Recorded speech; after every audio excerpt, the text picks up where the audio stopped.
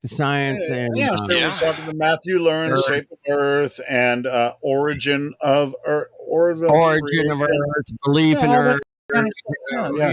Earth all of itself. Now, Earth, you know how any of us here watch the mainstream news and give a shit about LGBT? Hey, you know what I'd love to talk about Earth? Why? Mainstream news. I stand. You mean that shitty reality TV show that's been going on for the last 10 years? Yeah, well, fuck that shit.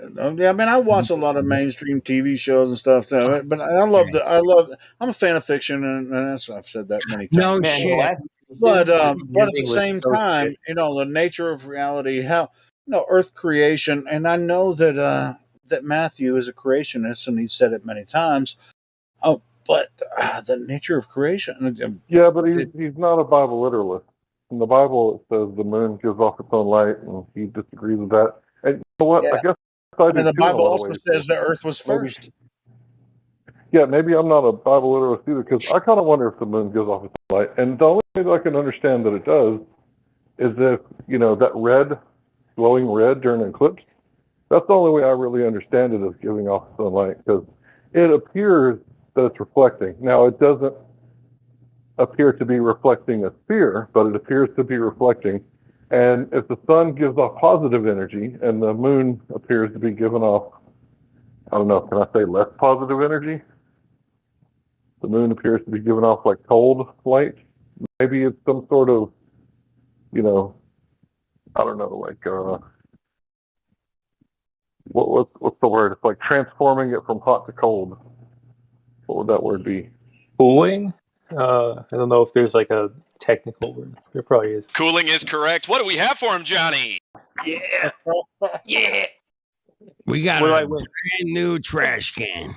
Come on down. A new trash can. The fun stuff, but yeah, what is the moon really? Like, can any of us make any claims? I was just going to ask him that. Let's go down the line. Claims for the moon. Everybody can answer this question. Claims for the moon. What do you think the moon is?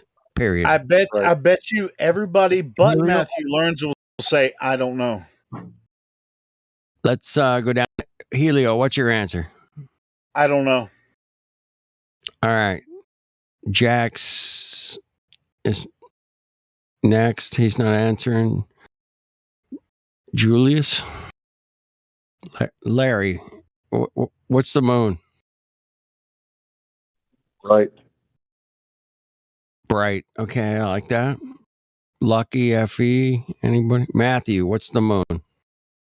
It's a spherical object in the sky reflecting sunlight. And I would encourage everybody, if you get a chance on Sunday night, to go outside and watch it. There's a full lunar eclipse happening starting 11, at 11 No, it o'clock. starts at sunset. You were saying earlier that it's only visible from Hawaii.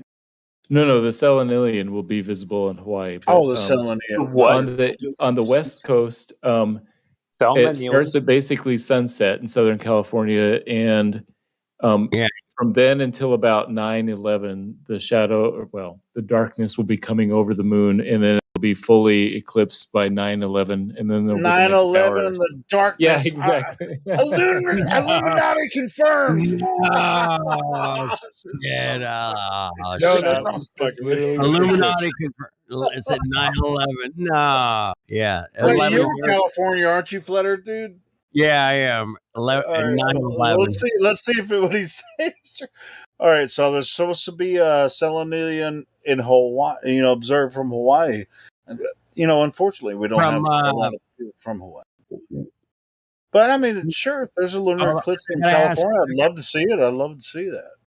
Matthew, so in Hawaii, where can they have to be on a mountaintop, right, to see both horizons, left and right?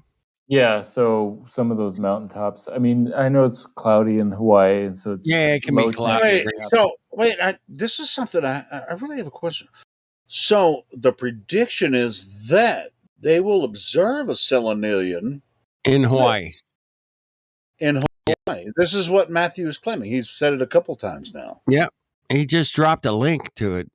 All right, cool. Yeah, let me check it.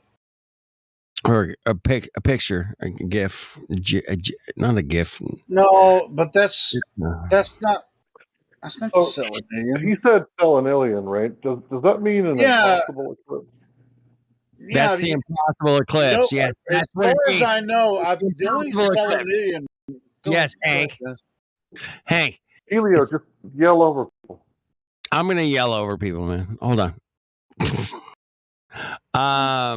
The selenilian eclipse is gonna happen in Hawaii. If you can see both the horizons, man, you got to see 180, bro. You can't see the selenilian unless you can see like 180, right? Well, and that's why I was asking. I was 180 degrees. Is that right? Can you observe? Well, no. What happens is you'll be able to see the sun and the moon in the sky, and the eclipse. You'll see the lunar eclipse begin while the sun and the moon are still both above the horizon. That's correct. And what he was just saying is that you can predict that, and it's only visible in Hawaii. Now, we're going to have to look forward to. I don't talk to people in Hawaii, so I don't think they'll be able to capture. I got a buddy in Hawaii, man, in Maui, flat earther. It's not just Hawaii, but anything in sort of roughly that time zone. I'll tell you what, Matthew. The reason you can only capture that event in certain places is because the sun and the moon are not the distance they told us they are. I've got a video on my YouTube channel, and I'll post it right now. It was captured from Cahokia Mountain, Illinois. The only way you can capture that is if the sun and moon are local. I think the moon's blocking a teleportation area or like some fucking in the sky. Teleportation area. You know what I'm fucking saying, bro? I think the black hole is the moon, it's the black hole sun, and the sun is a light hole. You gotta have a light hole if you have a dark hole, and black holes and dark matter and light matter. But hey, here's another phenomenon. Here's another phenomenon that actually happens in the Middle East. It's called the shit. Now I can't think of the name of that I was talking about. It's a solar eclipse, but where the sun doesn't. The moon doesn't fully occult the sun. Right. It's the. God damn it! I just posted it, did I not? The solar eclipse. Well, there's one that happens most of the time in the Middle East where they observe this. An annular eclipse is annular eclipse. Yeah, that's it. So they call it the Ring of Fire. Can I just throw in down? I was 2017. I was in the dead center line of the eclipse, solar eclipse, and when the sun got completely eclipsed, sorry, there was a ring around the son of a bitch, just like the other eclipse. It is called Rahu and Ketu. There was no features of the moon I could photograph or video. The ancients called that Rahu and Ketu. Rahu is the sun, Ra, and then Ketu is the black sun. Yeah, sure. I've heard that, but and then off into the weeds we go. Off into the weeds. Surely, though, it's not the weeds. Surely, if these were, if the moon was a physical object, you could detect it. Well, Matthew was there for the last solar eclipse here in America. I was saying. Yeah. Yep. Matthew, do you really think that that's a genuine image? I was there too. Well, the image I posted is a composite. It's a composite, of course. Wow. Thank you. We knew that. No, are you kidding? No, Flat Earth Dude was saying he didn't see any of the moon, any features in the moon, but if you used the right photography... No, that's just a cool picture, bud. That Why doesn't prove are you a goddamn lying thing. to yourself, Matthew? That's not true. You can't... in a solar eclipse, you won't see... It always happens during a new moon cycle. You'll never see the moon prior... you'll never see the moon prior to it occulting the sun. Never. You'll never see the physical body prior to it occulting the sun. Yeah, when it's directly in the sun. Hey, Matthew, are they claiming that's a photograph or an image? That's not even true as well. I'm just curious. So you think this? How do you know it's the moon? Fake? Yes, I do. No, I wasn't saying that. I'm curious. I have no idea. Yeah. The person who made this took several images and then put them together so you could see the bright corona of the sun and also see the dark he stacked moon. It's called stack. So it could be fake. Stacking. Sure, it doesn't so why matter. Are you presenting it as evidence? Fake or real isn't even like it doesn't matter. Like the question is, if it's real, what would it prove? Which would be simply nothing. So it just shows that it's the moon that would block the sunlight. It doesn't matter if it's fake or real. Like I'm not saying like whatever. They would say it's proof of the moon is blocking the sun on a solar eclipse. Period. That's their claim. I don't think there's any dispute about that, right? There's no dispute. And oftentimes, Matthew, you talk about philosophy, right? It's like philosophy, right? So when it comes to these eclipses, whether it's lunar or solar, right? These, it's the balance, and your creation is as well. These are signs, and I mean, it's for signs and for seasons. That's why the moon and the sun were created on the fourth day, right? Signs and seasons. That's it. You nailed it, Helio. And I think it's God's providence that they appear exactly the same size in the sky. What? Yeah, but so are they not? Is the sun 93 million miles away, and the moon is 238,000 miles away? Yes. Yes. Based on what? Helio, of course. Come on, man. That's how the cosmos worked it out. He's going to say because of physics, right? Come on, tell me astrophysics has proved it. Through science. The basic answer tell is me. You said it through astrophysics. They proved it. I'll shut up. No, Helio, you're getting too pumped up, man. They did prove it with mathematics, okay? No. Matthew? They did, Helio. You know that. Matthew knows that. I'll shut up. I'll mute myself. Don't mute. No. Don't leave me now, man. Don't leave me hanging. Yeah, actually, I'm going to mute now. I want Matthew to answer that shit because he's a creationist and he knows Hank, I hear you, that the sun and the moon were created on the fourth day. So go ahead. Yeah. Just Hank. Quick question. What? Yeah, can you hear me? Yeah. Go ahead, Hank. Quick question for Matthew.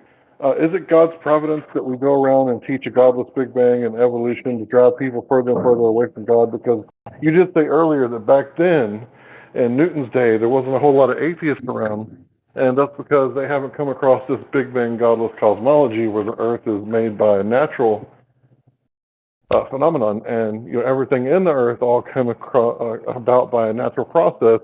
Do you think it's God's providence that we go around and preaching this godless cosmology? No, in fact, I think it's God's providence that we see science and see all of the extraordinary fine-tuning that exists in the world. The more we study science, the more we see that, and that's more and more evidence that the universe was designed by an intelligent being. All right, so what I hear you saying is science creation balanced itself to make it look like the universe had an age after God created the earth first, and then he's just like, I'm just gonna fake you out and make it look like we're the third rock from the sun, even though and I'm gonna create some people that will just give you stories about how it could be possible if the math is correct. Go ahead, man. I said I was gonna shut up, and I'm definitely gonna shut up this time. To give Matthew the benefit of the doubt, I remember a long time ago, he and I were talking on here, and I at least got him to say, and I hope he still agrees with this, I got him to say that he does think it would be a good idea to, give both sides of the story, flat Earth and globe Earth in school. And you still believe that, right? That's a good idea, right, Matthew? Yeah, I think that would be fine. Well, the first story is all we get in school. What are you talking about, Matt? But he at least agreed that it should be taught, as opposed to just one or the other. Sake, man. He agreed, man. The guy said, "Yep, that'd be a good idea."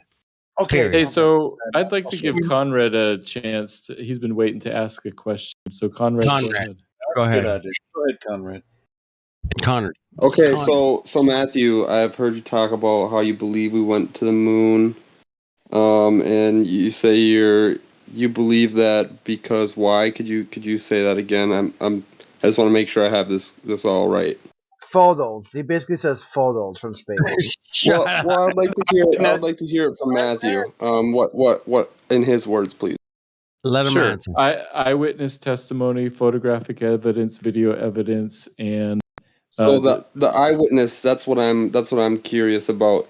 So you believe those eyewitness because they are quote unquote experts, correct or no? Is that not why? Is that why you believe that in their testimony? By eyewitness testimony, I mean people who actually say that they saw it with their own eyes. So Buzz Aldrin is an example. Drunk. Well, I heard you talk about credibility, right? So someone needs to be credible, right? Right. So you would consider these guys credible because they are experts, correct? Men. He trusted men and not God. That's why.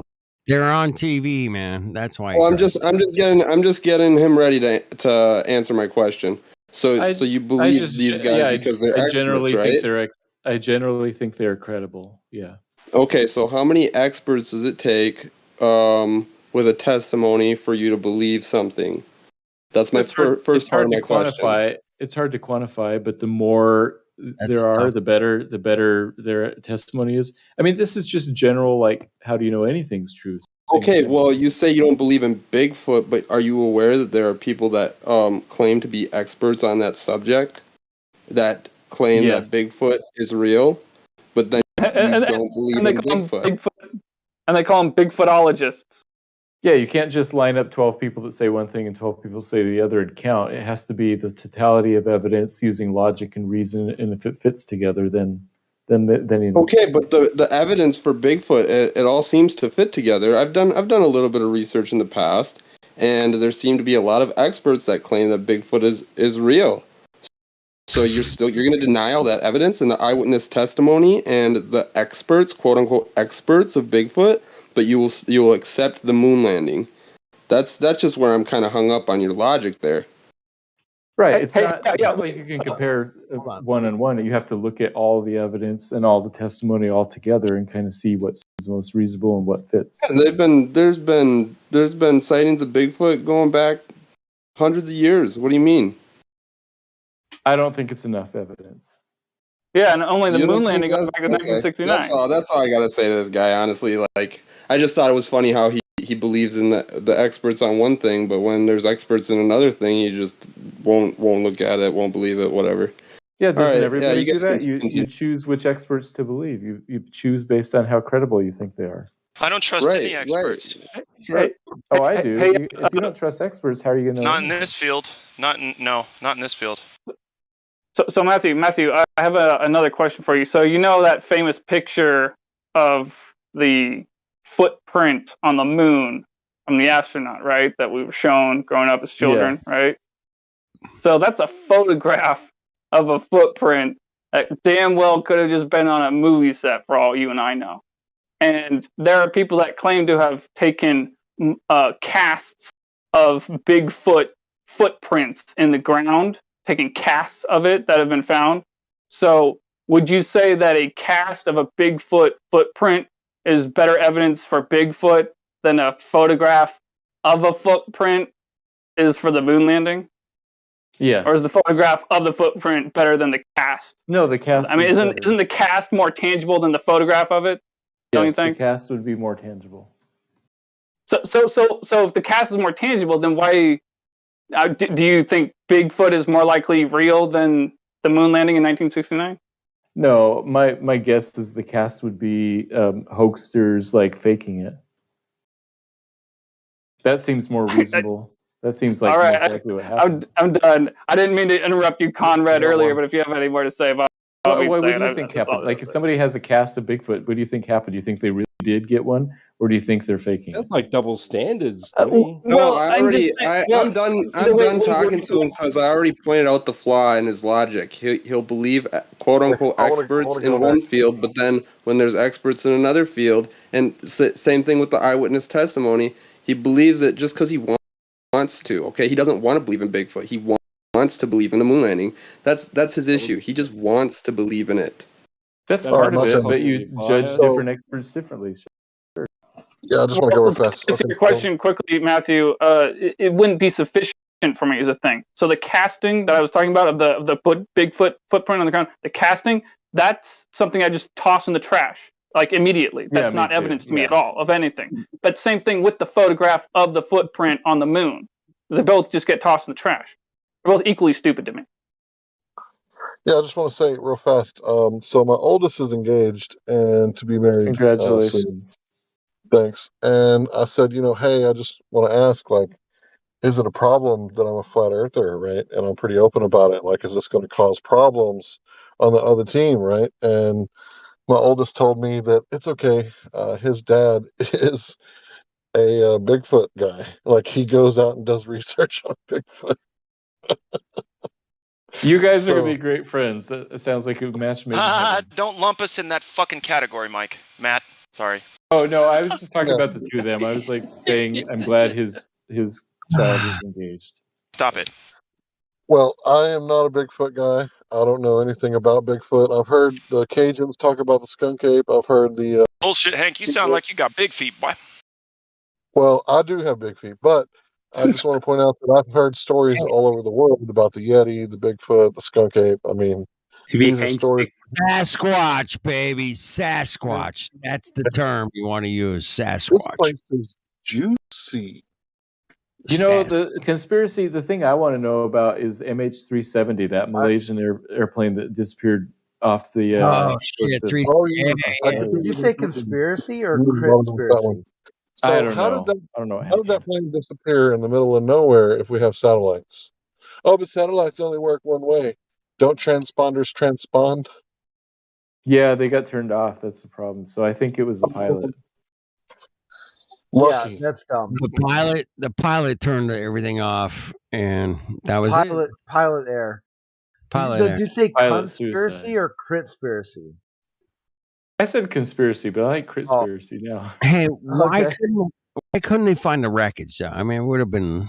It was deep in the water, right? If there was a troll here, he'd say because it fell off the flat Earth or flew off the flat Earth. Okay, here's why they can't find the wreckage. Imagine finding the wreckage. I know. Imagine if the plane crashed in the steepest part of the Rocky Mountains in some canyon somewhere. That would be hard to find, right? But it'd be even harder if you stuck that Rocky Mountain range under 5,000 feet of water where it's pitch black and it's really, really hard to look there. And that's why they can't find it. I get it. I mean, I get your logic. I say, hey, man, it's a large area. We're looking for a small debris in a very large area, very small debris. Did you see the video of the ham operator? I can see that. Yeah, I think they might find it sometime soon. We'll see. What's that, Alex? I got a frame. There's a video of a ham operator there's some older guy that like shows like exact the pattern. He's like, I know exactly where it is, and here's how I found it. He shows like the weird, patterns within the radio waves that like a plane makes when it goes through. You just fucking trace the map over that, something like that. Whatever. I don't know. It was just the last video I found when I looked it up because I try to keep up with that one in particular. Is it your Steam one? How about You type in MH370, it might come up like one of those main videos. Like some ham operator saying he knows exactly where it is. That was it. It was like, I don't know, this past year, I think. Yeah, you're right. You're right, Alex. It was probably in the last 6 months, man, or less. Yeah. Yeah, it was recent. So You can check it out, man. Ham out. It was even on the mainstream news, I believe. Yeah. Hey, how do you operate? How does one operate a ham anyway? What are you talking about? You got to baste the ham. That's the key. I mean, that's what I hear. You got to baste it with butter and oil. It's good. Hams are good. Sorry. Well, I gotta go, but I stayed here way too long. Thank you, meant to Matthew. leave a long time Yes, ago, you did. but you guys drew me into such interesting conversation, so I appreciate it. Thank you, Matthew. Again, thank you, brother. Matthew. Don't forget. Watch the Eclipse Sunday night.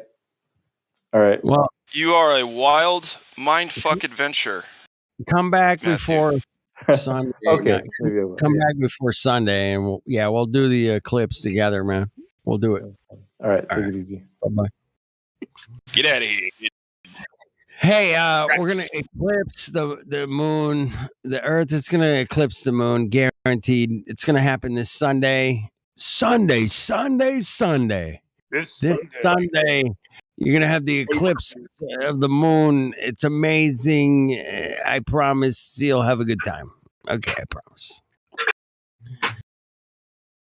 Is this across the entire U.S. or is this just in like Hawaii? No, it's here, man. It should be most of North America. You said 11 p.m.? 11, 9, 11, depending where you're at. Yeah. I bet it's gonna like be cloudy where I am. Let's see. Yeah, it could be cloudy. It's always cloudy whenever there's these events, like meteorological events. For me, it's like I miss all sorts of shit, like meteor showers or whatever. Yeah. Hey, check this out. Why the fuck did they call it meteorology? Yeah, that's a good question. Whoa, why? Huh? That's a leap, right? Yeah. I don't know. I think they used to think meteors predicted shit, so I don't really know. I mean, that's why they're called meteors. Well, hey, you know what? The sun predicts the night, and the night predicts the day, according to Glover's. Predicts it every time. I just tune them out. It's dark. I don't have a dark. I don't have a solid answer to that question, Glad, but I've wondered it myself. But a guess would be, it's just a guess.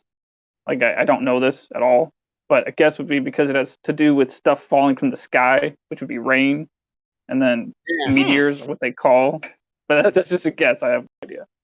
I mean, it's better than I had. It's more knowledge than I have had. Anyway, yeah, I don't know. So if you were studying the lights in the sky that come from meteor showers, right? Eventually, you would look up at the sky so fucking much that you'd be able to predict the weather, right? Like last year, I reported this, and after a while, I got 150 days of rain and 150 days of no rain. So let's tell everybody, you got a 50-50 chance of rain. Come to think of it, it has to do with the meteorological cycle, which is the rain cycle.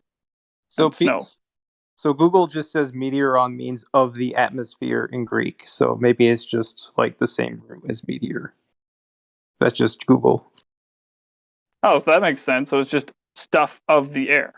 I guess so, yeah. Yep. It makes total sense.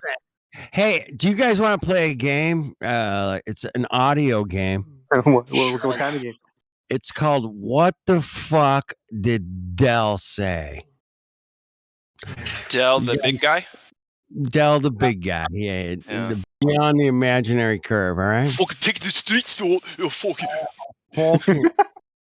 Yeah, that guy. Yeah. I love Dell, dude. I fucking love him. Hold on. He's a proper icon, though. All right. Who's doing that? It's a good accent. That's a good accent. So, glad. Flizzy. What's up? All right. So this is the first clip. I want you guys to guess exactly what he says, okay? You guys ready? I won't get it right, but go ahead. To the massive crevice that is your used what tool? The massive crevice, you use what tool? Close. I'll play it again. Hold on. It sounded like what Glad said. He literally sounded that. He was really close, but I'll play it again. Hold on, one more time. To the massive crevice that is your used what tool?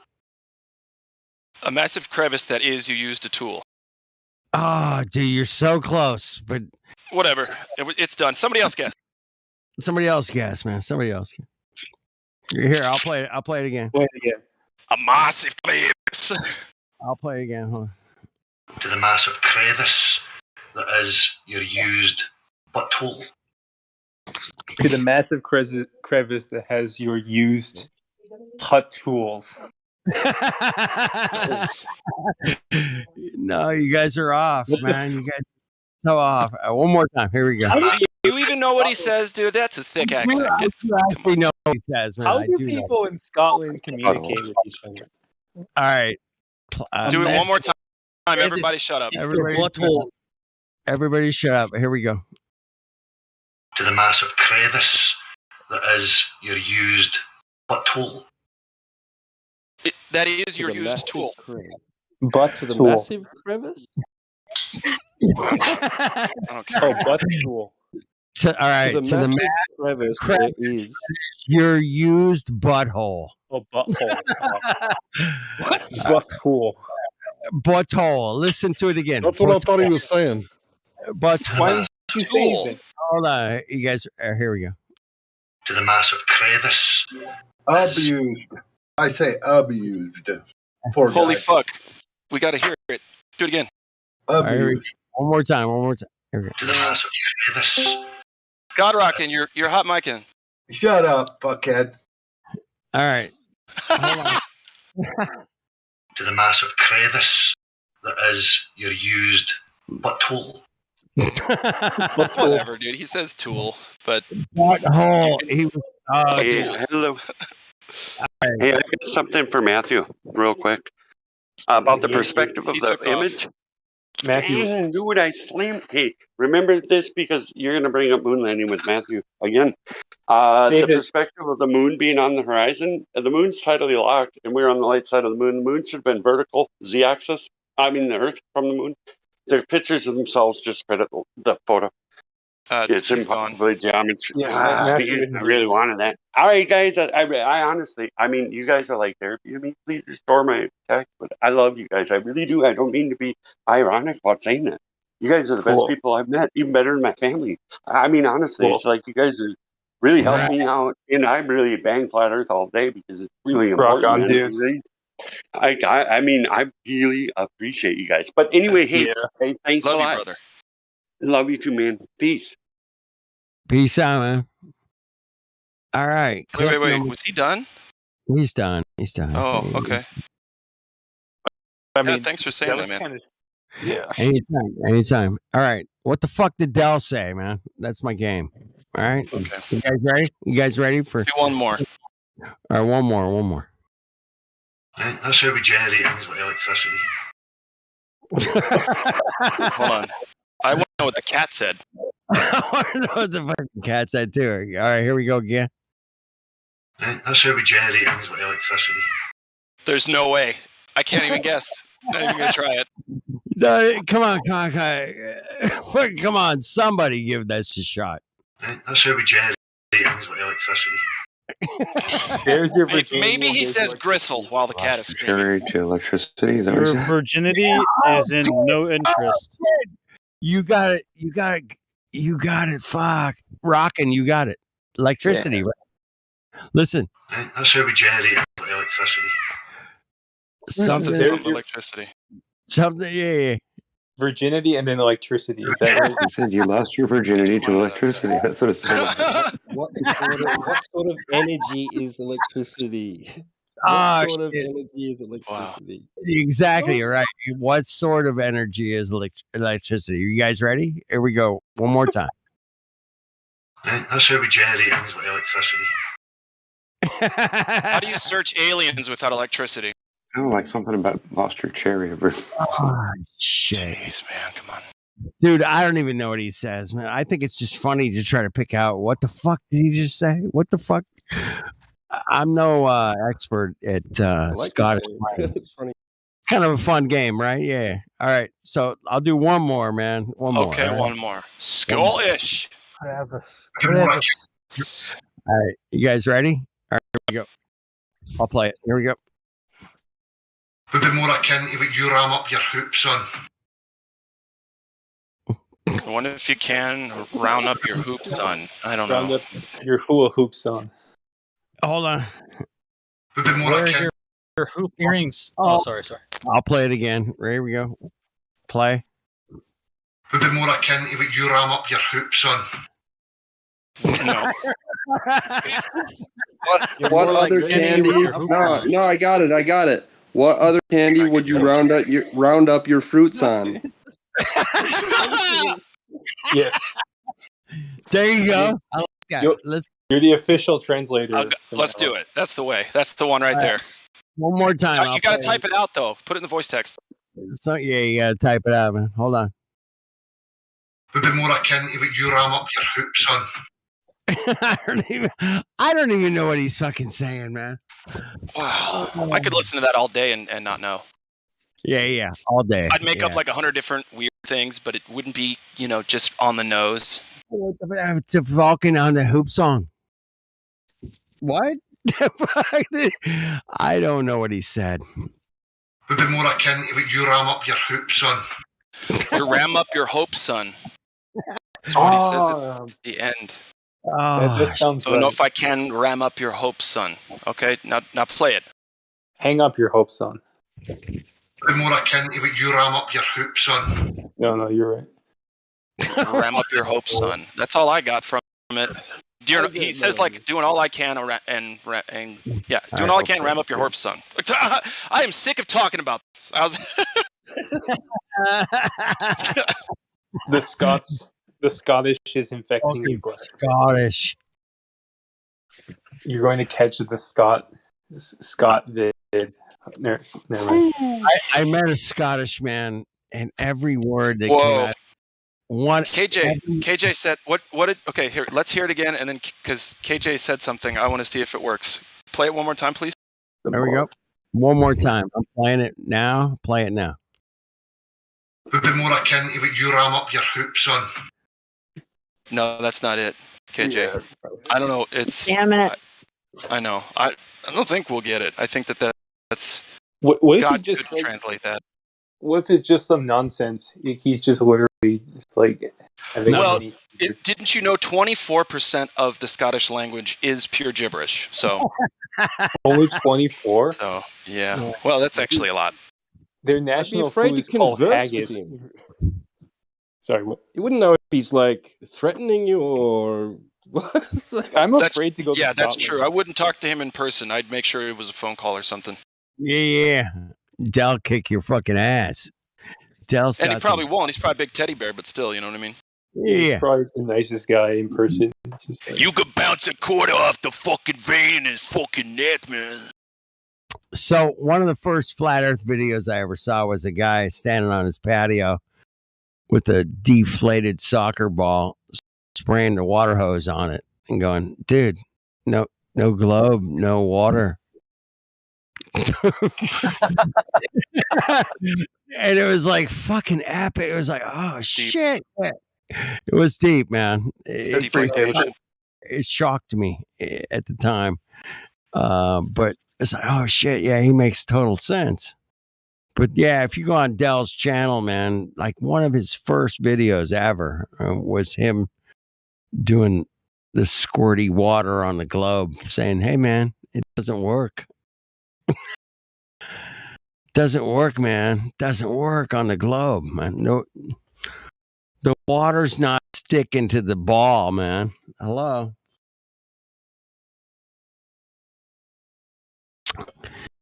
So I'll try to find. I kind of thought the same thing whenever I saw, and I've only seen it like a few times posted in here, and I haven't seen it for like months for the most part, which I'm glad of. Is when they try to show that meme of a spinning tennis ball with water flying off of it, and they're like, "See, water doesn't stick to a ball." I'm like, dude, don't use that. Come on, you know what I mean?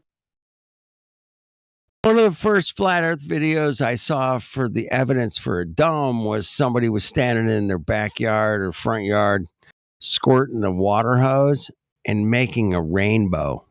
Have you guys ever done that? Has anybody ever squirted their water hose and made a rainbow? It's pretty cool, man. Yeah, no. If you're being literal, yes. Yeah, I'm being very literal. Yeah. Try to make pots of gold to leprechauns. But they say Is the pot a few feet in front of you? Huh? Would the pot be a few feet in front of you? I mean, the rainbows we make with those are only a few feet across. The pot always disappears over the glober's curve. Unfortunately, the horizon. So I can't ever find it. Damn. You got to keep looking. It's there. Don't give up, you guys. Don't give up on the pot of gold. Come on. So, for some reason, if I drink a lot, then the leprechaun shows up.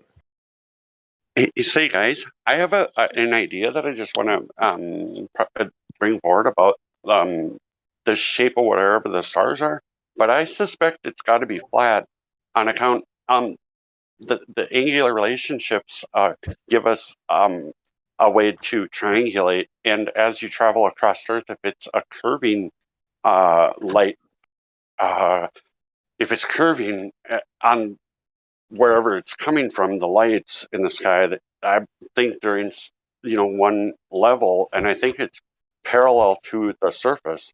That's, I think, because the reason I support that enough to say it here is on account the angle change over a distance would change, because if the top is a sphere shape, it would affect the measurement as you travel across Earth. I suspect it needs to be parallel.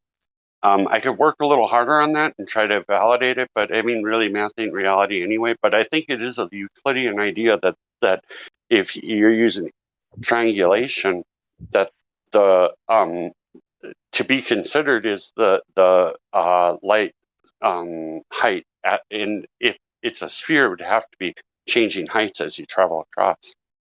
Does that make sense, or am I off base to even bring it up? Totally makes sense. Huh? So are you saying it's not a dome, but it's flat up there too? I'm saying the evidence kind of supports it in the fact that the angular relationships aren't showing us that they're changing as you travel across Earth. It is because they're dependable from, say, United States to, say, China or Iran or something. And there would have to be a change in the angles that you're measuring if the heights are changing. I suspect, I can't verify, but it would be a Euclidean concept that the angle relationships from your initial measurements need to have consistency. I'm sorry, I might be saying stuff too much, but I'm just trying to put that idea out. All right, cool, man. Hey, thanks. I'm gonna listen some more. Hey, man. Yeah, you should get on that. I mean, it's something I can't verify, and I really don't like saying things that I can't verify or whatever. I usually like to support something that really has sense. We were talking about Bigfoot earlier, man. None of us can verify Bigfoot, man. Can anybody here? No. I have never seen one. I've heard stories about them. We talked a Guys, lot. Is there a difference between, Yeah. Is there a difference between the sextant and using triangles and then triangulation? No, that you need 3 straight lines with included angles that add up to 180 to make a triangle or to triangulate. That's right. That's a concept that's absolutely rock solid. You absolutely rock solid, baby. It is not negotiable. You're falling out of reality when you're trying to negotiate moving lines on a triangle. You're losing touch with reality. And that's why I love flat Earth. I know up, I know down. I know a lot of things that a lot of people won't accept. Like there needs to be a tangent location in a sphere that's measurable in some kind of fucking way. All the time I said it's a sphere. Only God. Wait a second. I'm sorry. Now, I don't mean to swear. No, wait a second. If I recall correctly, didn't you come in here as a glober arguing for the globe originally?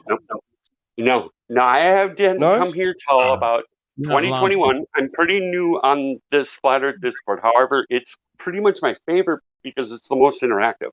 However, my first exposure to Flat Earth was 2015, and it was hard. I went back to it a little later, But it was really 2015 that I said, "Oh my God, this Earth is flat." But the initial arguments were, I think, controlled op, kind of making some, kind of ridiculous claims that kind of like didn't really say Jaron in his personal atmospheric dome. That's not reality. You're not like making reality because you view it. I mean, you're accepting what is given to you as information because you're viewing it, but it doesn't make that thing be different. It's absurd in my opinion. Now you may love Jaron, but I jive well with that claim that everybody has their own. Well, maybe I misunderstood him. Maybe he was another level than me. Because, you do see the Earth as it presents itself from the viewer, not like, Muppet vision from your own side of your own head. What the fuck are you saying, dude? Sort of thing. Nope, not coming here as a glober for sure, because I've literally accepted the fact that there's no curve, and that was the initial thing. It was the Joshua Wiki. That was what got me. That's what got my attention. Did you ever? Let me ask you, man. Did you ever watch a video series called "Balls Out Physics" by a guy named Brian Mullen? Brian Mullen. Yeah, Brian Mullen, and it was George, whoever, who tried to get him fired. And Brian Mullen had a level of empathy for the listener. George. You piece of garbage. What an absolute piece of shit. Fuck that literally guy. Garbage. George, you piece of shit. Fuck. I told that to him. Dude, you're a scumbag, dude. And that man had, and his points were 100% valid and understandable. And he had, a level of compassion for the listener that he was able to maintain, which was very respectful, because you could I could feel it coming across. It's kind of different than having to deal with, say, someone like what was his name? He's in another country and he's into yoga or whatever. I can't think of his name. I know his name if you say it, but I just can't bring it to mind right now. Wakey, baby. No. I'm thinking of the guy that I don't even. He's the most common name going back. What was his name? He's mostly a plagiarizer from books back in the day or whatever. But he got Eric Dubay. Sorry, I couldn't think of it right. Eric Dubay? Yeah, he got Eric Dubay. Okay. Yeah, but Brian Mullen. What I'm saying in contrast to Brian Mullen was Eric Dubay is really direct and not really concerned with how his message is perceived, because a lot of people receive information differently, and if it comes across as arrogant and stuff, which the potential is there for that type of person to make that kind of excuse at that time, because it's already kind of hits cognitus. Does that make sense? I think Brian Mullen was had more potential than even Eric Dubay. That's just my state, because also he was dealing with it from an engineering aspect in a lot of ways. That was a lot of his and he was like I say, he had a level of compassion for the listener, because he didn't try to come across as arrogant, grandiose intellectually or any of that, because some of that reads through really how do you say, it kind of reads through as like a character flaw for that individual. You know what I mean? For some people, have you ever this is an interesting thing, you should try it sometime, maybe with your family, is have pictures that the drawer knows of simple things like four-sided houses, and then have different people tell. So you work with one person's describing what they're seeing, the other person's drawing what's being told to them, and it'll tell you. You'll find out if you do it with more than 10 people, and you do it, where each person gets a couple opportunities or whatever. You'll find a pattern that people take in and give out information differently. Have you any of you ever done this sort of thing? And the pictures typically get more complex as you go. There's sets of them that you do, and you randomly change people that you do it with, but you'll end up learning through the process that it isn't as much about the information given or how it's given or how it's received, but it has everything to do with, and I know I just contradicted myself, but the person that has the problem receiving the information you'll kind of see it come through because you have people. I'm sorry, I'm trying to get off. Lumpty. You're fine, man. You're fine. I'll interject a little bit and say, man, There's been mind manipulation programs going on for a long time, man, and you can trick people in the most easiest ways, man. I saw a guy. I had a magician stay here at my house for 3-4 nights. I kept having him do this one trick, man, where he would turn these $1 bills into fives. He would just flip the money, and all of a sudden everything turned to $5 bills, man. And it was just the coolest trick, bro, man. I go, dude, I don't even want to know how you do it, but I know you're doing it. Can you hook up this guy? So at one point in my life, I was a drug addict, and I was in a hotel room with people with oven cleaner, glass plates, dollar bills, changing them to 50s and buying crack across town so they could sell the crack at the other spot so they didn't have to give their meth dealer. Yeah, fake money. Yeah. So they'd be going over to the north side of Minneapolis buying crack from fucking people that'll kill them if they know the money's safe. It's crazy shit. Anyway, yeah, that's my experience with fake money. Anyway, to see somebody just flip a bunch of ones into fives, man, it's pretty cool little trick, man. And I go, dude, I don't want to know how you do it, but I know it's a trick. Right. Does he work for the Federal Reserve? No. Right. He's just, dude, guy builds musical instruments for a living. Anyway, what a cool trick, man. And he had a bunch of other ones. You know what's a cooler trick than that, Flat Earth Dude? But think about the mines between the games in Las Vegas. Ah, shit. They designed the games to win no matter what. No matter what, man. Incredible, man. Hey, here, Orion, the closest you can get in Las Vegas to evening the odds is between you and one blackjack dealer. Yep. And it's 49 to 51%. If you're perfect. You mean a 51 if you do card counting. If you can card count, or if you can own a table, but you can't have a bunch of cucks over there taking your fucking queen when you got like a 9. You gotta. That's the problem with blackjack in Vegas, is that the table has to know how to hit and not hit when it's appropriate. That's like a whole nother psychology of a fucking card. It's a blackjack. But if I can get just a dealer straight up, I'll take him, man. By the end of the night, I'll take him. At some point, you got to know when your shit's fucking hot. You gotta know when you're hot. And that's it, man. I had this little stupid system, man. I didn't get rich, but I ate well. I'll tell you that, man. Because I would win $100 and I would go to the steakhouse and, chow down and have a couple beers and laugh with my friends. Because the blackjack was the best odds in Vegas. That's my point. The rest of it's if you're really good. That's my opinion.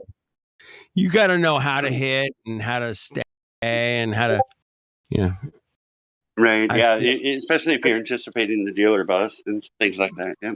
Mm-hmm. Depends how many decks they have. Also, I mean, if you can just learn basic card counting pretty easily. When I was in Vegas, man, I always went to the single deck. Yeah, dude. That was it, man. Then I could, count the cards. I knew that, there were so many fucking 10s coming out. I was like, dude, there's a lot of fucking queens. I can do a statistical approach like that, like you're mentioning right now. Like you haven't seen a queen or whatever. I can do that sort of thing, but to count a deck, I don't know what that means for sure. Maybe it is a statistical approach, but I can't do as well as some people. I've played game 8 down, 8 up, which you may know it or not. I don't know, but it's a pretty heady game for remembering what's likely to be going on with the card. It's kind of like spades, except for you flip for Trump, and you're trying to get your exact bid. and the bids can't add up to the number of cards dealt. But the deck gets played the whole way through. It doesn't reshuffle until the deck is run through. So yeah, there's a lot going on with that game. That's a fun game, really. But there's some people that are better than me at it, and I don't want to gamble on it. That's kind of what inspired me to say about card counting. I can do kind of a statistical approach, you know what I mean? But to really count and figure out what is really likely to be there it's kind of beyond my capability. Well, there is something to feeling the groove when you're gambling. You know, I don't know what it is, man. I've seen guys come in and just like call it the flow state, right? You can apply it to flow state. I've been with friends, man. They come into Vegas and like everything they touch, they just win, and you're like, how are you fucking doing this? You know, every machine they hit didn't matter, man. Roulette, just fucking these cucks. I've never had a royal flush, man. I played 4,700 hours of fucking video poker, and I've never had a royal flush. I've had like 5 friends royal flush, man. No way. And that's worth like, you know, $1,000. It's like, damn. Hey, you know, your friends weren't cheating. I don't know how the fuck they did it. They showed up at you know, I'm sitting next to them. Boom, they hit the royal flush. I'm like, get the fuck out. I never had one, man. Never had one. But blackjack, man, I could kick the dealer's ass, man. If they had a single deck, you're done. See ya. I'd win my $100 and I'd leave, man. Back then, $100 was like a whole week's worth of everything. You know, it was. Well, you're about my age, son. Yeah, I was thinking about. Were you in the voting bracket for the Challenger? Just curious. You sound like you're about my age from that statement you made. Well, I remember the Challenger. Do you remember voting and because I was in 4th grade at the time, so it was kind of like I voted for the teacher I wanted, which teacher I was looking at when it blew up, and everybody in the United States that was in grade school at an age that they could conceptualize cared about it, like 3rd grade to like 6th grade. I don't know if high schools were at all involved, but were you? So you weren't directly connected where you were voting? Lumpy, man. I remember talking to some cats around here, man, that remember when the Challenger went down, they rolled the televisions into the classroom. Yep, everybody watched. We were all invested. We all sat there and watched these a bunch of 7 astronauts die. Right, and totally, I remember it. And I was in 4th grade, so I was in about the perfect age for it. And then, obviously, looking back, you know, you learn your goof, but at the time, it was kind of traumatic because, like, the teacher I was looking at was the one I voted for, and I imagine now that, like, most kids voted for their favorite teacher, and they all watched the teacher blow up. And I don't know how many of them disconnected from the idea that they almost killed their favorite teacher. What I call that, you guys can verify me on this, is that's a mass hypnosis portrayal of mass media, man. Mass hypnosis. The trauma planting of the memory too, and then the emotional charge. It's an MK Ultra trauma kind of event, right? Yeah, that's how I view it. Yeah, it probably as well as I can understand what they do. Yeah, that's what they do, man. Those I know. Cucks, I mean, they're total cucks, ain't they? They have they're total cowards. They can't be forthright about anything they're doing. They're just total scumbags, liars, manipulators. I'm so sick of them. That's one of the reasons I love you guys, man. You won't allow it. Yeah. They're just cocks. We're not. Remember that. That's the simple things, man. Simple. Keep it simple. You know, don't overcomplicate shit. Dude, we can overcomplicate the fuck out of everything around here, man, on this Discord.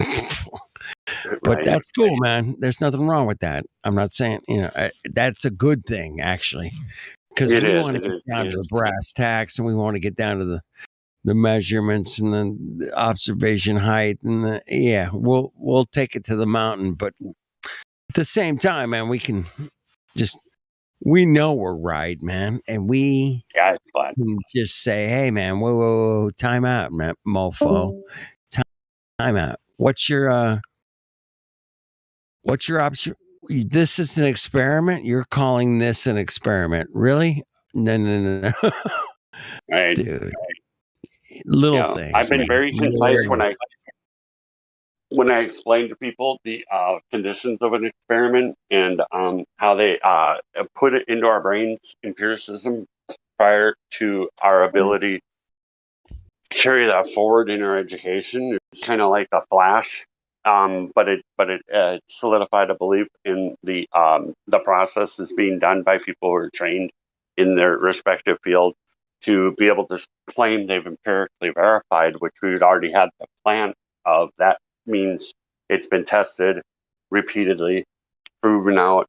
So then we take in that information on the basis of, we have this idea of empiricism planted at 5th grade and basically not brought up again. And then there's there's a number of things that go on with the person and how they receive information, but it's far too often and very sad for the human condition, in my opinion, because I'm mostly face-to-face splatter, and it really doesn't help at jobs. I think I'm going to stop doing that. But I get them to always end up saying they don't care. I don't know what the hell the problem is, because if they don't have anything to claim and still say I'm stupid and crazy and they don't get it and they talk on the side, I catch them doing it, right? This has happened for a while now, except for I've gotten a lot better at the arguments because of you guys, QE and Nathan Oakley. I see you, all three of you, except for the random baseless assertion claims that tie into other shows that I'm just not even going to mention because it doesn't matter. But you guys, for the most part, 100% do not allow baseless assertions to be made as reality, and it just speaks for itself. Dude, it speaks for itself, and it's dude, baseless assertions. You said it right there. That sums it up, man. They got us into this mess. Put up with No, you guys baseless don't. assertions, man. And if you bring those baseless assertions in here, you are toast, man.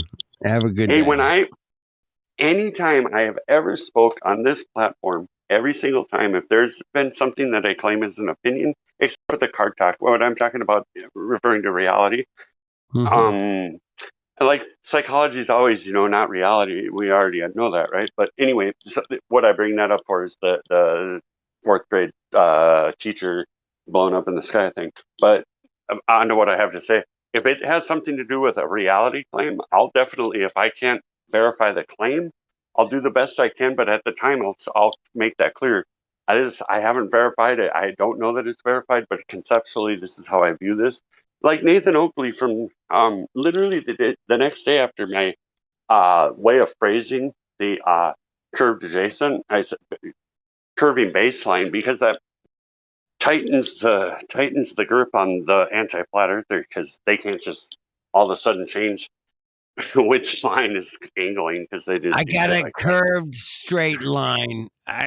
It's perfectly curved straight line. Exactly curved straight line.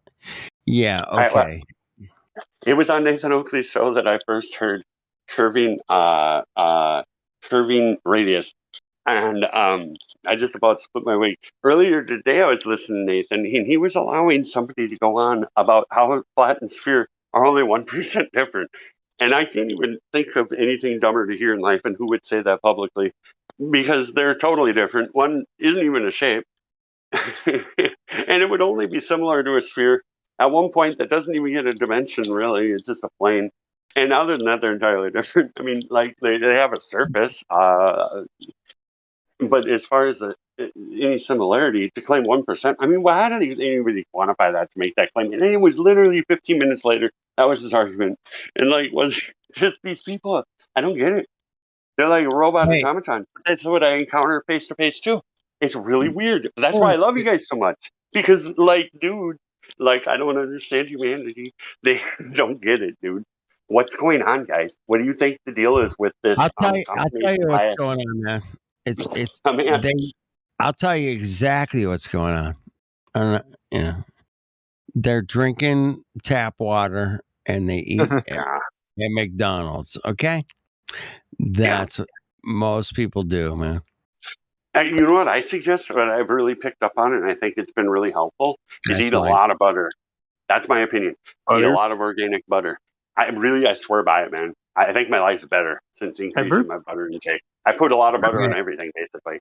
I like make eggs and toast. I use a lot of butter. I use butter on my peanut butter and jelly, for real.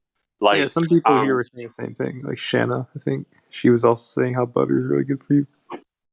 The brain activity, I really believe that we don't get enough fat in our diet, and I think butter's a cheap way. I love butter. I love butter. Yeah, I mean, and they demonized it, you know what I mean? And then they gave us, what was that, parquet or some shit? Man, talk about, man, these people, you ever try to get that out of your clothes, man? Oh my God. DuPont made it, it was a mistake. Fuck. Anyway. Parquet, man. Parquet. Yeah, man. When I first saw it, man, you had to mix two things together because one was like the color and the other thing was like the thing. But it didn't look like butter enough, so you had to add the yellow. I don't know, man. My parents were suckers, man. They were total suckers. I'm trying to get this old guy. Huh? Go on.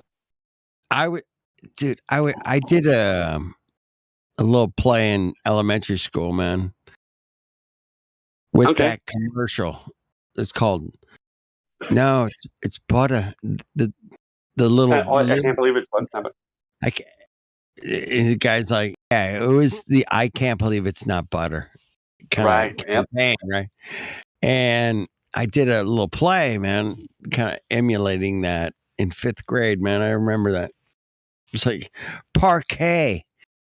No, it's butter. It's there was like this deep devil voice here. Go, no, it's butter.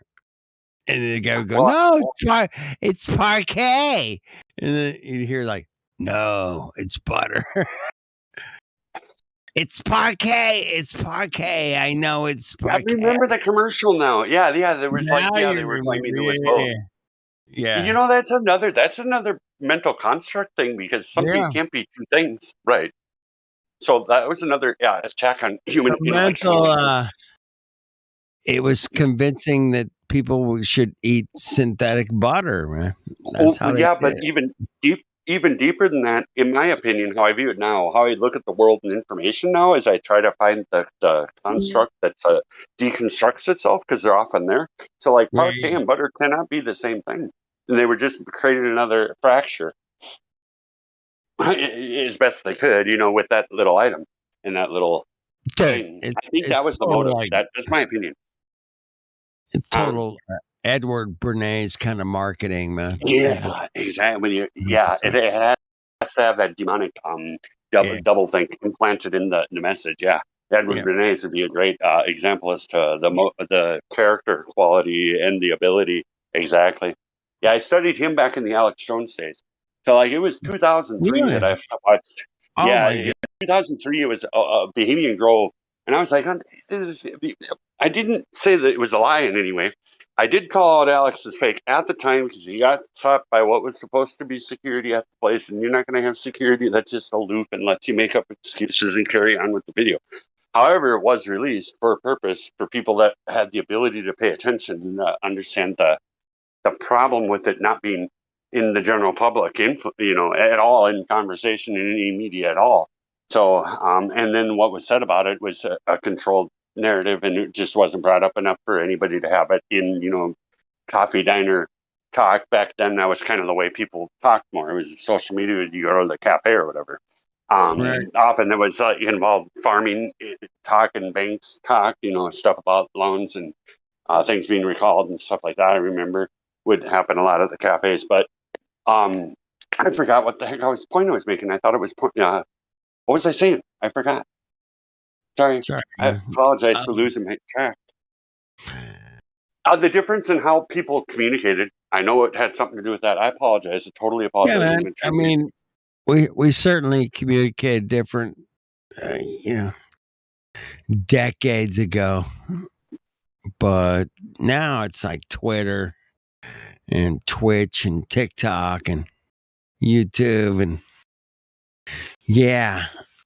oh my goodness. Most of mine is at work. At work, at this church I'm kind of involved with, and then here online, either Discord or YouTube. I've been blocked and banned multiple times from both Facebook and Twitter. They don't like me at all. My Twitter name was I thought funny. I named it LSD, CIA, DMT, FBI, THC, NSA. So I did the little spin on their alphabet stuff. You went full fucking tar. Yeah. You got deleted. You got deleted, man. No doubt about it. Yeah. Oh, I went back to the Alex Jones thing in communication. That was what I was talking about with cafe stuff. Because like in 2003, it was really transitioning how people communicated and gathered information. But primarily was for like magazines, and it was still a lot offline for trusted information. But this is going back to, say, the 1950s, when anything was said about the Bohemian Grove. And the fact that there wasn't any information coming out, and that it really did violate, like policies for sitting politicians all over the world and all this sort of thing. And then like the goings on, that the video that got out, and the type of people that were involved, and then the significance of the occult ritual involved with the ceremony, and then later learning about the potential of human trafficking and that sort of thing. I didn't learn that initially, but that sort of thing would have been major news, and it was never talked about. And the news people were there, and it really taught me a lot about the structure of society and the importance of the occult. I didn't realize how much importance and secretiveness the occult had, and really their beliefs about how much they hate humans. Basically, I didn't understand that yet. The most simplest thing, man, is they kept the shape of what we live on. Yeah, secret, man. It's to break the brain. It's literally the purpose of the globe, in my opinion, at this point. You don't even know up or down. Fuck. Yeah, it breaks the brain. It totally allows for any claim to be just made, and if it's an official source, it becomes, definitely something people should consider. That's what the globe did primarily, and the anti-God. That's my opinion now. It didn't start out, my opinion. A lot of it had to do with money and things like that. Now it's really dialed back to creation, and breaking the brain of the ability to discern truth within ourselves, to be able to garner, the fact that I'm not rotating right now. I mean, I just know that now. But the globe had me broke. It had me broke. I believe that. Had you spinning. Yeah. Thanks, man. This has been great tonight. Thanks. Thank you, man. You never know how this shit's gonna go. Yeah. I don't have a crystal ball, but I know that we don't live on a ball. How about that? No. Check it out. Well, there's never, ever, ever been a recorded instance of humans measuring Earth curve directly. And anytime I measure a part at work, never, never. That's never ever happened. Only he said never, ever happened. Never has happened. It's claimed as though it has. The experiments they give people. Hey, this is the deal with people: is they will cite the experiment, but they won't understand how it can be discredited, like atrocities, sticks and shadows. Well, if the light's moving, the shadow's going to move. Shadows. And there's a whole lot more with the sticks and shadows, like following a straight line at that time. It's just so many things. But primarily, if the light's moving, and that's the argument, then the shadows will move. I could put a light on the track in my kitchen and have it move through the day, And as it goes, I could have some posts in my kitchen floor, and I can turn my kitchen into a sphere because I'll just make it a sphere because it'll be math. And they've made math reality. I got to tell everybody I talk to about this because one of the first things I bring up is, do you believe math is science? And everybody does. And very rarely they'll accept that math is abstract and doesn't cause anything. Computers are science. Not a technology. They're a collection of the only science that really is in them is the fact that like conductivity of materials, and that's my opinion. I think it's a technology. I don't think there's much science involved with a computer in a language. I think computer science is bullshit. I think it's complete 100% where they just made up the word science and computers. It's like, dude, no, that's engineering, bro. That has nothing. The worst one in my is astrophysics or whatever. Yeah, they can totally like eat crow, dude, because they're like totally denying the definition of scientific method, and they're claiming science when they're 100% pseudoscience. Huh? Real good. Real good engineering. It's real. I'm a tool and die maker. I've been a machinist for 30 years, and I've been around some brilliant engineers, and they've never had to consider anything to do with the globe to ever make anything. Never. Not once. Not once. Never. Not going to happen. Again, I was going to say about measuring Earth. As a machinist, I cannot look at the moon and determine anything about my part. I have to literally physically hold the part or put it in a device like a CMM or whatever, or indicators. There's a variety of ways to measure, but you have to be direct, and you can't look at something else and determine an angular size relationship to the damn thing, and then send it off. No shit. I'm so pissed that they got me to believe that could happen. That is one of the most.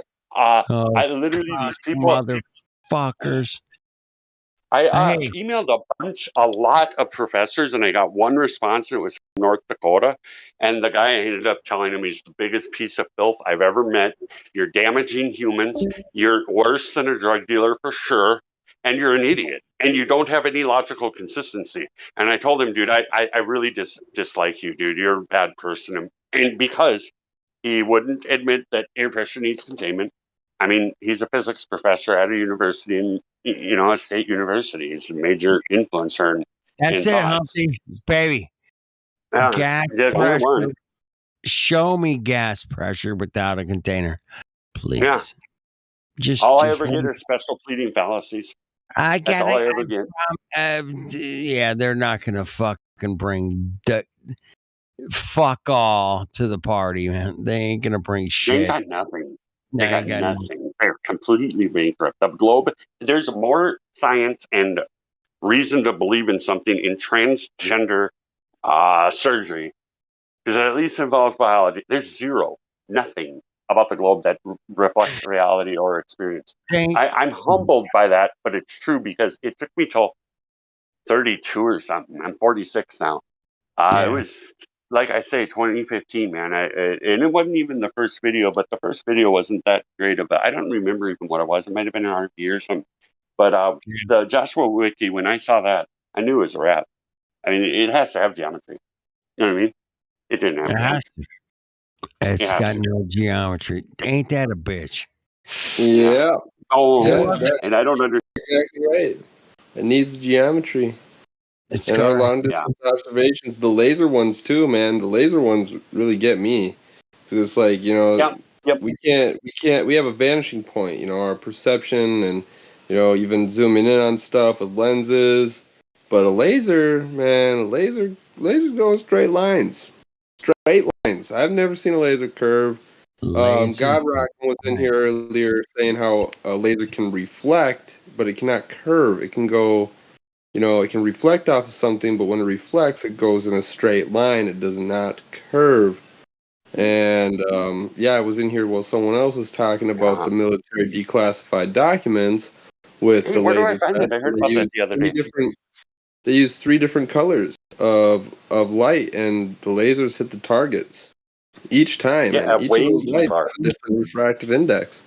Sorry to keep going on, but I mean, I'm just like, I'm just trying to talk this over for myself too, because I'm trying to get this down, been around here for a while. I've seen all the observations and stuff, but I'm not that good at laying it all out there, so it's kind of got off on a little tangent there. You're But yeah, 100% good. And I do learn by talking too.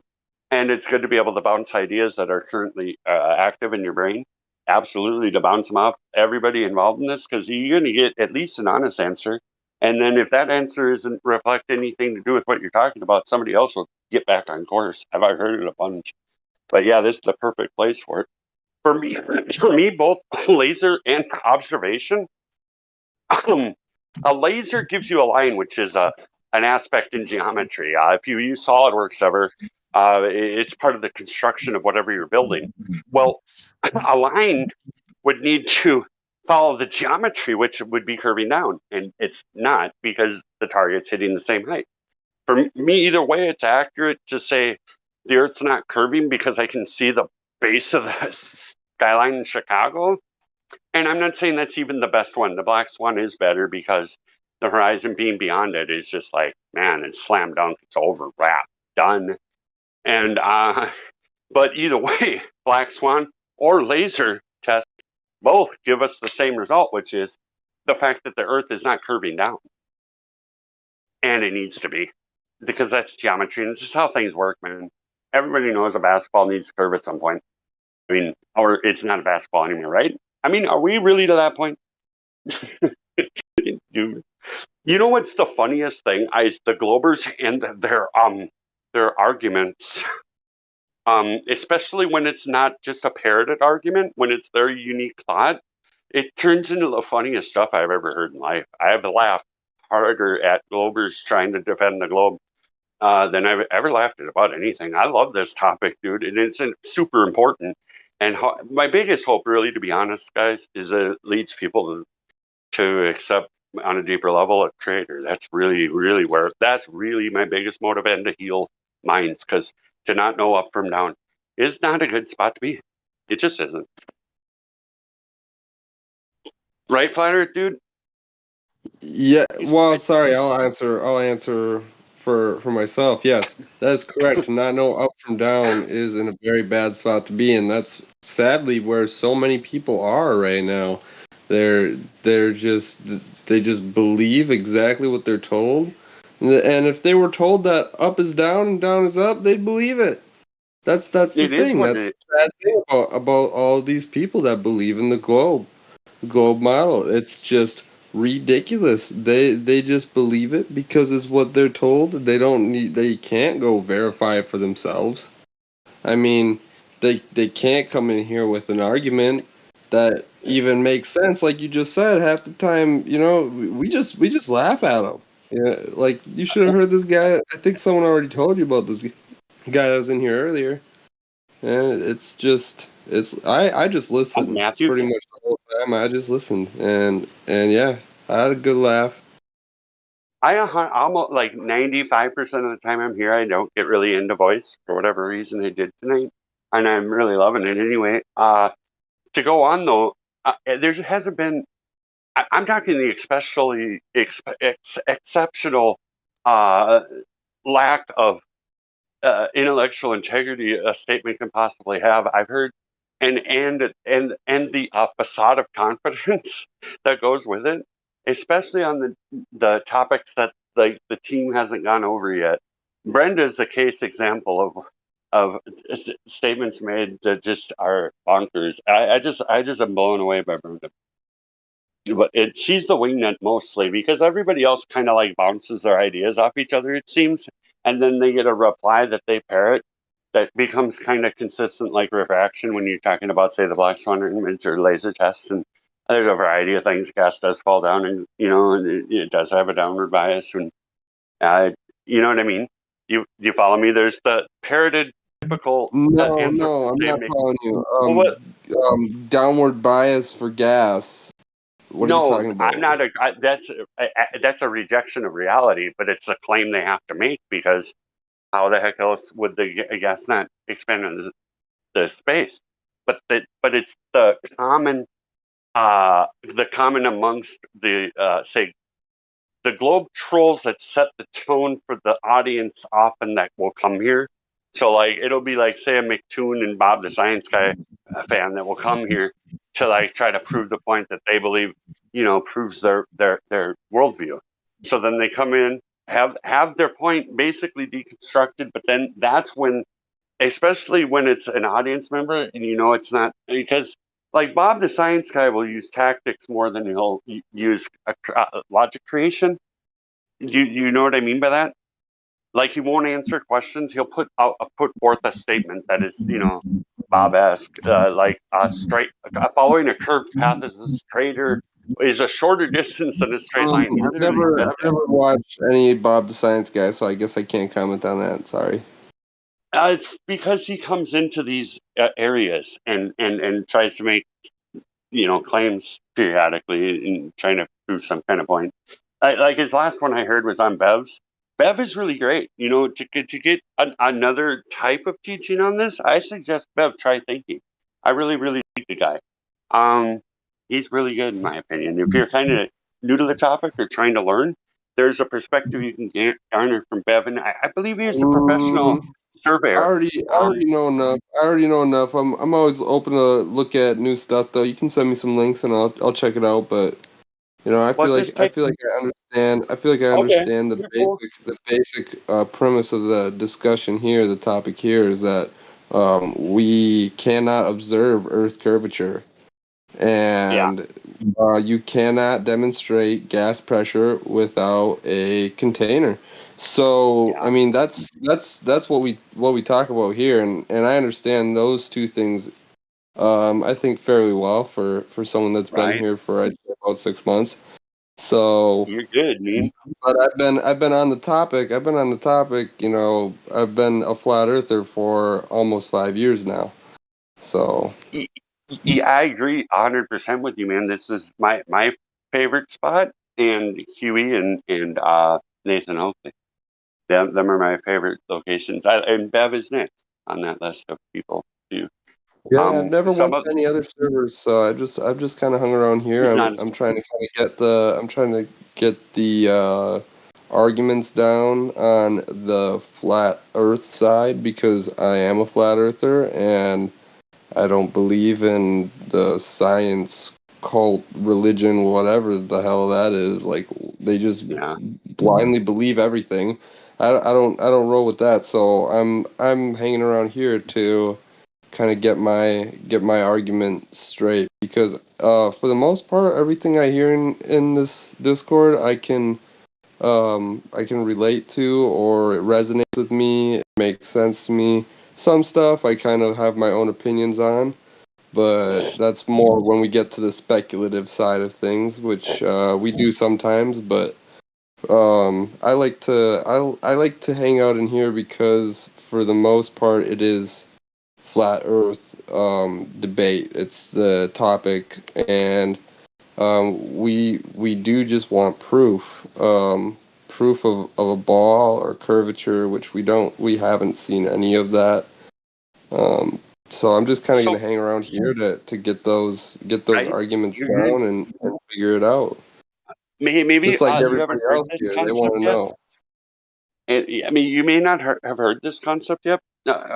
Is the parallel horizons? So, this is a topic Bev will bring up, but that if the horizon you're viewing, Are you talking about multiple horizons? well, there's one to your front if you're looking forward, and then 180 degrees. There's another one, and they're parallel, and that can't work on a sphere. Using Euclidean geometry, there would be a hump between them.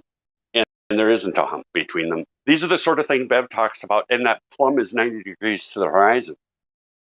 It 100% of the time I've never looked into a parallel horizon. I know that the horizon looking out in front of me. I've been to the ocean and I've watched the boats. I've seen the stuff, and that was at a young age, and I believed that it was a ball from looking at the horizon, but I've since looked at it and seen it as a flat earther, and it appears to be flat. And long distance observations show us that as well. So yeah, I don't know about there's parallel that horizons as well. I don't know. Well, if there are. anybody I'm else like wants to wherever. comment on that, I don't really want to because I don't know anything about it. Well, I'm just talking Euclidean geometry. The purpose in the statement is that it's always true over water that the horizon to your front and to your back would be parallel to each other, and that just breaks the globe right there. It's a done deal. It's a wrap. You break Euclidean geometry, you have to go into statistical geometry at that point. And I understand that at one point I believe the horizon was evidence of curve, but I hadn't been presented with that idea. And once I heard it, I said, "Oh wow, that is super important," because it really it's a killer. It's a globe killer right there, because you can measure that each side of you on water. Because I've been on Lake Mille Lacs, I've been on Lake Superior.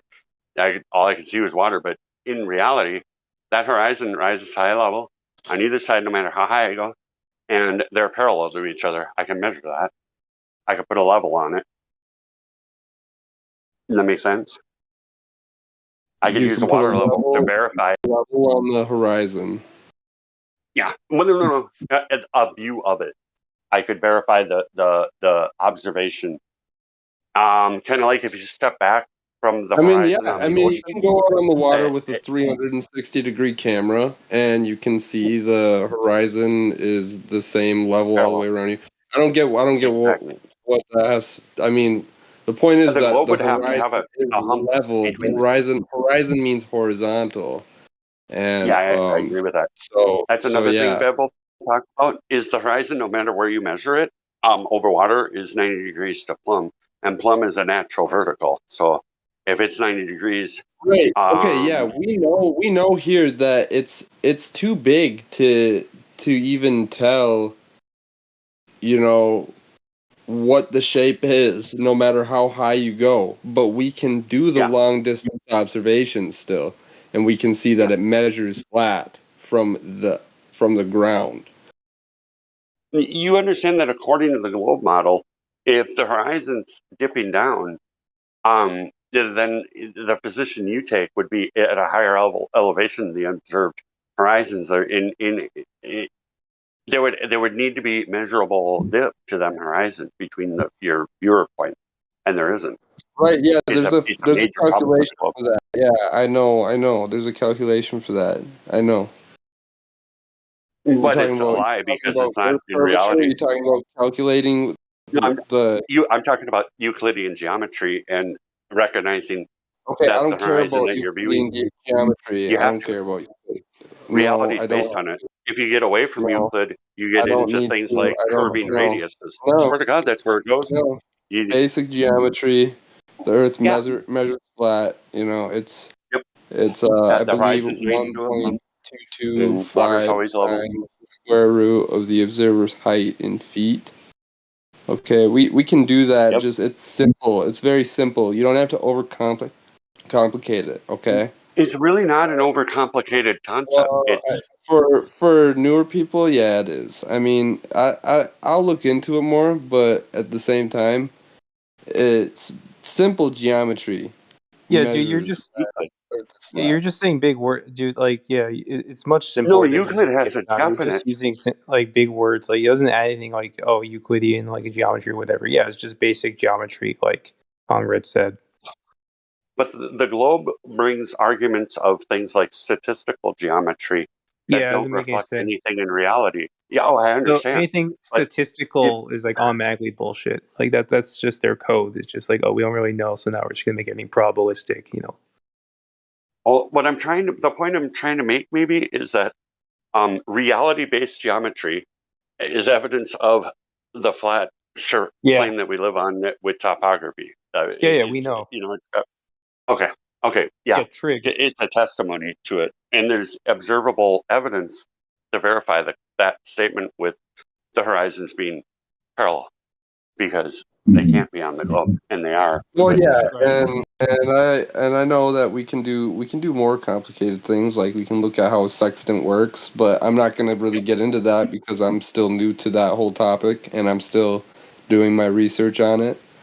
But I know QE's good on it. You said you like QE's channel, so I'm sure you heard him talk about it. QE's next level.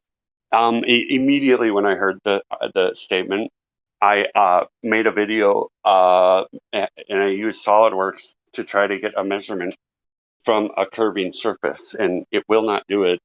I knew right immediately it wouldn't. I mean, I've made mistakes in SolidWorks and found out the mistake was made because I tried to dimension the aspect of the thing I'm trying to design. At any rate, you can't measure if any of the lines are curving on a triangle. It just won't do it.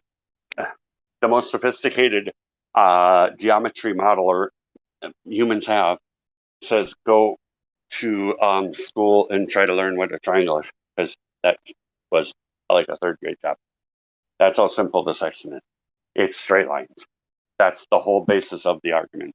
Yeah, I mean, I hope to learn more about this stuff. I'm starting It's some literally college third course. grade level. Hey Yeah, man, well, this is the topic I that know probably basic. I just Sexton took like needs basic trig. like algebra math. It had some geometry. It's like a technical math class for like a trade school, and I aced it. It's like the simplest shit ever. It's circumference, and it's just like calculating area of triangles. You do the Pythagorean theorem. It was very simple math, and I did very well in it. So I'm gonna try and challenge myself and take some higher, more advanced math classes, just so I can be more versed in this type of stuff. But as of right now, I'm not really that. I want to say I don't know anything about it. I just like it's motivated stuff I've learned in the past. I just am really foggy on it. I need to study some more and get back to that point. So. Well, trigonometry I use a lot, and again, there's relationships within the triangle itself, a right angle triangle, and to be able to triangulate, you're using trigonometry, which is the study of triangles. And again, back to third grade, we learned that triangles need 180 degrees with 3 lines at the concluded angles on the plane. Right.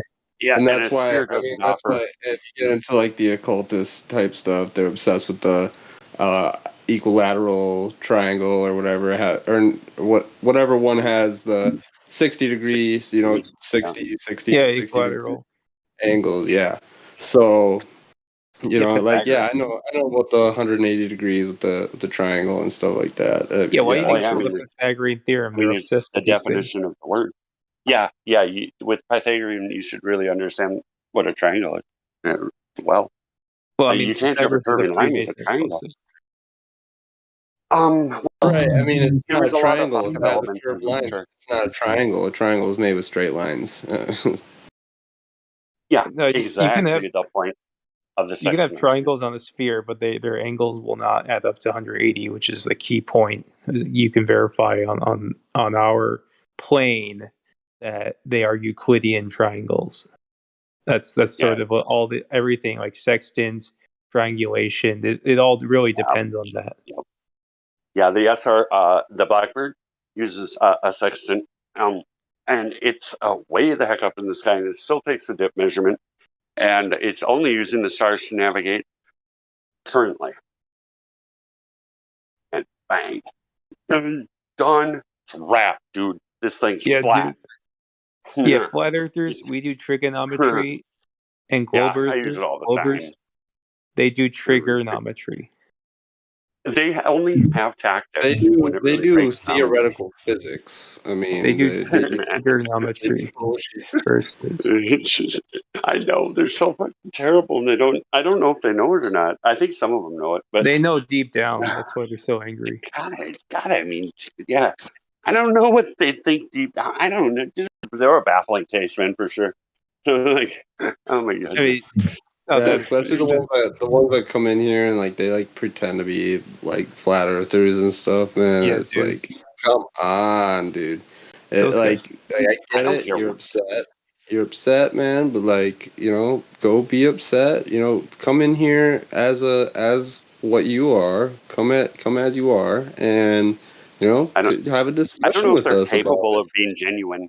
I have no evidence to support a Glober being genuine. Yeah, dude. the fake flat earthers, like they don't realize how obvious they are. Like, Oh yeah. they just like we're just playing along with them, and we just play with them, and then eventually we just crush their egos. Yeah. We're polite, man. We're polite. We're polite to people that are polite to us.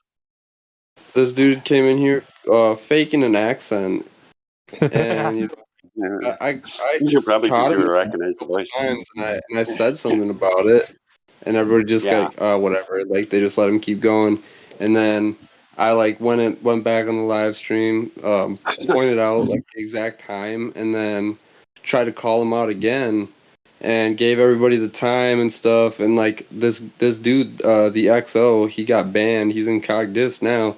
But he called me a retard and a crackhead and said I was having a seizure because I was calling him out. He was saying he was from Argentina, faking this accent, and he was giving these stories. He's giving stories about living in Argentina. So it's like, okay, yeah, I get it. He's faking an accent. That's not a big deal. But when you're faking an accent and then you're making up a story, that just you lose all your credibility. And it's like come on, man. And then the XO, like he's obviously, I don't know That guy was what weird. the deal is, but like there's no reason to go to like insult me when I'm just calling out somebody being dishonest. No, it's just when you got them, when you're right on the mark, then they just are having this sort of visceral like panic reactions. I mean, that's when you know you got them. I mean, the guy. I don't even know. I don't even know how to explain it. So I wasn't here. That guy was a shill, right? Like I ended something off with him. Okay. Now listen, if you say the word retard around XO, he's going to come in and just start yelling about nonsense and religion and or if you say evolution or dinosaurs, he's banned for 2 days right now, but he'll be in. But he'll save issues for later. The dude has issues. He needs to like just chill out. It's hilarious. He's great. He's a great character. Yeah. Well, he said something pretty weird. He was like, "I'm not a flat earther. I'm a Christian." Exactly. Hey, listen. Don't take anything he says too seriously. I just let him. I just let him say it. Like, yeah, get it out. Right. Say I'm having a seizure. You're the one freaking out. He's the one having the problem. So let me know when you're done with your tantrum, and we can talk more about the makeup character. We gotta start charging people here for therapy. I feel like there's a lot of people coming in just trying to work out their shit. Are you projecting? Is that I think that's projecting. Yeah, probably. Anyways. So the new guy that heard Matthew tonight. If anybody here is having problems with like their life and stuff, and they feel like they need some help, honestly, like going to an actual therapist and getting some help is like I think that's blind leading the blind. That's my opinion. Yeah, I don't think the human has the solution to my problems. And that's my opinion. I've even brought up flat earth to my therapist, and I've told him, they'll commit you. He's actually no. Hey, do you want to hear a funny story? I'm sober now. I'm sober now. This was back in 2016. I was doing a commitment, and I was on record for the court telling them that Earth's flat, and I was telling my psychiatrist that Earth's flat. They really didn't mess with me much. The problem was I had done so much meth that my kidneys were shutting off, so they put me in a hospital and then let me out because Minnesota's kind of like that. But 6 months later, I got out. It sucked because it's like being in jail. You can't even get bail for. And really, they had to make up shit about the circumstances involved, the commitment in the court hearing, which was really frustrating. And whatever. The real problem was I was dying, and they put me in a hospital. But anyway, my reality is, and this is how I operate, I told the psychiatrist, the nurses, and some of them really accepted the information. The doctor wouldn't admit it. I know he knew what I was saying, for sure. But it's on record in the state of Minnesota for, I don't even know, civil matter or something. Anyway, it's on record that Earth's flat. I told the judge, and it was recorded. Yeah, dude. I mean, like, I've been in court situations before, and I just get a lawyer and have the lawyer do the talking because I'm not gonna just get talked into a corner with a fucking public defender or some BS like that. I've made mistakes in the past. I've definitely I've definitely done things that I shouldn't have, but I've turned my life around completely since then. And you know, my worst hang up now is smoking cigarettes. Yeah, I vape. I vape Meth can be really seriously evil. I quit cigarettes, but went straight to vape, and I just like I cannot cut it for some reason. So it's I like trust cigarettes more. Yeah, there's a lot of conflicting information and not a lot of information on vapes and stuff, and you know, it's like it's scary, but you know, I have faith in myself that I'll quit and you know get my body back to like a healthier state. I've already gotten to that point. You know, I used to like be scrawny. You know, I've gained a lot of weight and not a lot, but like you know, I weigh more than I ever have in my life right now. And I'm not really comfortable talking about it because I used to be like really, really, really skinny. You know, not like I didn't have an eating disorder or anything, but I was just, you know, I've been through, you know. What's your BMI? Would you guess? I don't know what that is, dude. I have no Yeah. idea. It's just some I bullshit. had to do a lot of weightlifting to get to where I'm at. I'm at 210. Yeah, that's what but you know. I don't put I've on been weight, working man. out I can eat. and eating healthy. You know, trying to do that because I have a fast metabolism. So you know, like even if I do eat a lot of food, I won't gain weight. But if I'm I if can eat I'm like a tub of ice active cream and every day. stuff, That's my meal. So you're Conrad, you're one of those guys who just eat like as much as they can, and then they just won't gain very much weight. I eat as much as I want, but I don't gain weight. I stay basically the same unless I work out. going through like a state of depression. This is gonna sound terrible, but like going through a state of depression, right? I for like a few months, all I ate was like fast food, like every single day, multiple times a day, and I didn't gain any weight the whole time. Oh I didn't man, gain you're any so weight. lucky. I'm the opposite. I like if I eat fast food like And for 1 week, I'll gain weight. large size, eating all the French fries, down in you know like Dr. Oh man. Peppers and stuff, dude. Hey. Like nothing. You want my advice on that? My reply to that? I strongly encourage. I use this. It's Yes, we do. okay. Garden of Life, probiotics, 80 billion CFU, and I strongly encourage 2 probiotics a day. Man, it might sound like too much, but man, digestion improvements, mood improvements, serotonin production, totally worth it, man. I just started eating more whole foods, you know, fruits and But vegetables they're and not. stuff. Yeah, right Do you know on. how your gut digestion creates No, neurotransmitters? got a lot better, man. You know, You're I don't more. take any You function supplements more. for it. Okay, the acidic basic component of the digestion process is only getting neurotransmitters and production chemicals, things that the body can make use of, into components, but it can't uptake it without the biological mechanism, the gut flora. But to have healthy gut flora will definitely improve your mood. 100%. You don't need to be depressed. My mood is pretty good since I started eating better, and you know, like I've gone to therapy. That would do it true. I've been working on, you know, like 2 years of fast food is going to destroy your gut flora. Yeah, I'm Conrad, just strongly avoid encourage. processed foods. I mean, yeah, definitely. Dude, I got a whole garden right now. Like I'm growing right mine, on. Right and on. I'm trying to like you know do better for myself.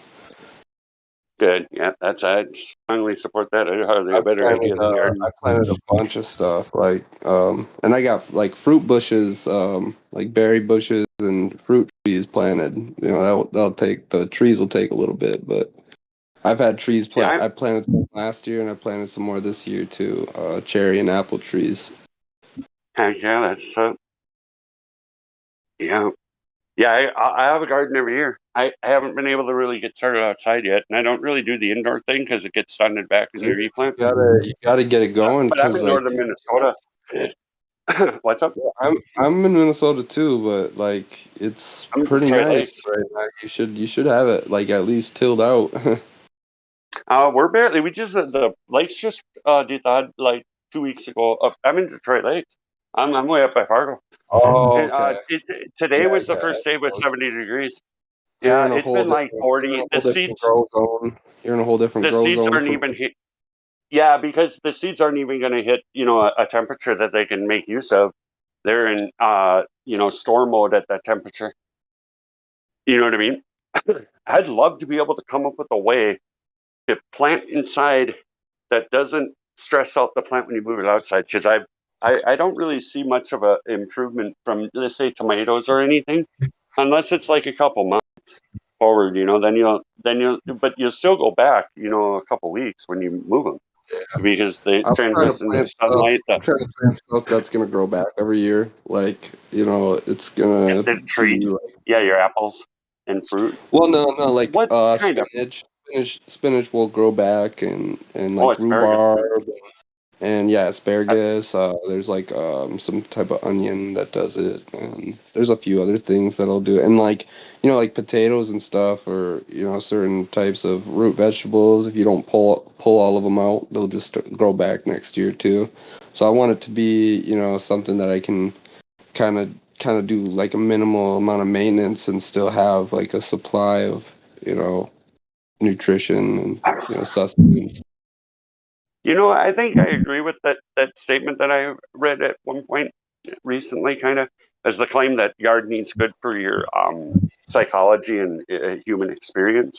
I think I agree with that. I think God made us to tend the garden, and I think I'm a happier, healthier person when I'm dealing with the soil. I really feel that way. Oh, yeah, I feel dude, productive. Just being outside in the sun, like physically touching the dirt. I think there's unverifiable. Again, it's statistical analysis, research story, not science or nothing. But in personal genuflect, I'm a happier person when I've got a garden to take care of. Well, it's like if you think about people who like don't like to wear shoes and they want to like ground themselves and connect to the earth. It's like when you're down and you're touching, ground, you're like kind of becoming one with nature in a sense. And that's kind of my opinion, just like you said, that's verifiable. Like I heard like the ground has a electrical charge, like a slight electrical charge. So when you're touching it like with your bare feet, then you're kind of like creating a circuit. I mean, I've heard something like this. I can't remember where. You have the electrical charge, and when you're touching the ground, you're grounding it, so you're completing the circuit. I think that's what it is. But I'm like I haven't looked into that much, but I just know that it's good for you to connect yourself to the ground. It's good to be in the dirt. It could, it could be your hands or your feet, but yeah, I agree. And like we have terrible dirt in my area. It's like sandy and stuff, and some spots aren't as bad. But I brought in a bunch of wood chips a year, 2 years ago, and I just laid them all out, and they've turned into like this like really nice mulch, and there's worms all over in it. And that's where I planted my garden. Yeah, assuming that's good soil. You have the worms in there. It's doing great, except for like one thing. It might have got a little cold or something. I'm not sure, but like I got Brussels sprouts and cabbage and spinach. I'm growing onions. The onions have been growing for like 3 years. Yeah, I got a lot of stuff out there. Strawberry plants, peppers. I got a few tomatoes. I had a really tough time with peppers last year because it just didn't get that warm up here. They didn't initiate. You gotta get them started. Yeah, I think that's what I'll do. I tried to go for seed. Yeah, and it's not that much money for the amount of peppers you can get off them if you take good care of them. And a lot of people will be like, "Oh, well, that's like GMO, blah blah blah." But you can't if you know where you're getting them. Like I go to a local place, and the guy there, he's been growing them. It's been in the family for a while, so he knows where his seeds are coming from, and he's growing his seeds from plants that he's growing. So it's not a GMO if you can grow from the seed. It might be kind of like I would assume that be crossbred with other species or whatever. But the main thing, if the seed grows a plant, that it's not genetically modified with some other organism that isn't a plant, or I've been looking into this a lot lately because I was kind of nervous about planting a garden with a bunch of started plants, and oh yeah, I had the same thought. What if it's GMO? But you gotta understand if it's all about your sources. If you're getting it from a big name store, I'd be kind of like suspicious. It could have came out of a lab, or some weird warehouse where they just clone one mother plant or some weird thing they got going on. But hey, do you want to hear something strange? If you take a female marijuana plant and you mix a percentage of colloidal silver with the water that you give it, it'll turn into a hermaphrodite. And it will make seeds that are all female. Isn't that a strange phenomenon? Isn't that like the chemicals are making the frogs gay? No, it's a little bit different than that. It's a plant reaction, not an animal reaction, for one. And two, it's a thing that really does happen. And I don't know why colloidal silver water would affect a plant in a way that's dependable to do something that's actually really valuable for to have all female seeds, because then you don't have to weed for males and stuff. And it's a weird phenomena that colloidal silver would do it, of all things. And plants and animals react to things way different. I mean, yeah, that's true. That is definitely true. Oh, I've been a gardener since I'm 46. Fertilizer, I definitely wouldn't grow bigger. Right? Yeah. There's a lot of things that are different, but yeah, a plant getting colloidal silver as a female has no actual male genetics, but it'll 100% of the time transition that plant into a hermaphrodite that produces its own. So it'll start making pollen sacs like 100%. Yeah, colloidal silver. Just type it into something. What's colloidal silver? It's something that people use for health. It's an anti-agent for sure. Silver kills like everything. I'm opening up my bag of seeds right now to talk about seeds for a minute. Is this the stuff people drink and then they turn gray? They can turn blue if you have too much. Yeah, I met a blue guy in Seattle, of all places. He was blue. Okay, so that doesn't seem super great for you.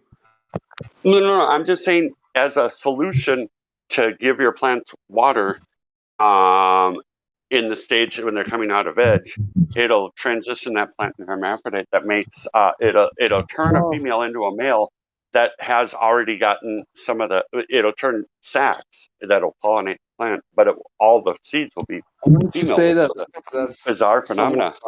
Wouldn't you say that's modifying the genetics? I have no idea. I have no idea what the mechanism of it is. Yeah, this is turning the frogs gay. Well, that's due to adjusting hormones in an animal. The chemical reagent is known to affect hormones, and apparently frogs are. I mean, there's all kinds of chemicals that we're exposed to if we choose to be that affect our hormones. I avoid them like the plague. I really am. My endocrine system's super important to me. I use iodine every day. I know that I have a mental acuity that other people don't have, because I mean, I tell them flat earth facts and they fucking say stupid shit in reply always, and they don't even know that what they're saying is stupid, so I point it out. And it's usually so stupid that it's hard to make a point with what they have to say, but I do. And then they just, it's like the brain dead or something. I don't know what's the matter with these people. They have a belief that doesn't conform with reality, and they have no evidence to support the belief, and they just make stuff up as they go.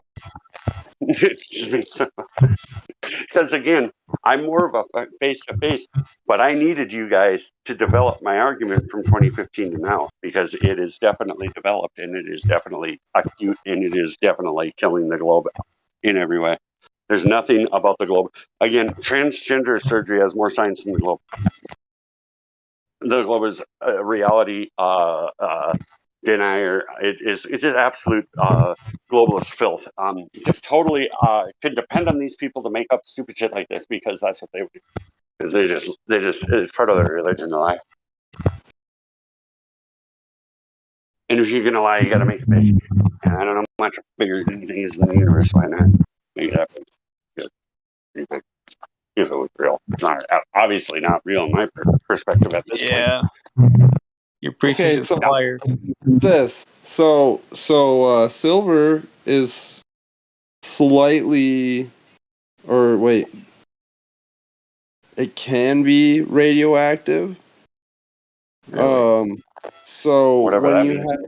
feel silver, I've been looking into GMOs lately, right? And that's like the first GMOs were made by just blasting the genetics with radiation. And again, whatever that is. Silver is slightly radioactive. It could be modifying the genetics of the plant. I'm just trying to figure out how it could, be doing that. I'm kind of stuck on that a little bit, but yeah, I don't understand biology well enough. Oh, what's that, bud? I thought silver is like non-reactive. That was like one of its key properties. It has. Yeah, silver oxide. I don't know. So I don't know why it would be radioactive. There's 16 radioactive isotopes of silver. I don't know much about radiation. I just know they used it for the first GMOs. We're using radiation and stuff. So I was hearing chemical toxins. That's what I heard first, but I can't verify that, and I don't even know really the mechanism of either of them. I understand what basic soap does to oil, huh? I don't really care that much about it, but it is very interesting. Well, it's another part of the slow kill, soft kill. Does it do it to other plants that have like male and female? GMO is more interested in inheriting character qualities from other genetic code from other living things. They're doing GMOs. That's the they were radiation. That was before they knew they could put other traits, other DNA into stuff. They were just using radiation to modify the genes of the plants. So they were doing this to plants first, and you think they just stopped at plants, or they moved on to animals and then to humans? Oh yeah, they've been. There's spider goats. Glowing spider goats, I think. If you believe they give us the truth in movies, think about the Hulk. I mean, there could be some sort of, but what has been, we don't talk about it. We're not supposed to talk about it, but what's been going on the past 2 years, I mean, that's some sort of cough. We're not even talk about it, but you guys get where I'm going with it. So, the story I've ever heard. It's very possible, but it's just speculation. Be it could all just be. It caused me to buy bow and arrows, a bunch of arrows, and fishing equipment. I wasn't sure if I was going to be able to work, but yeah, I was blown away by it. Do you know what I would do when I was in the store early on when they were demanding masks? I wouldn't wear one. And anybody that looked at me funny for a moment, dude, I looked at them like I was going to eat their face, and they never said a word. I swear to God. I literally looked at them with a total scowl because I meant it, because these fucking idiots are idiots. I knew it right away. You just make eye contact, and then they'll directly look at them because go absolute alpha and maniac alpha on them, because no, don't go maniac. No, well, I didn't actually vocalize anything. I had a look of I just didn't want to deal with them, and I made it very clear. But they had to start the approach, so they only had that moment, and I wouldn't allow it. I wouldn't let them say a word. Yeah, it's weird how animalistic people have become. It's like you go to the African savannah or something. It feels that way. You encounter a wild animal. Now there's ways to deal with it. Anyways, sorry. Go on. Oh, you're totally good. Try and imagine yourself as a cow. No other cow is really going to tell you where to eat your grass. They're not going to tell you where to poop. They're not going to tell the human experience and what other people expect to be able to impose on people is beyond reality at times in this COVID thing. Oh shit! Apologize. I don't apologize 100%. I mean that. I already knew better, and I screwed up. But I apologize. I'm done. I'll drop it. Nothing more to say. Whatever. The rats and glowy monitor chat. Yeah, fuck you guys. Yeah, you guys are absolute, really terrible people. Yeah, You're really bad. You're really bad you people. suck. Yeah, Your soul is seriously bad in a bad way. You're like worse than a hooker crackhead that at least will tell you the truth about fucking, I don't know, her price to sell her pussy. You have not even that much integrity. You don't have that, guys. All you have is a facade that you portray that it tries to portray yourself as an intellectual on any level you can, probably in most of your inner relationships, but it's only parroting, and you know it. Oh no, I take that back. I think they're too dumb to know that all they do is parrot like the answer in the test the best they can. Do you have any proof of the ball? Oh, like a basketball. But there's no evidence of physical geometry that conforms to a sphere I'll say any value, but definitely that conforms with the heliocentric. Show me the curvature. What do you? Well, it's got to conform to the reclaimed radius, and it don't at all. Nowhere near. It is so fucked. It's over. Good night, globe. Hey, do you want to hear a funny story? I told a guy who's like 50 at a bus stop. I told him the Earth's flat, and he got kind of snooty. This is my reply. You got to hear this story because it was really amazing to experience It myself. sounds really based. Yeah, I want to hear this.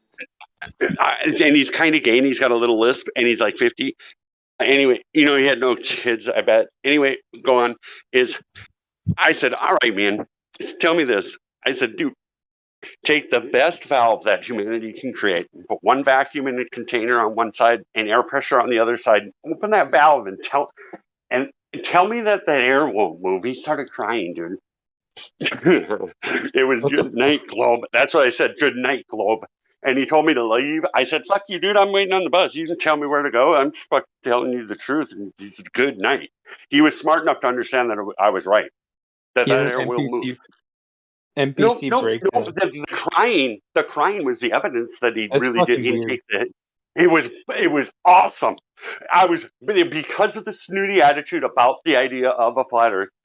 He was the most motivating because of his gay tendency. I knew he was a acclaimed atheist. I knew it was up with him with the lisp and the age.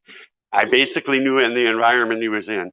I just had this feeling like he had this worldview that basically conformed with what mainstream is scientifically, and he considered himself intellectually prowess over people, and he had a pride in that.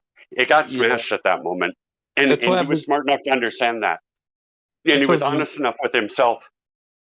And he was done talking about anything to do with the flat Earth, but it was he had enough because it's over. You got to have the air will move. If the space is claimed value, it's ridiculous. The air would vacate Earth with more force than anybody could conceive immediately, dude. It's so dumb. It's again, make the lie big. That's what they did. They made the lie big. I mean, 10 to the negative 17 torque, bro, the air would be gone like in a moment, with more force than if you can imagine anything. I mean, it's an unconceivable value, really. Imagine how quick my house would get vacuumed. I mean, I'd be thrilled. Dude, 10 to the negative 17 torque vacuum would be a weapon of Earth destruction. If you open you know what the howitzer has? Is it's about a half diameter and about 1.5 inches long little vacuum chamber that it cycles. So it shoots artillery that weighs like 50 pounds. It's like 3 miles, bro, from a vacuum trade, and it has it's like to the -3 torque. Vacuum is real. Like when I work as a machinist, what we're dealing with tolerances and the precision of angle fits and the surfaces are really astounding. And when it's assembled, you got to use certain solvents, and it's in a clean room. And bro, it's keeping air pressure separate when the values increase, it gets to be very complicated and expensive. And say the Sandusky, Ohio vacuum chamber that I didn't understand the significance of back in the day, but now I do. I think it's 6 feet of steel and concrete of the highest qualities, obviously, to make a 10 to the -6 torque vacuum. To keep the and it takes them like 6 days, they claim, I don't know what the actual values are because I'm not, privy to the information, but that's their claim. And I don't think it's actually 6. I don't know. I think 4. I don't think they're getting 6. I don't think so. And then they claim that the sky is a vacuum because they just changed the value meaning. It is completely manipulating of what entropy does. It's like saying, I have a 1 million degree item right here, and we're not going to be concerned about the fact that it's going into a 1 million negative degree temperature. It's not going to. There's not going to be any entropic effect because temperature is an entropic effect, and gravity has no effect on entropy, even in concept. These people are so. That's why my name's lumpy gas in a vacuum and trolling them, dude. Because there's no bigger lie than space being a vacuum of the value they've given it. Just make the lie big, dude. That's what these people are about. They're all about devil worshiping garbage, and they're just lying to themselves. The creators, the progenitors of this thing. It's they're lying to themselves to garner what they believe is an advantage.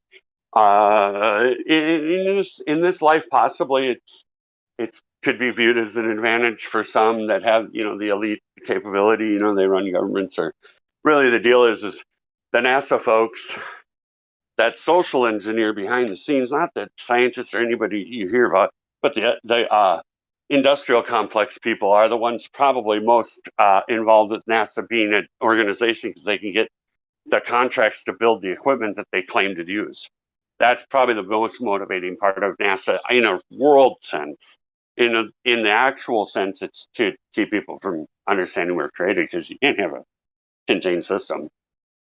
It just screams creation because it's just like there's dude, just like I can't come up with an idea as to how like something like Earth and the reality that we've been able to deduce the best we can, that there's some kind of container and that we have air pressure and that there's life here and that everything interrelates with each other and all that has information involved. Down to the biological and your relation with the environment in the air, in the ground, or whatever. Everything's symbiotic in nature. In fact, now that I'm thinking about that, it's a good idea to plant plants in spots that a previous year the plant will benefit from what that plant excreted. Hey, guy that's into gardening, that's a good way to cycle as much as you can anyway. Because plants are constantly giving out of their roots, and so that's why farmers cycle beans and corn, because you'll be able to feed your new crop with the stuff that was basically kind of pooped out of the plant, because it does have an excrement system that goes to the soil.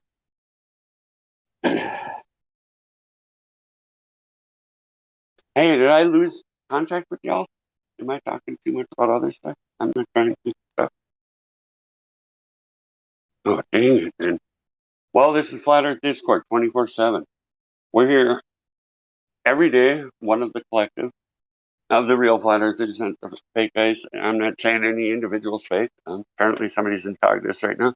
But we're here to tell you about reality. And if you're listening, skeptical, and possibly, saying this is, sounds like horse buggy, Euclidean geometry, any natural science, any observation that's been made critical of the globe has determined that the globe is false on every level and verifiably with measurements and with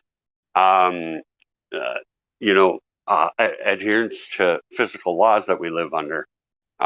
Things like gas is unbonded, things like entropy.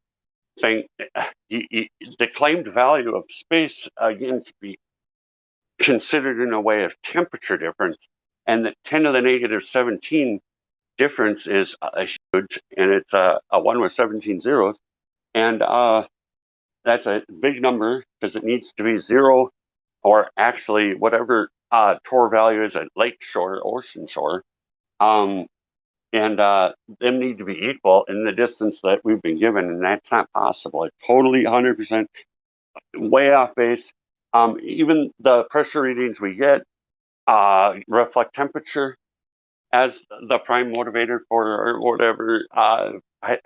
Temperature affects the gas pressure, and you can kind of reflect that. Kind of, if you take a balloon that's full and put it in the freezer, and you see that it will shrink, and that kind of supports how that entropic effect on gas at higher altitudes above the cloud level is where there's a big jump. But up until that point, there's not much that really reflects, the change that needs to be occurring gradually, consistently. But we don't really have that. We don't have a gradual, consistent shift. It has more of a jump that seems to be based on the temperature at the time, and as you go up in elevation above, cloud level in mountains, say, and all the gas produced at the ground, so it had to entropically expand into that area. And there's no evidence that it's even uniform to the claim, and it never is anyway.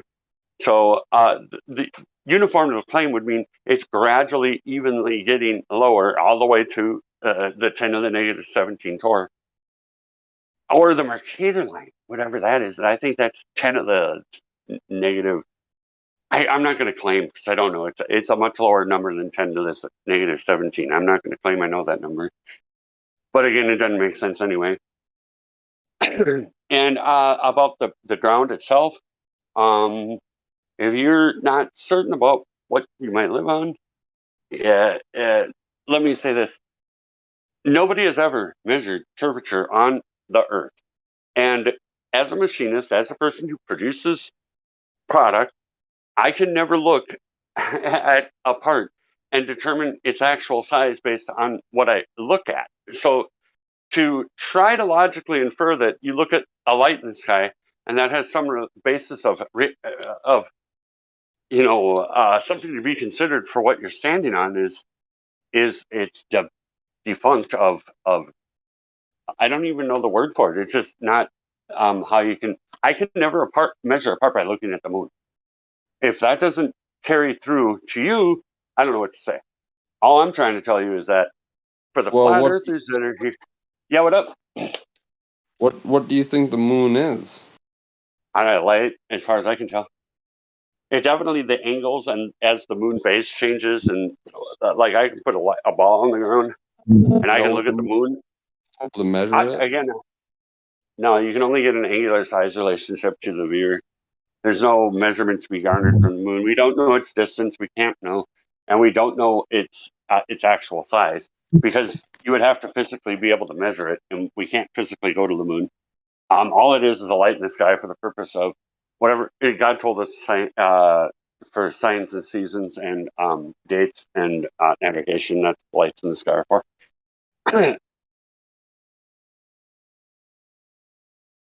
That's my official claim. That's my official claim on any light in the sky, that nothing can be garnered for the distance or the actual size. The only thing we can tell is that we have an angular size relationship based on what we're looking at. There's no way to measure something you're not physically holding or on, or like Earth. We can discredit the radius based on observation. We don't even have anywhere near that level of control in variable as the moon or any light in the sky. We don't know. I mean, it's all there's no way to know. Again, when I measure parts at work, I don't look at the moon. Or a better example is I don't look at just the part from a distance that isn't even known. So I could be looking at the part from who knows where, and the part appears to me to be, I've never seen the part in my life. It could be a 4-foot part. It could be a 1-inch part. I wouldn't be able to tell you because the only thing I know is the angular size relationship to my view, which if it's 100 yards, the thing's going to be tiny, but I can't know the distance. The thing is about the view, the distance is a variable I don't have a control over. And I wouldn't be able to rectify that with being on a football field that gives me some kind of placement value. I'd have to be in some kind of like a space and time where I wouldn't have a frame of reference except for to see the thing. It's kind of like a video game scenario or something. That's how much we can garner from lights in the sky. We don't know their distance. We don't know. I mean, all we know is we're not touching it and it's up there. That's all we know. And anybody who claims to know any more than that, they're not. Well, maybe the color of it or something. I don't know. But actual physicality and distance, that can't be known. That just can't be known. What do you think All about we know Saturn? Saturn? I don't know. It looks one of the most looks like what they put in, say, Time magazine. Like when I looked through an Icon P900, it's the most reflective of what I see, Jupiter. But again, I don't think it has any. I don't think it's reflecting light from the sun. I don't think it's like something that can be landed on. I just think it's colors that have light, and we see them, and a lot of stories have been made up about them, and I What don't about think the any of them are hexagon on right. the poles? Huh? What about like the hexagon on the poles? You think that's real? Like those photos? I don't know. I wouldn't go that far. I don't think there was a detail that I could garner. And Do you any think? official observatory is only getting data sets, so they could put them there, and we wouldn't know because who's making the data set? I have no control over that. Do you think That's what there's I occult suspect. significance to Saturn? Oh, what? Do you think there's some kind of occult significance to Saturn? Well, whatever they believe in. Yeah, what you So, think like, they they're believe? manifested. Yeah, there's something to do with it for sure. I mean, Saturday. Yeah. I mean, there's a lot of tags to that in like pop culture. Say another Saturday Night, Grateful Dead. There's there's a lot of Saturday Night references, and also it's congruent. It seems multiple cultures, not just the English speaking. You know what I mean? That there's some kind Oh, of going back in time, even to like back in time. So I don't really know what they believe. I don't really trust that much information that comes from out of them. All I know is that they're liars, and they literally like hate me because I'm a human. That doesn't agree that humans are horrible, and God is not blessing us. And I don't understand their frame of reference. I think it all goes back. This is my theory. This is a theory. This is what I think it is I think the operators that are presented go back to Egypt, the Book of the Dead, and the MK Ultra that was developed out of that theoretically. Now I wasn't there to verify it, but it seems to me that they had some kind of mind control through trauma going on in Egypt, and I think that's where I think there's a lot of bloodlines that tie back to that. And I think that the MK Ultra style control of people is really how this world system's operated. But the operators, I don't know what their basis is. I don't know. I don't know. But I think the operators, say like nobody really worries that say Rothschild what's going on and what specific words Dr. Fauci has to say. But it isn't that isn't a concern because how do I say it? They allow for the situation to be molded. Let's get on a different one. Say I'm not certain that the Rothschilds are per se MK Ultra individuals. I don't think that they need to be. I think the No, people they're that need not. to be are people like more operator type like Bush's, the Congress, the Senate, other world leaders that are in key positions, industry individuals, people that are really doing the assault on the rules of creation on all levels, like banking due to the Federal Reserve, and all these things are not following God's rules and by design.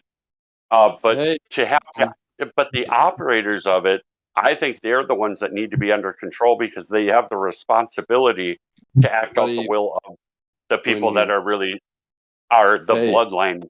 Yeah, what up? That's a theory, though. It's all again theoretical and only my opinion. I don't know about Egypt. I'm just saying that from looking at some of the roots of the MK Ultra and where it spawned from, and what the more modern people have had statements about Egypt. Conrad, And would you like some of the what up? Oh, go ahead. Yeah. Scott Sura jumped in. What's up, man? You got anything to say? You got any questions you want to ask about Flat Earth? I see you got the Flat Earther role, so I was just curious if you had any questions or if you're just here to listen. Oh, hi. Just listening, thanks. All right, and yeah, just listen away. We kind of getting a little bit off the flat Earth here. I mean, it does kind of align with the topic, like you're talking about Egypt. The ancient Egyptians they were aware that the Earth is flat and stationary, just like a lot of other ancient cultures.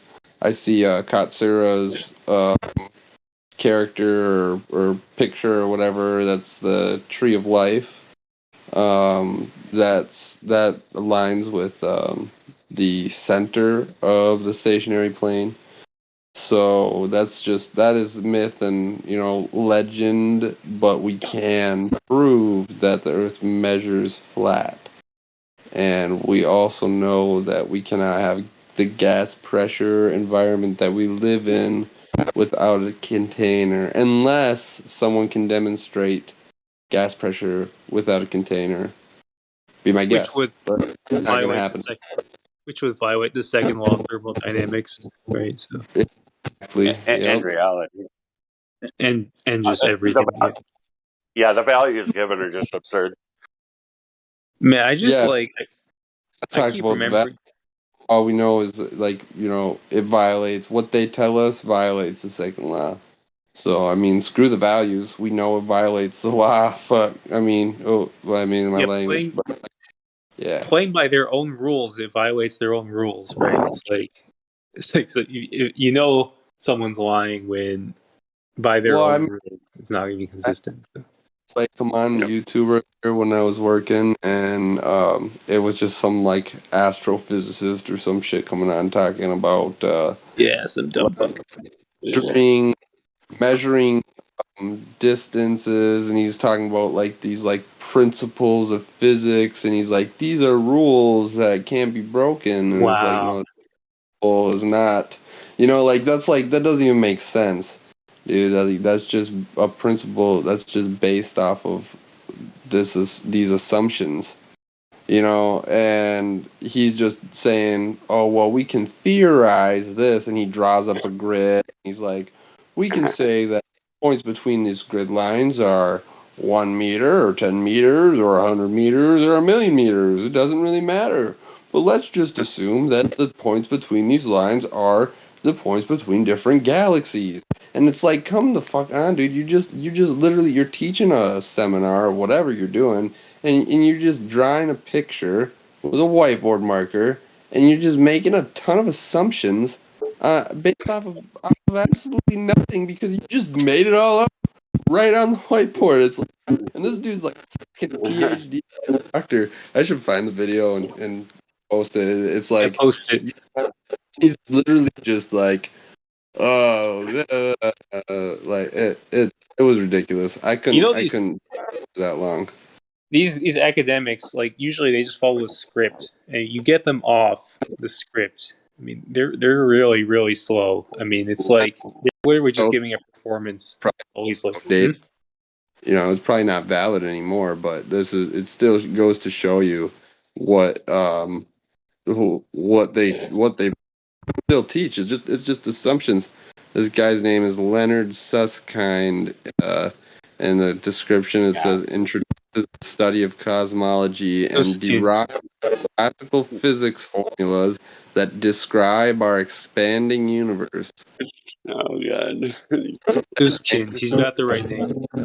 Like some top level shit, man, and he goes in front of the class and makes a bunch of assumptions and stuff. And I only got through the first 20 minutes of it. When I was at work, I would have shut it off sooner.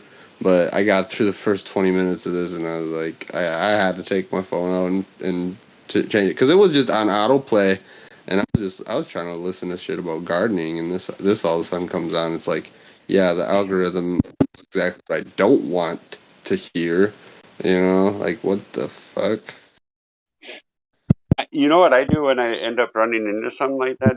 I always 100% say, this dude is full of it. The only thing we know is there are lights in the sky. And that's it. I make a quick comment that he looks like he's lost his mind. Well, the globe isn't mentally healthy. I mean, he's talking nonsense, and he's like, when he describe, like, he's starting to write on the whiteboard, he's like, normally this would be a 3D plane that we're drawing on, but two-dimensional is fine for now. It's like, how are you gonna even describe this three-dimensional space, as they call it, on a two-dimensional, on a whiteboard? It's like what are you doing?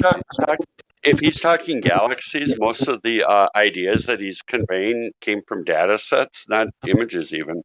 And who knows what about the creation of the data sets that coming from the observatories. It's so ridiculous. It's just beyond ridiculous. I don't even know what a word. I don't have a word for it. It's ridiculous, but it's beyond that. There needs to be a different word. I don't know it. No, ridiculous is good. I mean, it's nonsense. All it is nonsense, because he's just going up in front of a class and he's saying, we can Abstract assume nonsense. that, like you just said, based off of data, whatever. Yeah, that's what he was saying. Assume all this stuff, and he writes it down on the whiteboard, and we're just assuming that these galaxies exist, and we're assuming that they're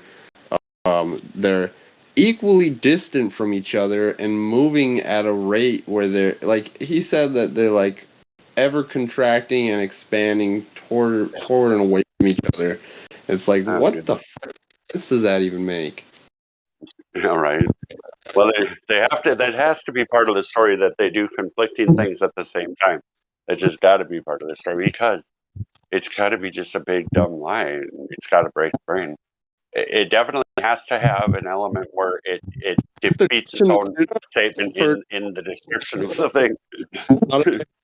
Trial came out of that class, and they're like, wow, the universe is so crazy and wild, after watching some dude write some black whiteboard or black marker on a whiteboard, make some triangles and describe what's going on with some like fucking third grade drawings.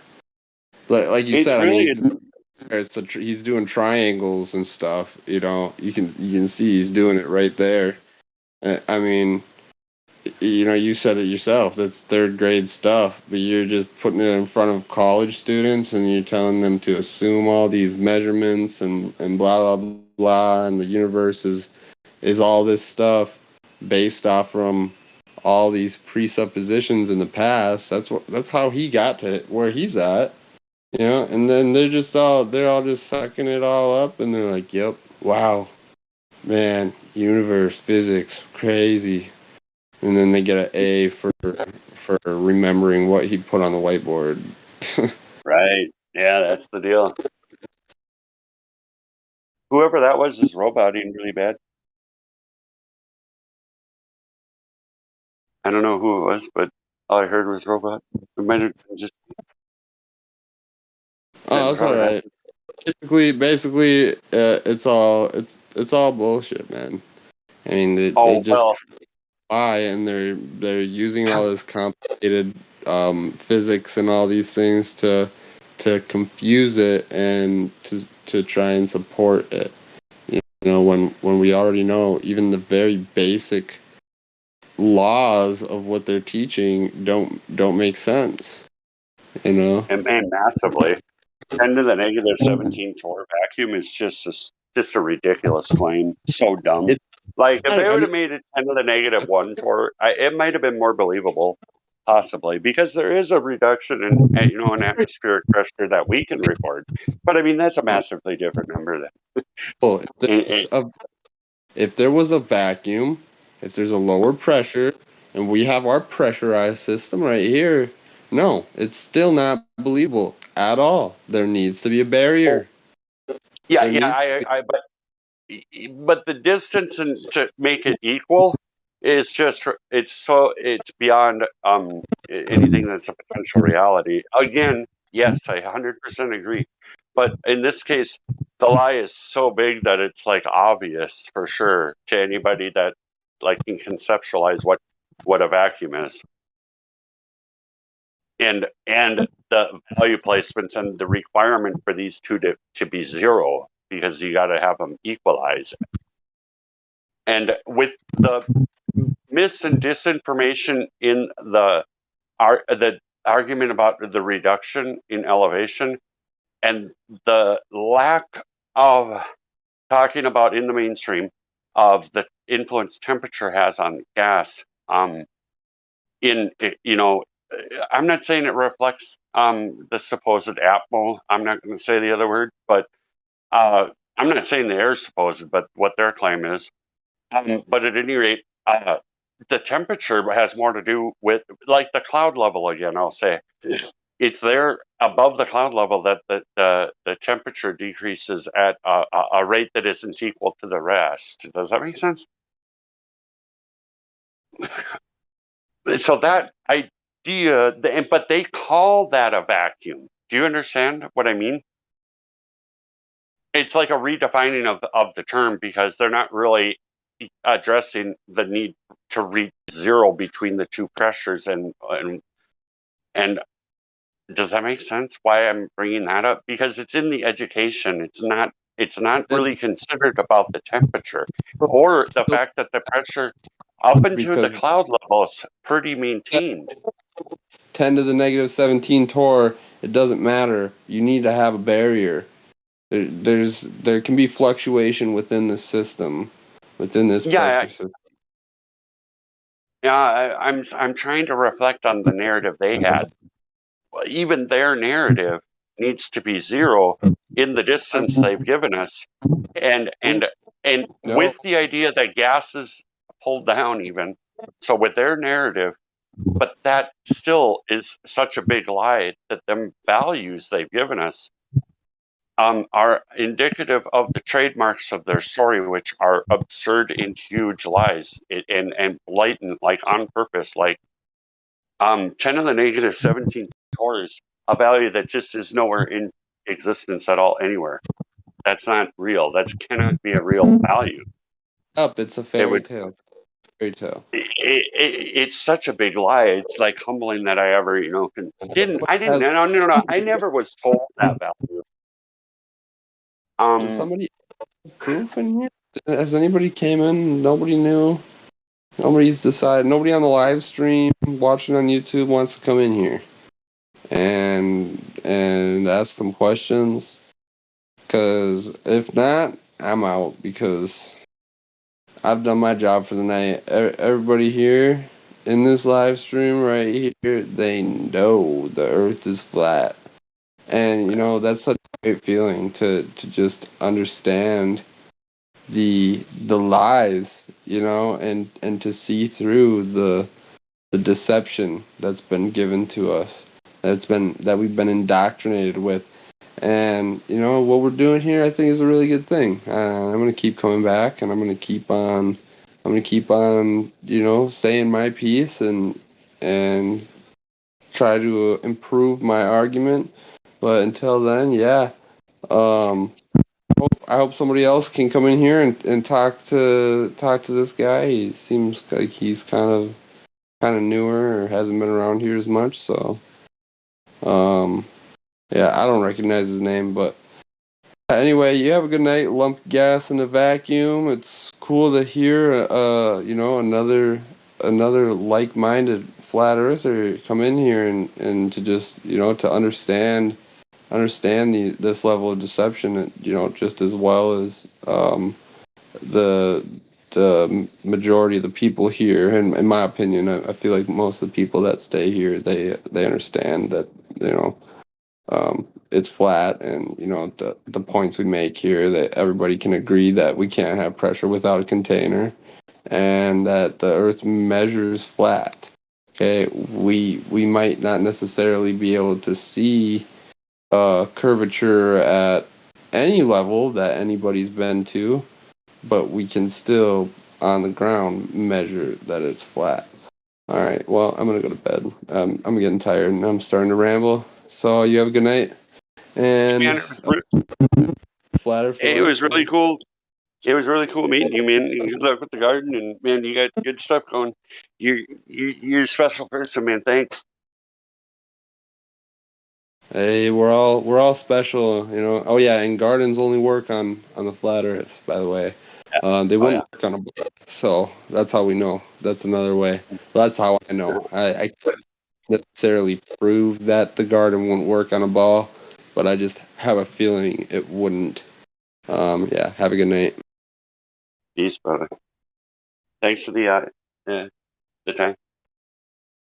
So I'll just rant a minute or just speak about the reality that we're in, and that is the fact that nobody's ever measured directly Earth curve, and the concept that you can determine the shape of the thing you're standing on by looking at things above you is defunct of reality. In reality, I cannot look at something else to determine the size of the part I'm measuring.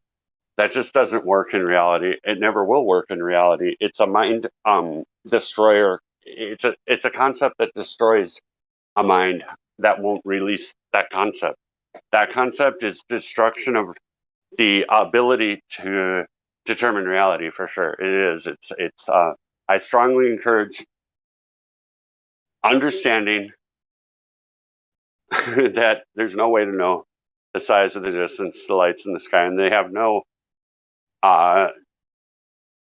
ability to give you any information about Earth. It seems to be a stickler for people. Light will converge with the horizon, and that's how the sun sets. It will vanish from all aspects of the sky when it converges. The convergence point is how our eyes work. It's the vanishing point in art. It's the two railroad tracks meeting in the distance. It's the Google symbol. Funny because it's a satanic symbol. Their direction's down, but it's that image that you see with Google that it looks like a number of triangles that are meeting at an intersection and then expanding into other triangles. And again, when the light reaches that point in the distance, and again, noon is always above you. Somewhere, it's always noon. And that just speaks to the fact that it isn't indicative of the shape of the Earth. Again, it could be either model, and actually, the flat Earth model reflects reality in the case of the sun. On account, how do I word this? Well, the reality is the Earth's flat and the sun is moving, and the heliocentric claim is it's not worth really even discussing. Actually, it's not that I couldn't recite it in the distances, and but none of that's real because I mean, just so many reasons. I'll just say my vestibular system isn't detecting any motion. I would detect angular momentum. You always try to flip it to linear momentum, and that's not the official claim. And to try to equate the two is, again, intellectually bankrupt. I don't understand how somebody can try to conflate them unless they're trying to manipulate the ability to because I don't understand why somebody would ever conceptualize that angular momentum can be compared to linear momentum in any way. If I jump off of a car that's turning on an exit ramp going 50 miles an hour, it'd be totally different than if I jump off or jump inside of a train. I mean, the outcome, I mean, if you can't conceptualize the outcome and how they're not similar, how am I getting into this? Because they claim we're spinning all kinds of ways. And again, back to my vestibular system, I can detect when I'm spinning. And I don't care about your argument from, what is it, angular momentum? Because that's not an expression that's reality based. The claim is that we're moving at 1,037 miles an hour at the equator and going around the sun at a ridiculous speed, and all these motions that are angular.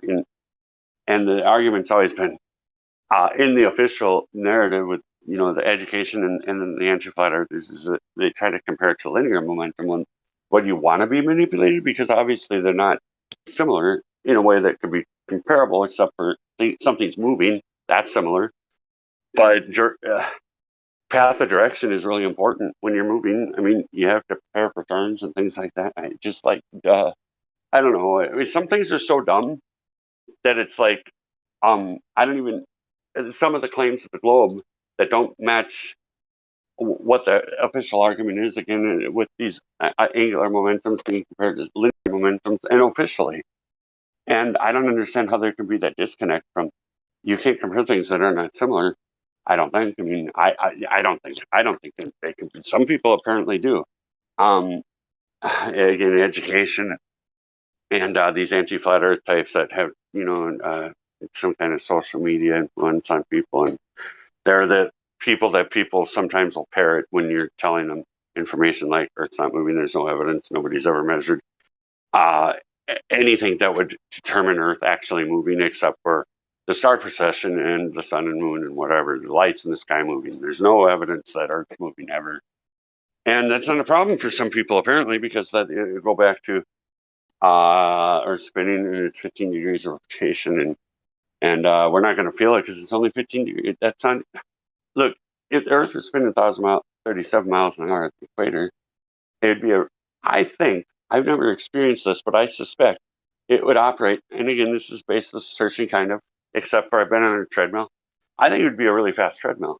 At any time you step off of it, it'd be moving and you'd be disconnected from it and it would be moving and you'd be slowing down, pretty sure. Kind of like a treadmill. Got to stay on that thing. Got to move with it. I think that's what it would be. And I think it would be a disaster because everything on it would die probably because you get torn up by everything moving into its path, like trees and things. I think it'd be an absolute disaster. I conceptually, at this point, I don't see how 1,037 miles an hour of motion could be. I don't see conceptually at this point how I could ride on something moving in actuality 1,037 miles an hour, like a ramp that they use at like the airport or something. That like I'd stand on, or say an escalator going 1,037 miles an hour. I think I'd crash and get hurt. That's because I think any movement that's made on that sort of thing is a recipe for disaster. I don't think you're going to somehow maintain the velocity if you're changing the angle of attack, like if you're going 5 degrees northwest from the equator or something. I think there'd be an effect noticeable about. Anyway, it's so dumb. It's hard to explain this globe, man, and why it's dumb. You would experience Coriolis in everything you observe around you, because anything that's not attached to Earth is experiencing Coriolis, and things be really zipping along, because Coriolis is the claim of a second reference frame, which is because gas is bonded. So just again, they go back to this magical force that it makes up a story in the mind, which it used to for me until presented with the idea that the claim is the gas is unbonded, and that to claim that it's following with the Earth is in defiance of the claim. They claim Coriolis. I mean, that's the claim. There needs to be Coriolis. We should be able to witness it all the time. I mean, they claim bullets too, or whatever. And the other guy said football. I say everything should have some evidence of Coriolis, and it'd be pretty remarkable at the equator at 30,000 feet. I mean, like the plane would take off and the Earth would be going the wrong way because planes don't fly. I don't know. I think they're like 600 miles an hour. I don't even know. Whatever. I don't think it's 1,000 miles an hour for most commercial planes, and I think it'd be a totally different experience than what we experience. And I think there's no frame of reference though, because we've never been on a spinning Earth to fly anywhere. It's just stories that people somehow have attributed to their belief system, and they're going to defend and deny the claim at the same time. Always. Every time I talk about this subject, they defend and they deny, and they don't even recognize the doublespeak happening, because there needs to be Coriolis, but there needs to not be Coriolis at the same time. Every time. Crazy, right? What's the more crazy stuff about the globe? The darn air pressure, it needs a container. It's kind of a similar, and I like Huey's way of explaining it is, if I have a prime rib, I know there was a cow. It's that simple. It's the relationship between the planes. that's a very simplified way of conceptualizing this. That there's a relationship to air pressure, and in a dynamic system that we're in, yes, it gets lower with elevation, mostly I believe, and I think not experiments that are on the scale of the Earth size or whatever, but temperature influences gas in, say, a large balloon. You put it in a freezer, it will really shrink down a lot, and that's totally and entirely described by entropy too. So it does follow the entropic law, and that still needs to have a container, even if it gets low by standards that are based in psi, or even 10 to the, I don't know what the claim at the Mercator point is for the Torr value. It's something that I don't really care about because I know air pressure needs containment. That's why my name is lumpy gas in a vacuum. Gas will never lump in a vacuum. I don't care. I don't know how an honest person that has the ability to rationalize any idea can believe that gas will lump in a vacuum. That is the abject rejection of reality. It's like saying hot is freezing. It's literally that. You're saying hot. The steel is as hot as steel can ever get, and as freezing as steel can ever get at the same time. That's what you believe. If you believe that gas planets left lumped in a vacuum and born, you're believing in a huge lie, which every detail about the globe is a huge lie. Just huge, massive. It was a idea that Hitler, I think, was proud of, and I don't know where the source of it, but he sure was proud of the idea that if you're going to lie, make it really big. Well, the Nazis were a big part of, and who knows what the fate of Hitler was, but it is a statement he made, and I don't think it's current politically, except for the fact that it's a statement he made, and seems to reflect what is going on with what we're finding out about NASA over the years, is that every claim they've made is just an enormous lie. Enormous, like mind-bending, like bold. And, maybe these, generational cultists, maybe they know something about something, maybe when they make a statement, like when you make a lie, make it extremely big, it has a significance I didn't really understand initially. But at this point, there's got to be some kind of power to it, because I don't know. I mean, I don't know. I don't understand this stuff, man. I don't study people generationally. My parents didn't hand me down any kind of information that, is an indicator of how to steer society in any kind of way. I don't know any of that stuff. There wasn't a case study of my family. I was just, typical student in a typical school. But these people are into societal control and societal structuring as best as they can. And I think they're generational, I suspect.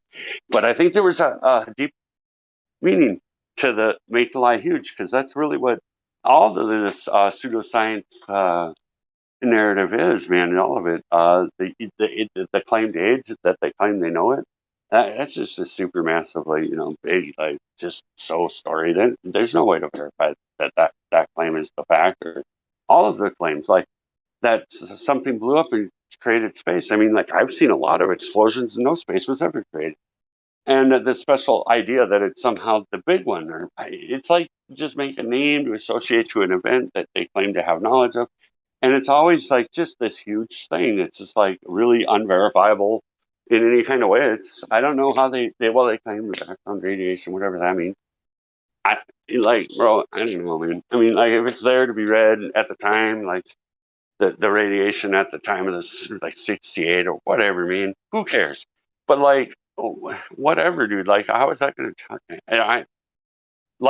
The story, the official story, I'm certain of how they determined. I remember reading it was background radiation from the Big Bang. That's all I remember. I don't know anything more about it.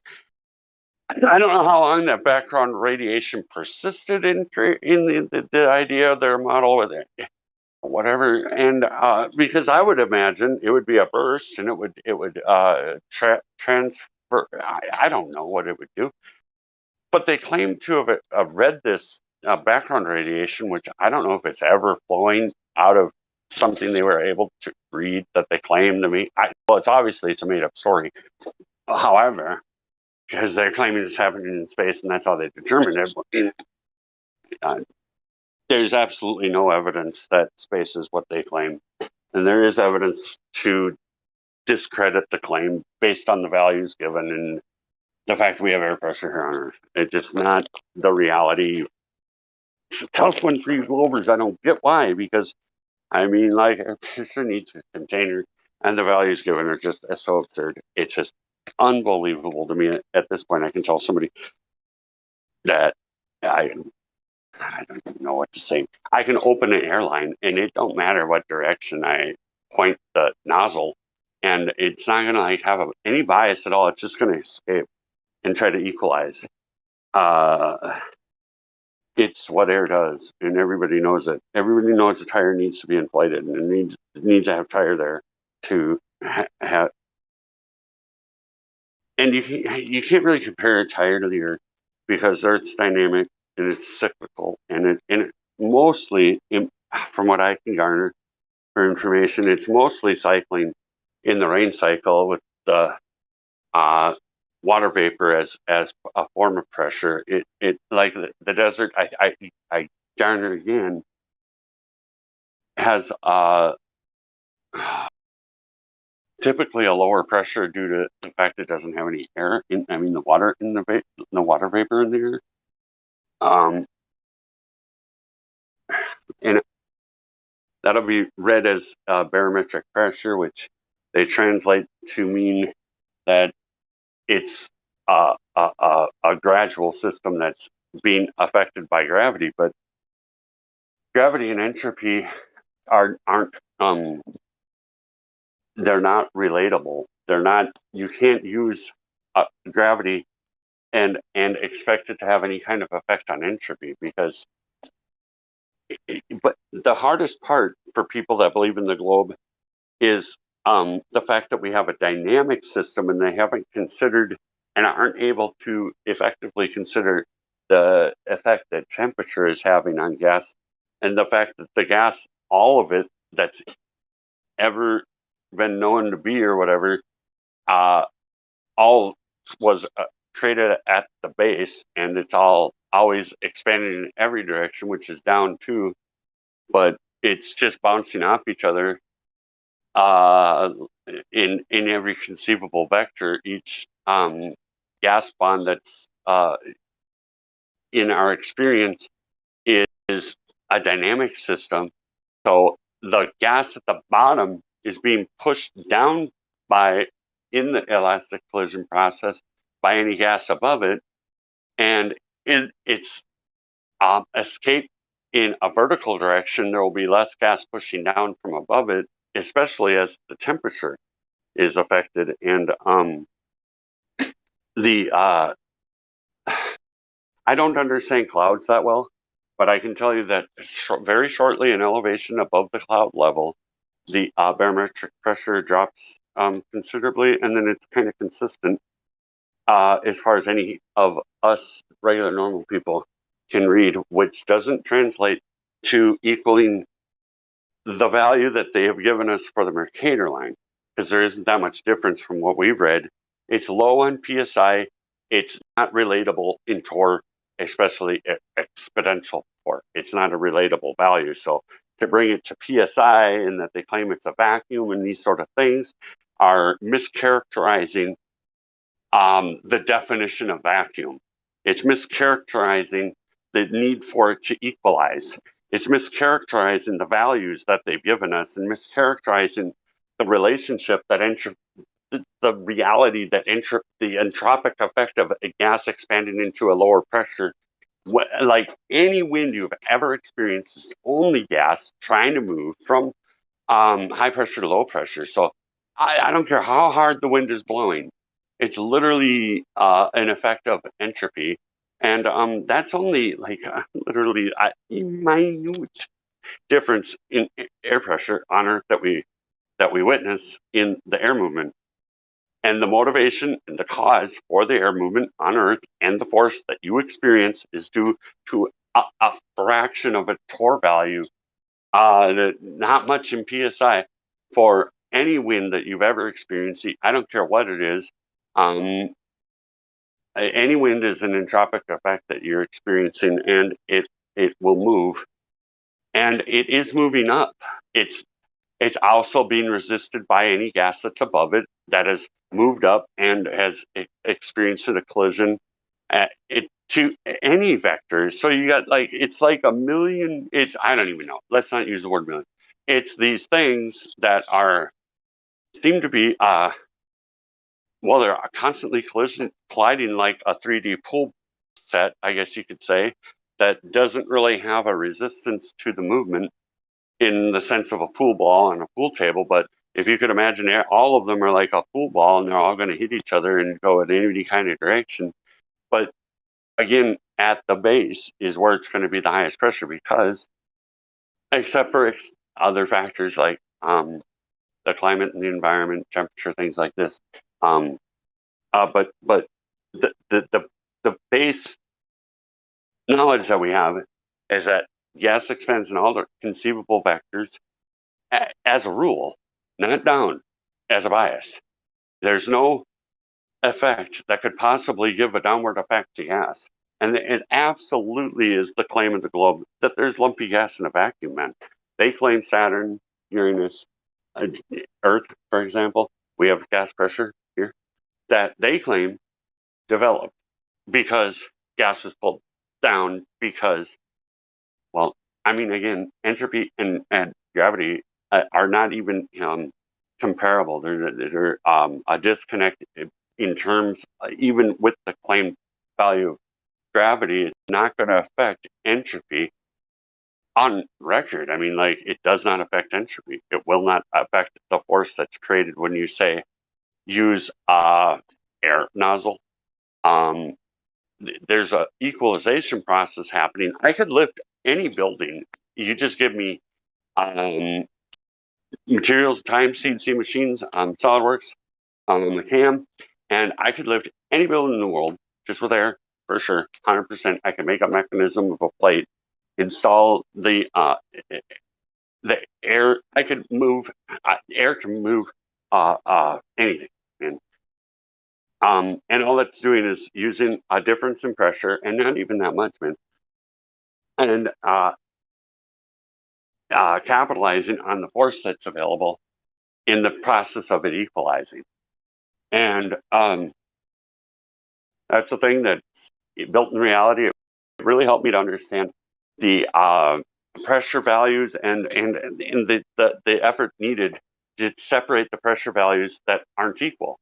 That's the case in point to be said about entropy is that it's trying to work to equal. And equal to 10 to the negative 17 torr would be air vacating immediately, like you blew up a tire on a car or something. Like it's so bad. It's so bad that it's just really bad. It's like, again, I don't know what to say. Earth has never had a direct measurement of curve, and there have been land-based observations with known distances. Not land-based, I apologize. Over water, really important factor when determining Earth curve.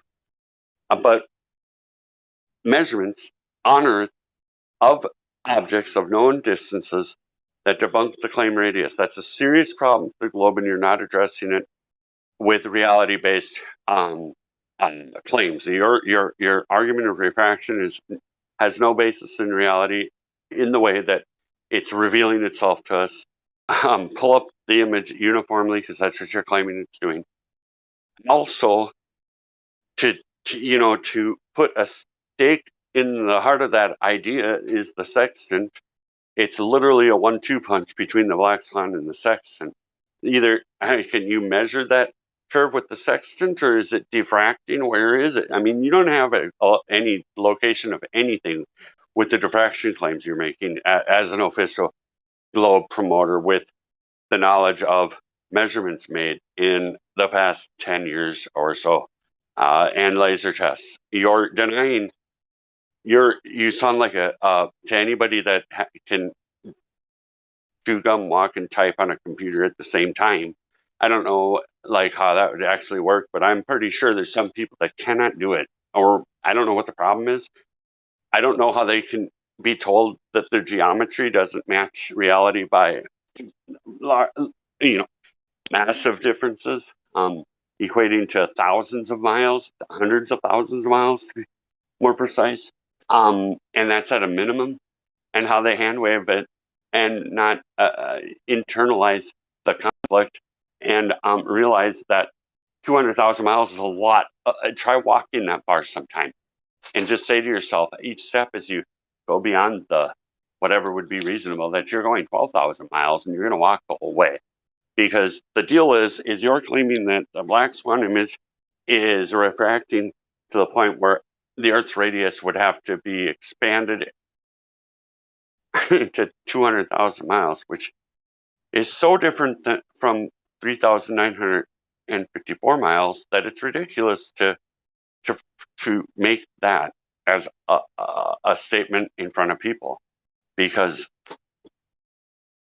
I don't know how people agree with you and end up saying that, oh, well, that would be the geometry of the sphere if this observation is reflective of what the radius is, or it's refracting to that distance. I mean, that's just like, dude, that's so bad for you as a person relating concepts of measurements. It's so bad. It's so bad. I couldn't be that far off when I make a part. Bro, I got to be typically within 5,000ths of an inch. But if I try to sell a part to somebody that's measurably, and I'm talking measurably, because that's what it is, it's a measurement. We have a known distance with a horizon beyond it. And how far that horizon is unknown, but it's beyond the image. And to imagine that the image is bending itself up to meet the viewer, I don't understand why somebody would ever believe that, because it totally screws up all the reality we've ever experienced. You'd have to admit that what you're seeing in front of your face isn't where it actually is. And an increasing factor with distance, but that's not the claim of the globe anyway. They claim it's Earth curve, man.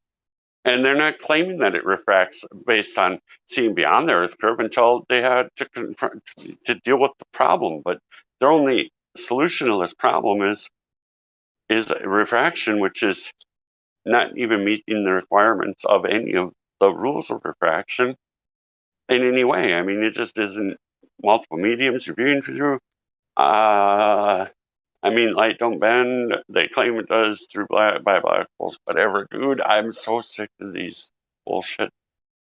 The bullshit the globe gives, because it's like a repeating parrot or something. Because I'm gonna say I've never seen a laser's a focused light. I've never witnessed that bending. Maybe if you shoot it through water from air, it'll make a sharp turn and like an angle adjustment, but not like a uniform turn. And it's just like, I don't get you guys, dude. I hope some of you are listening. You're not really funny in the way you come across. You might entertain yourself, but you can't come into these discussions and be confronted with the evidence and the way the world works in every aspect of the claim that you have. Every aspect, every single one, is clearly, thoroughly debunked. I mean, this Earth spin, Coriolis, air pressure without a container in the claim vacuum, the measurements of Earth, nothing about the globe. The claim that they have knowledge of size and location as far as distance from Earth of any light in the sky, that's conceptually bankrupt. When I was 12, I can agree that I didn't understand enough about how a human actually measures things, because after becoming a machinist, you have to have the part in your hand. You have to do physical measurements to claim any values. You cannot sell a part that you look at. You can't do it, dude. You can't engineer that way. You can't define anything to do that's physical in that manner. Yeah, you only have a viewing angle of lights in the sky. There's no way to know the distance. That is a lie that is meant to break your brain.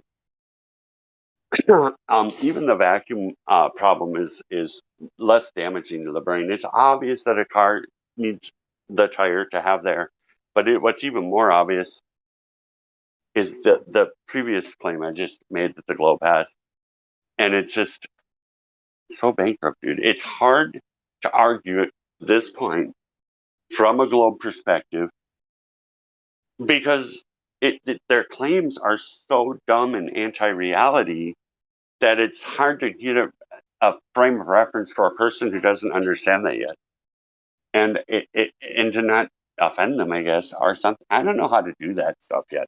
I just know that the globe doesn't have any reality. It's totally bankrupt. Literally, really, it is, man. I the fact that nobody's ever measured Earth curve should really have you should have a problem with that.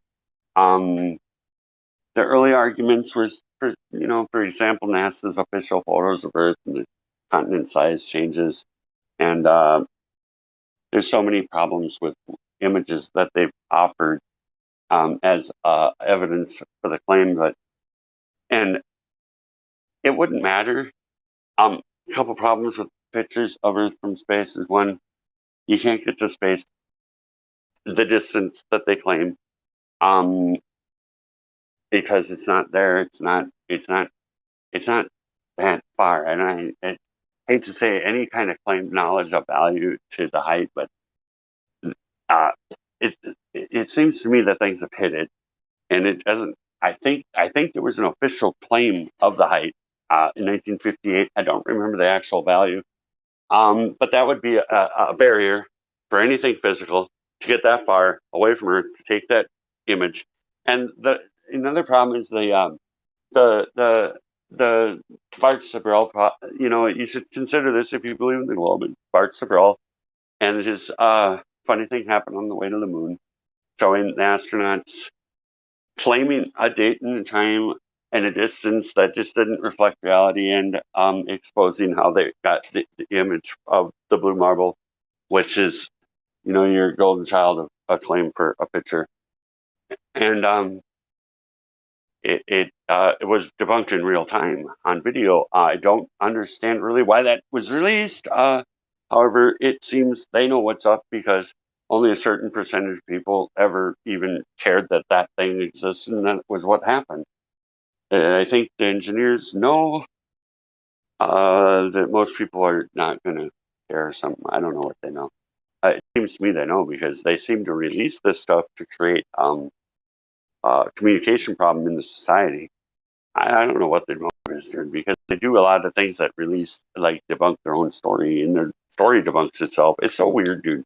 I don't understand why. It definitely is not a thing that can be easily agreed on in society when you tell somebody that the Earth's flat and you give them the reasons why the globe is not possible.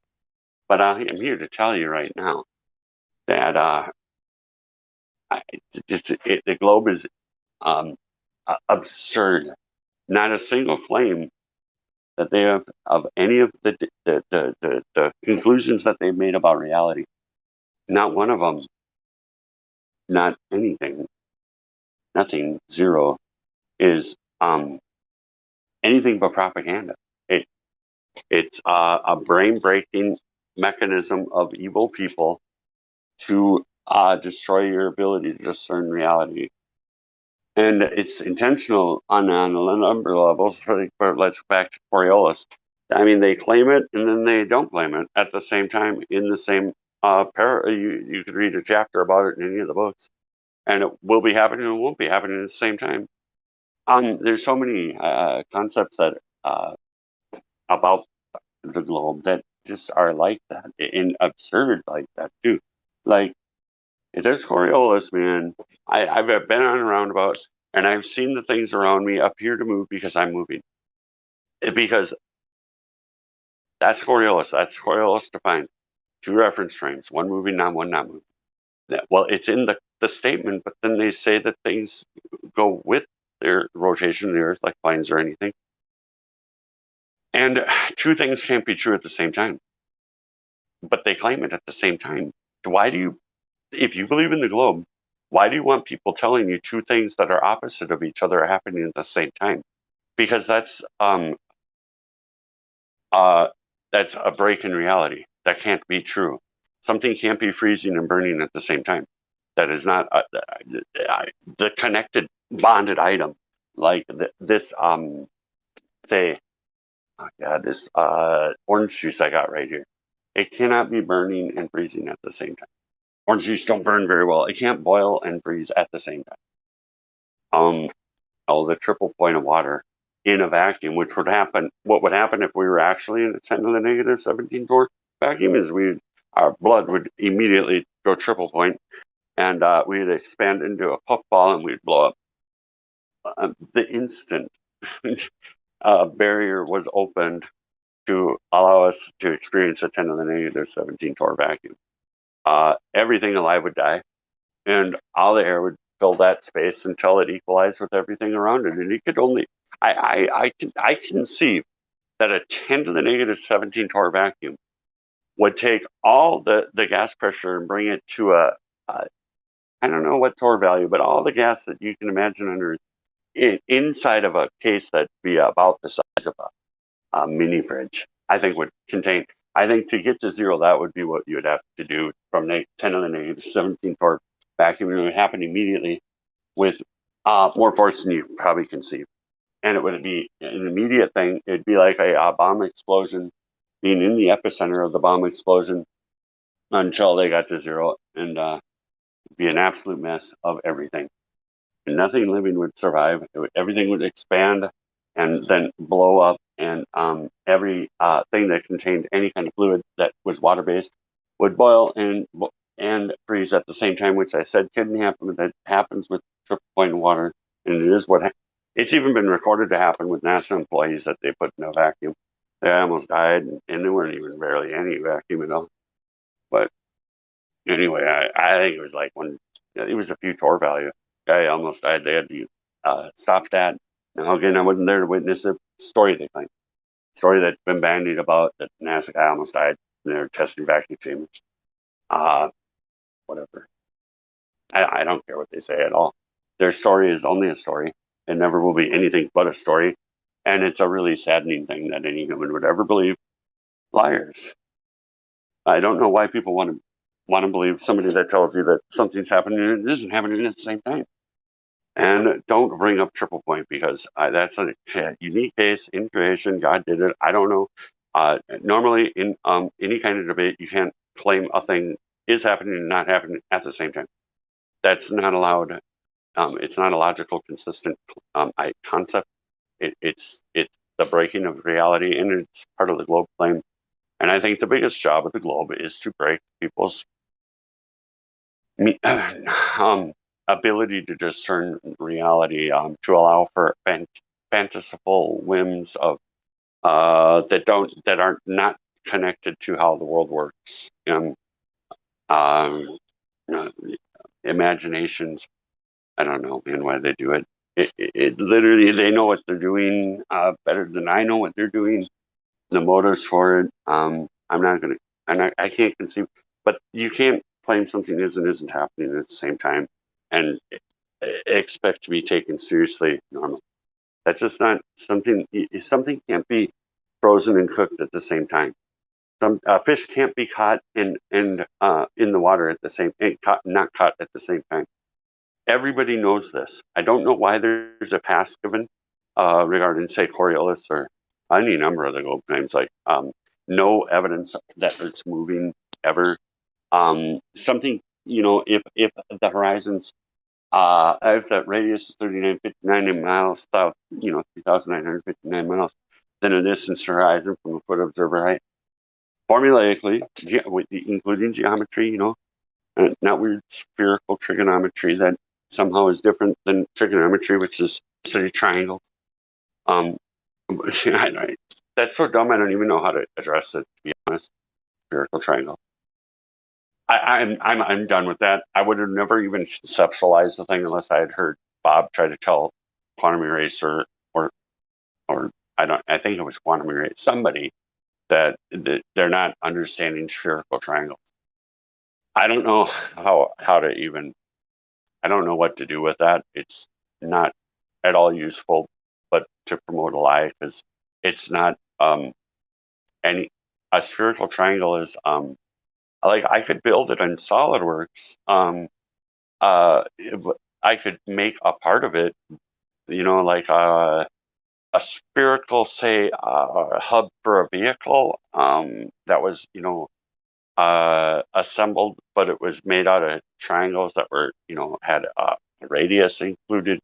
But that wouldn't be useful for trigonometry or any kind of measurement, because the triangles aren't actually triangles. It just kind of has the triangular shape, and they're actually segments of a sphere that have cutouts of values given along 3 axes of the cutout. So it's not relatable, but they're again, they're manipulating the mind of the people that want to be lied to. But the problem I have is how people that are hearing the information aren't able to discern how it's not consistent with itself again, and why they don't challenge the inconsistency when it's glaring, and it's obviously a manipulation of how to conceive reality.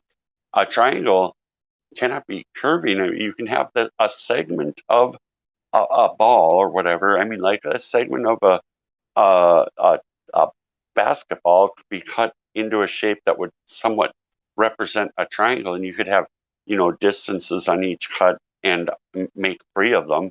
But that's not a triangle in function at all. It's just a segment of a sphere cut out to have the appearance of a triangle, to be usually used in some manufacturing or something. But in conception for, dude, like, but the globe has to say spherical triangle, because you can't measure. Okay, a triangle needs 3 straight lines that have included angles to 180 degrees. It can't be a shape that it has a triangle-ish view. Now you're dealing with 3 axes, 3 planes of reference. Your points are intersecting between planes. You're out of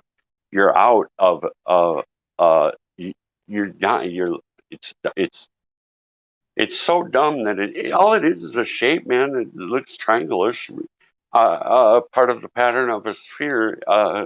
That's all it is. It's not a geometric term at all. It's not useful in any way.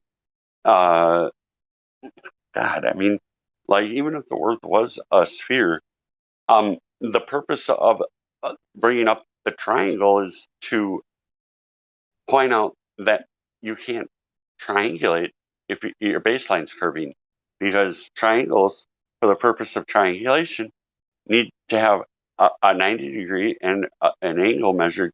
And conceptually, if the baseline's curving down, you can't get an angle measurement, especially because you don't know the distance to the ground position that's supposed to be making the 90 from the star above it. You don't know that distance. You wouldn't be able to include that information in the measurement in the first place, and it would actually have to be a known value to even have the attempt at dimensioning it. Not that it would be useful for triangulation even, but you would have to have a value there to, in reality, be able to place a value so you can create something that would have angles, but it wouldn't add up to 180, and it wouldn't be useful for triangulation, and it wouldn't be useful for right angle trigonometry, which is how an SR-71 Blackbird is flying around and knows where it's at on Earth through us, triangulation, section, dip angle, and accurate measurements. Absolutely accurate. Completely not possible on a sphere. And I don't know what kind of person can conceive that it could happen on a sphere. I don't understand that. I don't understand that at all, because your triangles are not useful if the baseline's curving for angle measurement. And you can't have a 90 degree. And your radius would have to conform to the shape of the Earth at each measurement. And each measurement, there has to be 3 of them. would be increasing in lack of accuracy because your angles are wrong each time you look anyway, and it's only the radius you're getting and the corresponding radius to the other side of the circle that need to intersect, all three of them, which, according to your, excuse for this problem, it only compounds the problem because you need three triangles to triangulate, and they're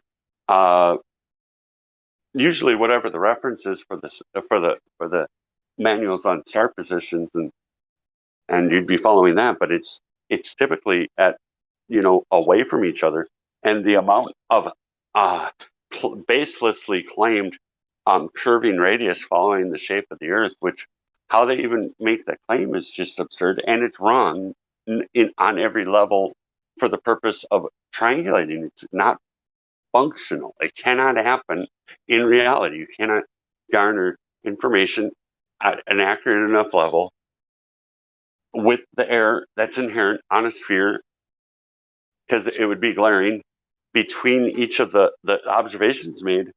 It would be included each time in the final measurement, and it would be so wrong. If I tried to build anything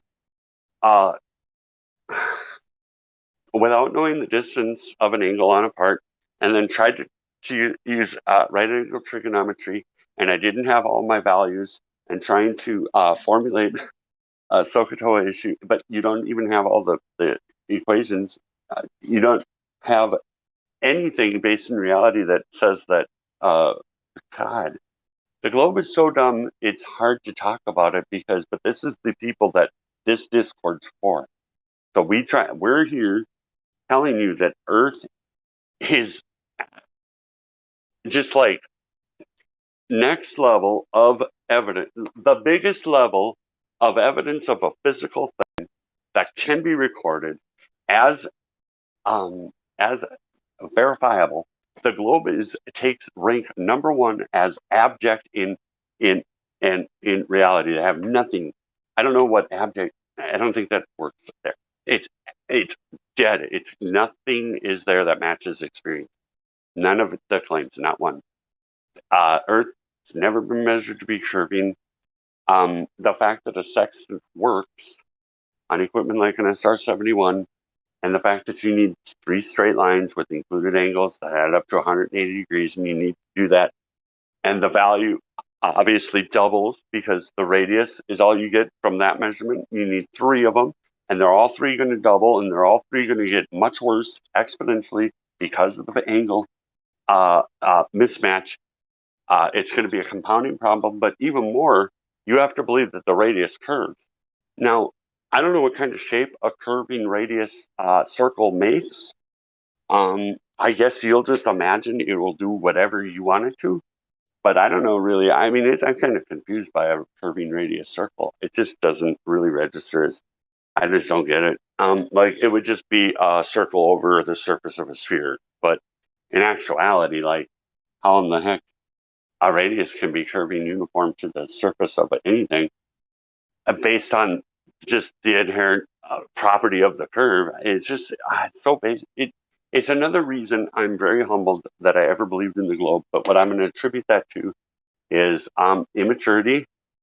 I'm going to attribute that to kind of a firmer belief that people, have researched this or something, and that people standing in shape over me, I guess, is normal. I have never experienced it when I first heard about it, in second grade or whatever. I don't understand it really, but I guess, I'm looking at this thing and they're telling me this is the deal. And like people in China are upside down for me. I was like, that just kind of like doesn't register. There isn't an experience that I could personalize with that. It just didn't, that really down is down for me all my life. And I, anyway, and this story went on, obviously we all went through it.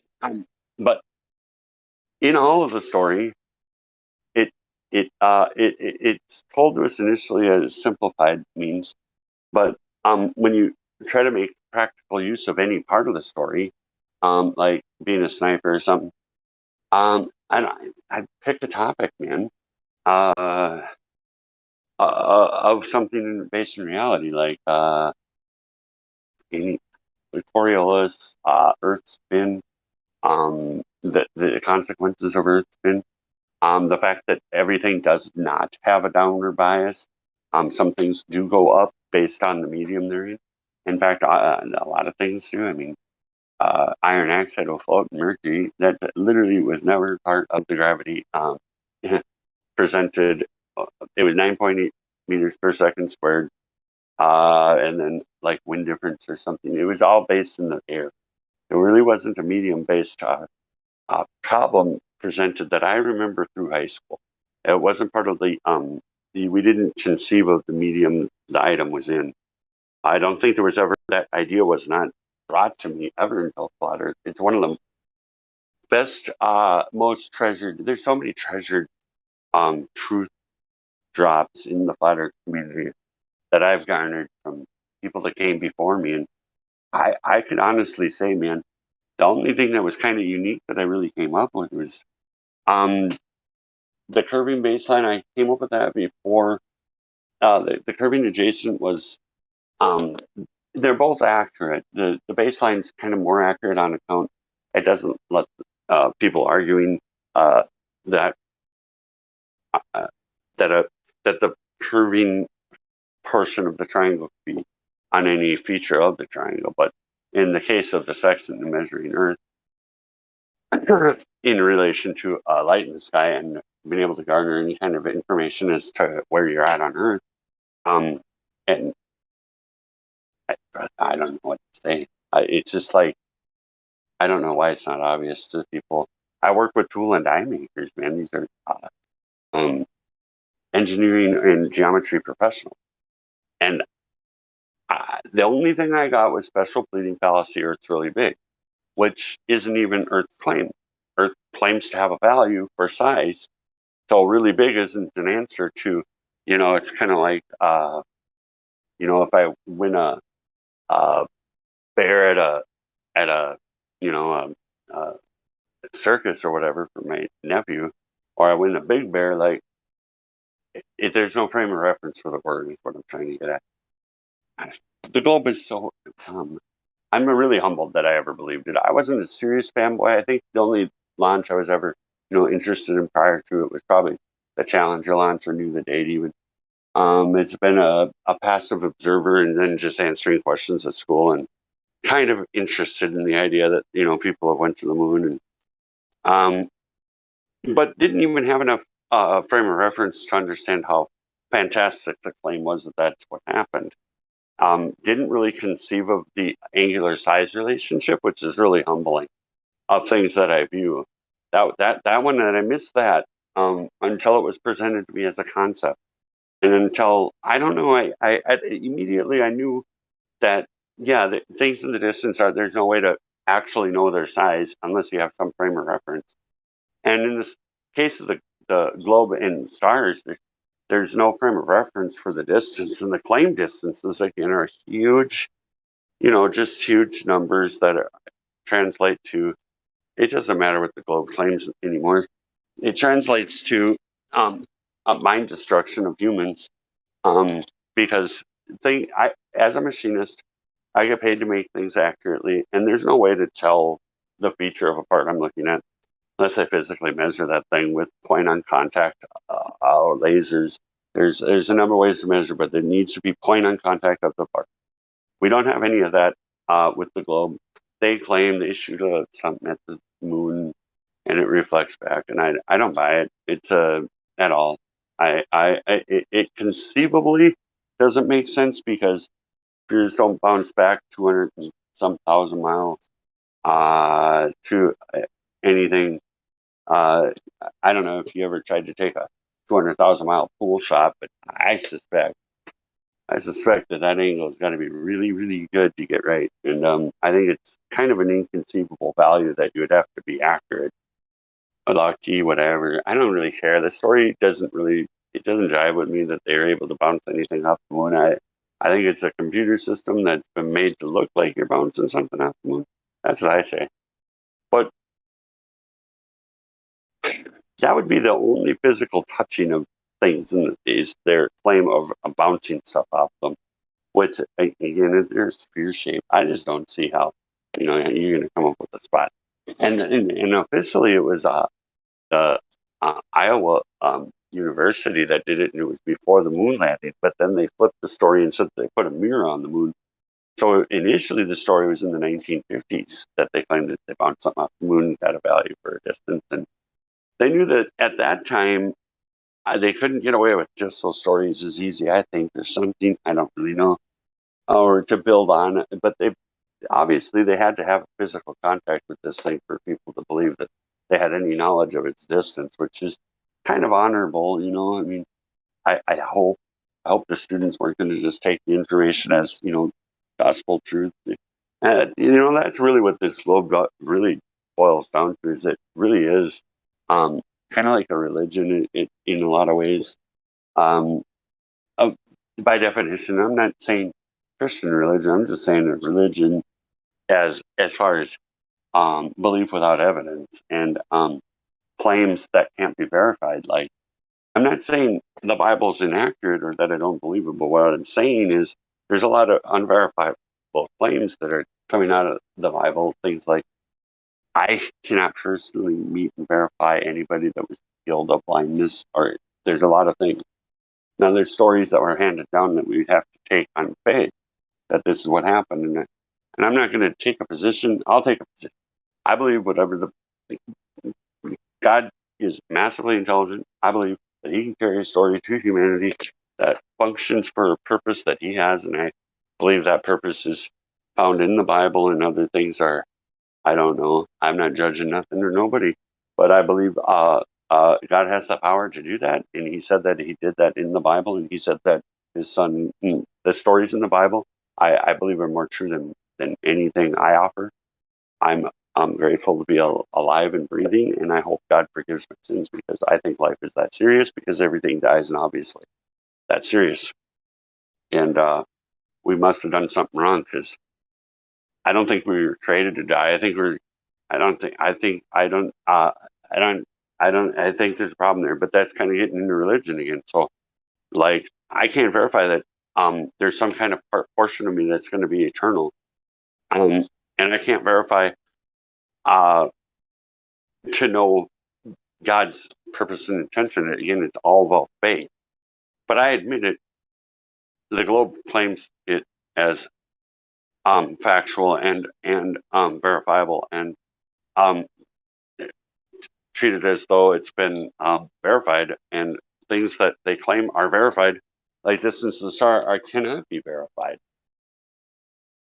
The claims that they have that they don't pass, the claims that they have that say, for example, man, I'm getting tired. I really gotta go to bed, guys. I'm losing kind of train of thought periodically. I'm getting really, really tired.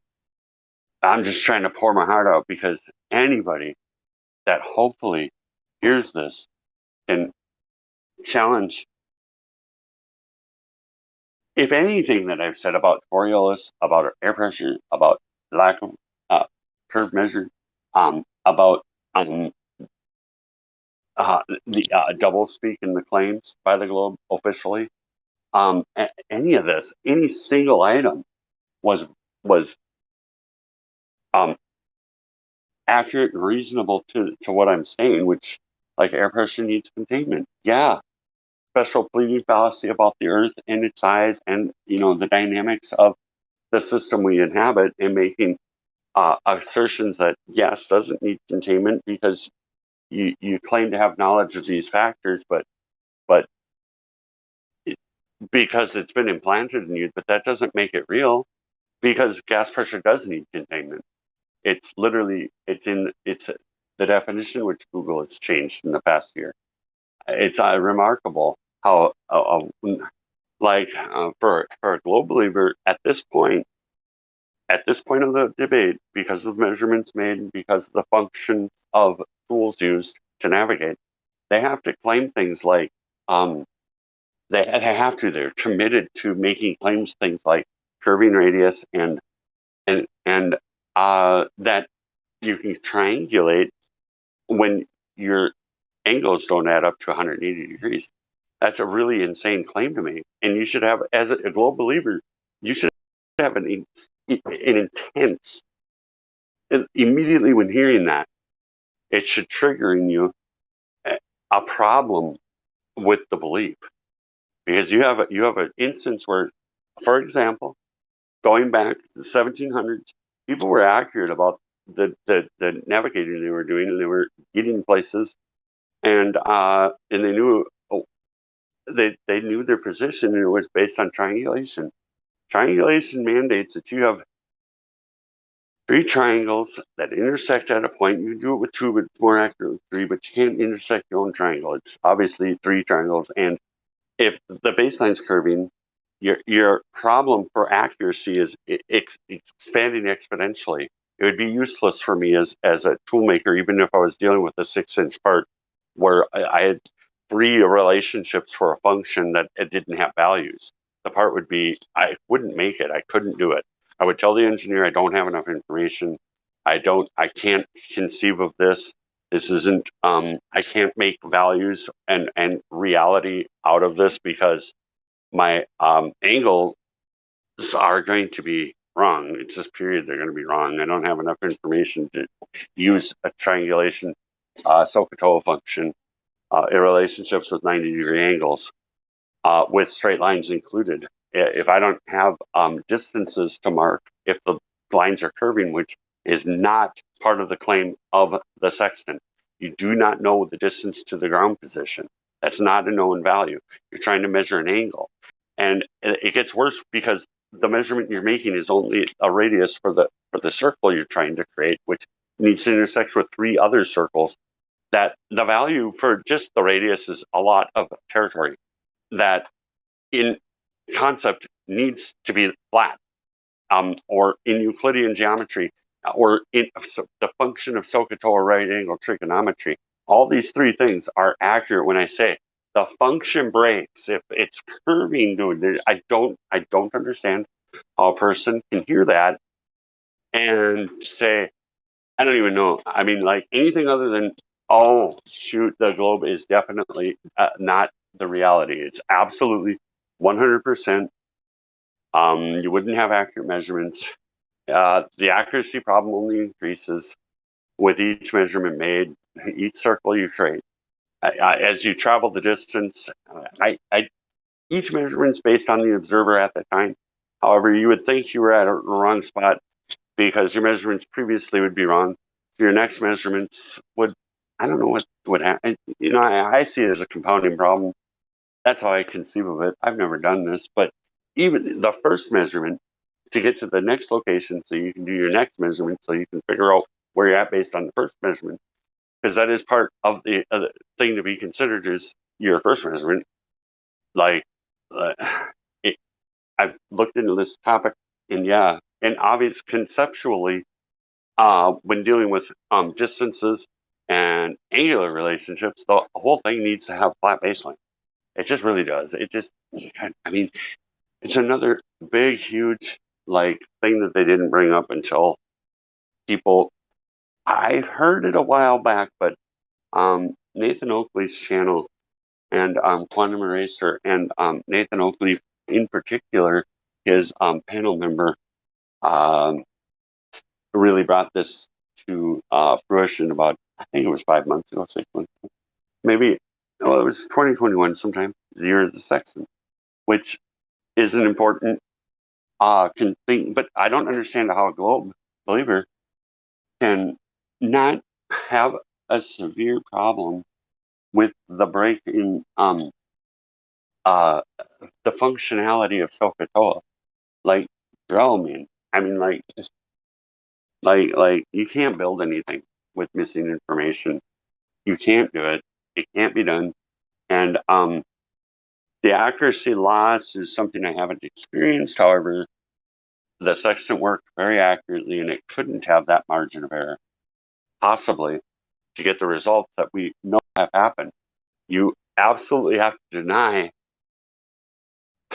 how the problem compounds, and just say or whatever, not think about it, and just say, "Oh, you stupid flat earther in your head," or I don't know what you're saying in your head, but this is a big glaring problem for anybody who can conceive of what a triangle is and what SOHCAHTOA is. And SOHCAHTOA is sine. It's formulas for which angle or line segment you're using to determine values of angles or length measurements of a triangle. There's certain information you need to know, and that's how you formulate whether you're using SOHCAHTOA. Sine equals opposite over hypotenuse. Anyway, its functions, if you know them and you've used them, either professionally or in a school setting, like especially professionally. I mean, like school settings kind of conceptual, but in a professional setting, to make something a reality thing, you need enough information. If you don't have enough information, you can't use SOHCAHTOA. And the claim that the Earth is curving down, no sextant manual has a ground position distance. They don't have it. They don't have that distance. That's not enough information to even formulate a right angle trigonometry function. Your globe leaf is, for me, it's confusing how somebody could hear that and not have a severe problem with the belief structure they have that a sextant can be used on a sphere, because SOHCAHTOA doesn't work on a sphere unless you have. For me to be able to use SOHCAHTOA and I don't have a straight line, I would have to know the distance to be able to dimension. And I would have to use that dimension value and construct 3 triangles, and 2 of them would need to be included angles, but the split would be because I need 90 degrees on each of them triangles so I can use SOHCAHTOA. Now, none of that happens on the globe. They don't talk about it. They never talked about the sextant really until confronted. It's not the official people like the Bill Nyes or any of that. They're not going to touch it. They don't want society to consider this at all. They do not want this idea, this concept of triangles needing straight lines to hit the mainstream. I don't think they guard against that. That's a TV has a delay. That's why TV would have delay. That's one reason for sure. And then another reason the TV would have who gives a shit? The TV would have the delay, so that concept isn't bandied about commonly.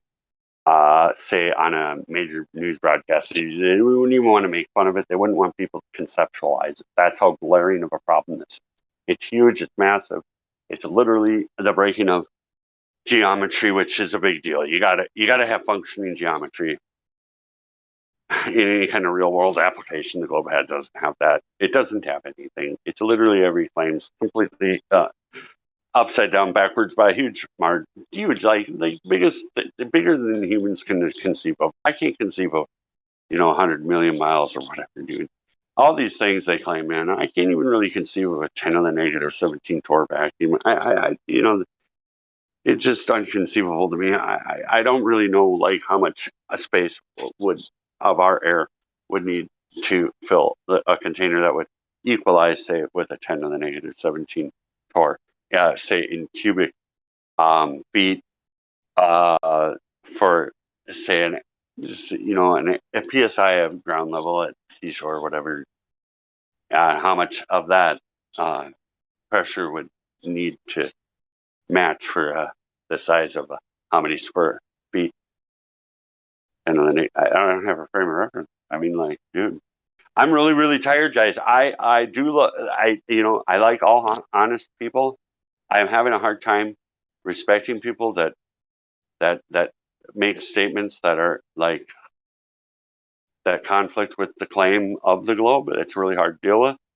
It's hard to deal with people that make statements that conflict with their own statements. It's hard to deal with people that make statements that conflict with the official claim of science.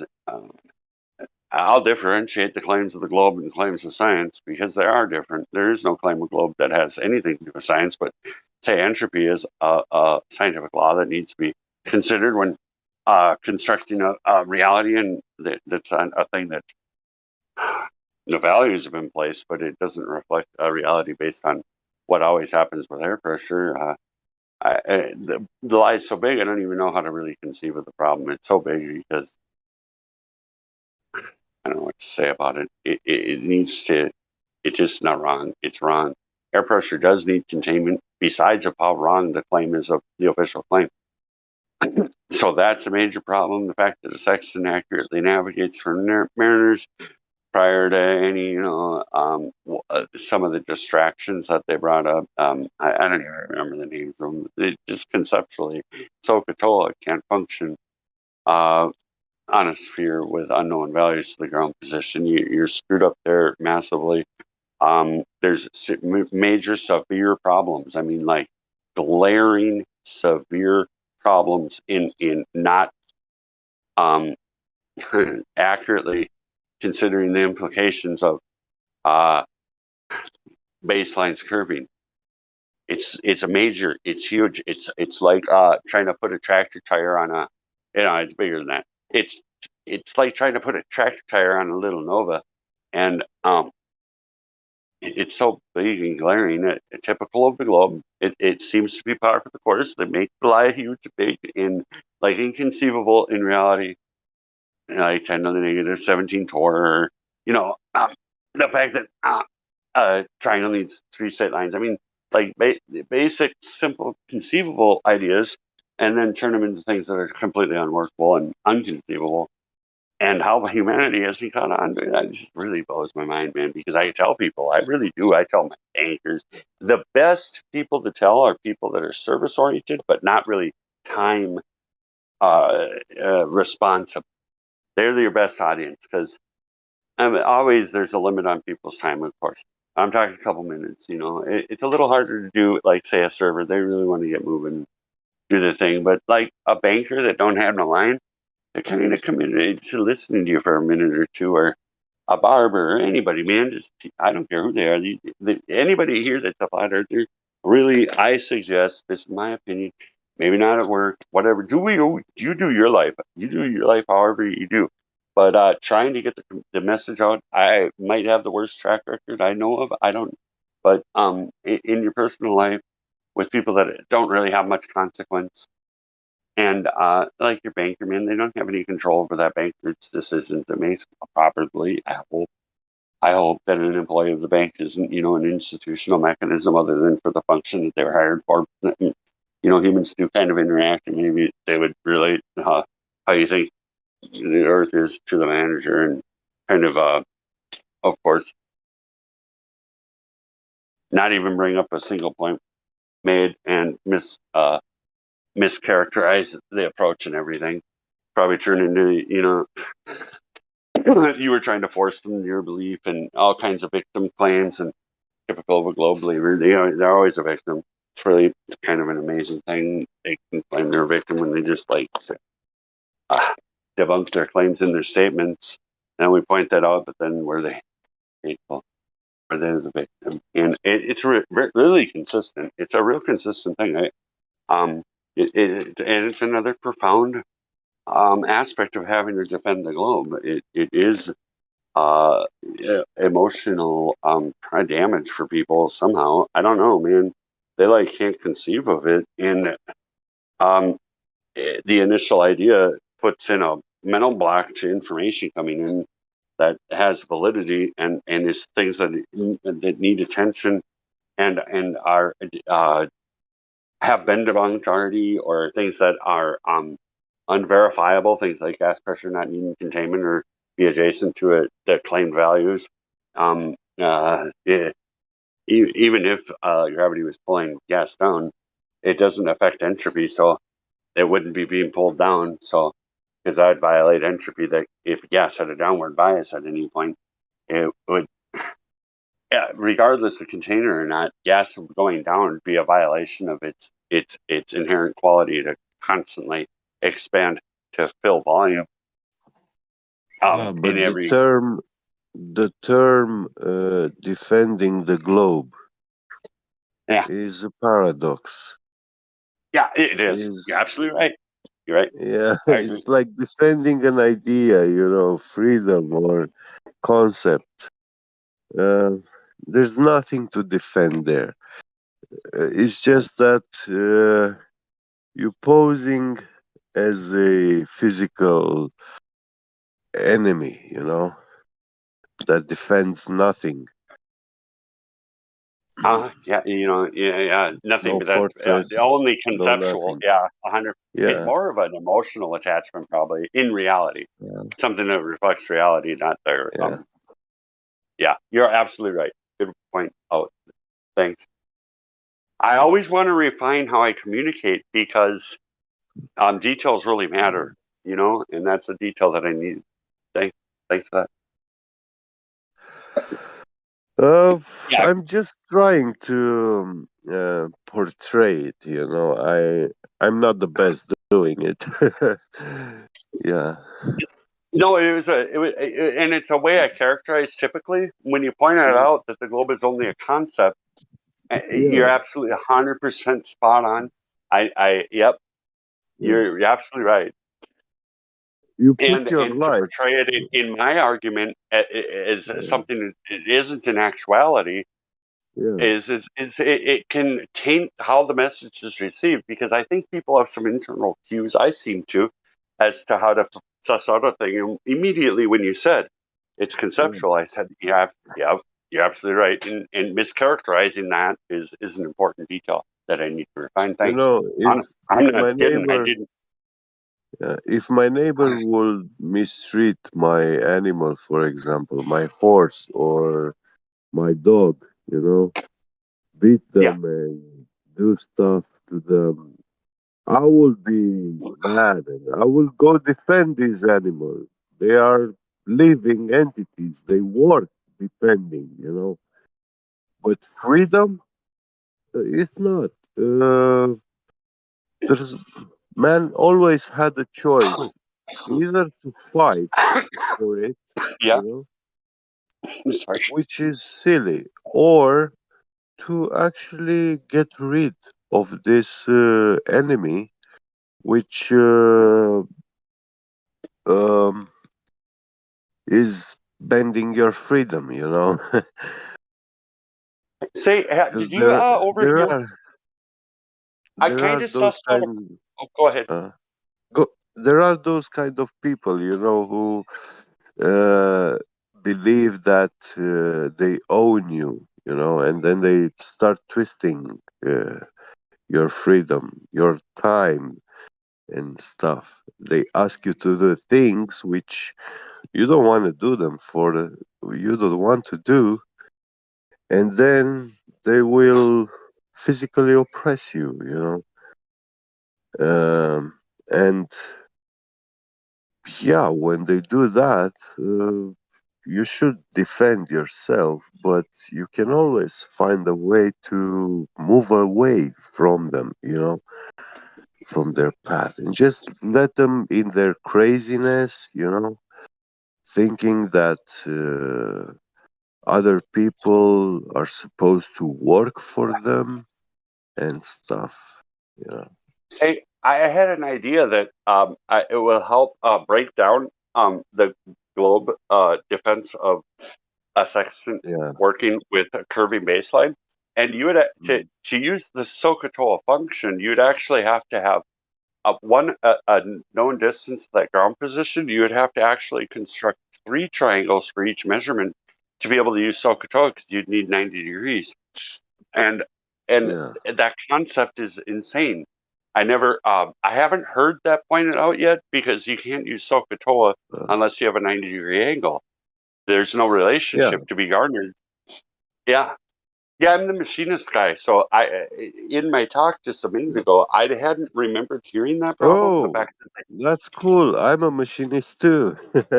yeah, you That's told me about nice. yeah. Uh, I really love the trade. I got lucky. I just took an aptitude interest test coming into high school, and I followed the top of the list. So yeah. I'm really lucky. I go to work and have fun for the most part. Yeah. I really enjoy making parts. But for the argument about, because the globe trolls or whatever these defenders of the globe say about the science guy, when he said curving radius, he's really out of touch with the function of SOHCAHTOA in his definition, because you'd need 3 triangles, and you would need to have a known distance to the ground position, and both of them are not offered with the. Yeah, and the problem is exponential, because Oh. the Well, there needs to be at least 2 measurements, and that's not very accurate, but 3 to triangulate, because that you're trying to intersect these circles, and you're in need of so control function. And if the baseline's curving, you got to have 3 triangles to make 290 degrees out of the variance in the degrees, because the control won't function unless you got 90-degree triangle. It's just the function. Yeah, you totally. I know if you're a machinist, you understand that you can't. You have it. The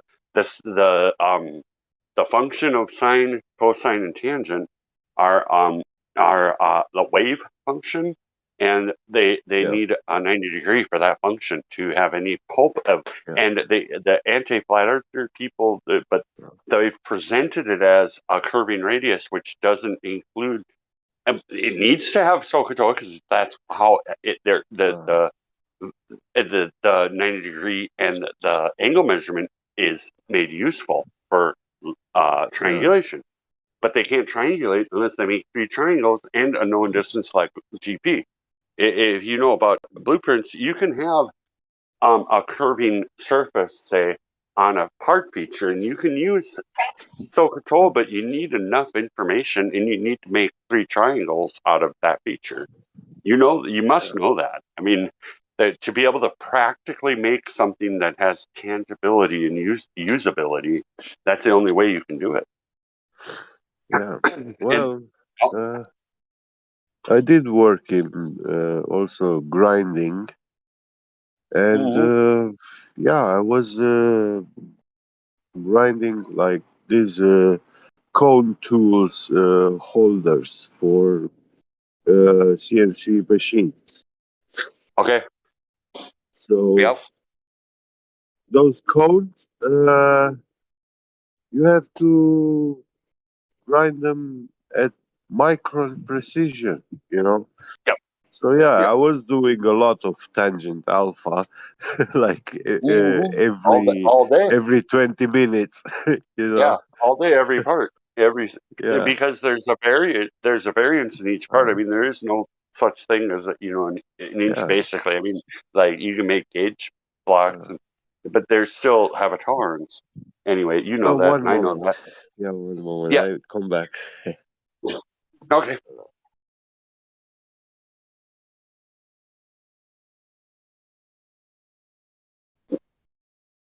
Well, I'm going to check out, man, because it is super late. I'm really tired.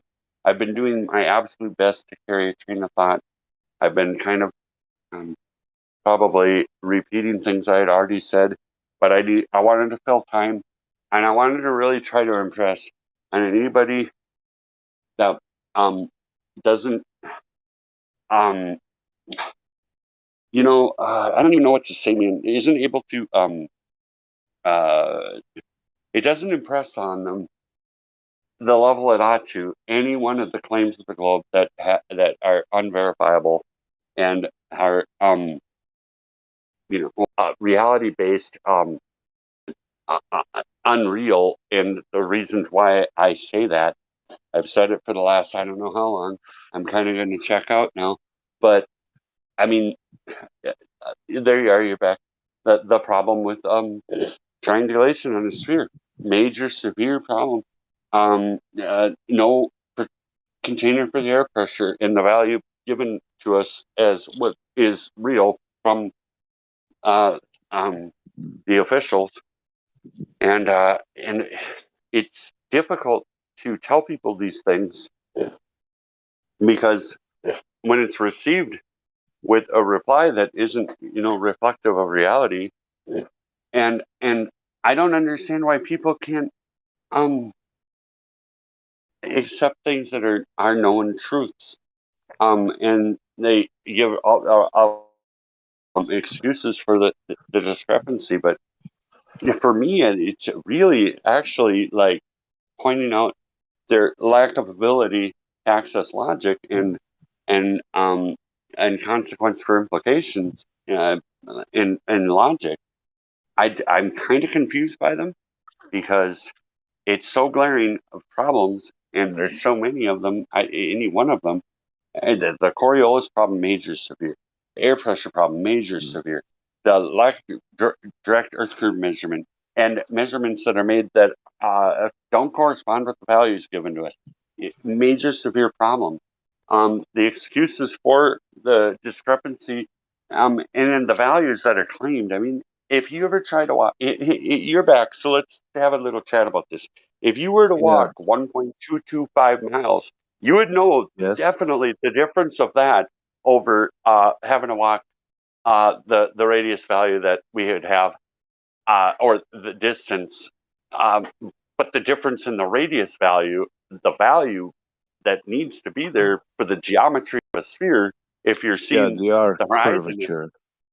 Yeah, and the value differences are so different that to claim that it's refraction means that everything you look at isn't where it is, and there, I don't see how that can correspond with now the Sexton argument. It's like literally like the biggest 1-2 punch into a narrative that I can conceive of. I can't conceive of a more powerful, pungent, decimating set of statements or set of realities that are, measurements, and the fact that the same problem which the sextant has it with globe Earth is to be found also in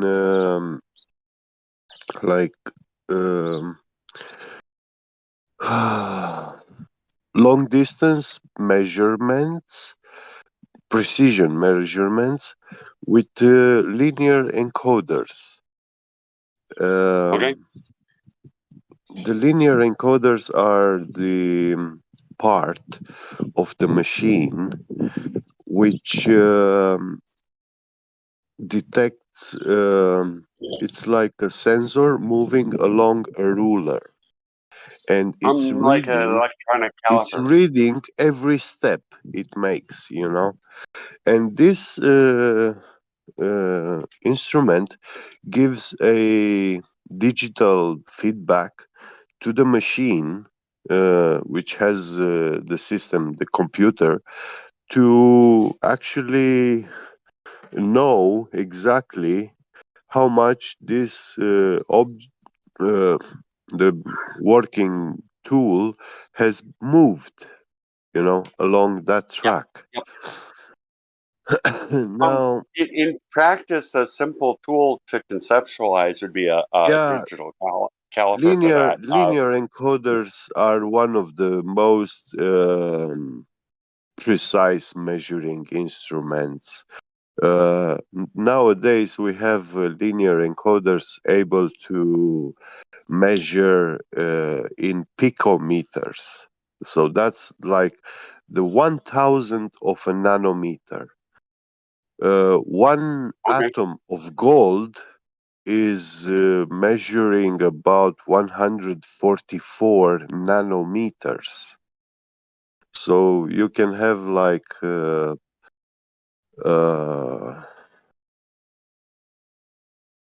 around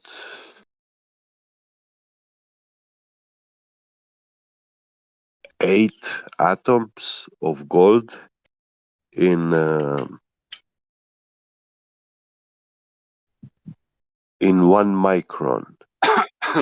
With the values given, I'm not certain. I'm at this point where I'm not certain of the values that we've been given for an atom per se. And I don't know if it's. I'm not certain of the function of an atom in the sense that it corresponds to, say, the nucleus and things spinning around it. I don't know really that's how it works. I don't know. I'm going to say I don't know. We can see that these values and dimensions, we make use of them in making computer processors, Okay. So that's where we have nanometer precision. We work with making those tiny transistors and the gold wire connections between them they use gold nanometric wires in diameter, and the computer technology we reached, like commercially, computers that you can buy today, they use 7 and 5 nanometer technology. Okay.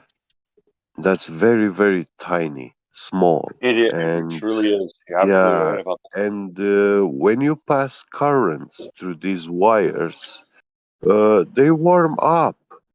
And this can be very, very precisely measured and calculated, not just calculated, but according to the current you pass through that wire, through that circuit, uh, in relation to the wire diameter, you will know how much heat will be generated. And we have laser thermometers which can actually measure that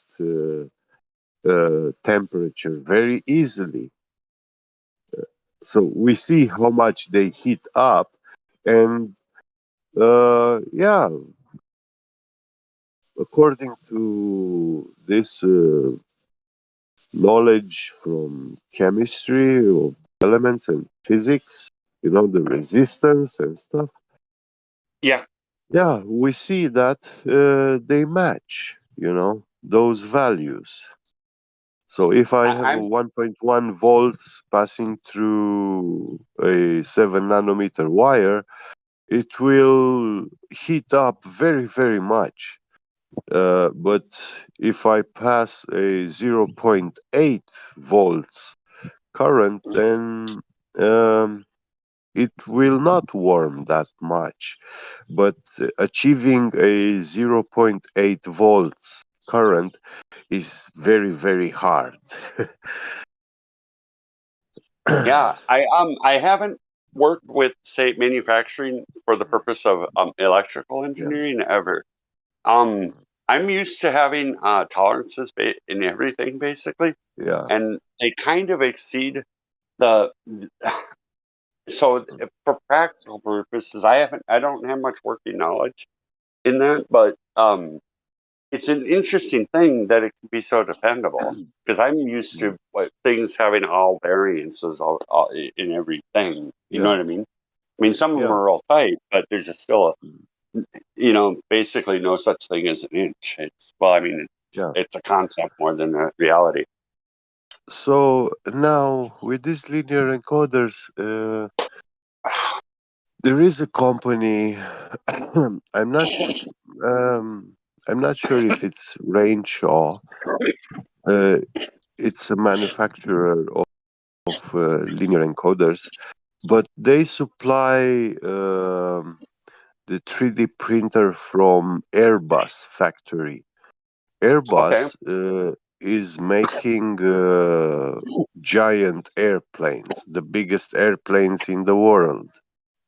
Okay. And to build these airplanes, they have a giant 3D printer, which is printing large carbon fiber structures.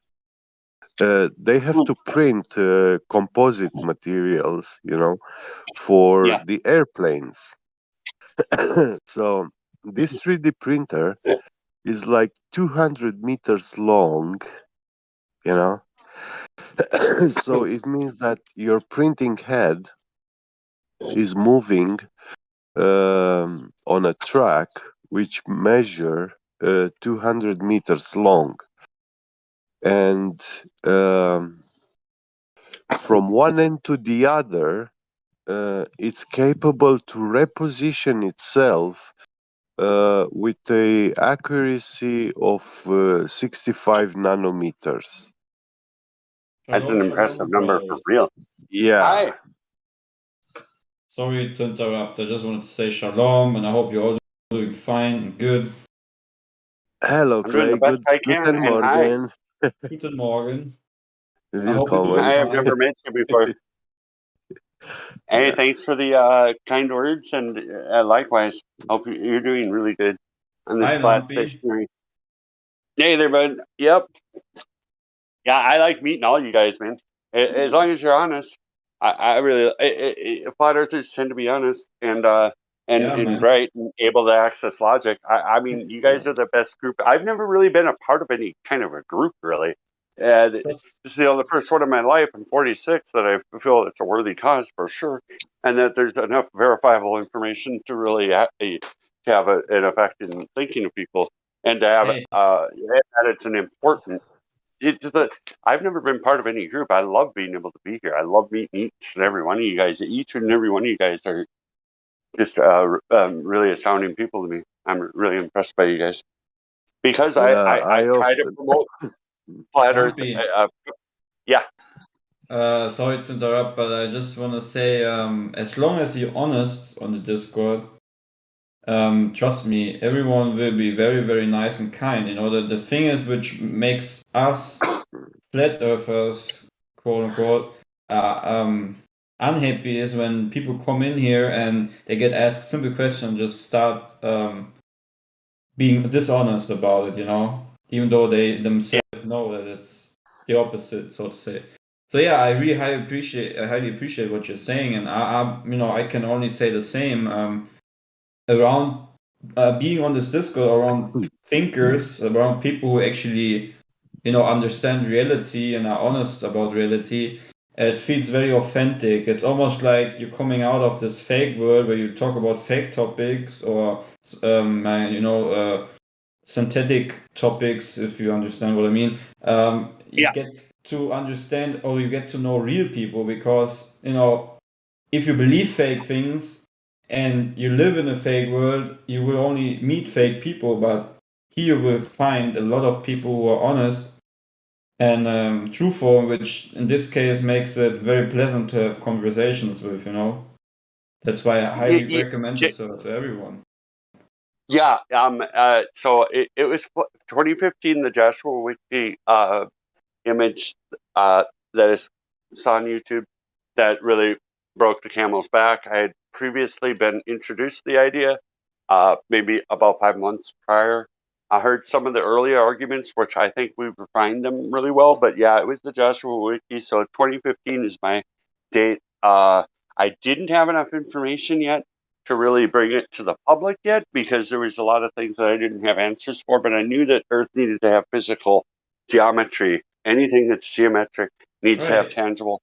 Yeah, and Earth didn't present that with the Joshua Wiki, and the excuse just didn't jive with me. That you know what I mean? Just drop the phone. Yeah. It's pretty simple. As long as you're honest about your reality. I mean, you don't even need to measure things. Just the whole concept of understanding that you can trust your own senses, because it feels stationary, it looks stationary, the sky never changes. So you don't need to be a mastermind to figure out that you're living within a stationary flat plane.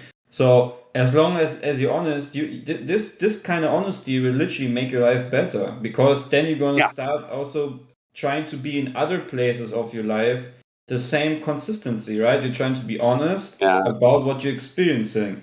So that in this case, I highly appreciate your positive vibe here, because that's just how we all should get along, just being honest. And sometimes honesty might hurt, but it's better to be honest to someone, which then maybe get them to think about something instead of lying to them just to pleasure their lies. You know what I mean?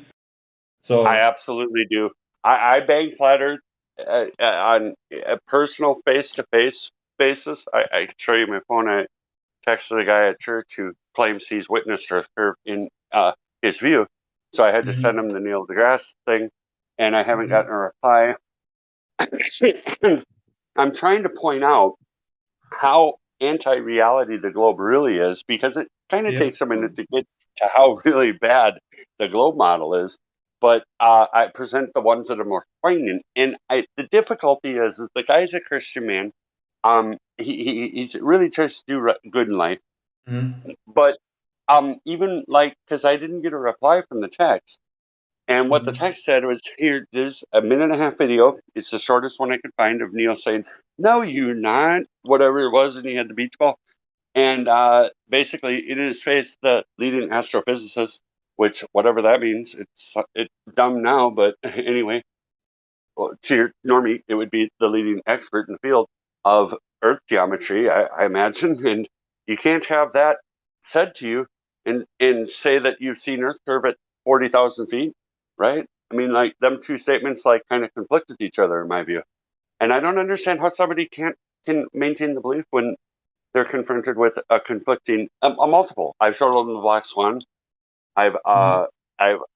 He listens. He says the ideas are interesting, but I can't convince him because he's witnessed Earth curve.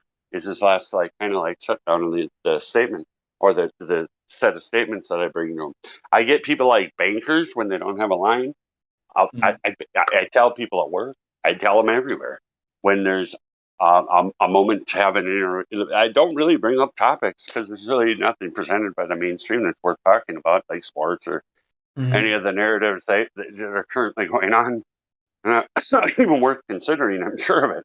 And I mean, they could say the Bears are going crazy, and I'm not going to believe them. And until I see Bears, multiplying and somehow doing, things that are some kind of a threat to humanity. Right. But they're going to make up a story about how, we need to worry about the crazy bears. And I don't know what they're going to make. They're going to make up stories through the rest of my life that are going to need to have, implications that involve my life that are baseless. And they're probably going to be dumber and dumber. It seems to be the program because an anti-reality and the bending of what we experience, it seems to be the playbook, man. It seems to be what they want to do. I won't even, I won't even, I won't even watch them in the first place. I'm just gonna disregard everything which is shown on TV because it's just all witchcraft. It's just all there to. It's like a magician casting magic spells to make you believe some program. Some television. They tell you a vision. Yeah, amen. You're 100% over the target with that statement. I am on board. That TV is a weapon. Yeah, I think it's the greatest weapon ever actually invented. The TV is like everything. That's why in Germany you can be, we have something in Germany. It's called Hartz IV, which is when you don't have any work, you can get, they pay you 450 euros every month, and you don't need to pay for. You can have a free. What is it called? Room or whatever it's apartment or however you call it. And the funny thing is there are some certain free equipments that you can have for free. For example, what is a free thing from the government is the TV. So you can literally get a TV for free, like a flat screen, because that's something that they see as necessary for living. That's why you're gonna get it free if you have no work. So just think about it, if the government thinks that it's a necessary thing for life to have a TV, just think about how important the TV is for the programmers, Hey, I'm 100% German heritage. I'm a Herzog, if you've ever heard that name in Germany. I don't know what it translates to. I think Duke. A title name, but it's a name. Yeah, Herzog is my name. But the four sides is Hoffman, Kreckelberg, and Brown, Braun, and Herzog. So that's all four sides. I'm all German. 100%. Cool. Yeah. So anyway, well, hey, I've never been to Germany. I'm fascinated by the manufacturing capabilities, man. You guys are a premier, say BMW or a lot of things, and also the development of manufacturing technologies and a number of things. I have a real. So anyway, love from the United States and heritage bond feeling from me because I kind of feel, I don't know. I think Germans are, I don't know.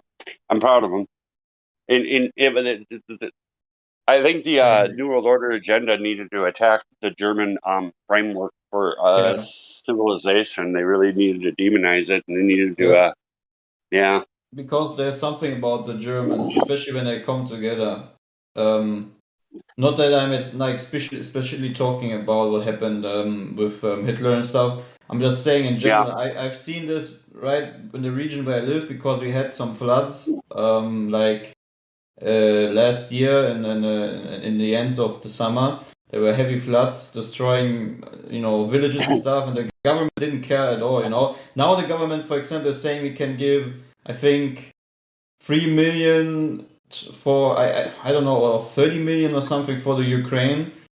But there was literally like almost no no money being given to these flood regions where whole villages, whole existence were destroyed. And so very many farmers all around Germany came together, and many business, business people who by themselves financed going to these villages and or cities and repairing them without any help by the government. And I saw all the videos, and I really seen how we don't really need the government. The government is a virus, The way the people united because of that emergency was literally, I'm not built close to the water, but if I would be, I would have already cried if I about all the videos I've seen. It is literally insane how fast the people by themselves have managed to get back the infrastructure without any help by the government. Like literally, the government needed 7 days to send some military equipment and so forth. Why that they already have established most important things by themselves. So that just shows how disgusting actually governments are. They don't care about the people. That similar thing happened. A few years back, the South had flooding, and like the government was getting in the way, and people were having to dodge the government to get supplies and people out of there, supplies into people that needed them. I mean, things so people could survive. So yeah, that same similar industriousness came to pass, and also the fact that the American government, for its own citizens, people were going to die. More people would have died. People already did die if these people weren't able to get through. So is the government getting in the way again? And yeah, the governments are all. Well, the problem is they don't want to do good on purpose, but they want to seem like they're doing the best they can. So that's the dynamic I think I've determined in my lifetime now. I think the government, it's like the evil villain in a movie that wants to be portrayed as the best character in the movie. You know what I mean? Yeah, 100%. Yeah. But it's also this big lie that they told us that everything would end in chaos if we suddenly don't have a government to govern us. But I think the only thing that the government actually does is govern our minds of trying to keep us within limits, Like, don't go to Antarctica. Don't explore more. Stay in here. Listen to what we say. We are your God, Don't listen to God, I mean, does your government say, listen to the God, the creator, which is in the Bible? No. They just always say the name of God, but it's important to know who the God is, Many people have gods. So it's always about keeping people in a prison system. The structural rules imposed are typically something that's going to restrict freedom, which is never good. So the ultimate course of freedom without injuring anybody else in the process is what should always be supported, and that's really getting away from that. If there was ever that in, say, the American experience, but I think the freedom really comes from a government that just maintains rights and facilitates disputes about things. I don't really even know what the concept of a government ought to be. I don't know that the world can even manifest that in a sense, because the people that are put in on the stage are just there to present the agenda, and there's no conformity to the statements made and the actions made anywhere, and we have problems because I think what's going on is, I suspect, is the global operators that are really not needed to be MK Ultra. I brought this up earlier today. Again, it's a theory, but I think it goes back to Egypt, and I think these bloodlines go back, and there's a lot of connection to the royalty and a lot of things that people that are societal influences, which is the main purpose of the government, just like you had said a minute ago. I deduced that government, the etymology is govern, which is to rule, and the mind is meant, and it's more about the perception of their purpose and to expand the meaning of it. And now Germany has went through things that I haven't lived through, and it's probably kind of closely associated with you. And that's the dissolution of freedom and the dissolution of connection to meaning of words. And I don't really know how to even go down that road. I don't know what all happened. I'm not sure about, how many people died or whatever, but it really was the reverse of the promise to the outcome. And I believe the outcome was probably known already. I think that the engineers, the people that were behind funding it, and the financiers and the people that made the war effort possible, and the thing that made Hitler look great because of the boom in the economy and the fervor for the ideas, we're all false construct. That's what I believe at this point now. I totally think that, there are people who think Hitler would have been a hero trying to get rid of this whole New World Order agenda, whatever. There are people praising him for going against the system, but I think it's all there to make you actually believe this, because if you think about it, like, for example, how he disappeared with that lie that he killed himself, which everyone knows is not really true, and the other way how they used Hitler's scientists and so forth to actually establish other things further out, just shows that it was never about morals, or the whole war was never about actually, who's enemy, because they all were already playing together, right? So the whole goal was just to destroy, first of all, the old world buildings, or however you want to call them, the whole infrastructure, which would have raised questions about our weird and very bad history that we have been told. The official, yeah. Yeah, and second of all, they wanted to have this whole narrative, that we have today. People that are split up, some people will say, I love what Hitler did, and the others say, no, I do not love. Then there's the middle ground, and then there are the liberals, the Democrats, they wanted to have this whole system of division to make the ones who should actually be united, understanding that they've all been made in the image of God, so there is no division between these children. That's a real deep truth right there. Yeah, and it's the system of the world to create this anonymity. And it's really a construct by the storyteller. It's a construct. Yeah. If you look at all the things that happen, it just all look like, if you're honest with yourself, again, it's about honesty. If you look at all these dots and connect them, it's all a construct.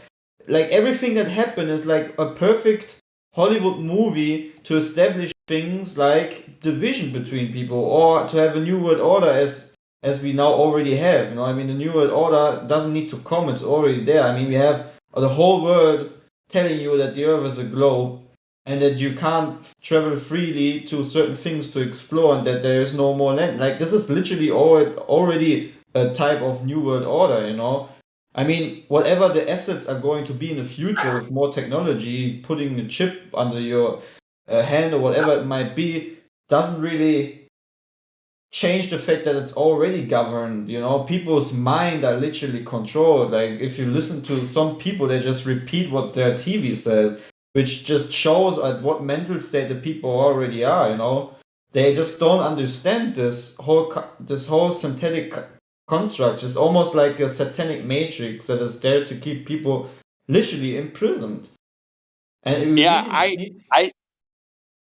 When I brought up my belief about the operators, the people that are really in control of the agendas, say the Rothschilds, I don't suspect, and I might be wrong, that they're in need of mind control. Did you know that the Rothschilds are not even Jews? They're not even Jews. People always say they're Jews, but they're not even Jews. They just witches and what's the male term? Warlock. Yeah, they're just they're just sorcerers. They work together with Lucifer. There's actually someone sent me a very nice recording of someone who was born into a certain type of bloodline and was initiated into these special schools of witchcraft and all that stuff.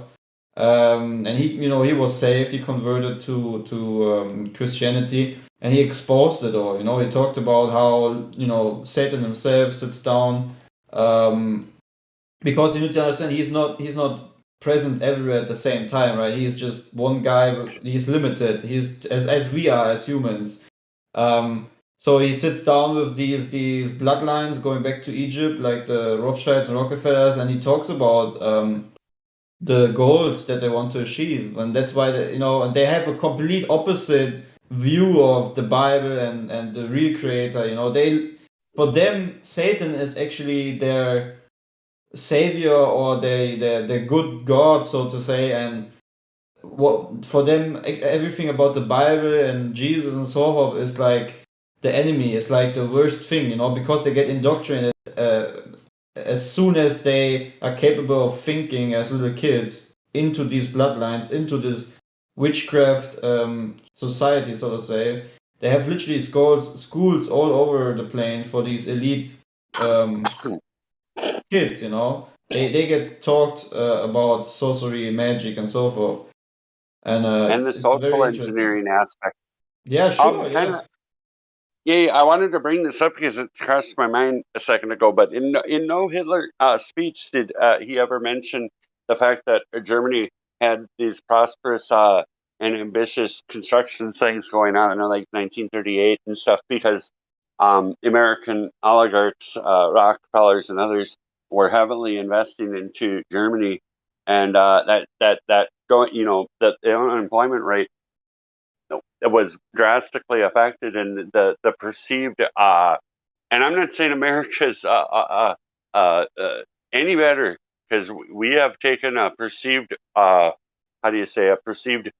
financial uptick in reality too. I mean, like infrastructure and equipment, but through the Federal Reserve, which is kind of like the granddaddy of whatever Hitler had going on.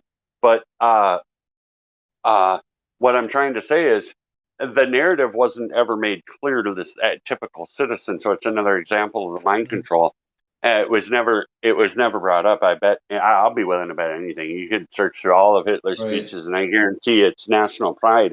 Now, I'm not saying national pride's a bad thing, but to manipulate people.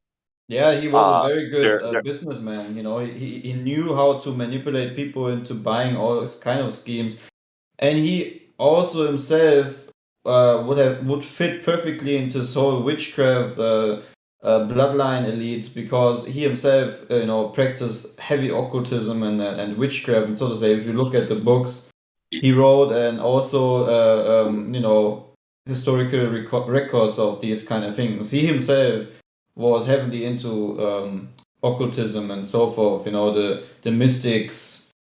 And the other thing is he was also persecuting, is that the right word? Christians and stuff.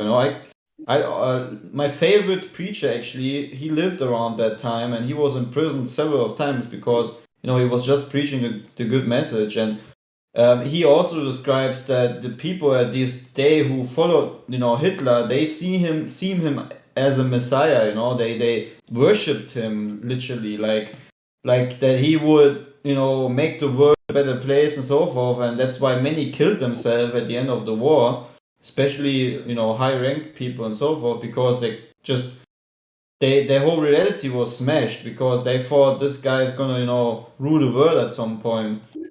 But they were just all manipulated, as we are today. It's just the same scheme.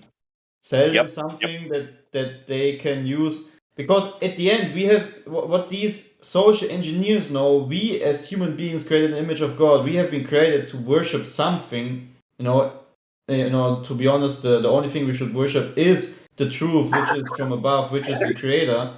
But what they what Satan knows, and what what they created is they made you worship either yourself or the things that they present you, such as governments or idols, such as certain type of people. You know, that's the thing, because they know what your characteristics are as a human being by nature, that you want to worship something.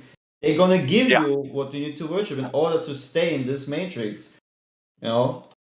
I used an example earlier that tunes into that point. And what I was saying was somebody mentioned getting a therapist. I said, well, that's a blind person leading a blind person into a hole, because we're both screwed up without God as a basis and Christ as the source of salvation.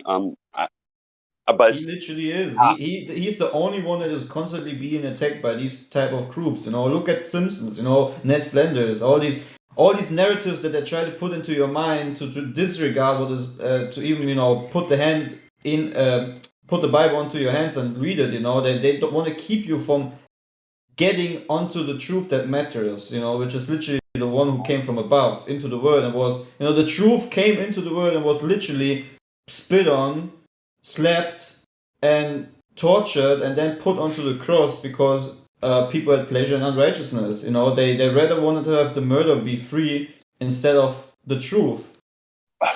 Hey, do you want to hear what I think the motive is, at least in part, of these occultist types, is being left alone by God, being left here. I think they really resent that to a level that they're willing to lie and coerce and side with what would be evil. I think that's one of the motives. I've suspected. I don't know it. It's definitely not admitted. You also but have I've to gotten. understand. Yeah, sorry. Go on. Sorry, I'm interrupting you. I've gotten people who are involved in witchcraft to say that. And the reason I think there's a correlation between that statement and the multiple times I've heard it when trying to confess to Jesus, especially people with wearing pentagrams and things, that I think there's not too much of a disconnect between the elite and them. What I mean by that is I think there's some uniformity in witchcraft when it's establishment witchcraft that say is conforming to just some kind of standard, kind of like Freemasonry or something. I think there's a uniformity and one of the main problems they have is that God left us here to deal with having to die and all this stuff. So they make everything upside down. Yeah, listen to this, okay? Because it's actually listen to this. So in 2 Thessalonians 2:5, Jesus is talking and he says, "Remember ye not that when I was yet with you, I told you these things? And now ye know that withhold it, that he might be revealed in his time. For the mystery of iniquity doth already work. Only he who now letteth will let, until he be taken out of the way. And then shall that wicked be revealed, whom the Lord shall consume with the spirit of his mouth, and shall destroy with brightness of his coming.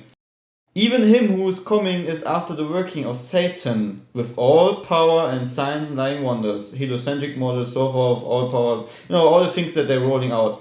And with all deceivableness of unrighteousness in them that perish, because they received not the love of the truth, that they might be saved. And for this cause God shall send them strong delusion, that they should believe a lie, that they all might be damned, who believe not the truth, but had pleasure in unrighteousness. But we are bound to give thanks always to God for you, brethren, beloved of the Lord, because God hath from the beginning chosen you to salvation through sanctification of the Spirit and belief of the truth, whereunto he called you by our gospel to obtaining the glory of our Lord Jesus Christ. Therefore, brethren, stand fast and hold the traditions which ye have been taught, whether by word or epistle. Now our Lord Jesus Christ himself and God, even our Father, which have loved us, has given us everlasting consolation and good hope through grace. Comfort your hearts and establish you in every good word and work. So, what we need to understand, these people who are practicing witchcraft and have pleasure in unrighteousness, God will, at a certain point, God will send them a strong delusion that they should believe a lie, That's why they can't turn away from it. That's why they can't come out of it. 1 second, I'll be right back. Yeah, you're good. Yeah, and a fine characterization of believing a lie would be, evolution.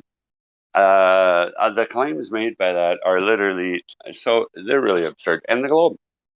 These are definite delusions, and I'm, I believe the Bible more than I believe myself in my own existence. I literally believe God has the power to convey a message to every human that reads it on a personal level. And that's an amazing ability to write a book that has Sorry, I'm back. meaning. Yep. What did you say? Oh, I was trying to make a point about God's authority in the Bible, and and that the concept of God having authority over the message that his humans are going to read that speaks to all of them. I mean, like a lot of people read different things and perceive something different out of what they read, and there are a lot of interpretations with the Bible as well. However, I believe, and I don't think it's even a reach at all, that God, who made everything, and I'm really humbled by that now. When I grew up, I was kind of immature in my mind, and the idea of blending creation with evolution and these sort of things were a problem because truth doesn't have alternatives, and the evidence doesn't support anything the evolution claim is, or the globe, or any of these mainstream narratives that are anti-God, and ultimately lead to things like kill your baby and stuff. It really does. It really is hardly a disconnect because nobody would murder a baby that it feels like they're accountable to God. That's just not something that would even be considered by a group. You know what I think the motive for getting God out of society is? For the operators, for the people that are really operate. This is my theory. I can't. 1 second before you say your theory. 1 second. I just wanna I wanna highlight what you said because it's very important what you said. You said humbleness. You use the word humble, and actually that's a great thing because I always try to use this metaphor. If you are imagine yourself being a clay, okay, unformed clay, just shapeless, and you try to form yourself, and that just ended up being very messy, and you can't really do that because you're not the one who's able to form that clay, okay? So imagine people who are not humble and they're already hardened within their heart, and they have pleasure and unrighteousness, and they don't want to seek any truth. They already are like hardened clay. They choose to not make themselves soft anymore in order to be formed in the way they should have been formed from the beginning. And the way you said humbleness is so important because it's like you being a piece of clay that is still wet, still manageable to be reformed into the pot that you are, intended to be since God has seen you in the womb of your mother, or even before everything was ever created. And that's actually the only thing. That's the only thing that keeps people off, that they already formed themselves and they have been hardened by their own opinion instead of understanding, okay, I really do not own anything. I don't even own myself or my thoughts. Why not just be a piece of clay and let him do the work? Let him just form it. And I mean, that's the easiest thing that there is. We actually are loved, and we live in a system of a God who is so loving and beautiful and simple especially, and perfect, that he is willing to do all the work in order for you to be free. He's gonna form you. He's gonna keep you from shattering and falling down from the shelf once you're the perfectly formed vase or whatever it might be. As a metaphor, if you understand what I mean. So yeah, humbleness is very important. God can't form someone who's already hardened. How should he do it? Because he, for himself, has made the decision to be the form that he wanted to be. But if you, be humble, as you said, he can form you and transform you into the thing that you actually want to be. So yeah, What? Thank you very much for the form that I think is of interest to me is my hope. My biggest hope is because on this earth, I'm at odds with being holy. I can make the statement, but the fact of the matter is that I've got sin that just is in me, and what the biggest gift that God could give me is forgiveness. But next, if He can get that sin problem, I promise, and I mean it, there wouldn't be a thing that Jesus would tell me to do or not to do. I would never bring that sin problem back to me, because it's a kind of an out of control situation. And I'm just saying, I'm being honest. Yeah, Like you're to honest. measure up to the how Jesus was, which is You're, a representation of God, and really is in reality. I mean, look, we are blessed on this earth. People complain he about is this or that or God. whatever, He but for was the God in most part, flesh. we're doing really good. We're really blessed. It's pretty Yes. comfortable. It's And got easy, hope. right? It's got energy, and it's got life, especially when you are able to tune into the laws of God. It seems to me that the human experience is definitely acknowledgement of God, but also the following of the rules. I'm going to bring this back to a minute ago. I didn't get to finish the statement. Why the Oh, I'm so operators sorry. want to bring up? No, you're good, because the conversation has been absolutely productive. Why they want to bring people away from God? Because they know the rules are there, and they know that the corruption will be the result from falling away from God. But they want to take and make that corruption evidence of human failure, and to demonize that corruption, when in fact it was engineered from the start, and they knew the result was going to be. You can't be like, say, for example, I know one mom who admitted to me drunk. I was 19, very young, so I'm 46 now, so sometime back, and she was crying because she had 3 boys, but the first one she aborted. And that wasn't a consideration for her at the time to choose to kill the baby, right? But that's the law that's there. It's there. We can't get away from God's law, because it's we can harden our heart to it, Yes. but a thing to walk through it, especially something as willful as an abortion, when it's not medically necessary, even to have that justification, even though God is the one that gives and takes away, not you don't Preach choose to it. do that. Amen. And 100%. there was a suffering. And actually, now that I'm older and more mature, I actually appreciate that lady's, in the heart that God allowed for her to have the grief, because that's the appropriate response. That's Yes. a God given response, in my opinion. And the Now, reason. Oh, sorry. she missed him. She was fascinated with who he was going to be. She saw her 3 sons who were like, it was a 19-year-old boy, a 17-year-old boy, and a 15-year-old boy, and the other one would have been 22, I think. But her 3 boys she loved so much, and she was just absolutely fascinated with who he was going to be and who he was and and she was devastated by the choice she made. And people don't go into that sort of choice with these sort of things as considerations, kind of like what the globe offers for solutions for problems, and how they present the idea rather than the reality of the idea. And really, the idea should have spun from the idea to help strictly under God's rules. Amen. You know what I mean? And make that the first statement in the declaration of the action intended. Amen. For the purpose of honoring God.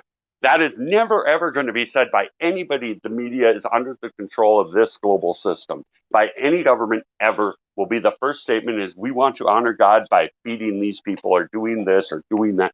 And none of it's ever going to be said. Yep. And that's They're real not glaring. God-fearing. They're not They God-fearing. they might fear God in their heart when they got a quiet moment in some kind of self-reflection. God blesses them with the perspective that is deniable by the flesh, but also the truth of reality, which is we didn't create ourselves and we are going to die. Right. And that's a reflection that I think some humans need to. I believe God gives them moments of ample reality shift, but it's rejected, and it's especially. I likely believe the global operators, the liars, thieves, stealers, destroyers, war makers, um, um, misleading agents that seem to be working with the devil, literally, like we talked about earlier. I don't, they probably have passing moments. That's what I really think. And I think they're in trouble. This is my hope. Now, I have very limited biblical support of it, but I'm going to say what I hope, because I don't want nobody in hell. I'm paying attention to testimonies about it and what Jesus said about it, and what is being reported from people that have been claim to be blessed to have gone there or been blessed to have been pulled out of there by Jesus. Mm-hmm. And there's some believability about the story. Obviously, I can't verify it. I'm not going to claim it as a verified claim. But the communication style often, sometimes it seems disingenuous, but often comes across as very genuine. And anyway, I'm going to go on to say that hell would be a very serious punishment. But what Jesus said, that he came that all might be saved, I think the only might about the situation was whether or not he fulfilled the cross. And I think at the point where everybody gets on their knee and confesses Jesus is Lord, fulfills the mechanical side of salvation, I hope. Mm-hmm. You know, that it is still true, because that's what Romans says, is that you have to confess that Jesus is Lord, you're a sinner. Yes. In the experience in hell, now I think people will be in hell for a time. You need to be born again through receiving the Spirit of truth, which is the Holy Spirit. If you're not born again and repented, you will not seek the kingdom of heaven.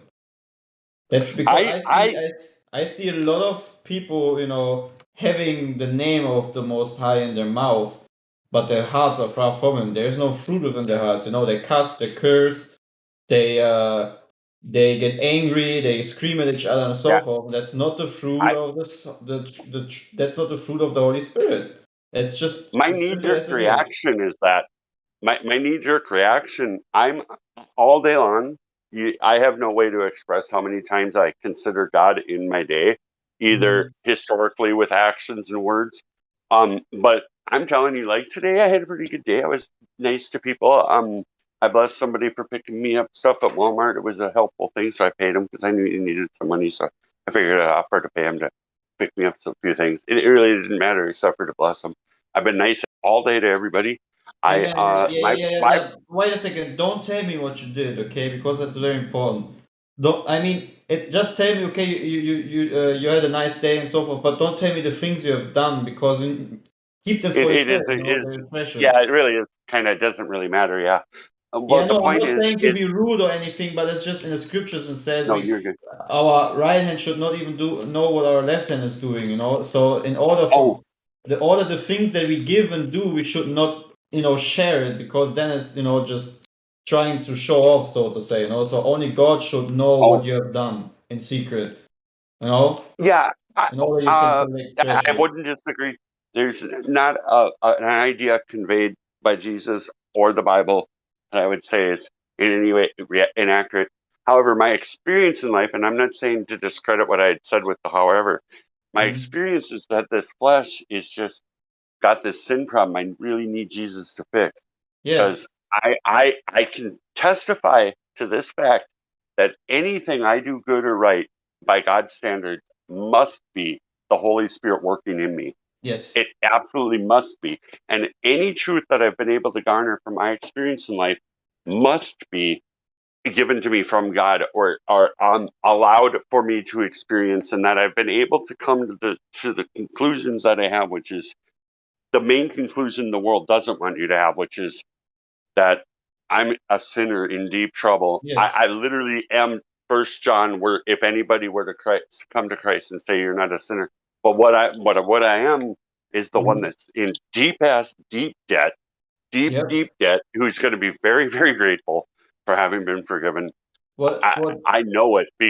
I know that Jesus is real. I know what the purpose of the significance of the story, and how God would be very justified for anybody that had heard it and discredited it.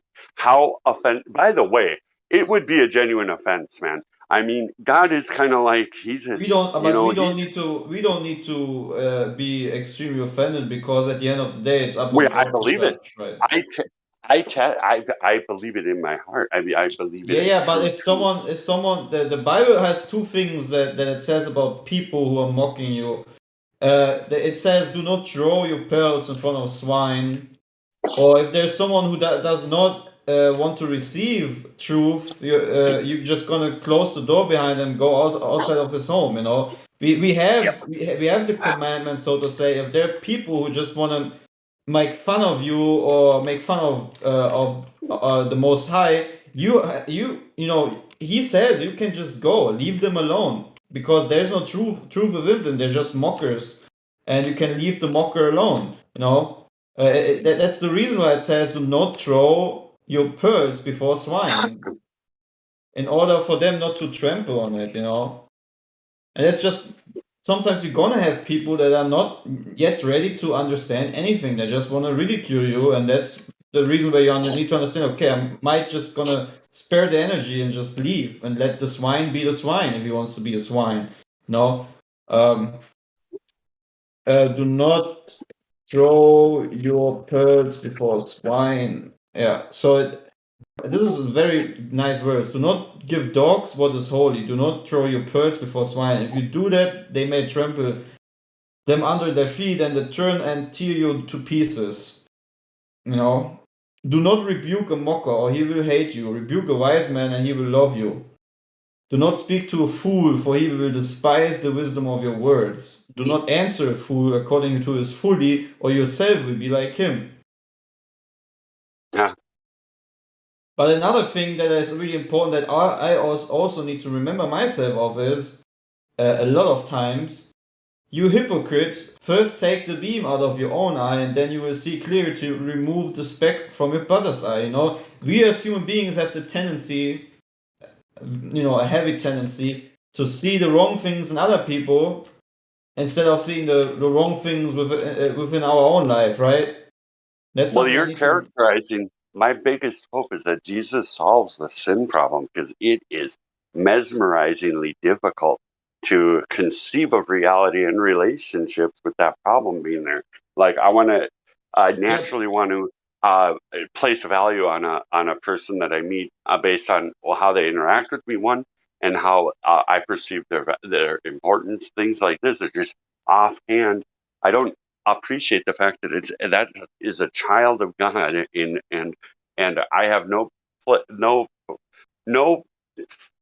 reasonable potential to have any judgment on that person, and the path that they're on is whatever it is. I don't have the place to judge them, because I'm literally in need of God to save me just Because as you're much the as I'm same. on an equal playing field as every human here on earth. If God didn't save me, there's literally nothing I can do to fix that.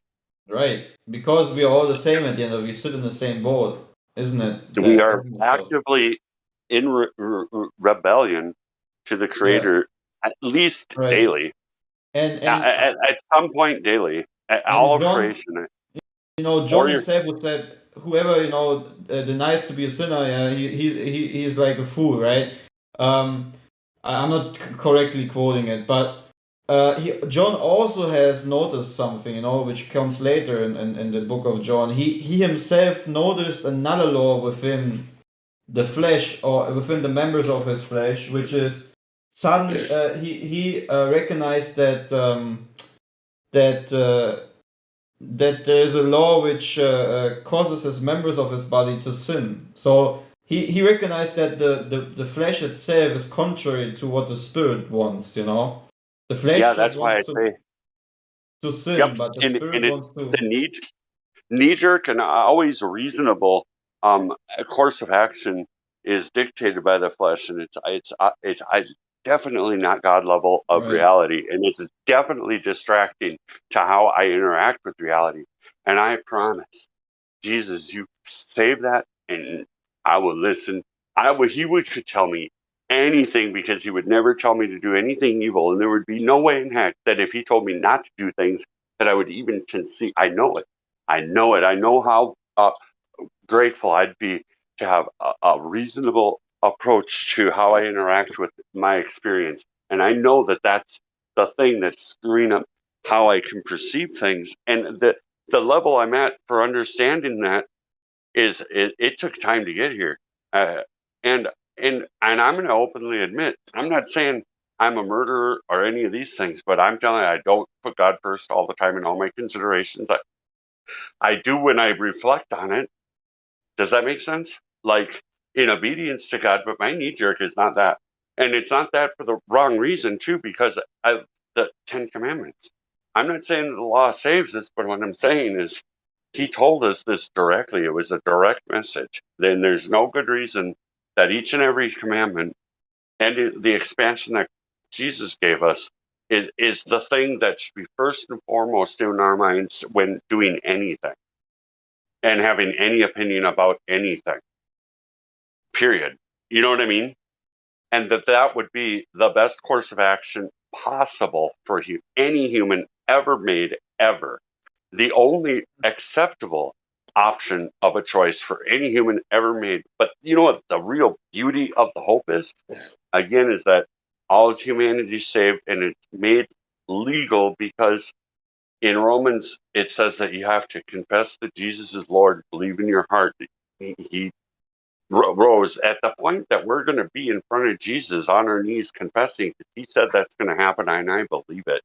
I believe it. I 100% I don't know what the sheep and the goats are. I'm not saying I claim to know what the eternal destination of humanity, but it appears that the fulfillments would have been made. The prophecy could be justified that Jesus said that all would be saved. And I think the only might is it because in the story in Revelation, in the second judgment, I think the damned will be judged by the saints, and I think that they'll be the angels that will be judging the angels, and they're the fallen angels, and it's going to be really severe. I don't think we're going to have any holdback because they had a knowledge of what God's law was, and the purpose in it was to demean us, and they were jealous of our protection under God's hedge. Then they didn't have that protection like they did. Like under God's protection, none of the angels could outdo us in anything. I don't believe, and I think they envied that. And I think I believe that this is how it went, man. Is they convinced the first created humans to do just one thing that God said not to, and that was that was the deal.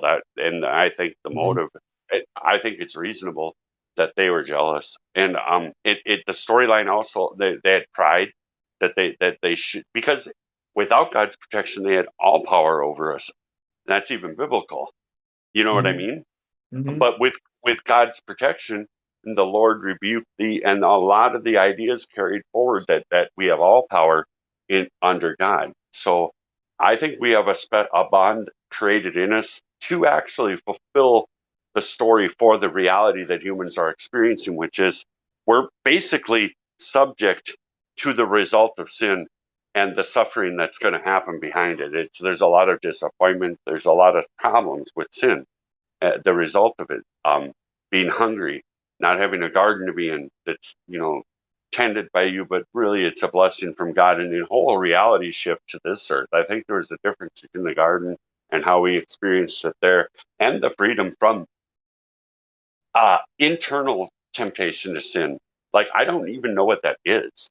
I can't experience. I've never experienced that, but they had to just be presented with a lie, and it's that was a tough one. I don't know why I would disobey God, but I don't think they knew the gravity of the situation. I don't know how they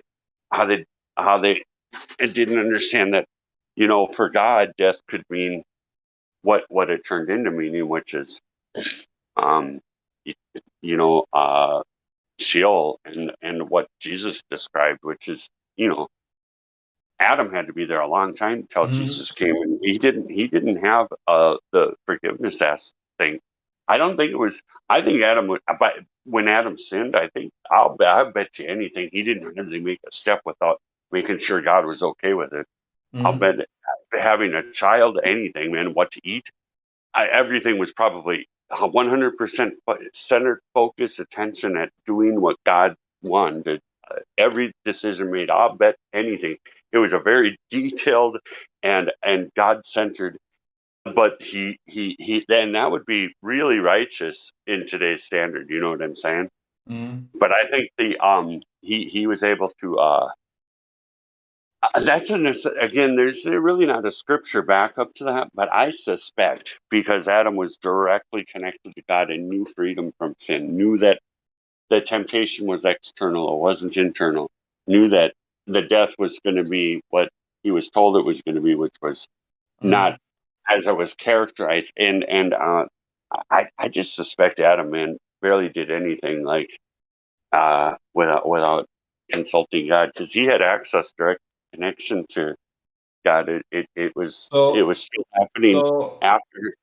What the first man did, he himself sinned against God, and then he received death, and he received the knowledge of good and bad. That's why they started hiding from him, and that's the same state that everyone who's not yet saved is in. People are just hiding from God. They just the connection to Him is there, because if you wouldn't be of God, you wouldn't have the spirit.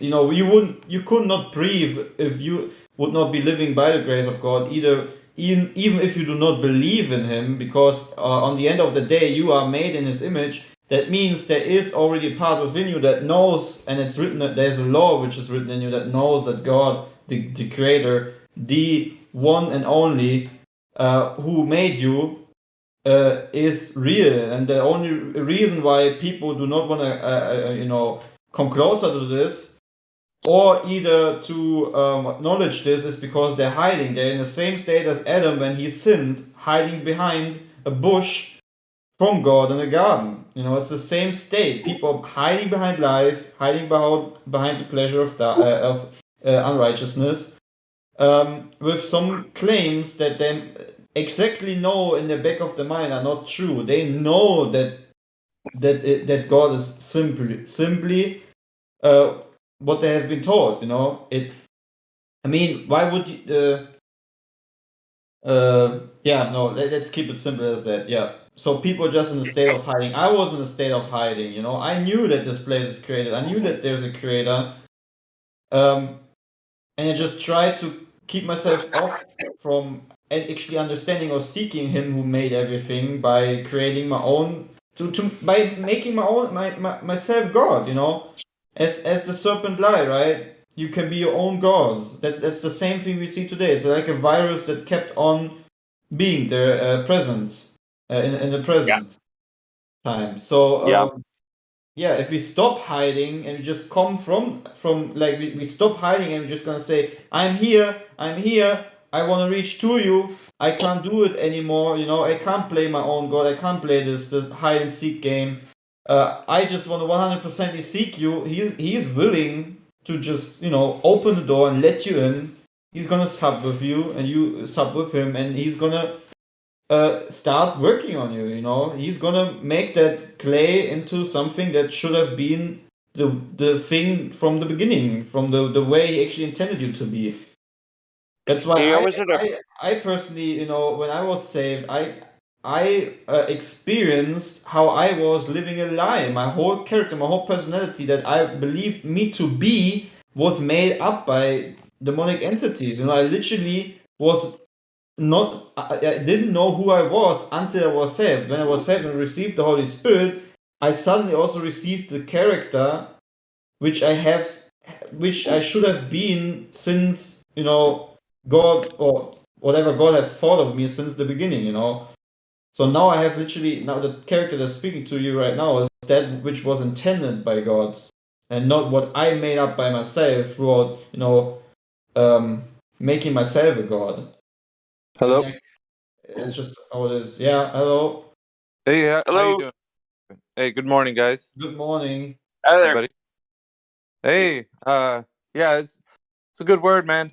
Thank you very much for sharing that, Clay. And what's this other gentleman? Lumpy. No, thank you for the opportunity. Lumpy gas in a vacuum. No, you're fine. I'm gonna have to switch the topics a little bit. Okay, you're good. Okay. Yep. But it is applied to Discord. No, but I'm saying it's good stuff. I'm a biblical study of myself. I'm a Bible believer, so nothing you said was offensive to me, but other people might take offense to it. So I switched gears because yesterday I had a conversation with a gentleman in here who was vehemently opposed, which is kind of like that whole message about casting your pearls before swine and that sort of thing, it's like you can't do that.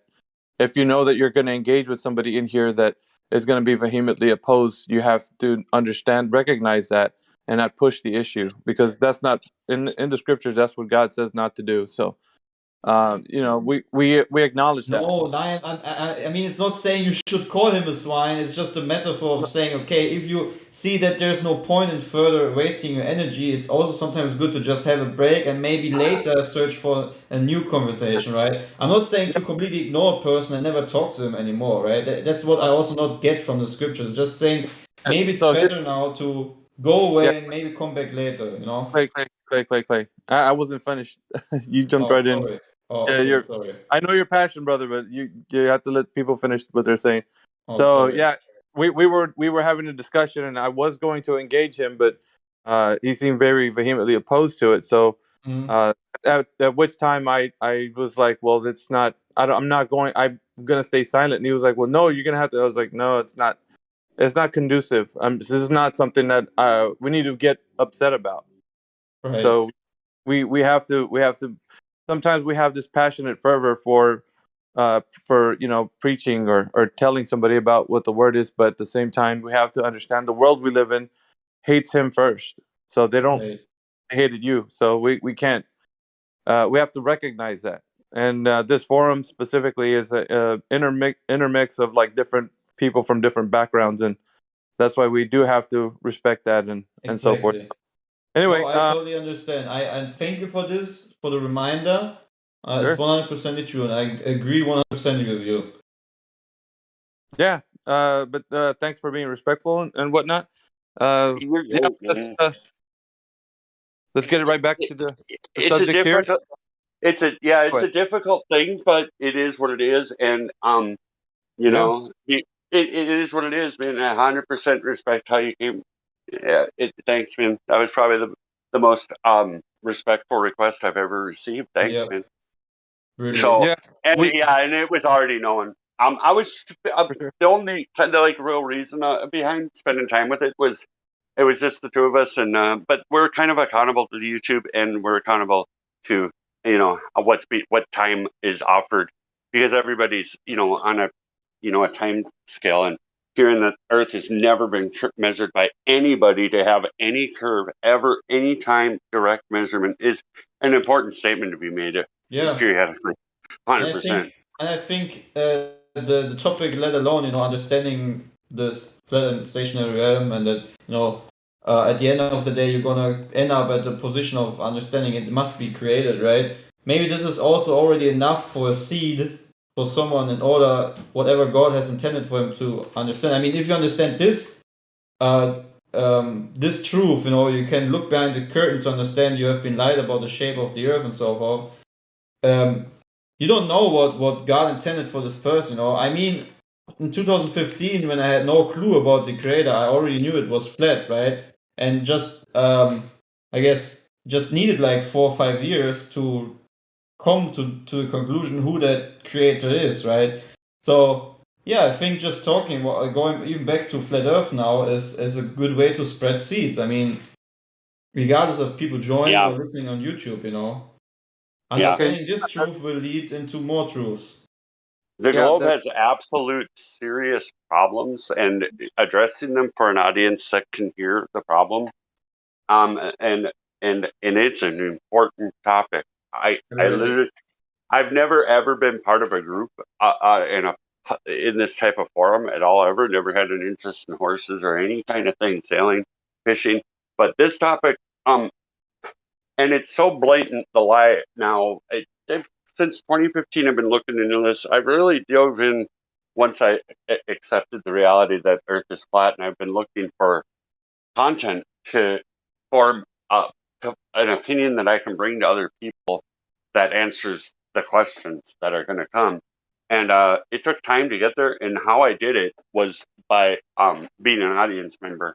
And the most progress I made would probably be in the past year and a half with Nathan Oakley, Farm Racer, and Flat Earth Discord 24/7, and on account of the strict adherence to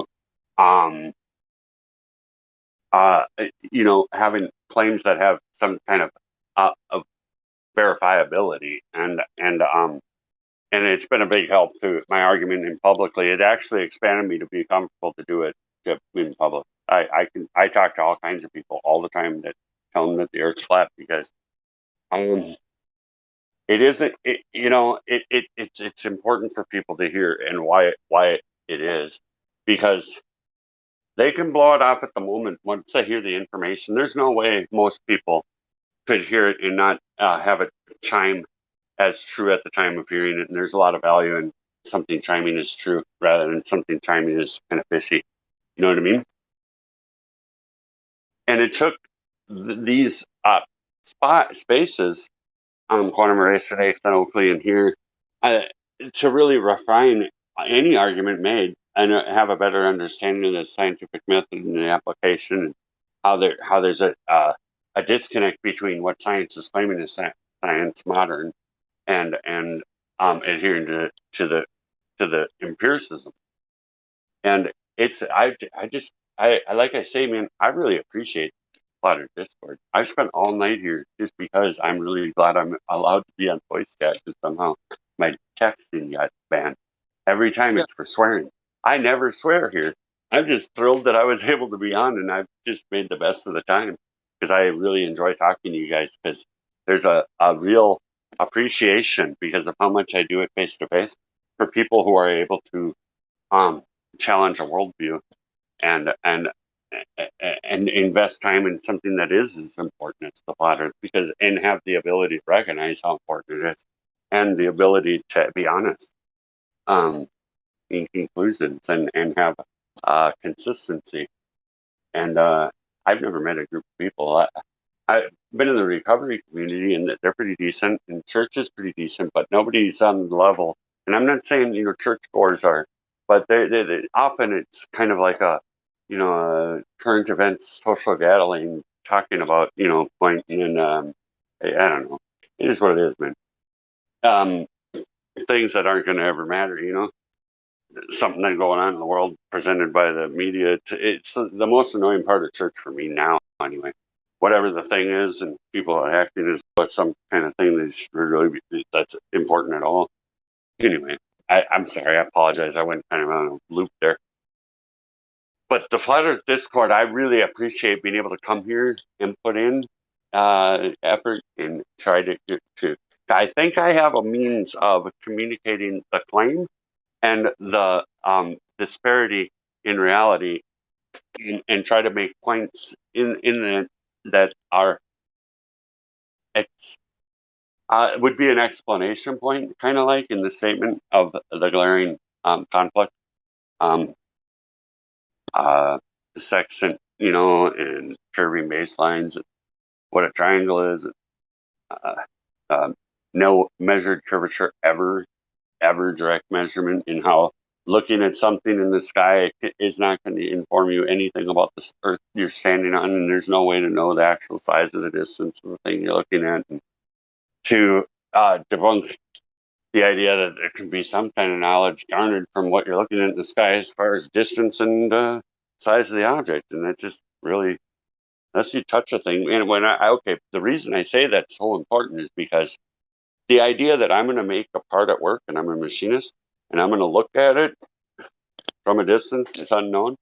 It's like that's never going to be able to be sellable, because I'm not going to make it, right? Because it's just I'm just going to make up numbers, and that's not how reality works in a practical way. To have values that are known just by looking at something, that's just absurd to claim that that's the case, and to believe that that's what is. I don't get it, man. It's so bad. But you know what another major problem, and I've brought this up a number of times tonight, is they got me until somebody told me. So the value I put on you guys is because you're able to hear that, and you don't reject it with, I don't know, like the current narrative or whatever that you hear people reject obvious reality facts and things. This topic, I don't understand. I mean, like, it's obvious. Okay, absolutely Earth is flat. I mean, I'm not here trying to justify the belief. It's done with reality. The pressure needs containment. You can't determine an angle measurement if the baseline's curving. I mean, to make anything of any value, and all of the mainstream anti-flat earthers, Bob the Science Guy and everybody, they blow past the fact that if the angle doesn't have the 90 because the baseline's curving, you need to make 3 triangles and you need to know the distance to the ground position, or you can't use SOHCAHTOA on on anything, and you're totally screwed because triangulation is using SOHCAHTOA. And I have not heard them admit that problem, which is a major problem. Major. As a machinist, man, I can make 3 triangles so I have 2 90-degree angles, but at that point, I need to know the distance to the first position to make SOHCAHTOA work as a function. I cannot do it without a known distance there.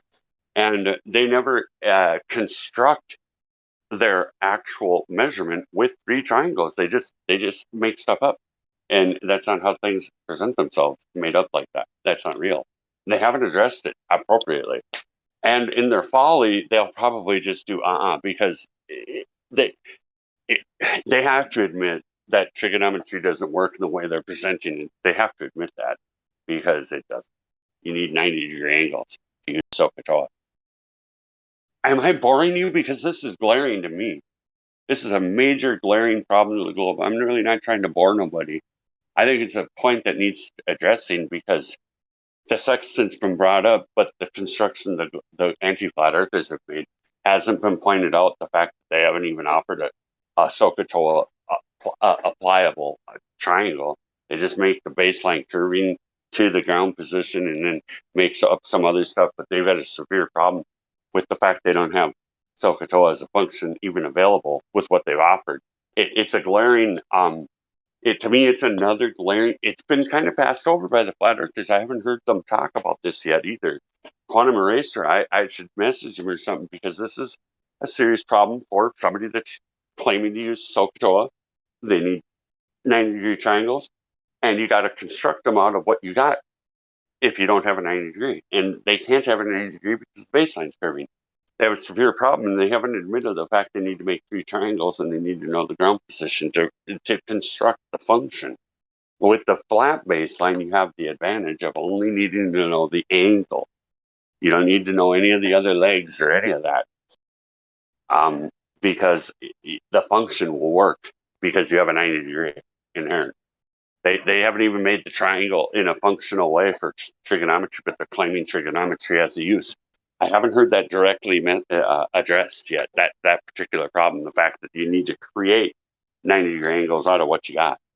And they don't got one. They didn't ever create one. They just drew some lines on a picture and said that's what they do, which is a severe problem because you can't use SOHCAHTOA as a function unless you have 90-degree triangles. And they admit in their description that they got it, but they just assume it works. It's so weird because they're weird because they believe a lie.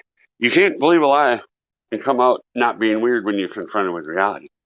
And things like SOHCAHTOA being a mathematical function like a wave. It's kind of bizarre. It works really well for precise manufacturing. Like I said, I'm a machinist. I do use SOHCAHTOA professionally. I've been in machining for 30 years. And the globe is really toast, man.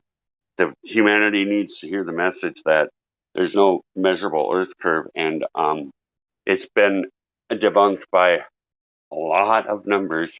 Man, you go from what the radius would be, the claim 3959 to needed to be over 12,000 miles.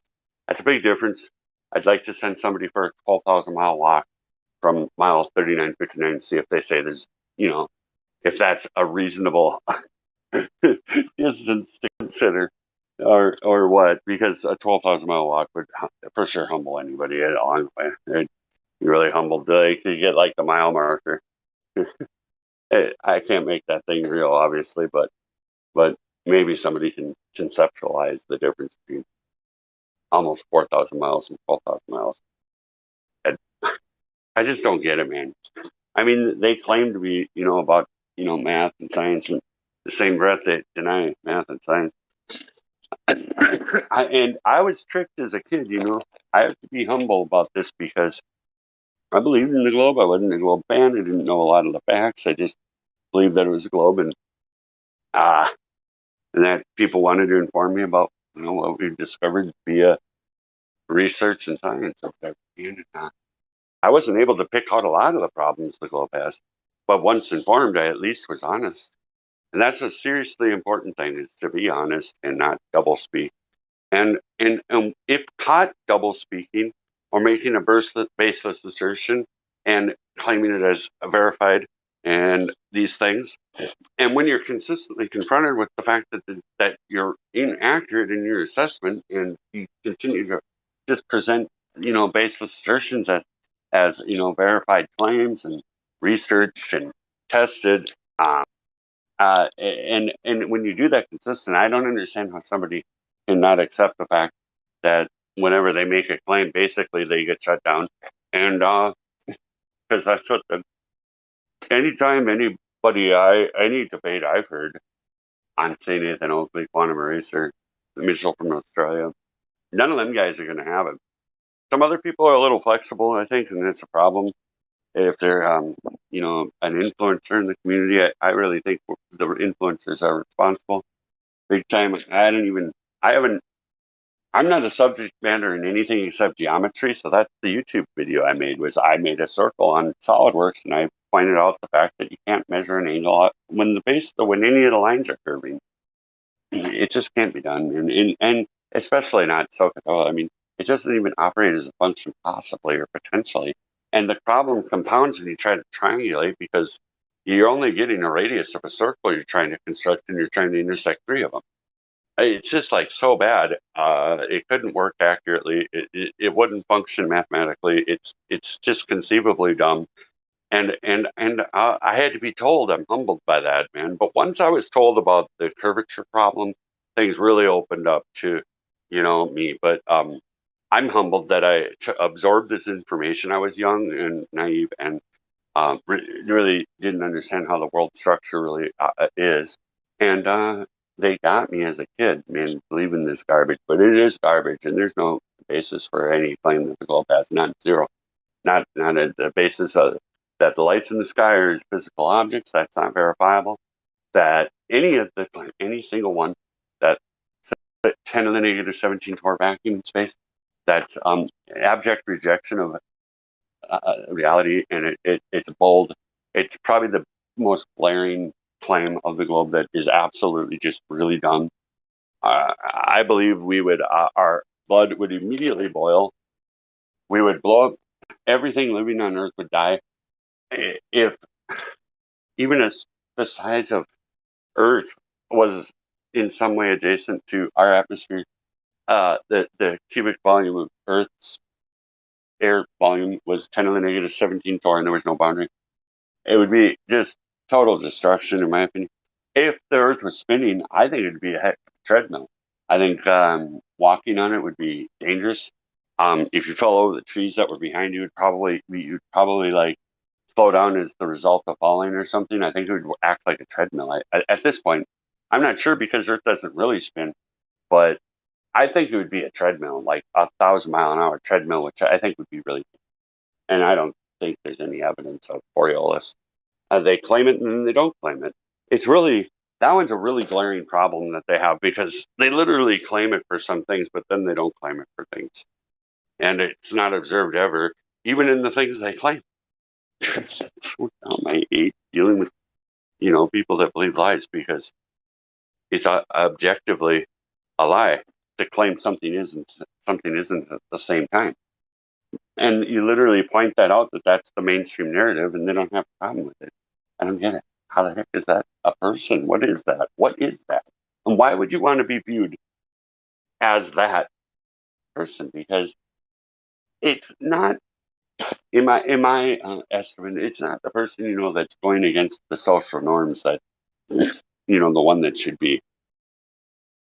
Especially when the evidence is just really to the level that this one is. This one's just so big, it's just amazing now. I'm very humbled that I ever believed, well, even as a 12-year-old, human. I should have caught on, and I'm very humbled that I didn't put it in the garbage bin. Everybody here has always been very kind about their opinion of, but it is true, man. I mean, this thing is really dumb, and the defense of it is even dumber. And I didn't really consider it much, and it wasn't like there was any kind of effect on my life based on the claims of the globe, and what I experienced, because I didn't really research them and I didn't really understand. I thought Coriolis was just basically the effect that happens with water drains and or hurricanes, and there would be no other thing that I could possibly experience relating to it, and didn't really understand the significance of that particular claim or any of the claims. I didn't understand that the sun was a black body and you couldn't possibly know the distance based on any kind of reflection from it, because a black body doesn't reflect anything. I never was told that. That's an important fact that needs to be said too. Anybody who can conceive of that this thing cannot transmit a signal, anybody that can conceive that, I would say would probably be, I don't know, 4th grade, 5th grade, probably younger, I don't know. But if you tell them this thing cannot transmit a signal because of the reality of that thing, then how would they be able to make it a claim that it's at a certain distance or whatever? And bring up the angular size, relationship of things we look at.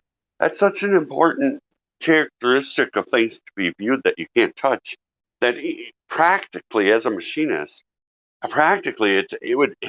it's just an absolute cluster F of epic proportions, and the claim that they have is just so bombastic. But it is, and I've said it a number of times earlier. And all I'm trying to do is reach a person that believes in the globe, that has potential to be honest. That's what I'm mostly here for. Everybody, all the flat earthers are the best people I know of, because I tell hundreds of people, I've told hundreds, and I get really, it's really not a good thing to tell somebody, because it doesn't receive. And it's really, really, really cool to be able to be around you guys, because it's such a big deal, because it makes everybody almost an NPC in perspective. It's like you tell them a fact and they just say no. And it's kind of really, really, I have a tough time dealing with a guy who goes to church. I'm not going to get into church much, but what I'm saying is I text him, and showed him the black swan, and explained that what, the reason this is a severe problem for the globe. He didn't know enough about it to be able to make a claim in retort. He said it's an interesting idea, but I've flown and I've seen the Earth curve. Well, then I went to Neil deGrasse, a matter expert, says at 120,000 miles. I just don't understand people that are told by, the authorities that the thing they claim is not possible to be true, but then don't challenge the initial claim, especially when given video evidence of geometry that is impossible if the sphere is the size of that plane. It makes it difficult to respect the person at that point. It really does. And at some point, I think maybe, I don't know, but I think this thing is going to get traction. And I think historically speaking, I'm not saying the world system's out for good at all, but there's, some stuff that has happened over time, I think maybe kind of translates to, kind of like a more comfortable life for humans. I don't know how long we got here, what's going on, really. I can't make a claim about that. But what I am claiming is, historically, people that promote truth and get mentioned, maybe 200 years down the line or something, people, it's common knowledge that Earth is flat, and this message got out enough because the young people seem to be kind of being able to question the authority a little more. At least the ability to have the concept of a questioning of it. They seem to. I don't know. I'm saying I have a much less chance of making any points with people that are like over 65 versus people that are like 18. I'm not saying I'm at a zero score rate with getting people to question what they've been told and investigate facts and take an interest to the point where they can get say a Nathan Oakley put on their phone and the request sent that they try and check it out once a week or daily or whatever they choose to do. But try to make this a topic that they become acquainted with, because it's probably the most important thing. I'm not gonna go to the religious thing, but I'm gonna say for the topics we talk about here, I think in life, the globe is the biggest brain destroyer possible ever made.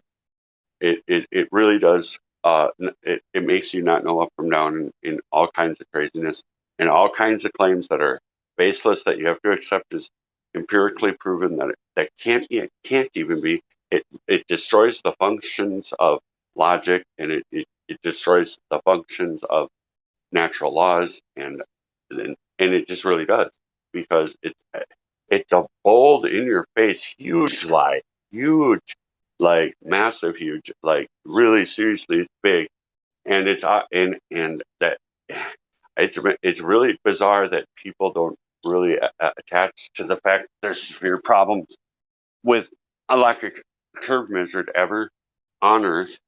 That these tricks, pulled off by the people, that are promoted in the books and whatever, are real. They're really, I don't even know what to say. I mean, sticks and shadows. Like, how does that? I mean, if the light's moving, it will do that.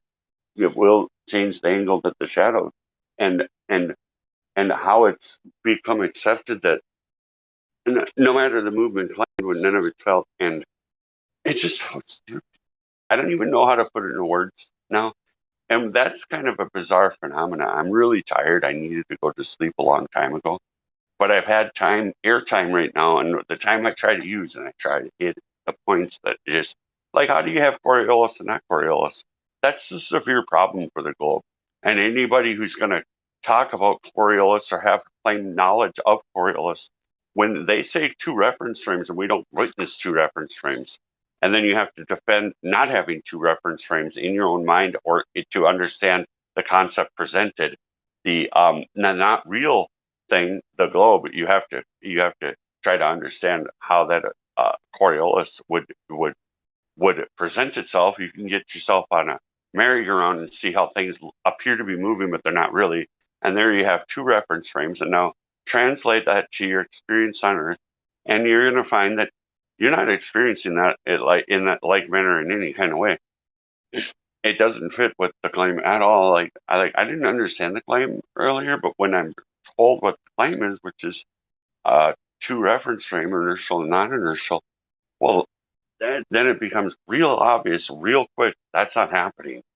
Any honest person knows that if I throw on the equator, throw a ball up vertically in direction, that if that was happening, that ball would take off at 1,037 miles per hour. That doesn't happen, man, and it's a glaring problem for the globe.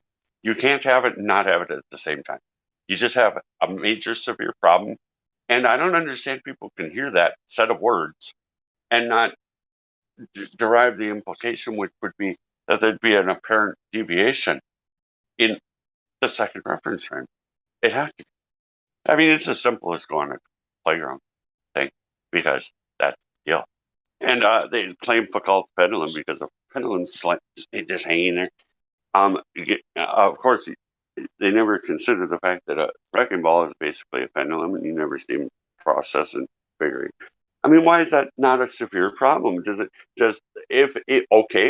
If I name a fucking wrecking ball company Foucault, now would that be a basis for the current glober to have to be able to question is that the qualifier for the glober, because the name, it's a sign, and the mechanism nobody can look at, that could be or not driving, but obviously is, because the wrecking balls don't just initially start swinging it.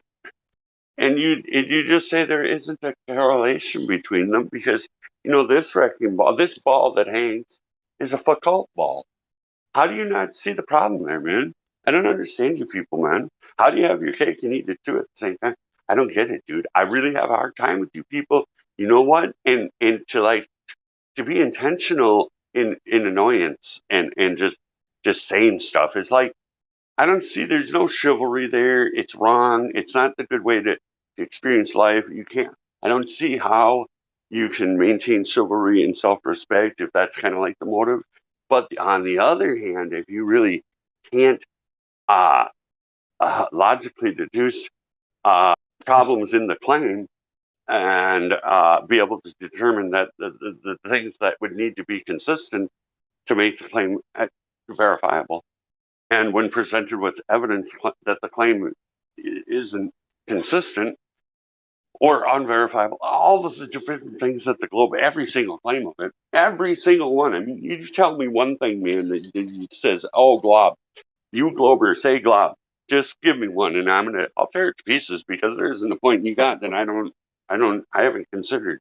Now, some people are a little more astute. I would hands down hand over the mic to Quantum Eraser any day of the week. I'd be really butthurt if they ever ban him. I really value him. I'm not going to be critical of anything. I'm not that man, and I don't experience being gaslit the same way as anybody else in life. And I would never, pass a judgment. I just say that I would like to be more patient with people, and that's just the thing I'm going to say. But Quantum Eraser is he's a human, and I know we're all the blind leading the blind, but he's really helped develop my ability to conceive reality in a way that conforms with what we experience, and I'm really grateful to him. This channel here is a really great place to be, especially when it's on point, which is the point is flat Earth here at this place. There's your whole life experience. You can introduce other things in your life that would probably be a healthier way to live. But this here and Quantum Eraser's channel and Nathan Oakley cannot possibly lead you wrong. They're empiricist. They just are not going to allow baseless assertions, and you can't go wrong when you're just dealing with what is. And these three people are these three avenues of gathering information to anybody out there who might be listening.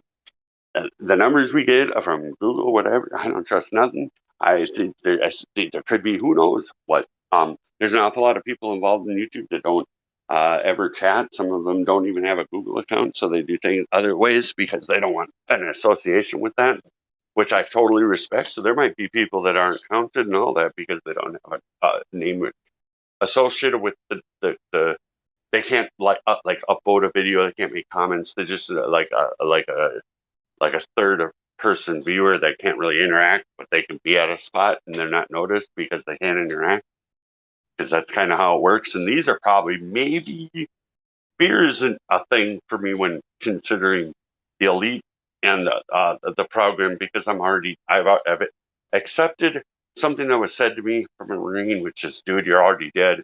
And that was probably really solid advice for my anxiety level, because I'm not going to live forever, and it doesn't really matter. It's over anyway. The only thing I'm trying to do is to be honest with people, work, try to not screw up people, or stop drugs entirely. That's out of my life. There's been problems in my life, whatever. I'm not perfect, and I never claim to be in any kind of way. But what I'm trying to say is that nothing that the globe claims, not one single thing, Coriolis, Earth curve, none of it is verified in any kind of real way. The claim itself is bombastic on steroids, and many of the claims on the Coriolis claim bombastic.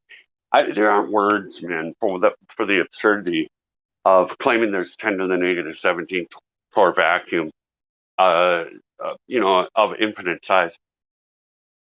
I mean, I trying to, quantify. I mean, how much cubic volume would 10 to the negative 17 torr be to get all of Earth's atmosphere to fit into what cubic volume to equalize with Earth?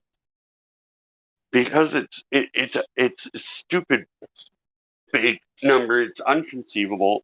I can't really determine offhand by just kind of judging a thing that you can kind of do when you're dealing with something that is conceivable and real. And not this 10 to the negative 17, not billions of years, not these things that are just like brain breakers. That all that this narrative, that this science that has hijacked the meaning of finding out the reality. It's been fucked up because we got people that want to lie to people. It's obvious at this point. The engineers have lied to us because we can't measure any Earth curve. The laser tests don't show Earth falling down anywhere. All the horizons you view are by default parallel to each other in your view, which is impossible on a sphere. It's a determinable fact. In fact, you can I don't like using the word predict, but when you do land surveying and you're on water, you have to assume that the horizons you're looking at are parallel. But in the same breath, you can inject an R value to them. It's so dumb. Like they say, conceivably for this purpose, when you're doing this thing, that your horizons are parallel. Well, that's not reality on a sphere, guys. Fellow humans out there listening, that's not Euclidean, and the globe claims to be Euclidean.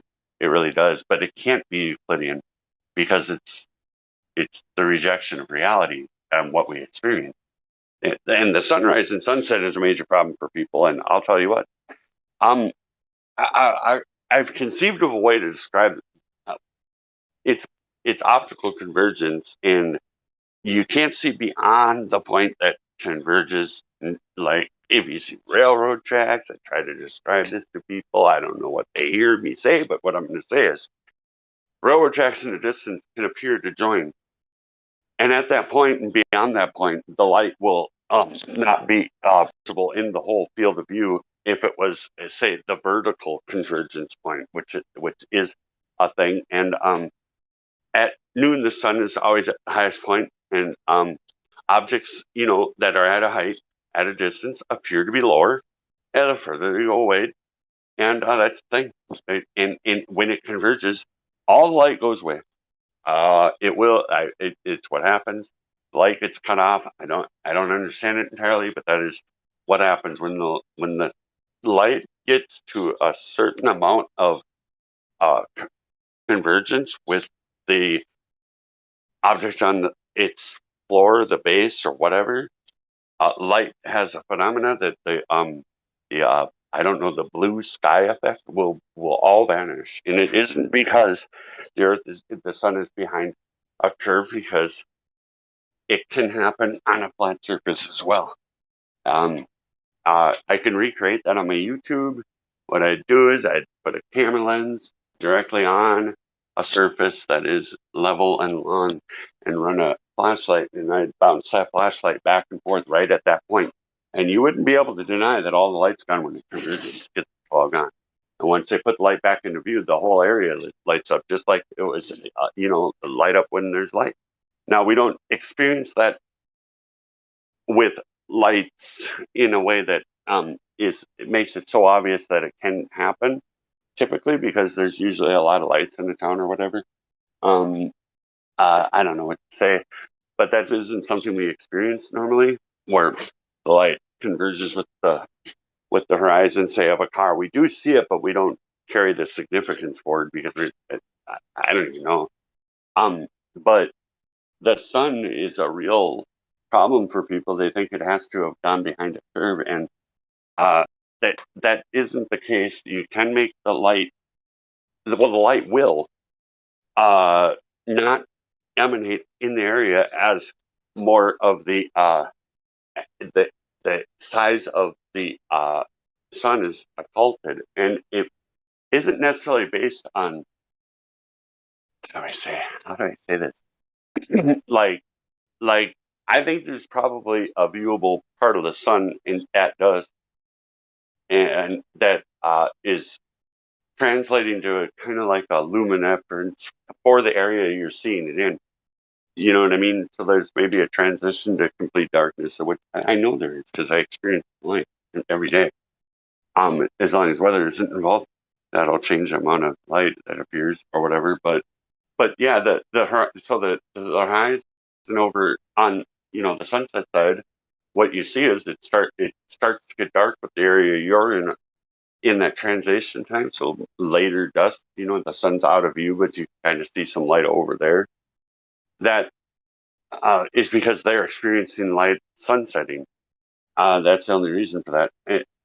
It's not because light is, glancing off the globe, because it isn't the case because it's not a globe, but it's more evidence that the light can converge, compress for the viewer at the distance or from the source of the light, and the fact that it can happen on a flat surface, it literally can.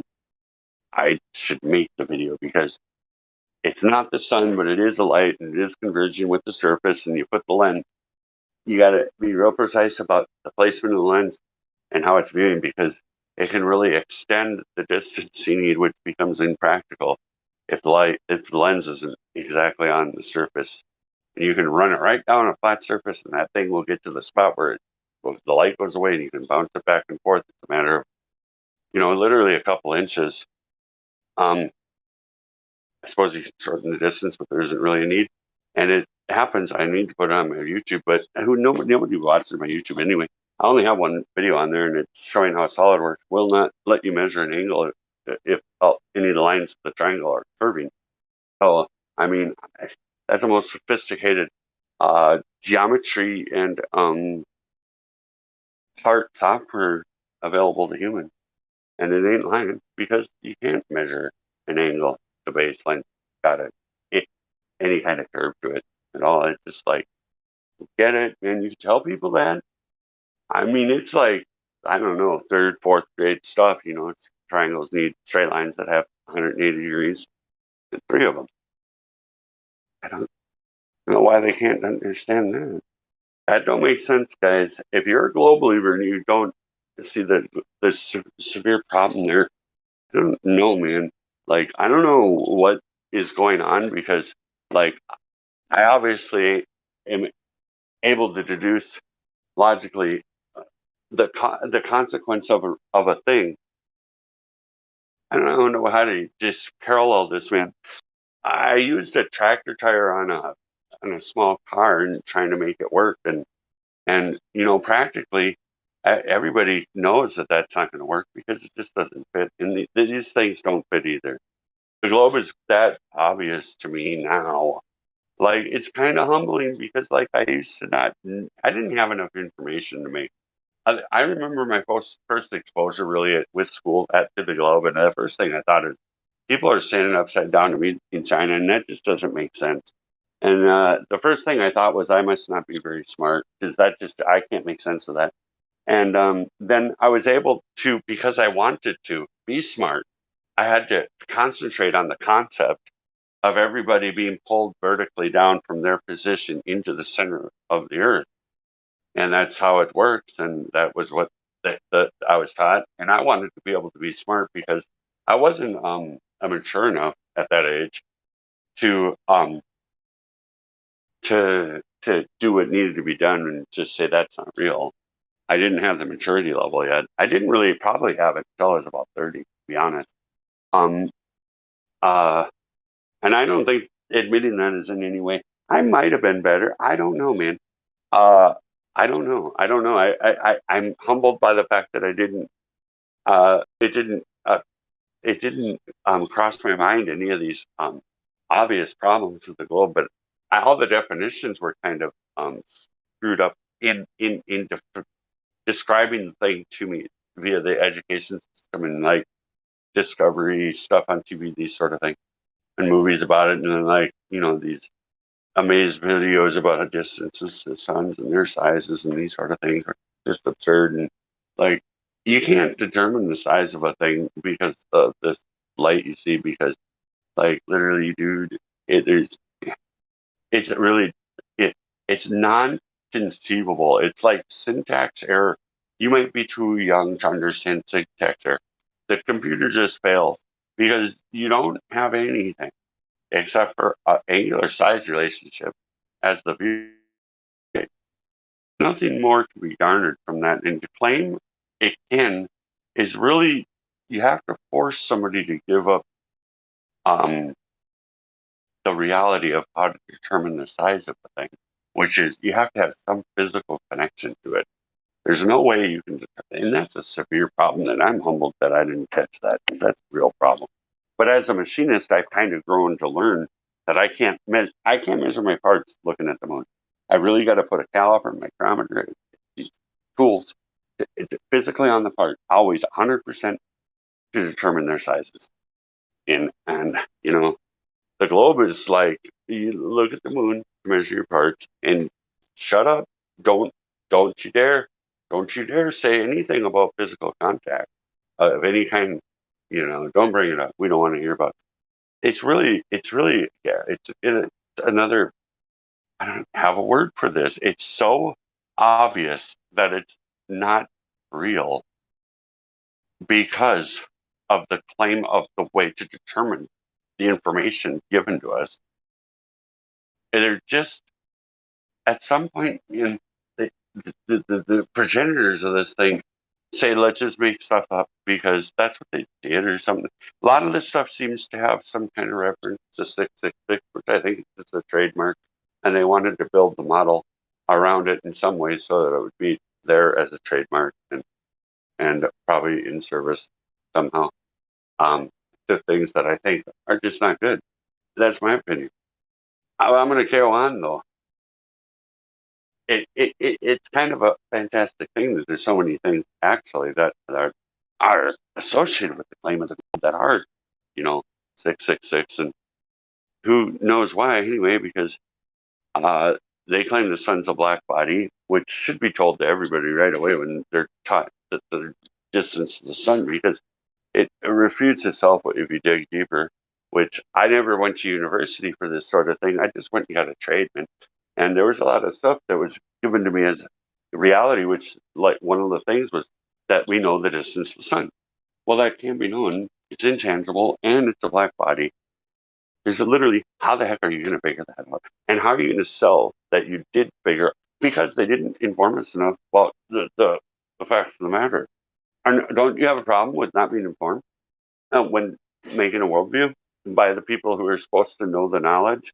They can't reasonably tell people that it's okay to determine the distance to the sun by bouncing radar on it, because that's the claim, and it's verifiably false according to their narrative. I don't know what a black body is. I've never encountered one in my life. I don't know what that really means. I've never really operated a radar except for fishing. In any other way, I think maybe I owned a cop detector. I think that had something to do with radar. But other than that, really no world experience. Never had any employment have anything to do with radar. Had never really operated the machinery. I kind of understand the concept, but when it says there's a black body, but then in the same breath they say that they've measured it because of radars. Anybody that's able to say, I want to go out for ice cream because I have the plan, I'm going to go do that at 5. If you have that much faculty and you're not able to say that they just said something they can't do is what they're doing, and that's a problem, and that doesn't create a problem for the whole model, because it's real dependent on details and distances and things, even if they're ridiculous, which they are. And again, I'm humble because for a long time, man, I believed that stuff, man. It was about 2015, man. The Joshua Wiki video was very valuable to me. The idea had been first encountered in comment, blew it off, totally didn't even give the idea any attention immediately. It was when hearing people I had some kind of respect for and other concepts that were being bandied about, and they came out as saying the earth is flat and it's 100%, you need to look into this, it's very important. At that point, then I took the idea serious, and then the deal breaker for me, man, I mean, I don't know what kind of person I am, I don't know, but there's a picture that this guy had on the TV news, and the news anchor said it's a superior mirage, and I just, when they got a funny story like that, that just is, ringing on alarm bells for me. I mean, the drawing pictures on a screen, I'd become more cognizant at that point of media manipulation via researching, active measures used by the media to manipulate, that they had been employing for as long as there is reportable media. So I was able to have some skepticism what the media had to say. So I didn't even that being able to say that the media knows that it's a dependable thing, that there's going to be this superior mirage whenever they need it to be there, is to me a story that is saying, you're just going to have to believe us. And that's not okay. That's not enough for me now anymore. I don't know how to make the transition from believing the media and all the structure can happen for an individual, because that's really the break that needs to happen, because they're the last people you should trust. they're if they're going to continue in the thing that they're doing, they have to parrot the things that they parrot. I don't think you can be an air traffic controller in a flat earther public. I don't think that'll work. I don't think you can be a weatherman and publicly be a flat earther, or challenge any of the narratives, and you're just going to read the script that they give you about the causes of things that you witness. And they don't conform with what the globe would demand. And even if, like, there's statements that have been made in the past that would debunk the current narrative of the globe, and they were the publicly in the whatever the official statements. I mean, and some of them are glaring in the numbers, and I don't know what to say about that. I think that part of the program is they got to change the story up and make it just ridiculous, because, I mean, how much real difference is there, 500 light years? I mean, is that really a big deal? Somebody should worry about that they were wrong by 500 light years in this instance or that? Because it is there's that going on. There's always a correction to their knowledge on some level, but that doesn't matter, because it's all a story anyway, because it's all garbage, because there's no Earth curve, because nobody can know a distance to the light in the sky. I mean, that's conceptually bankrupt. That is not a possible thing. You can't do that. Go ahead and try it. Build the contraption, man. Conceive of the contraption, build it, and then tell me you're really good at pool, because you're going to have to get a sphere to bounce back at you from hundreds of light years, dude. It's just so dumb to think that would really happen, and it's really dumb. And even with their model, I mean, light years, you got to be there at the end of it all, and it's got to go one way and you're back, and you're waiting a long time. It's 500 light years that you ain't gonna make it, but they claim to know. It's so dumb, dude. Why do you people? I hope there's some Glober, man, because that one should hit you in the heart. How are you gonna know, man? Because I mean, it's 500 light years away. That's time in globe reality. That's real time that needs to be considered according to the globe. These people, what the heck? Where do they come from, and how do they believe things that contradict the statement? How do you believe of something? How do you get information back from a star that you claim to know information of that's 500 light years away?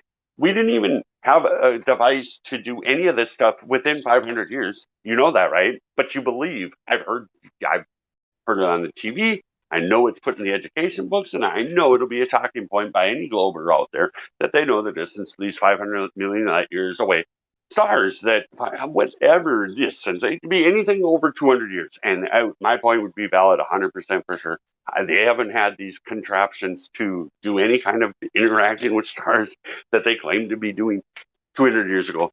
So it's really not that old of a thing. And by the way, they claim it's these many light years away anyway. So I'm like, what the hell? How do they claim to have knowledge of this thing? They've had no direct contact with it by admission based on the rules they have. But somehow that just skips people's ability to be to Matthew learns. I'd love to be able to ask him that. How do you justify this, Matthew? That guy is he is the reason why he is a teacher. That's a golden child of a teacher. I'm not saying right or good, but it is the model of the teacher that the establishment wants to have control of. Matthew Learns is the model of a teacher this New World Order system wants. He is literally the model. I'm not saying, and I'm 100% not saying he's right, good, anything, even have integrity. I've heard him contradict himself and then justify the contradiction on different topics, things like we talk about all the time. He'll contradict himself. He'll because he gets cornered and he has to say what he says, and then it's pointed out he contradicted himself, and then he'll say, well, then, I mean, in this instance, he'll go on to say that the contradiction is absolutely fine, which is light is dark, and it's that glaring. I've heard him do it a number of times. I don't really want to, I've been involved a little bit with Matthew Learn. I wanted to point out, hey guys, anybody flat Earth here listening, and you ever try, Matthew really likes to talk about the moon, he really believes in the moon landing, and bring up the tidal lock and the fact Earth would not be on the moon horizon, it'd be Z vertical up 100%. If he don't admit that, I don't even know, man. Like, bro, I don't think he could shoot pool. Like, if he was shooting to break the balls, he might as well shoot it in the corner because that's how far off he is in understanding geometry. If he's not, directly in front. I don't know how to describe that because somebody could probably hit the balls, but to conceive of the idea that the Earth would be on the horizon if there's tidal lock, they claim tidal lock. We always experience the same moon facing Earth. That's the deal. It's not facing the side of the moon ever. They have a severe problem here, man. It's 90 degrees off in the picture. And he just yesterday, it was why I got on voice. I was hoping to God he would be here, and I'd say, hey, there was things that they brought up that debunked the claim, but I mean, this thing is a severe stab in the heart of the idea that the moon landing pictures proved the moon landing. Please remember this for anybody that ever hears Matthew Learn's claim about the moon landing again ever, because that one just is. It ought to put him. And then be sure to tell him that he doesn't even have the ability to frame reference for in a geometric sense. He wouldn't pass I'm not saying a skills test. I'm saying an aptitude test for the ability to characterize geometry and reality within 90 degrees. He's not capable of that. That's almost unemployable in a manufacturing setting. He can't conceive of it. Does that make sense? The gravity of that? Because if he's going to deny that, he can't even conceive within 90 degrees. That's a really bad spot to be mentally. It would be, he's probably too stupid to be humbled by it. That's even more remarkable because, like, it's trying to tell, somebody that it's like trying to teach a fly trigonometry, It's that level of stupidity. And it's literally on him because he's the one that believes these garbage claims and defends these garbage claims and is an educator. It's an amazing thing, but I really like to make sure that Matthew Learns hears the tidal lock problem and the image that is given to us, and ask if he can conceive of this 90-degree problem because it's there. It's really there. It's a problem. It's a severe problem. The perspective that the image takers would have been Z vertical up to Earth from the moon on the sunny side. It's not on the horizon. That's 90 degrees wrong. It's wrong. There's literally no wiggle room for that. They have to not be able to conceive. This is a thing because we encounter it.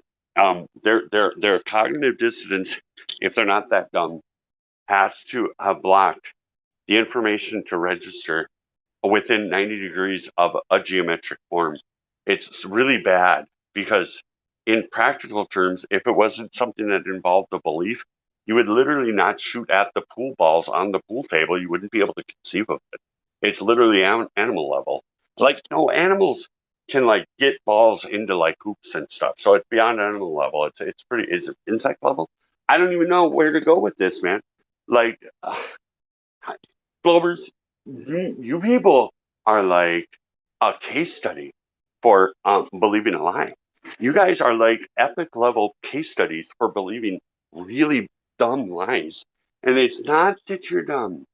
I believed them until I was 30. I did not originate these arguments. These arguments had to be presented to me, but I know the conclusion and the significance of saying that, you see Coriolis and you don't see Coriolis. There's a so severe problem there, Glovers. Any globe believer hearing this. In the ether ever in the future, anytime in human experience that you can't have something and not say. You can't have water and not have water. And you know that. And you know that the claim is two reference frames. And if you don't know yet, that means earth spin, air, not spin. That means anything put in the air would immediately appear to deflect at the rate of the location on the earth at the speed that's claimed. And anything like thrown up in the air at the equator would be lethal. If it kills stuff, you wouldn't want to throw balls around at the equator or anywhere near it. I don't think you'd be able to play a sport anywhere south of like the middle of Canada, whatever, because like the deflection would become really dangerous because 1,000-mile-an-hour moving object is severely dangerous. You cannot run around with 1,000-mile-an-hour baseball cannons in society. You'll kill people. They'll put you in prison, and that's literally the claim of the globe, Orioles. You can't have the claim and not have the claim at the same time. Again, because we don't experience the claim. The claim is two reference frames because they have to claim that, because if they didn't, they would violate the first law of thermodynamics and the increase of energy output as the elevation increases, because as the diameter increases, the rotation speed increases, even though they deny that and say about angular speed, which is really, that's a next level dumb thing to say, because we're not worried about that. We're traveling a certain distance, and that distance needs to be reached, and the size of the diameter. As a machinist, I have to know that my cutting diameters so I can determine the surface speed I use. I can't do whatever I want to do just because I make stuff up. In reality, in working reality, the diameter and the surface speed are really related, and it's a surface speed. And that's what we're talking about, not your bullshit. So don't bring up your bullshit, because it is bullshit. It's true, yeah, according to the globe, yeah, 13 degrees precession. But that isn't, in no way is that reflect that Coriolis wouldn't be 1,000 miles an hour at the equator. Because you say it is anyway, but it isn't, because nothing ever does that, because people aren't dying of footballs being dropped on accident, And I think, and second to that, now this one isn't really, I've never heard it brought up, but I suspect it would be like a treadmill, and it'd be just dangerous for everybody if it was really spinning 1,000 miles an hour or more, a little bit more, 37, or whatever the actual number is. But 1,000 miles an hour, plenty enough for me to not want to run into a tree at 1,000 miles an hour, because the tree would be attached to the first reference frame, because that's the claim. You claim you have two reference frames, but then you don't claim you have two reference frames, and that's not reasonable to believe in. Something is and something isn't. That is not a reasonable position to hold. Okay? You guys, stop. It's amazing to me. You guys blow me away more than any other topic in life to be debated as to your rejection of things like things having the Coriolis effect is really a shining example, or antecedent relationships being violated, kind of like how you eat a ribeye steak, and I think it came from here. That's globe. That's a really great way to say, yeah, the antecedent relationship of a gas pressure is a container, but the antecedent relationship to well, let's make it even dumber, because cows eat corn. Let's make it a mushroom. Maybe a cow would eat a mushroom sometimes. It could be potentially, by globe standards, make it inseparable, because at some point a cow did experience some kind of mushroom, be it willful or accident. It may have been a good mushroom. It may have been tasty. It might have been a psychedelic mushroom. I don't know if they're affected by it.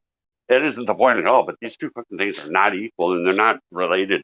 And it's an obvious, like it could be a Disney movie about how obvious, this point is.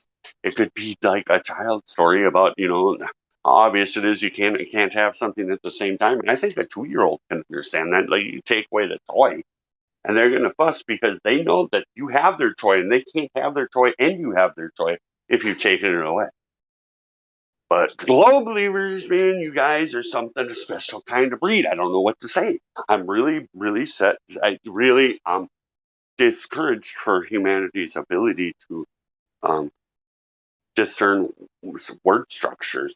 I begin to think that I'm kind of dealing with a robot that can't really determine the resulting inference based on information given. You can't.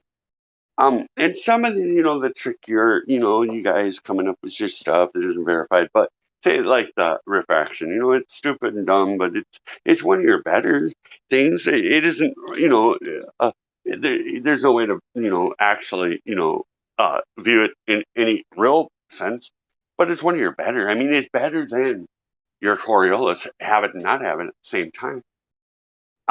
That's really dumb. You can't have something and not have something at the same time. To believe you can, and to base a worldview and not challenge a worldview if you were told that your worldview consists of having something and not having something at the same time. Like, and the air pressure and understanding, the force that a vacuum has the potential to create. Even weak ones and small in volume can shoot howitzer around 50. I'm not going to say 50. I'm going to say like 3 miles or 4 miles. It doesn't matter the accuracy. The fact that it can move that much weight that far based on a vacuum that's not very strong and only an inch long and half inch in diameter, the howitzer, that thing can shoot things that weigh a long way, man. I tried to throw a shot put, man, and now extend that in logic and reason, the amount of force that would have to throw this artillery on. And the vacuum is nowhere near the claim of what is claimed to be space. And besides, you don't have any way to contain your gas, dust, lumpy gas in a vacuum. You should feel trolled by that statement if you have the ability to accept the globe claims that gas did get lumpy in a vacuum. And that's just, like total backwardsness on another level. It's a really stupid. I am humbled again that I accepted that there was a vacuum of space, but then there was these gas planets. They're there, and and not even giving the phenomena the credit that God's doing it, because like I don't know, man. I'm humbled that I didn't conceive of the severity of the problem, but after hearing it and understanding, kind of like air nozzles at work and these sort of things, and the amount of force that air can produce and the amount of force a vacuum can produce and the need for them to equalize and how much force can be generated by the volume of not being equal. It's literally only a percentage of a point of psi that is expressed in almost every windstorm you ever experience. All that force that goes through, you feel that wind, man. Go out there for an hour during a windstorm and then thunderstorm. It's just trying to equalize, and that's a lot of force, and it's only a percentage of a psi. What we use as a measure, typical measurement weather, and that doesn't translate to anything near, to the 10th power. That's not even comparable or justifiable to conceive as comparable. It's not a thing that should be viewed as a comparable thing, especially 10 to the negative 17. But I don't even know that's absurd, and it's dumb. It's another dumb thing that isn't possible. There's no way we would experience that because we'd blow up. We'd blow up like a helium balloon that expands and then blows up as it goes up because that's what it's going to do. That's what everything does. It expands full volume. God damn it! I can't believe I have to say things like air, like our air would fill the volume because it's infinite and it would be a much lower pressure. And entropy can be defined in temperature. And it's literally like believing you can have a steel bar sitting next to that's 0 Kelvin, let's say, because why not? It needs to be a big story, right? And I can't think of anything bigger than 0 Kelvin. We'll go to the other iron bar, metal bar, a value of 1,000 plus degrees.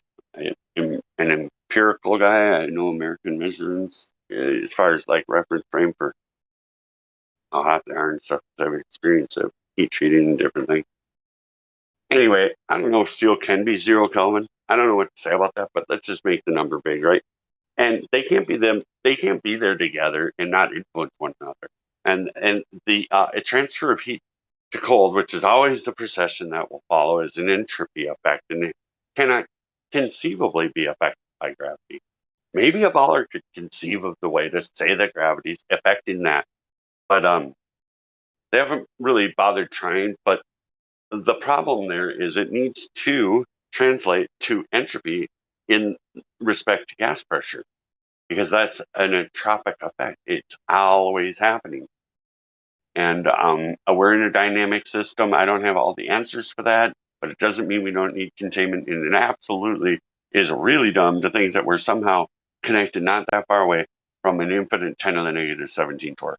That is clown level to like think that that's the deal, and it's reasonable to believe that. That's literally another, well, I'm working as a machinist and making things that go into the assembly of vacuum seals. They're really high tolerance. Everything about them, they're really expensive to make. And the angles need to be very precise. The result of the amount of vacuum that thing can withstand is really not that high of a measure, and it's steel, and literally try tearing steel apart with your hand sometime. And that might give you a frame of reference as to what that steel is going to experience if they go beyond the pressure difference. It will tear apart, and that's what will happen. And I don't know if you can conceive of the amount of force that it would take to tear apart.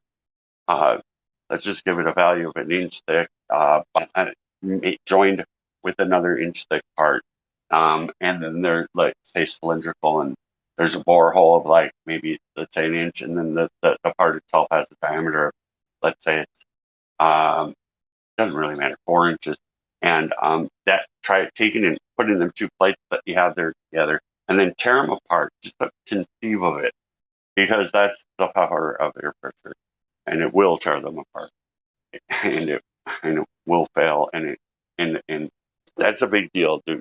That's a lot of force, because like I don't think a punch press without the correct die, it'll crash the die if you got something wrong that mates and joins, and that translates to 1,000-ton stroke.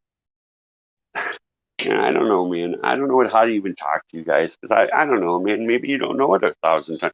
So you like 1,000 ton is just like, that's heavy, and to you, like thinking you can tear it inch thick. I mean, we're telling you that we're telling you that you don't have a problem with something being and not being at the same time.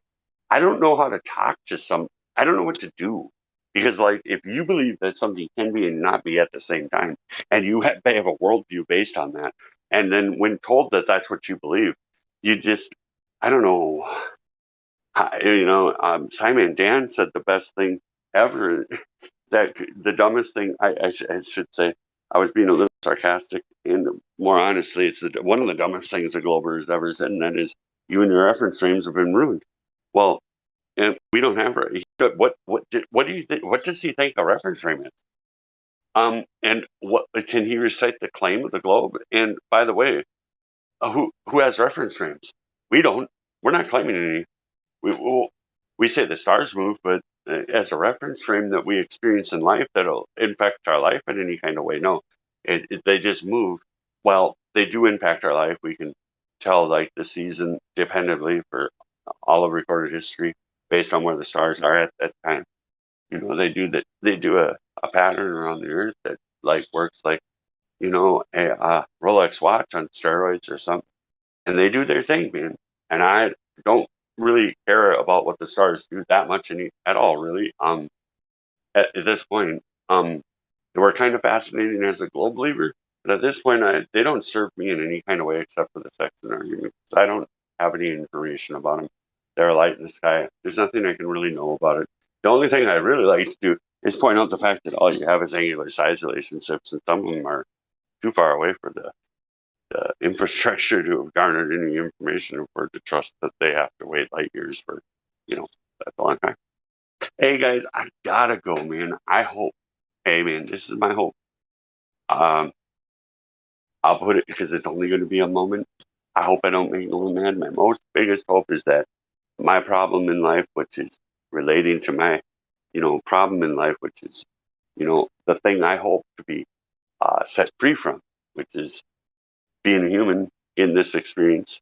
It's got challenges that I think are inherently based in fear and lies and things like that. And my hope is that all that stuff, sort of thing, wanting to do wrong in any kind of level, gets healed. And that's my biggest hope. So that, because I hope that and being forgiven by, so that's all the religion I have to say, because that's my biggest hope. And I just want to be honest. You can disagree with me. I don't mind. You can have whatever opinion you want to have about your human condition and whatever you think. Because some of you guys think, not flat earthers, that something can be and not be. So I really don't care what your opinion is, and really, because just like I don't know how to deal with somebody that has the ability to maintain a worldview belief with something that's been presented as being and not being, and is experientially being and not being.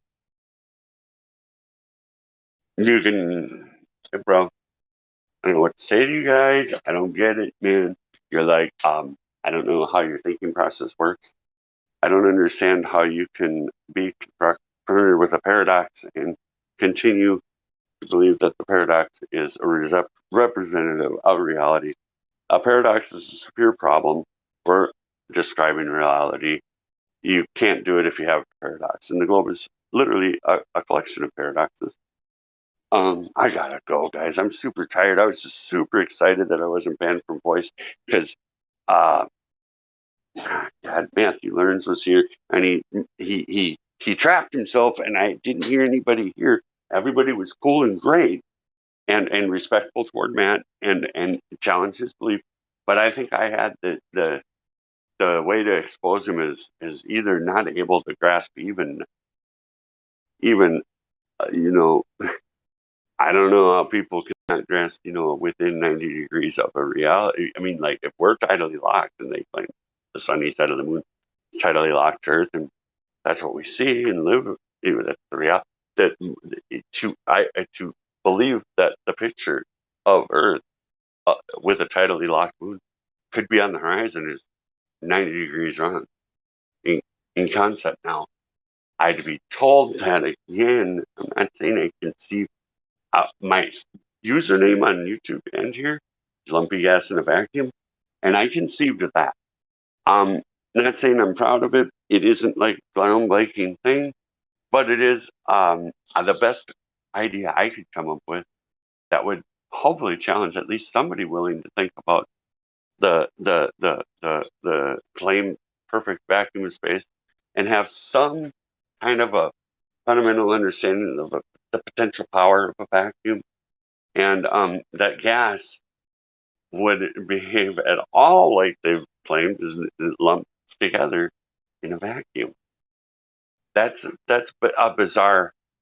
That is a bizarre and a bold claim to make to fellow humans that they should accept it as true.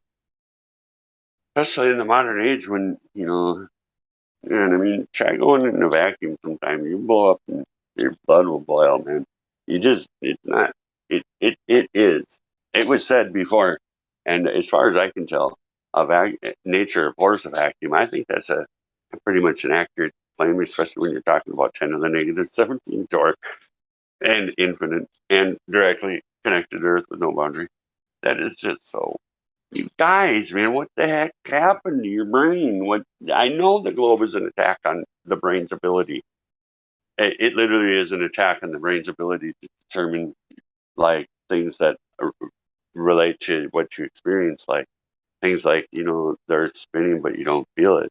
Well, that's not a reasonable claim, really, to tell somebody, because we have a system God given, like, or whatever you believe, however it got there. But I know when I'm spinning all the time, and 100%, I could be on a roundabout going not that fast, like 30 miles an hour, trying to get, doing the horseshoe thing for the highway. I feel that, man.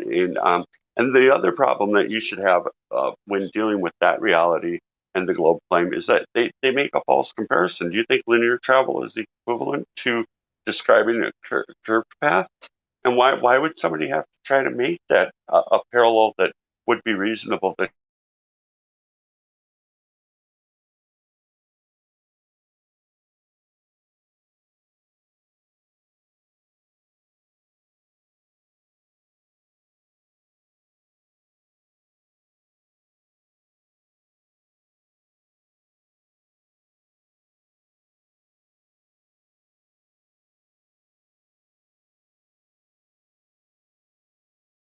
Yo, Mickey, you there?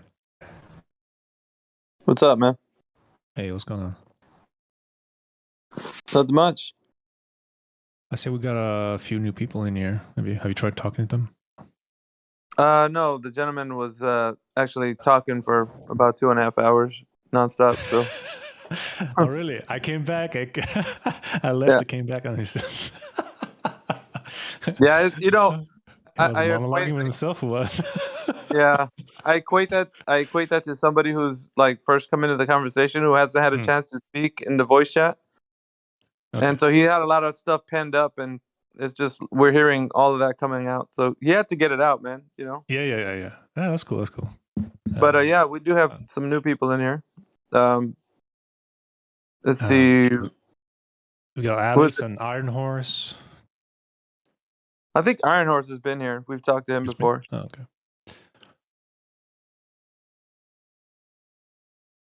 okay. Alice, welcome to the chat. Sam Free, I don't think I've spoken to you. Sam Free, welcome to the chat. Hi. Hello. Hi. I have a question. I have two, but I forgot one, so I'll have to come back. That's fine.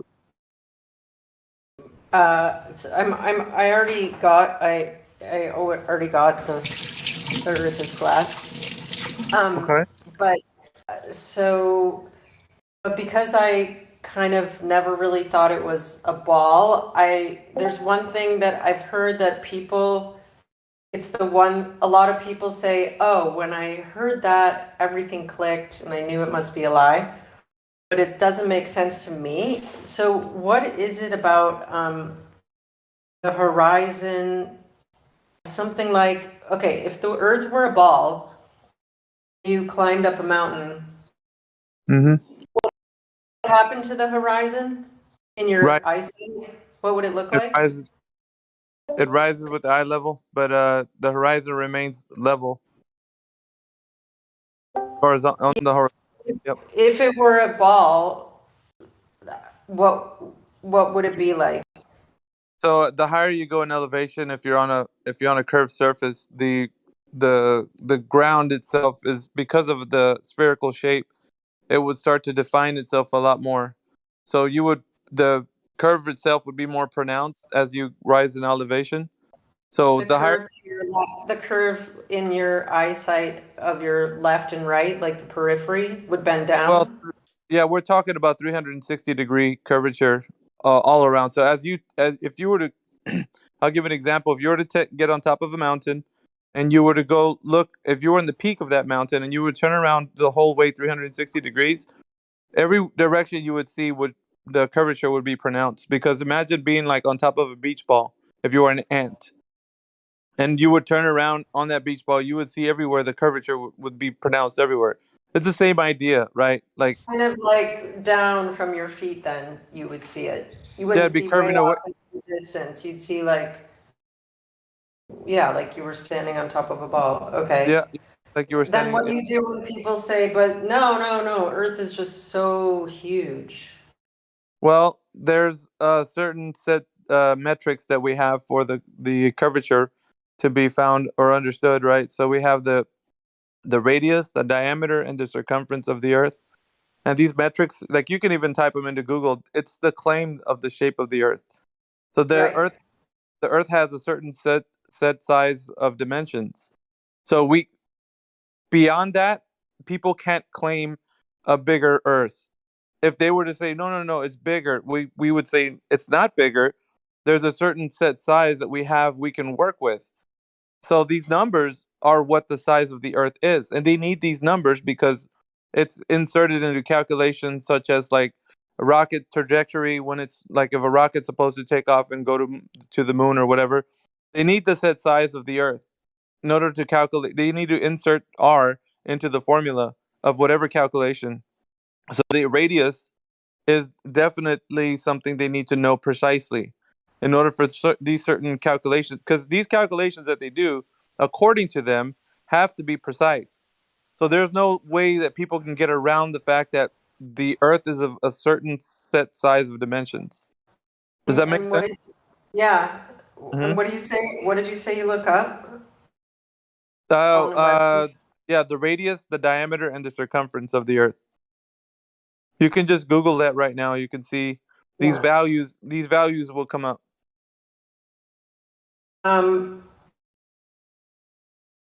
Okay, could you just pretend that I'm really stupid or young or something? What? So I've heard people say, "Oh, when they said the horizon rises to the level of my eye." Mm-hmm. Why does that turn a light bulb on for people? I just don't get that. Okay, so like, if you were to rise on a plane, like the plane of existence in which we're all on right now, if you rise, the higher you go, it seems like, and like, this is not really an argument for or against, but the idea is that the horizontal horizon that we see would rise like with the eye level. So like, let's say you're on an air balloon, right? And you're in a basket and you're looking at the horizon. Well, the horizon you see in the far distance would be the same horizon you see when you're on the ground looking at the beach, like on a beach at the, over the water. So it remains in the midpoint of your eye. So it's like it's centered from your eye level perspective.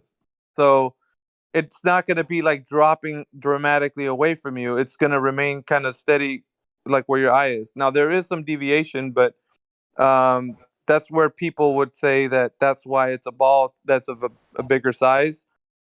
But you can't have your cake and eat it when it comes to like what you're supposed to see. So with the ball size that they said that they claim it is, there has to be pronounced curvature as you rise in elevation, looking at the horizon. So it becomes like an aha moment for the people of the flat Earth, showing the people of the globe. If you rise in eye level, you see in the horizon that it doesn't drop away from you like it should if you were living on a globe. Because if you were on a globe, rising up, the curvature would immediately there wouldn't be like, the curvature would be more pronounced as you go up, and the ball would be presenting itself even better as you get higher. You know what I mean? Yeah. So yeah, that's the reason why there's the idea that if you were to rise watching it on a flat Earth, that it doesn't drop like the way it would if it was a ball. Does that make any sense? Like, just imagine the two perspectives. Go ahead. No, go ahead. And that that's why I always put it to where if you're looking at the horizon and you're using that as a way to determine that it's not really a way to determine if the Earth is flat or globe. It's just what we observe in our natural known reality. So if you were to, and it's logical, right? It's logical to think that if you were on a ball, if you were to rise in elevation, the ball would pronounce itself even more. You could see the curvature as you go up better, right? You could see the ball better as you rise up. But if it wasn't a ball, then it wouldn't be, you couldn't see the ball. It would be like more, just you could see farther, but the horizon would still remain where it was in your eye perspective when you were on the ground. Like it'd be midpoint of your perspective. Because everything converges. It would be halfway up to you. Yeah. So everything converges on the eye line. So when you look out at the far distance, everything converges to here's the thing that people don't realize about perspective, and artists can have a really good understanding of this. So if you were to draw a picture of railroad tracks on a, let's say on a piece of paper, the railroad tracks look like they converge to a point as you would draw them on a piece of paper. But that's not to say that that's what's actually happening. They're not converging to a point. So, but when you draw something on a piece of paper to show dimension, right? To show that there's actually some depth to what you're drawing, you have to draw in a way that your perspective is acknowledging reality. And so, like, it works the same if you're looking down a hallway, right? If you look down a long hallway, long corridor, you would see the walls and the top and the ceiling and the floor converge to a point. So this is mainly perspective, and people don't realize that this is how we see the world with using perspective. So when you see a car drive away from you, it looks like it's getting smaller, but it isn't really getting smaller. It's how you see the car with your eyesight and how much you can see and resolve with the power of your eye, your vision. So your eyes can only see, you know what I mean? Like they can only see so much, and then things will stop being seen because you can't resolve the image. Yeah. It's very basic, really. It's not something How does that complicated. relate to the horizon? Yes. So the horizon it becomes a hot button issue because it seems like there needs to be some type of argument constructed about this, but it's logically consistent to say that if you were on a ball and you would rise in elevation, the curvature would be more pronounced and you would be able to detect the the earth looking like a ball. It would define itself as you rise in elevation. That doesn't make That's not like it doesn't make sense. It's like you would see it no matter what. If you agreed with it or not, if you rise in elevation, if you were an ant on a beach ball and you took the ant and you picked him up, and as he rose up, he could see more of the beach ball, right? Like it's just logical. Right. Right. So if you don't see that, however, then it can't be that. Does that make sense? Yeah. So that's the argument there, but still at that point there's no determination whether it's flat or globe, and I'll give you the reason why. Because the people would then say, well, the ball's too big, you need to get higher. And you would say, okay, how high do I need to go? And then you would give them an elevation. Can I go this high? No, you need to go higher. And so they would kick the can down the road until the point you're like, well, how, like we can't get to this place. And then we're like, exactly. Like, see, they're trying to get you into this gotcha moment because they say that it's a bigger ball. But you can always lock the argument down to it's not what you're saying about a bigger ball because we have the set size of dimensions that the Earth is. We have the radius, we have the diameter, and we have the circumference. And if we have these values can be applied to the Earth, right? So if we're saying the ball is of a certain size, I can measure it. And if it doesn't measure that the Earth is of that set size that it says, then it's not what it says. So basically, the claim of the shape of the Earth, you can debunk it by just actually trying to provide evidence for it. Right. Right. It's just that simple. It's not really simple algebra. So it's not. You don't have to be a quote unquote scientist to figure this out, because this has nothing to do with science. This is not a science question. It's a what question? It's a what? It's a what question? A what is question. You're asking what is the Earth and geometric shape. So it has more to do with measuring, right? So if you can go from point A to point B over, let's say, you and your friend go drive to the beach somewhere, and you stand on the shore of the beach, and then your friend drives like 15 miles away from you, and you could see her like in a peninsula, let's say, and then you would say, okay, see if you can see this light that I'm shining from a far distance, and with line of sight, if you're able to go, okay, so let's say you put the light at a specific distance above the ground, and you say, well, okay, let's put this light, however much you want to put it above the ground, and let's shine this light. Now, if you can see the light with line of sight, then that means there is no curvature obstructing you from your friend. Meaning that if there was father and son to a lake in Utah with a laser. Mm-hmm. If you've seen that one. Yes.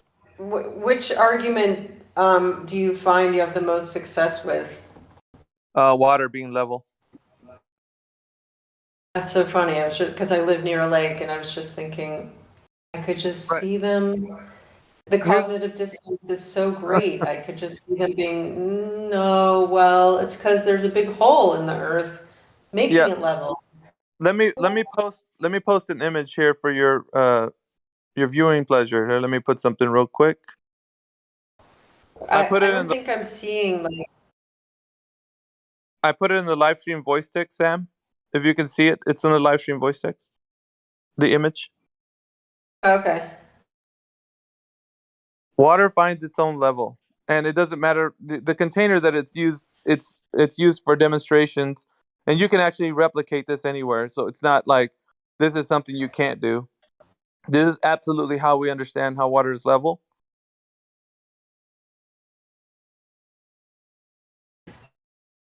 Wow, people have been sending me stuff, and I didn't realize. This is everybody. Okay, hang on. All right, so it's A funnel? Mm-hmm. And can you see the different shape of those containers? And then, like at the end of it, it's like it's drawing a line straight across. Yeah. It's pretty basic, right? It's simple. It's not very difficult to understand. Now, right. If the Earth is curving, however, there would be deviation in that water level. It wouldn't be level. This is not what we observe. Our physical and natural world demonstrates to us that water remains level on the surface of the Earth. Now, you said you live near a lake. Is this right? Yeah.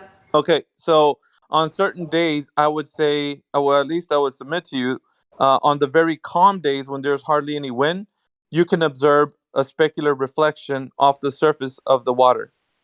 So you would be able to see, though sometimes on certain days when there is hardly any wind or no wind at all, the lake looking like it's glass, like it's completely smooth, right? And at which point it reflects the images off of it at a specific angle that hits your eye, as if you're looking at like a reflected image of the thing that's above it. So that right there would demonstrate to you that also the water is level and it's flat, because you can only have that specific flat specular reflection if the water is completely flat and level. Now, if you were to say No, that, this is what I'm saying their argument would be. Like, say I had a sand pile, and in the sand pile, which was sort of a perfect half circular pile or something, and then I put a coffee cup in the pile and filled it with water, that would be their argument. Like, yeah, sure. It's like the lake bed is a coffee cup. Yeah, sure, it's level there. they're talking about the lake bed. No, That's what they would say is the reason it's holding the water in like a cup and making it level. the thing about what they don't understand is that the surface of the water is what's in contention, not what the lake. Even if it was a cup, let's just say that, okay, it's a cup, but we're talking about the surface of the water, because the surface of the water should have to conform, by what their claim is, to the exterior of the ball Earth. So it would have to conform to a curved. I feel like that one's almost too obvious for people to get. Well, it's here's the thing, right? And it's basic, right? But the thing is, the truth is simple. It's simple truth. It's not. The thing about these guys is that they want to make it complicated with equations, with taking you that you don't know, and it's academia. Yeah, and I'm so smart, I can handle the equations, and you're so dumb, you're dismissing the equation. Right, but that's the thing with these guys, is that they want to take you into the weeds because that's their playground. Their playground is where you can't even. Nobody understands these guys when they get into their own head. Like, so that's not the point. The point is, if you're saying the Earth is what they're claiming it to be, like the claim of the Earth and the size and the metrics, then when you go out into reality, like your lake, it's gonna define itself to you. It should be self-evident. If the Earth is curved, then the water would conform to the exterior of the ball Earth. You would have curved water. Everything would conform. There would be nothing that be different. But like you said, they would use the little excuse that the Earth is too big, and I'm sorry, but you can't use that, because you have to come right back to the claim. And here's the thing about these guys, that they're these type of like sophists. They want to say things like, well, we're not saying we agree with that claim, but it's not up for debate, you see. The claim of the shape of the Earth is not up for debate. It is either take it or leave it. And if you leave it, then you're just making up your own cosmology, really, at that point. Do you understand? Like, that's how it is with these guys. You have to make them realize that if you leave the claim and you say it's a bigger Earth, then you just made up your own cosmology, and I don't know where you're at now, because we're talking about the claim specifically. Right. All right. I was helping to build a porch with a couple of guys this weekend. Cool. And and we kept taking out the level. And I've only met them a couple times. And it took really everything in me not to say, gosh, isn't it funny how this level works? And we're spinning how fast? And why isn't it bent? But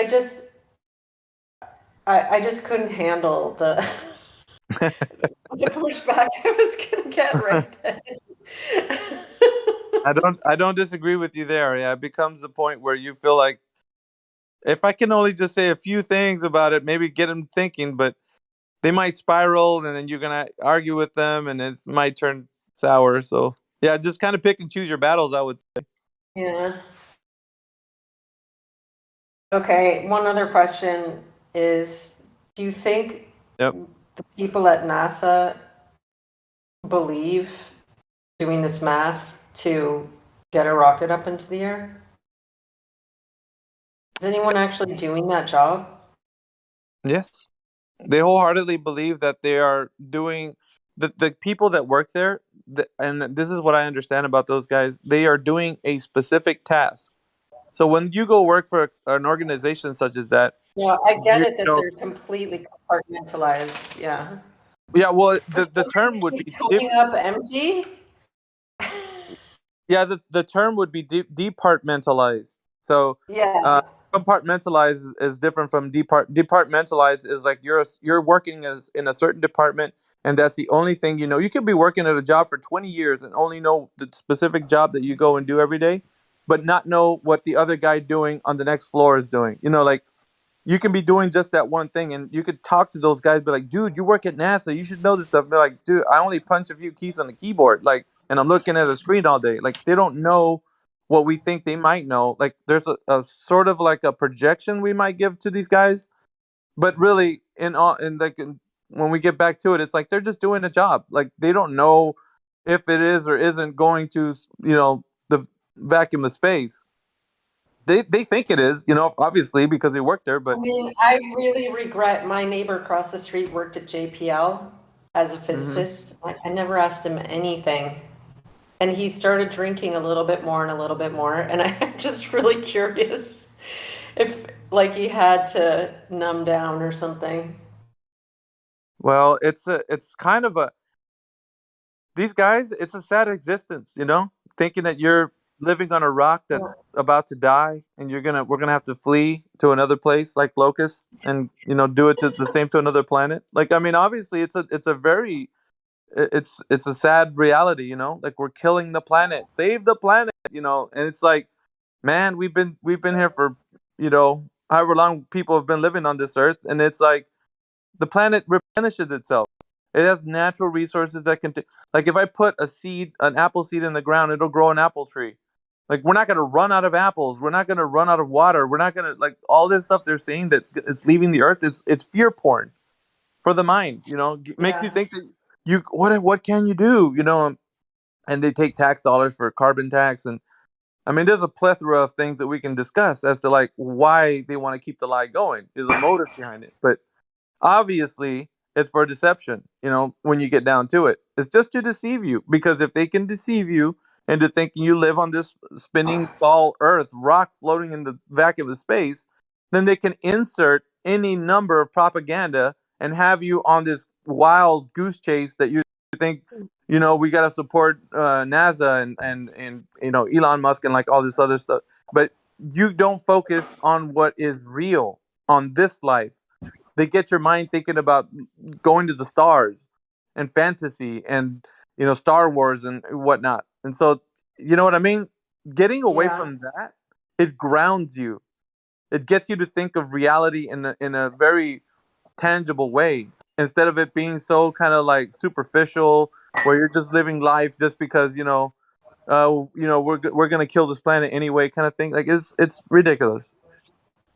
Yeah. Good morning, Mike. But yeah, they're kind of like kite flyers at JPL, is my sense. Because every once in a while we'd see like weird purple self-flying flag, long flag type things going, and they'd be like, oh, they had success, they got their comet up. It's just like a kite, except with lights. Yeah, it's a it's just a dog and pony show, Sam. Well, I don't know about you guys, but I'm very thankful that NASA takes my, hard-earned tax money and gives me grainy pictures and shitty cartoons, man. I mean, it's worth it. I'm glad I'm at work right now supporting that. A lot of mask-wearing people. Yeah, of course. Good morning, guys. Morning, Chocolate. So does the cancer research. Okay, that was my question. I'm almost done with my pie, so thank you, Miggy.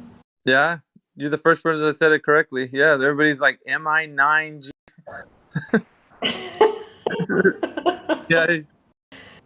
Yeah. And thanks, gospel bearer and people who sent and cut the shit. Yeah. Cool, dude. Okay. Have a good afternoon. See you, Sam. Bye.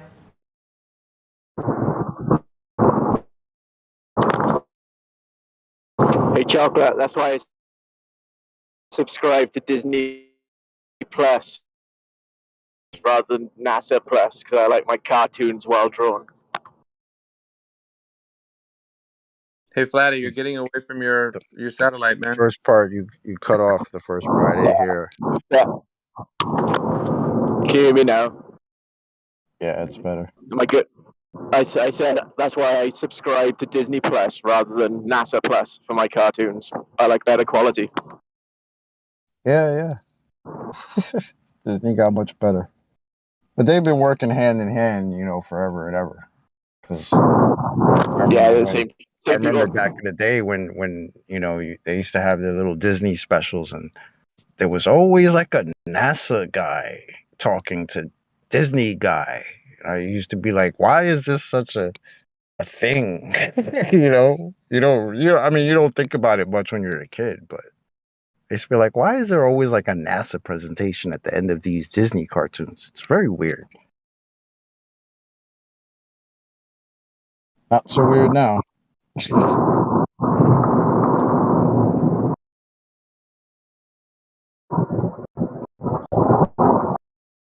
Clary, you flying or what? What's going on? Where's that now? Noise. An airplane. Sounds like top down in his convertible going on. Sorry, dude. Oh, I just remembered my other question. Yeah, go ahead, Sam. Somebody made a point like that we call it a sundial and not an earth dial. How is that a point? How is that an argument? That a Glober said we call it a sundial, not a earth dial.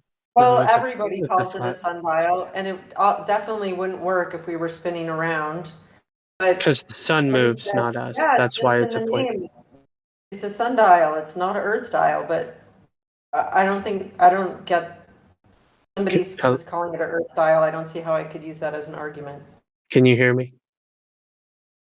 Yes. Okay. It's because the sun moves, not the earth. That's why. That's why people say that. It's really it's not an incredibly profound or helpful argument. It's more of a cute, poetic way of speaking. It doesn't really prove anything, but that's why they say that. It's because the sun is doing the moving, not Earth. Okay, thanks. Yeah. By the way, where are they saying? You could say like dial is like the verb, so the sun is moving. It's telling you the sun is moving. It's not though. I mean, it's not profound. It's actually just. I don't even know what to call it. It's just kind of simple. It's not to say the reason that it's a sundial is because the sun is moving isn't very profound, and it doesn't necessarily prove anything. But people like to use things that sound good but don't It's necessarily just have kind any. of the way we use words, right? I mean, we call it the sunset and the sunrise. Why is that? It's Sure. because the sun is what appears to be rising and setting. Yeah. You know, some things are really just kind of basic, but because they've used this programming to switch our way of thinking, we think of it as something else when we're literally describing it as it's doing what it's doing. Exactly. And this might not be a hardcore useful glober will question, say but sunset, and what they're saying is the Earth is spinning away from the sun, causing it to. No, it's just the sun. It's just the sun doing that. I took astronomy in college, and we had a planetarium on campus, and that was, you had to go there once a week for class, for the lab, and they used to say, like every other class, well, of course we're just pretending that the North Star doesn't move, and these stars are up above our head and they're in a dome, and like the entire thing that we were learning was just for the sake of argument, so it would be easier to learn. But of course it doesn't really work that way, and that's why we go do the math in class. I mean, I get that it's all programming, but do you think the professors believe that too? This is just completely conjecture, but I've just been wondering. I think that they do because of the fact that they've been taught to think like that. So they're professing it to you as if that's the way it should be looked at. So they can't help it, because if they were to say that it's not that, then they're actually going against what they truly fundamentally believe in their mind is the reality. So they have to be professing it to you as if that's what it is. Because if it's not that, then they are talking about a shift of paradigm of epic proportions for them. So they can't say anything other than how they're presenting it to you, because that's how it was presented to them. And so they can't deviate. Another thing is they can't deviate from their curriculum. So it's also something they have to teach you, because imagine if they were to say, guys, you know what? I just came to the realization that this isn't what we're taught. Like we got to look at it differently. And then imagine one of those students going to talk to the administration about like what happened in that class. The guy would be fired faster than he could even go back to his room. Like he'd already been, getting rid of. So they can't deviate from their curriculum. And also, because we know there's people that have testified to like how if you don't even stick to the program, you can lose things that you have in whatever position you have, so this isn't something that's not known. It's like, just stick to the program, teach them what you're supposed to, and keep moving forward, so it's, even if he was Think about just the concept of a planetarium, right? They the best way to replicate what's going on in this quote unquote planet is to put you in a contained building and have the stars on a roof, right? That's the best way to replicate what's going on in the world. But the same people that put that together will tell you it's completely opposite of what this is. They're fighting tooth and nail to tell you this is not what it's like, but this is what we use to represent what it is. Think about how insane that is. I know, that's what I've been thinking about. And I almost, as we're talking, there's always the chance that he knew and, he wanted to feed his family and didn't have tenure yet or something. And so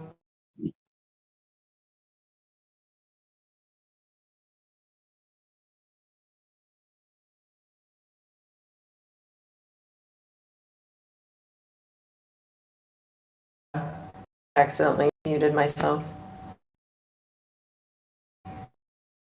Can't hear anyone. I don't know what happened. Yeah. No, you're here. Okay.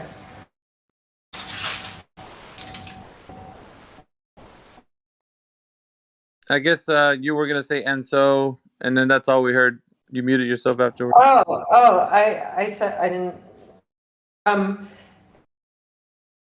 Maybe that's why he was dropping that every class or every other class. Like, hey, it's like this, but it's not. But it is, but it's not. Like, just to. Well, so it could be a reference point. yeah, not for nothing, but people actually are seeing that everywhere. So you not only does he have to say that, think of it like it's a dome, or and so when sailors or pilots navigate across the face of the earth, they are instructed in their manuals to look at it as and treat it as if it's flat and stationary. It says so, and how they perceive the way to move forward and understand how to navigate across the earth. So you have to actually treat it like as if it's flat and stationary. Yet we all know that the earth is a globe. So it's this whole idea as in a warped perception. They tell you to observe it as such, but then they warp your mind to think that it's not. And so people with this warped perception are superimposing that perception over what we can naturally see and observe. That's all it is. Because we do things opposite, right? Of course, we're going to treat the Earth as flat and stationary when it's actually a spinning ball, because that makes sense, right? When things have to happen in reality, when they have to actually put people and lives at risk and put vehicles in the air, because we can't really have, the airline industry wouldn't have gone too far if we just had planes falling out of the sky all day, right? So what's the best way to do that? Oh, let's treat the Earth as flat and stationary. Well, that's weird because it's the complete opposite of that, isn't it?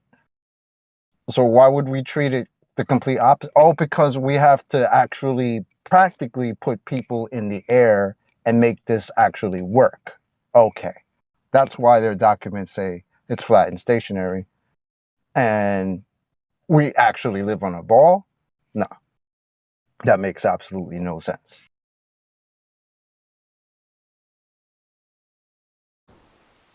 I'm trying to The think of the hardcore globers, argument. they don't like that. It bothers them that, these documents say these things, but I mean, that's just the way it is. It's not our fault. We didn't write these documents. That's them telling you guys. We don't have to tell you. They're telling you themselves. Yeah, there was a gentleman the other day that was in here. He was basically saying, you guys should have like a Flat Earth Academy, like kind of a bit sarcastic, whatever. But somebody chimed in and said, yeah, that's what this is. I think it was Helio or somebody. I was just gonna say, what you think this is? Where you at right now? Oh yeah.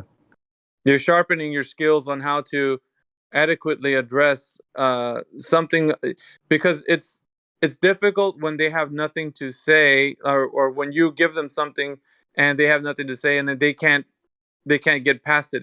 They get stymied by the question. So for them, it's like a hurdle that they can't get past, and so because you can't use your warped perception of reality and then try to defeat what we can say we practically use the earth as. It's never going to work.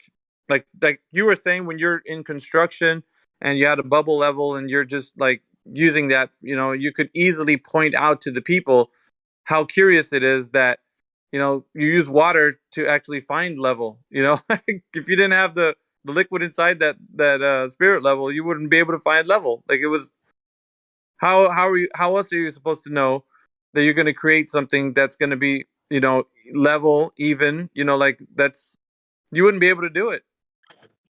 So water is or liquid, that you can use, can determine this. And I don't know how far you've gotten into this argument, but it's gotten to the point where some people will actually tell us in retort that level actually means curved. Do me a favor, ask your construction friends about that one. See if they laugh. See if they laugh at you. And plus, I was the only woman, and I'm foreign. I couldn't bear the ad hominem that was going to come. They would dogpile, and Well, then just say kind of flippantly, like, I heard somebody say something kind of ridiculous, like level means curved. What do you guys think about that? poke the bear, right? Oh, I do all day, so I got no problems with that.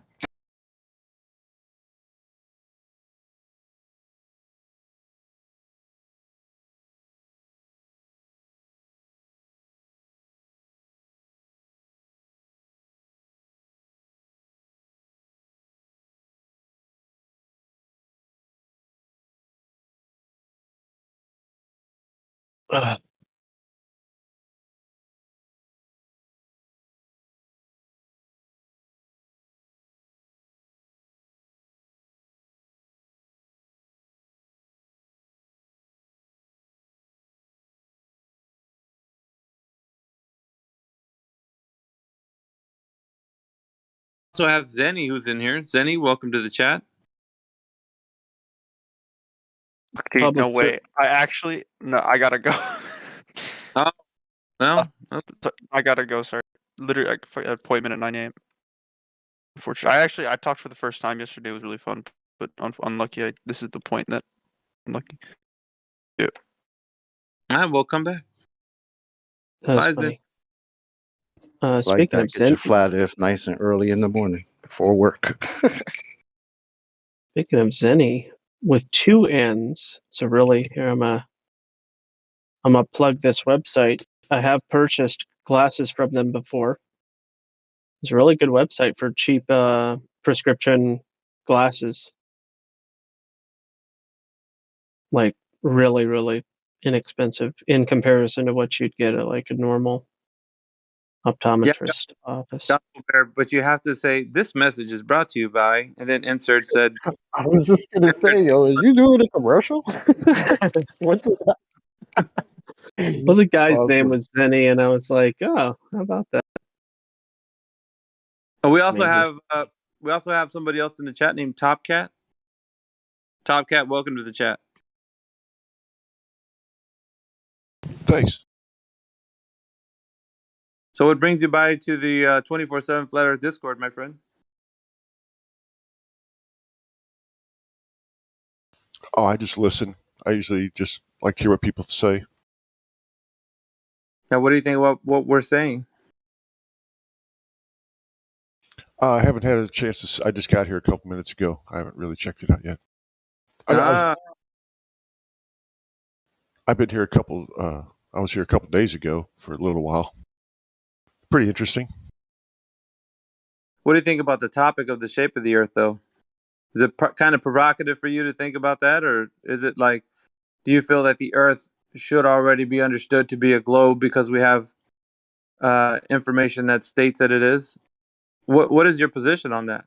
Or do you feel you can be swayed because you have an open mind? What do you think? Oh, I've had my mind changed on many things. I guess it depends on the strength of the argument or the evidence or whatever it is they're talking about.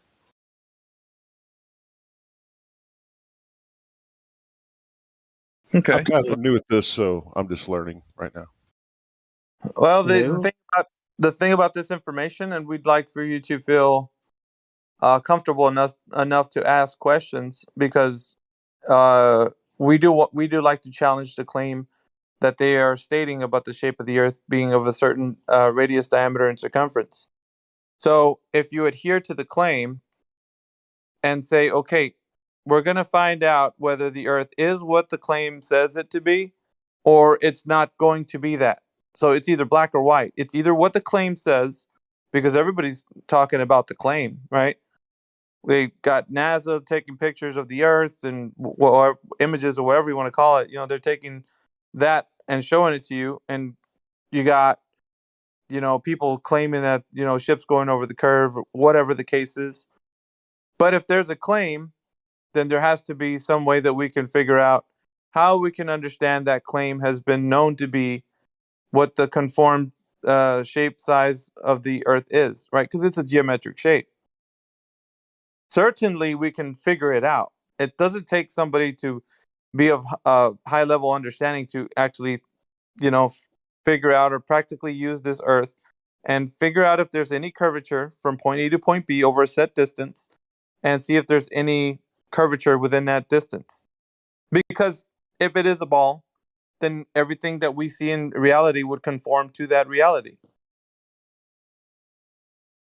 Do you know what I mean, Top Cat? So that's what we're doing here. And so it's not so much the person that we're challenging more than we are the claim. And if somebody stands by the claim, then we challenge the person to think about the claim.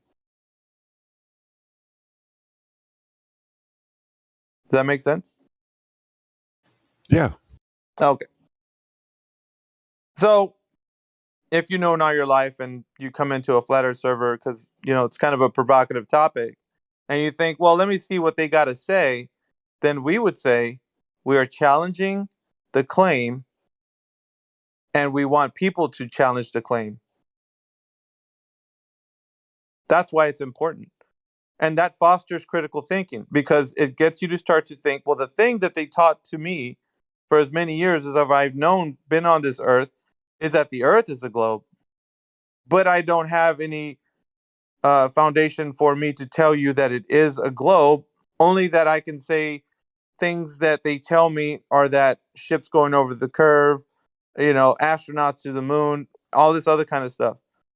But there's no foundation rooted in understanding as in empirical evidence where you can verify that the earth is that particular set size of dimensions.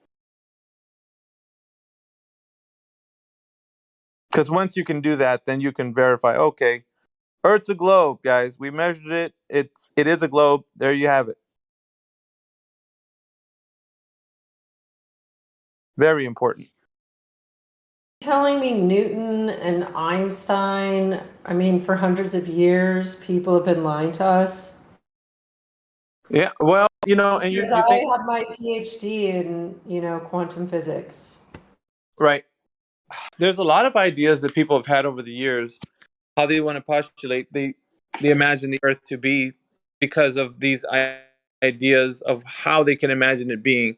But it was the truth has always been simple, right? It's always been right at our feet. The thing that we're standing on is the foundation for your understanding of what the Earth is. And so everything precedes that.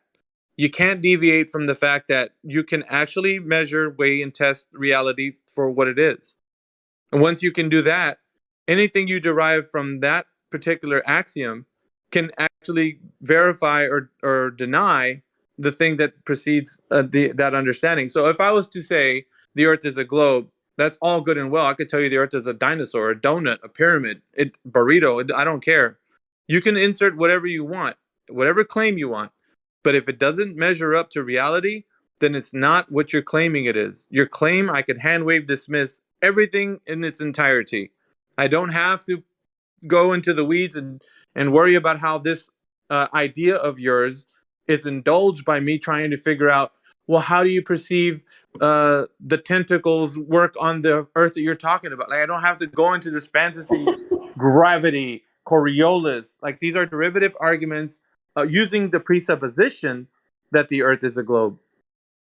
So if we get back to its basic root and foundation, it's really tell me how you've demonstrated to me how the earth has curvature and it's been measured. It's so simple.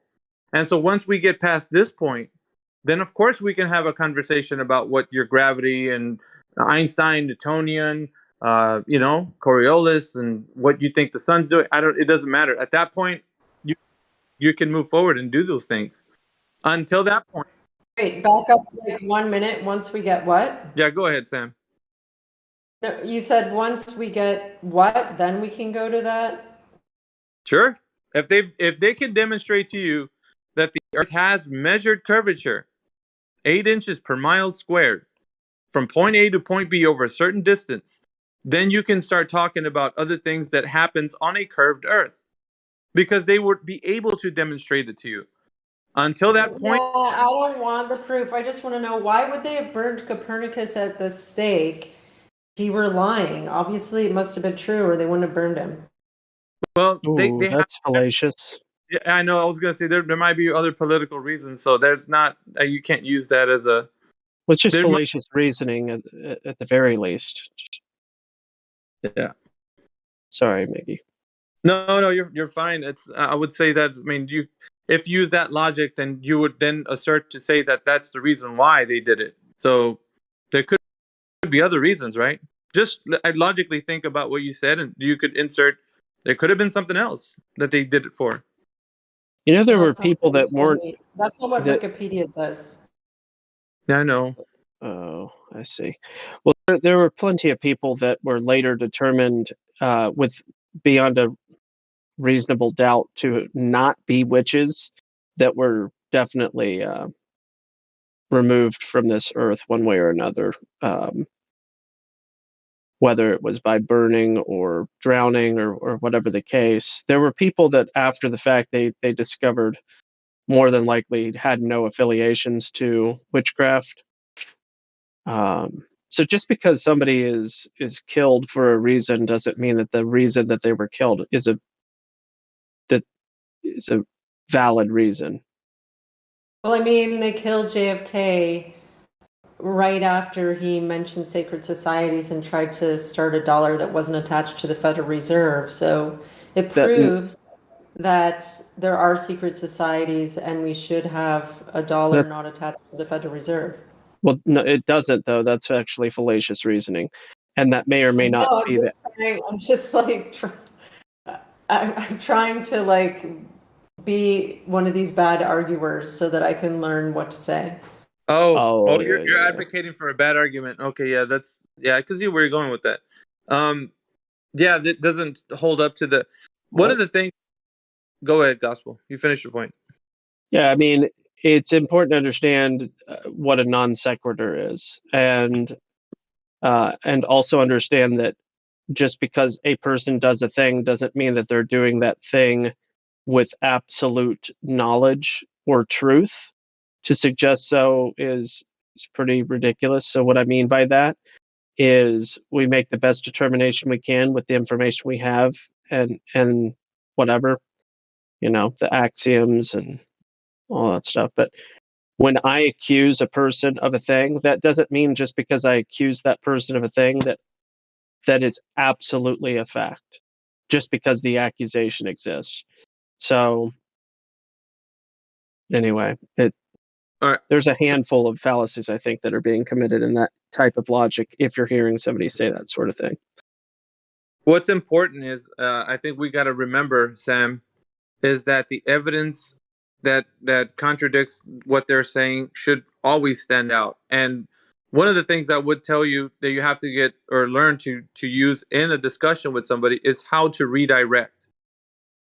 You have to be able to redirect the conversation back to the point versus them inserting a derivative argument that has nothing to do with said point.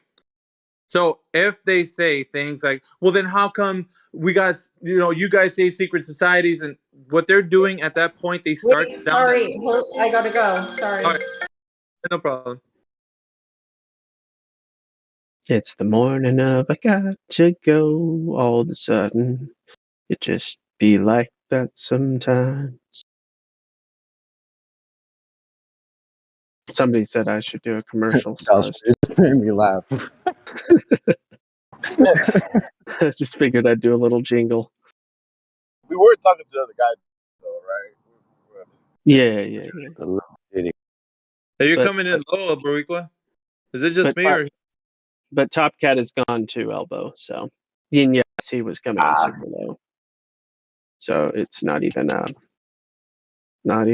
relevant anymore. By the way, Top Cat's been around.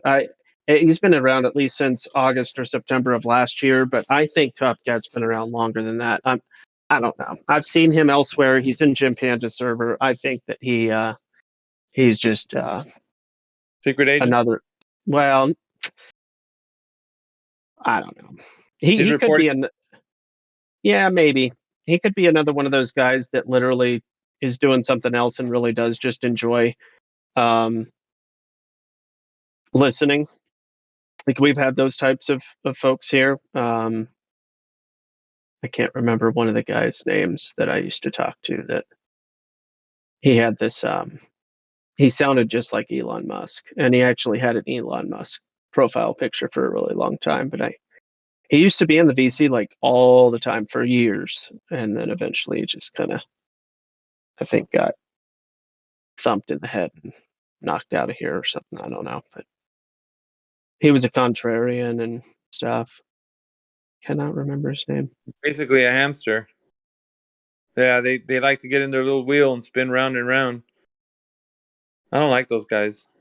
They make it so difficult to even come to a point. So it's almost like, well, how do we know anything is real if we're in a simulation? Dude, go away. Like, I don't want to talk to you. Like this is like you drag the conversation to new lows, and it's like then all bets are off, man. Even what you're perceiving is like a simulation. So I don't want to talk about it. Like there's no discussion when all bets are off, because anything goes, and then your perception is completely warped at that point because you don't even know who you are. And I could be a hot dog. Like, you know what I mean? Like, I it's don't, not. I don't even understand how that's an argument. Even if it's being simulated, it's being simulated flat. So what the fuck is the problem? I don't understand. Even if that was a thing, it's still flat and measures flat. So But how does here's, that help bro, the globe argument? I've had these conversations with these characters, and they'll say things like, "It's a simulation, so of course it's that way for you because you can test and measure it, and it'll be that way for you. But when I check it out, it's a globe." Like, trust me, it's all bets are off, bro. Like, you can't. Yes, It's it boils down to whether or not there's one reality or greater than one reality. Yeah. That's what it boils down to. Yeah. Because that's what solipsism is all about.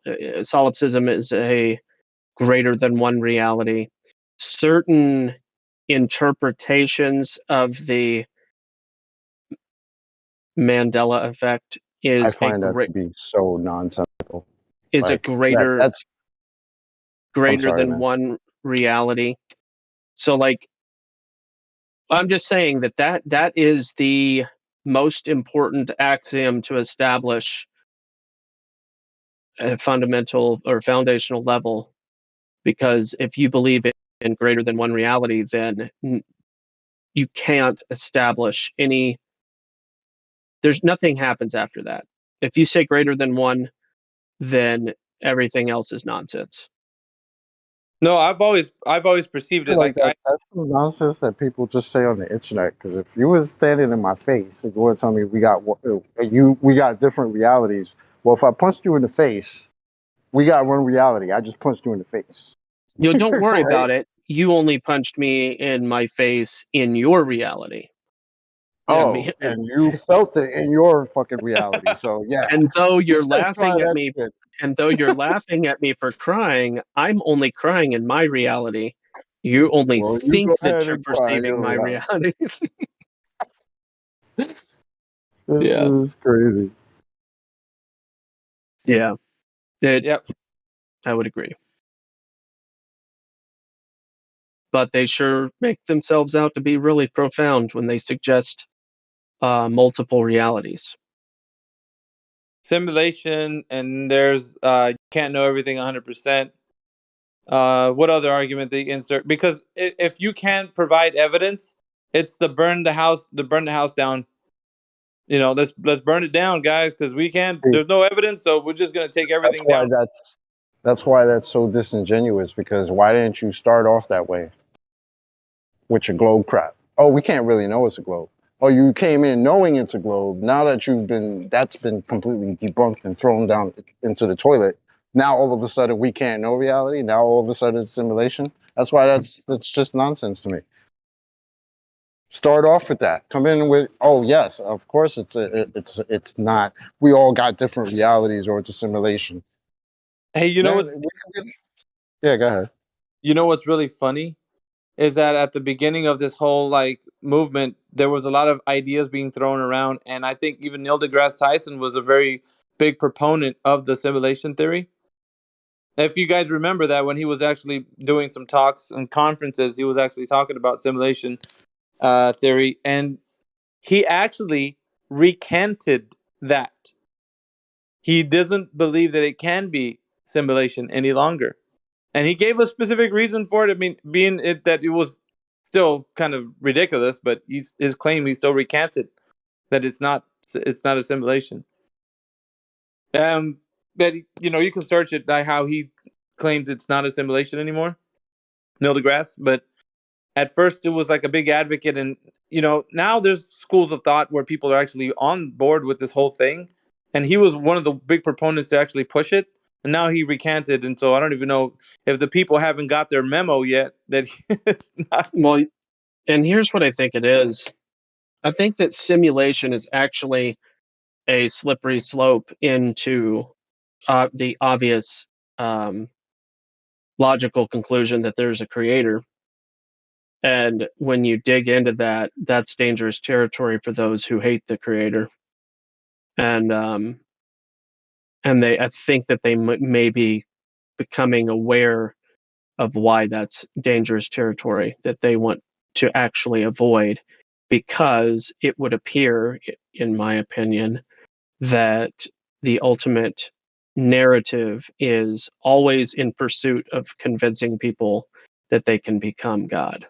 And simulation theory would actually not necessarily be conducive to that overarching grand agenda, as far as I see it. And we got Zenny that came back to the chat. Zenny, are you back? Yep. What's up? So yeah, man, we were just having a discussion about the shape of the Earth. But what do you think the shape of the Earth has, as far as being in this server and like listening to what we have to say? And what's your take on the topic? Do you think it's provocative to talk about it? Or? Oh yeah, definitely. I love talking. I love hearing you guys talk about this and stuff. I've been in a long time in the server, but not never talk really. Or you just long time. Most of the time? Sorry? Were you just lurking most of the time? I'm just in the YouTube. Oh. Live stream. Hey, well, welcome to the chat, man. Like, what side of the conversation do you sit on right now? Are you more convinced that the Earth is a globe, or do you think? I don't know. I couldn't tell you. To be honest with you. You can't tell me what you think. You can't tell me Not what you really. think. It's amazing. That's why. But why? What I'm trying to figure out is why is it difficult for you to even proclaim what your own thoughts are about the subject? No, I don't. I don't really have an opinion. Like, I think it's just like. What's I it don't like? know, man. I've got a lot Go of. ahead. What's it like? Man, I don't know.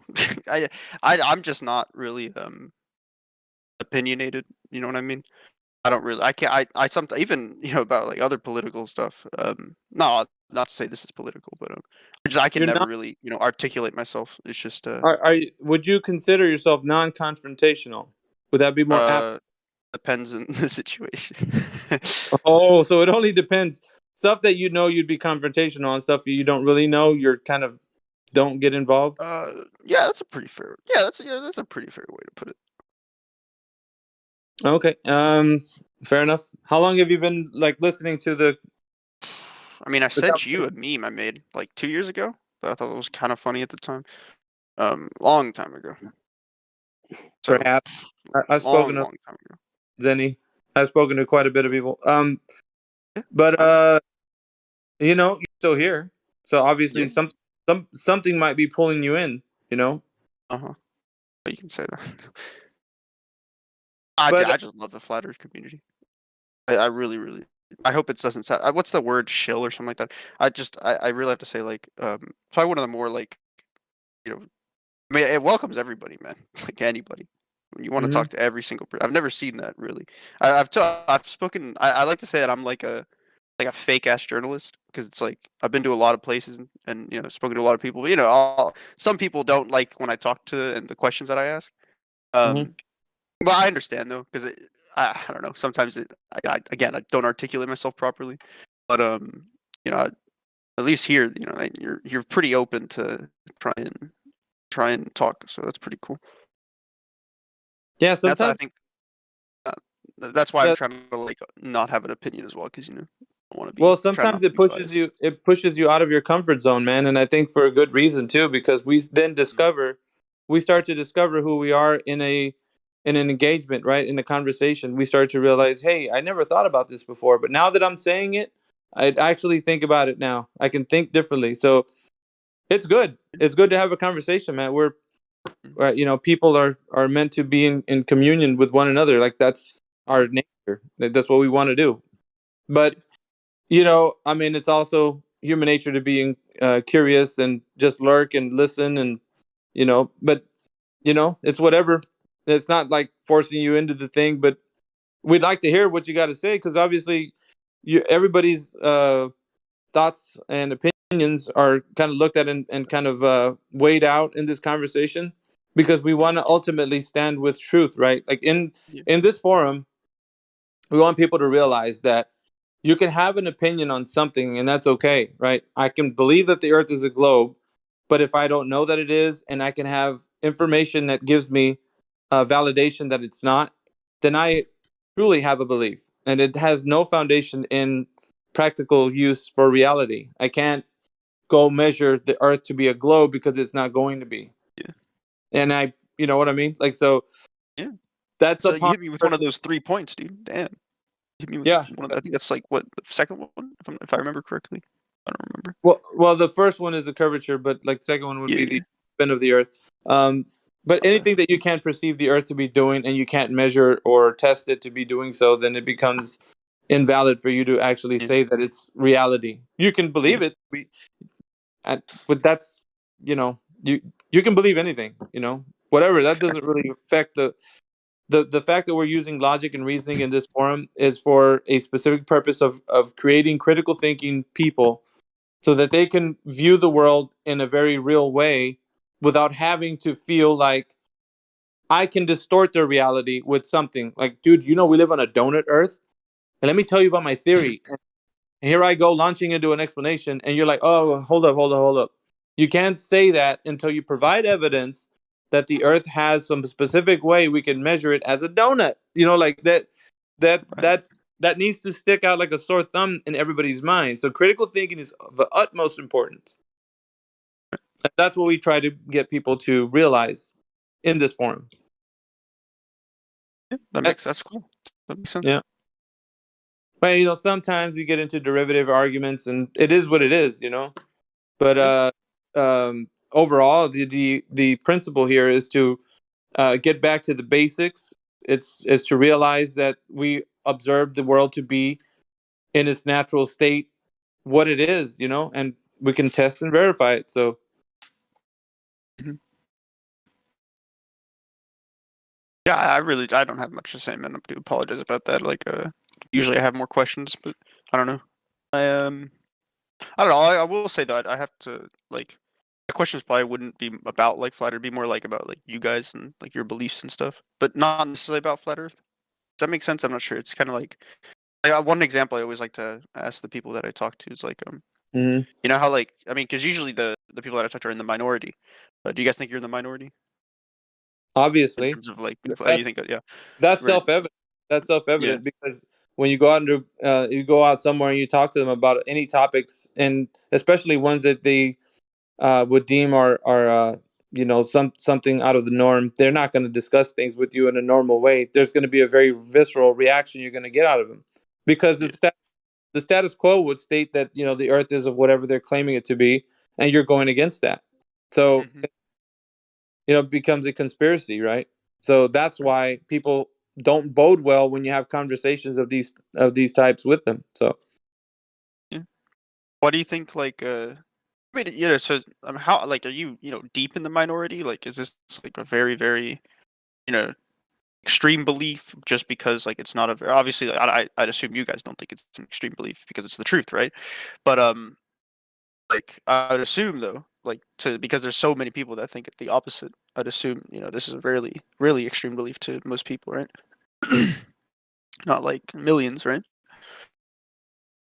yeah, I mean, we wouldn't know the exact Yeah, calculation. obvious. I mean, you would obviously look at it as the overwhelming majority of people on Earth are born into a belief system that it seems, that has been taught throughout the world. So everybody in this world believes this way because it's been taught to them at a very early age. So you don't have a chance.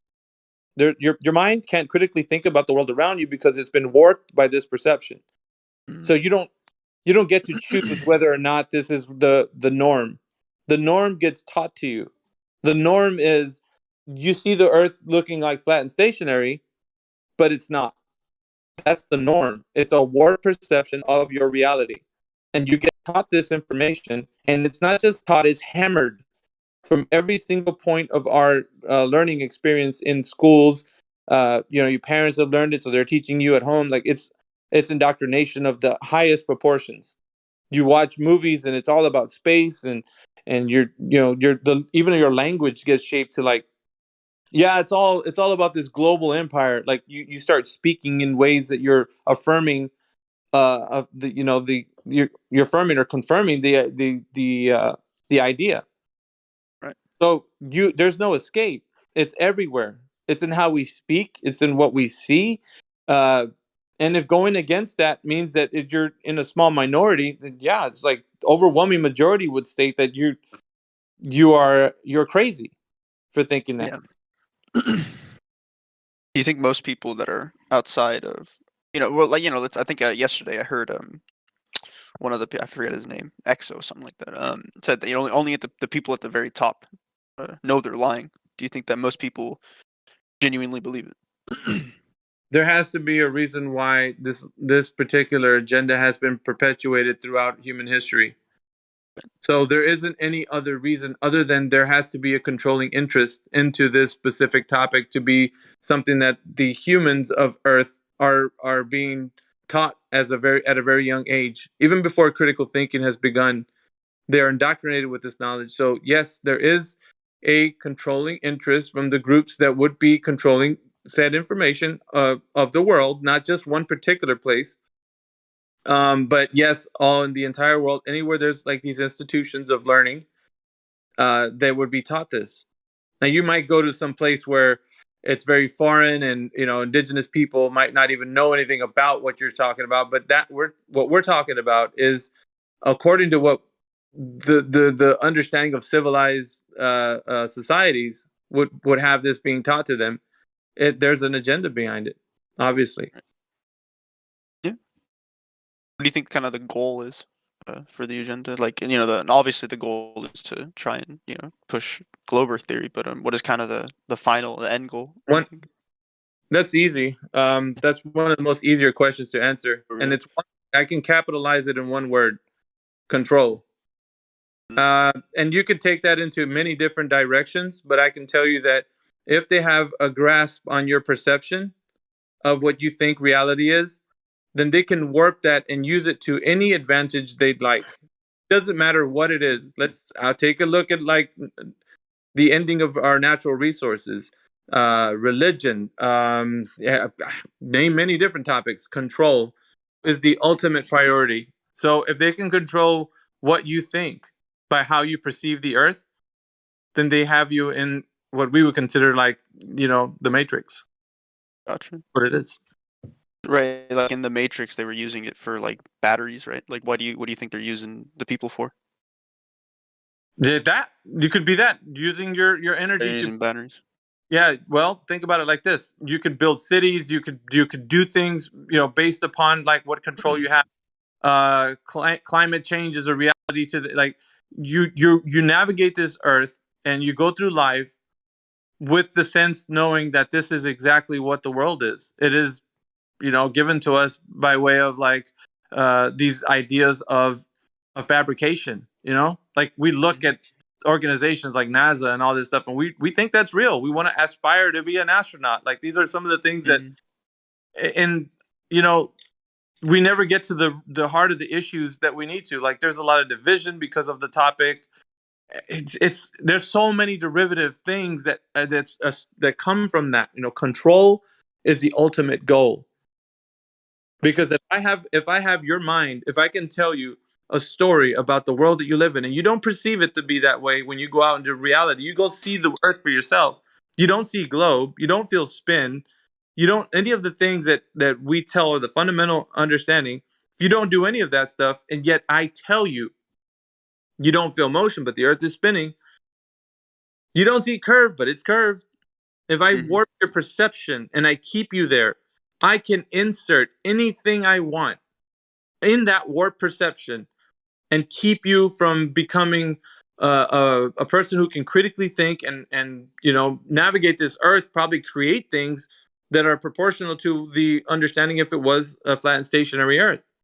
You don't aspire to know more because we know everything. Everything's already been discovered. We know what everything is. Why search it out? And then the thing that they tell you they don't know is the thing that's unattainable. Well, we don't know what the entire universe is. We only we don't know 94% of the entire universe. So you're like, okay, so the vast undiscovered things are out there. They're not here anymore. So they got you thinking your mind's in the clouds. It's never about discovering new ways of creating things here on Earth. It's because everything is already like known, like the limits, let's say. Gotcha. Yeah, and I think you did say something, and I don't want to just say like it doesn't want to sound like I just disregard everything that you said, but you did say something about like divisions and such. Do you guys experienced those divisions like personally, perhaps? If you're obviously not, if you're not willing to speak to that, it's all good. But I've talked to a lot of people, especially like some of the people from January 6th and Q. They fall that they've lost a lot of like family members because their disagreements with them. Have you guys kind of felt that in some situations? You mean being ostracized by yeah, kind of. Yeah. Yeah, well, like I said before, this is a very jagged pill to swallow if you are of the mindset that the earth is of a globular shape, because information that you believing is a very powerful thing, right? Gotcha. So you're actually going against what somebody believes. It's not knowledge that they know, it's just something they believe to be true. So when you go against that in a way that is practical and they can actually verify that it's not what they thought it was, it's almost as if they don't want to know. Stop talking to me about that. I don't want to know. And so you get to the point where people can end relationships over it because it's right. They want to believe that they're not cognitive enough to realize what the earth is, basically. Because when you tell somebody that their reality and what they're perceiving is not what has been told to them, and then they get like mad about it because they're like, well, I'm not dumb enough to not know that the earth isn't what it presents itself to me as. So it's kind of like subconsciously they would rebel against it.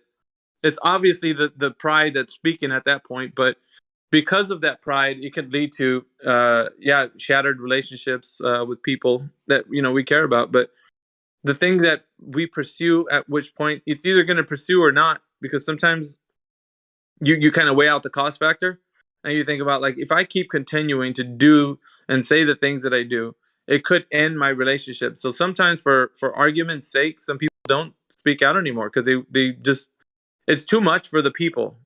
It's like an overload. Some people, when they get into this conversation, they say, my brain hurts, I'm losing brain cells. They say these things because it's the visceral reaction that happens when you're confronted with something that you can't object to. You can't say I agree to disagree, because that doesn't work, because your known reality would state that you can verify this empirically. And if that is the case, then you can't say I agree to disagree. You're going to have to say I am wrong. That's the thing. So that's a people don't often right. So people don't like to say that they're wrong. They want to say I agree to disagree and feel comfortable in the fact that they can keep their belief without it having to be shattered by empirical evidence. So yeah. Do you think those people are dumb? I think you said like I don't want to feel dumb is what they would say, but do you think they are in the end? No. Oh, you don't think they're dumb? No. The answer to that is absolutely not. Everybody who we've spoken to is very cognitive. Okay, so there's a pursuit of wanting to be intellectual, and there's also that one of trying to impose this kind of pseudo intellectual kind of understanding of like what they think they can perceive the earth to be. So it's basically maybe tied into something like of being a part of a social group, or like if I say I don't know what I'm talking about, then I got egg on my face because now I got to go back and face all the people that I talk to in my social circles, and they're gonna look at me like I'm dumb. So it's not that they're dumb; it's that they don't want to be perceived as such because they think it's so redundant to think that the Earth is simply what we perceive it to be, versus it could be something else more complicated. Mm-hmm.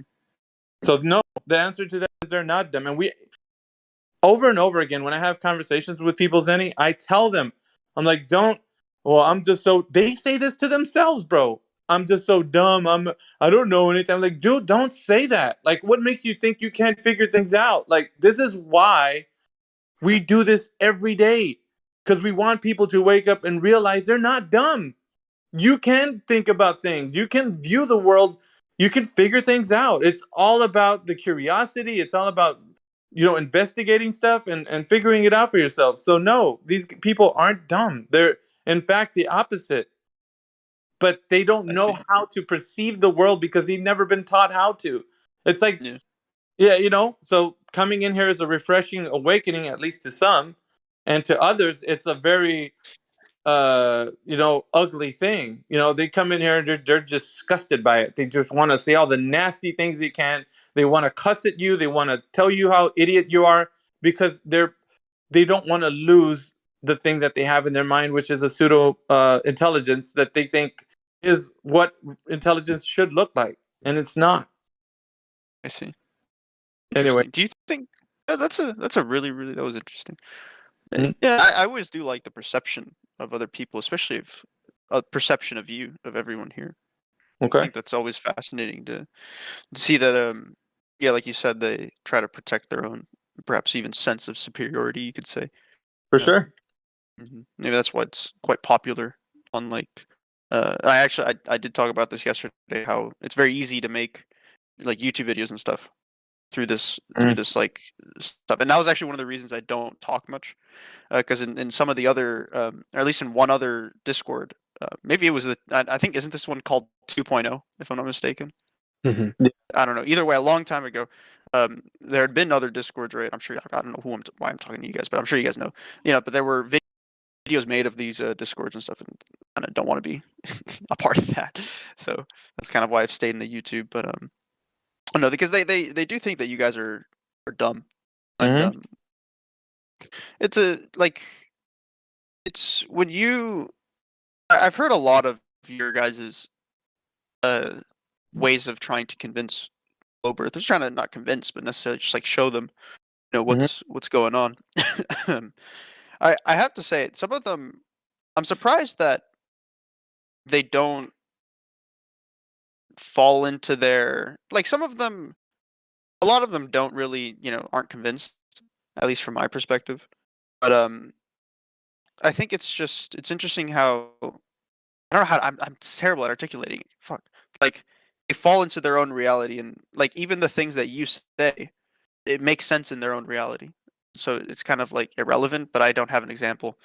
So it kind of sucks. Sorry. Or actually, how about this? I think you were talking about with Sam earlier, how the water finds its level, right? And how it's like it would be curved if it were over such a long distance. It would make no sense for it to just be flat like that, right? Right. Well, I think it was interesting that at least some of the people that I've talked to about flat Earth, they immediately understand that as, well, it's too big, right? The water, it's too big, and thus if you're standing on, I think you even used a beach ball, and you're the size of a particle, of course it looks flat, and so I think it's an interesting thing that everyone goes into their own reality. Yeah. That's it. Not much to add up on that, though. Yeah, they do. You're saying they agree on certain points. Yeah, they do, because they can't deny it. If you deny reality, you just become a reality denier.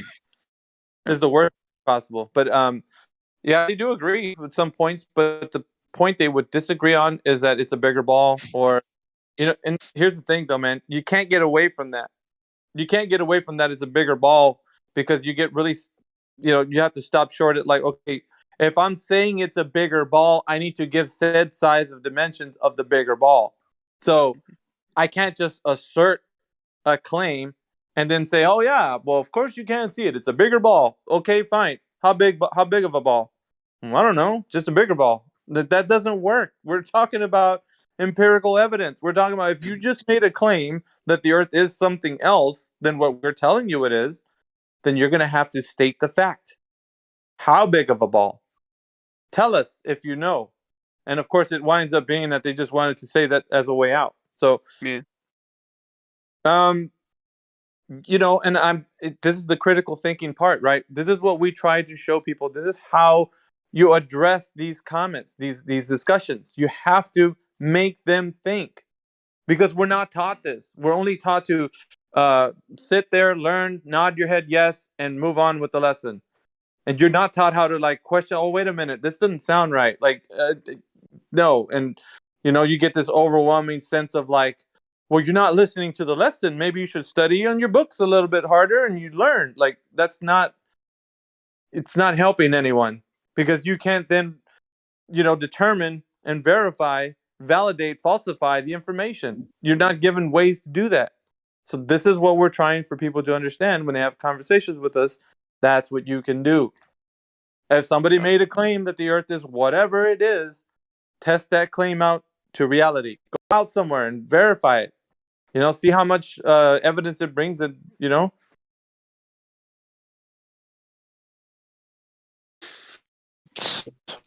I do also like. I've been to a lot of people, talked to a lot of different interpretations. Why do you think there's so many? Perhaps you could say, and obviously they all have the same confidence you guys have. Why do you think that?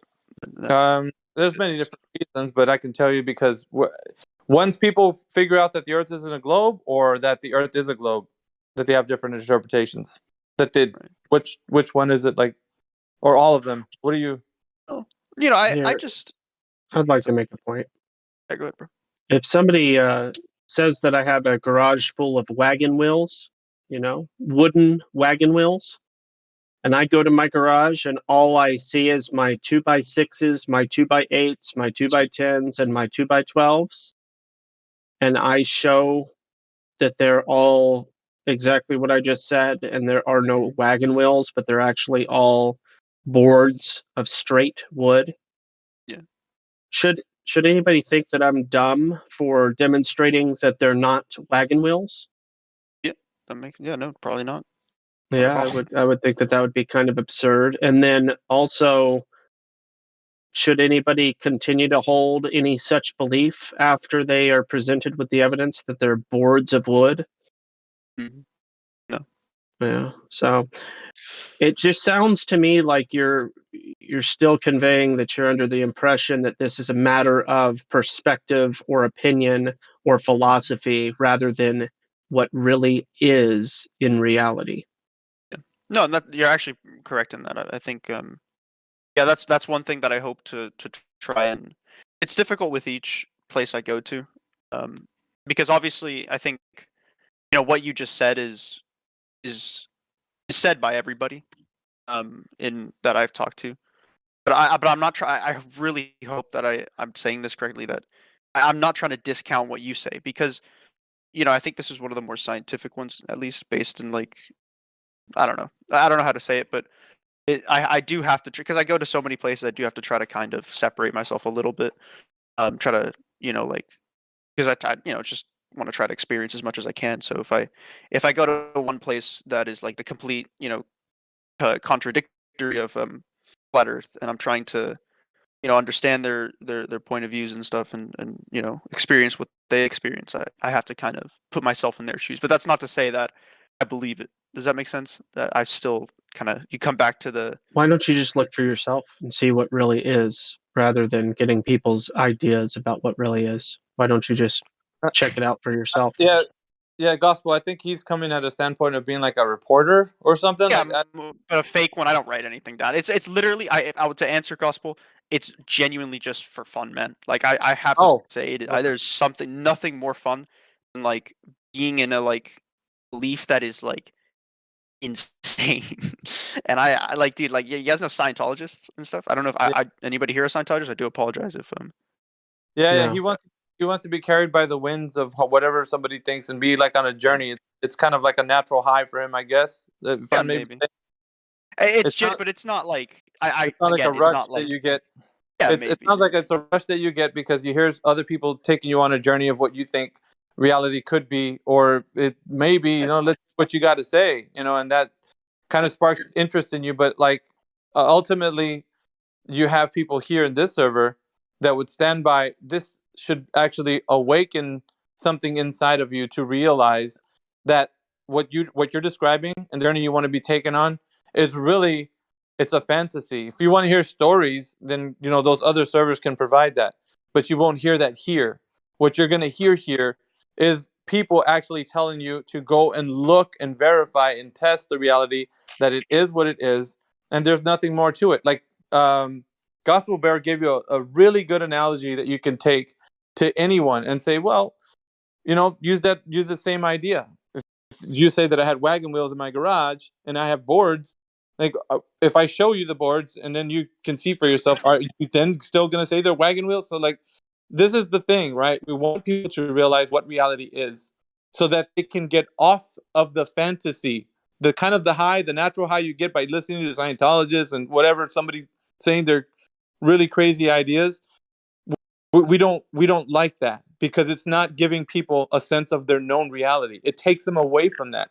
And this is why we're in the mess that we're in now. The tangled mess of all these different ideas is because nobody can root themselves into what known reality is. That's the reason why you might have this natural high when you go into different places and you're listening to somebody tell you a story about what they perceive reality to be, the 9 realms or whatever, and you're just like, whoa, are you serious, dude? And like, who cares, man? That doesn't tell you what you're really living like. And then once you get there, everything starts to make sense. You can actually navigate this earth as if it's somebody that's like, you know what, I can sleep good at night because I don't have to wonder. I know.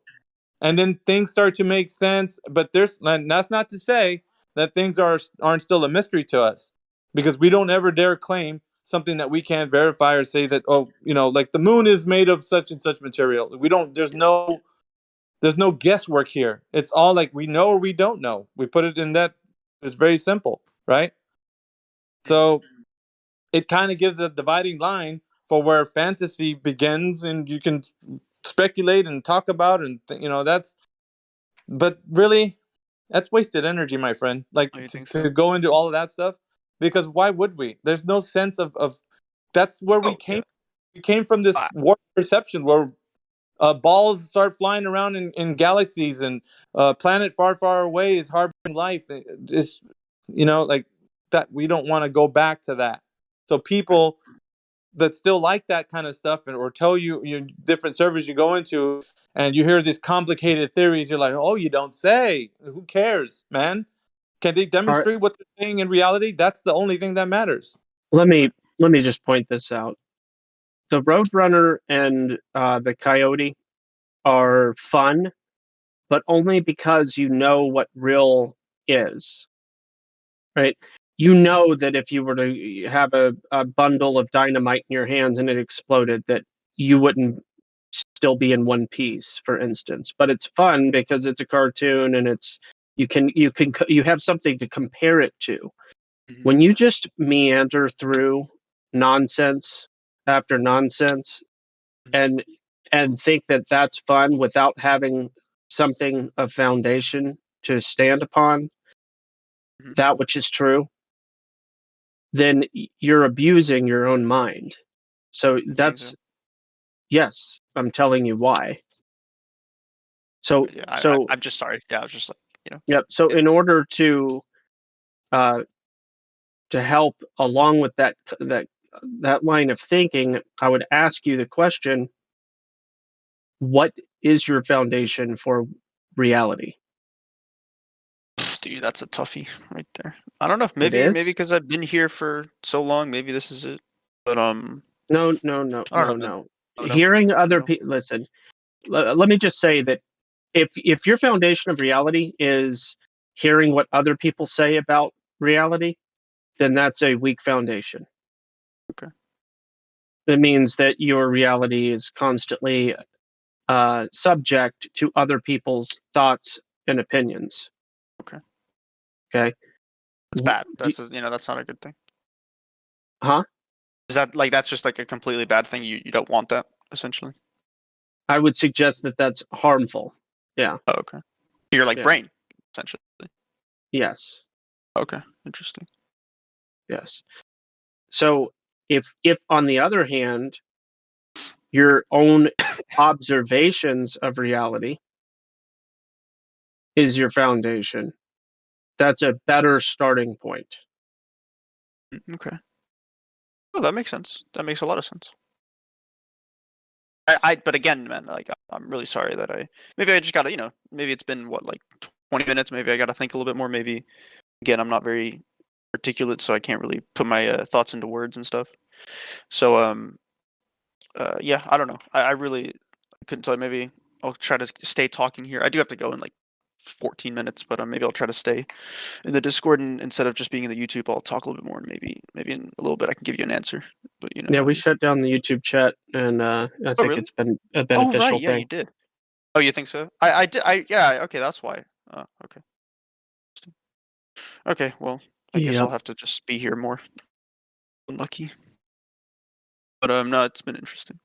Or you could also learn how to do your own observations, and learn the proper methods for determining what is in regards to geometry claims and whether or not those claims are true.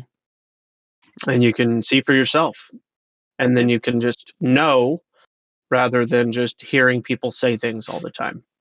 Yeah. Do you think someone could almost believe in two different things simultaneously? Like someone that could almost yeah, what's the quote in, in 1984, whatever it is, the Double belief. Yeah. Oh, what's the quote though? It's to believe two things that are fully contradictory and cancel out, and believe in both of them. That's a possibility. It appears so, yes. I think so. Yep. Do you think that's any examples? It's got a colloquial term known as cognitive dissonance, but are there any examples? Cognitive dissonance. Sure, there's a lot of examples, but dissonance. Interesting. Two conflict. Yeah. Okay. Well, this wouldn't doublethink sort of be the ultimate form, or kind of go the next step of cognitive dissonance, because it says mental discomfort. Essentially, someone that's has doublethink wouldn't. There's no discomfort yes, there. it would be They believe a stage They of believe apathy. in. Yeah, they believe in the flat Earth, and they truly believe, and they have arguments for it, and then they believe in the globe Earth, and they believe it as well completely. That'd be kind of cool. Yeah, yeah. So I guess one example could be that they perceive the Earth as flat, but they're told that it's a globe, so it has curvature. So flat and globe are existing in their paradigm as in a reality that they perceive, and also one that they think about, and also it becomes another perception. So they would say, I do perceive it to be a flat, stationary Earth, but that's only because my senses are telling me that. But my senses, I can't trust them. So it's you know what I mean? You can't trust your own senses. So at that point, I don't know if I actually agree with that much. I think it's more that I think this person would be mentally sick. You know what I mean? Like literally just a personality disorder or something, where it's because that makes sense. That's that can happen, I feel but I feel someone that's believing both of them, there's no perception. I don't know, they genuinely think, and they justify it perfectly in their own head, in their own reality, that it's a globe, but then the next day they wake up, they come back and realize it's a flat Earth, but then the next day it's they believe it's a globe. No, I don't know. Yeah, what I'm saying is exactly that. Oh, you think? Oh, okay. They agree for the most part, for practical purposes. They agree with us. I know there's been some globers that say, yes, the Earth is locally flat. It's locally flat. Trust me. This term gets used a lot, but they do believe it wholeheartedly, that they can navigate and use things on the Earth practically as if it's flat locally. It's locally flat is what they say.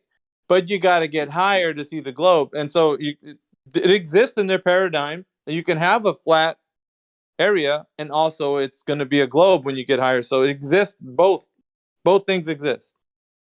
Gotcha. So it's true to them. It's not like it becomes a very difficult conversation to then get to that part because they say it's such a big ball that you're not going to be able to realize it. So it exists in their mind as both. That's pretty interesting. Hopefully, For I sure. can talk to one of them because I do. Those No, are. I hope it's not. God, I think Globe or Gospel doesn't necessarily like that. I don't know if you. I saw the little picture you put in chat. But yeah, no, I do like talking to the people that are like that. So yeah, I find no what interest. do you guys Oh, and you says like gospel, and I see another like Trinity. Is it like really rooted in religion, flat Earth?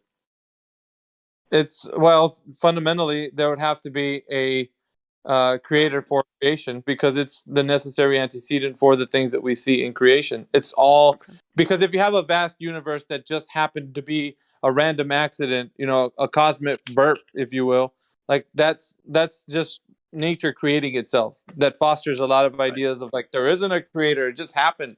Like so saying that this place is very special, it's unique, it's one of a kind, it's only this realm in which we know of existence, then it becomes specific, it becomes intentional, and it becomes like we were put here for a reason. So now all this thing comes into play, like how the ecosystem in which you and I exist in are perfectly designed for life, such as how we experience it, to exist.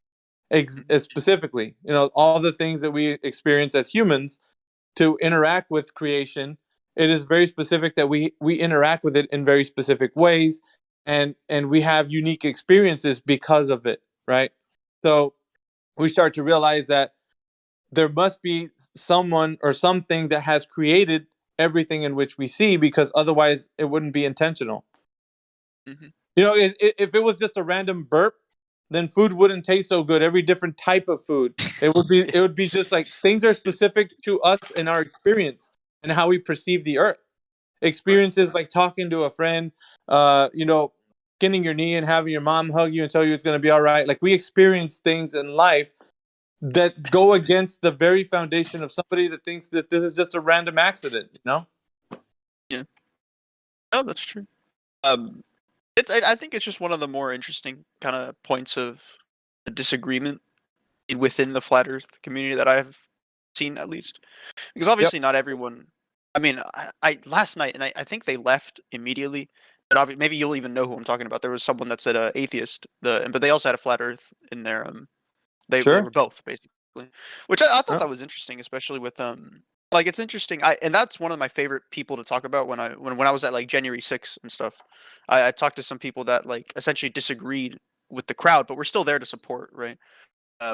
They still had a massive disagreement, which it's interesting to talk about those people that are within the movement, but disagree with everybody. Because would you say that they think that you're wrong in a way? Let's say because someone that is doesn't believe in a creator or anything, would you say that they think you are incorrect?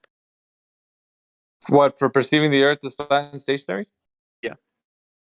No, No, not that. Like, no, because it's not that. Because it's like you have the agreement in flat Earth, right?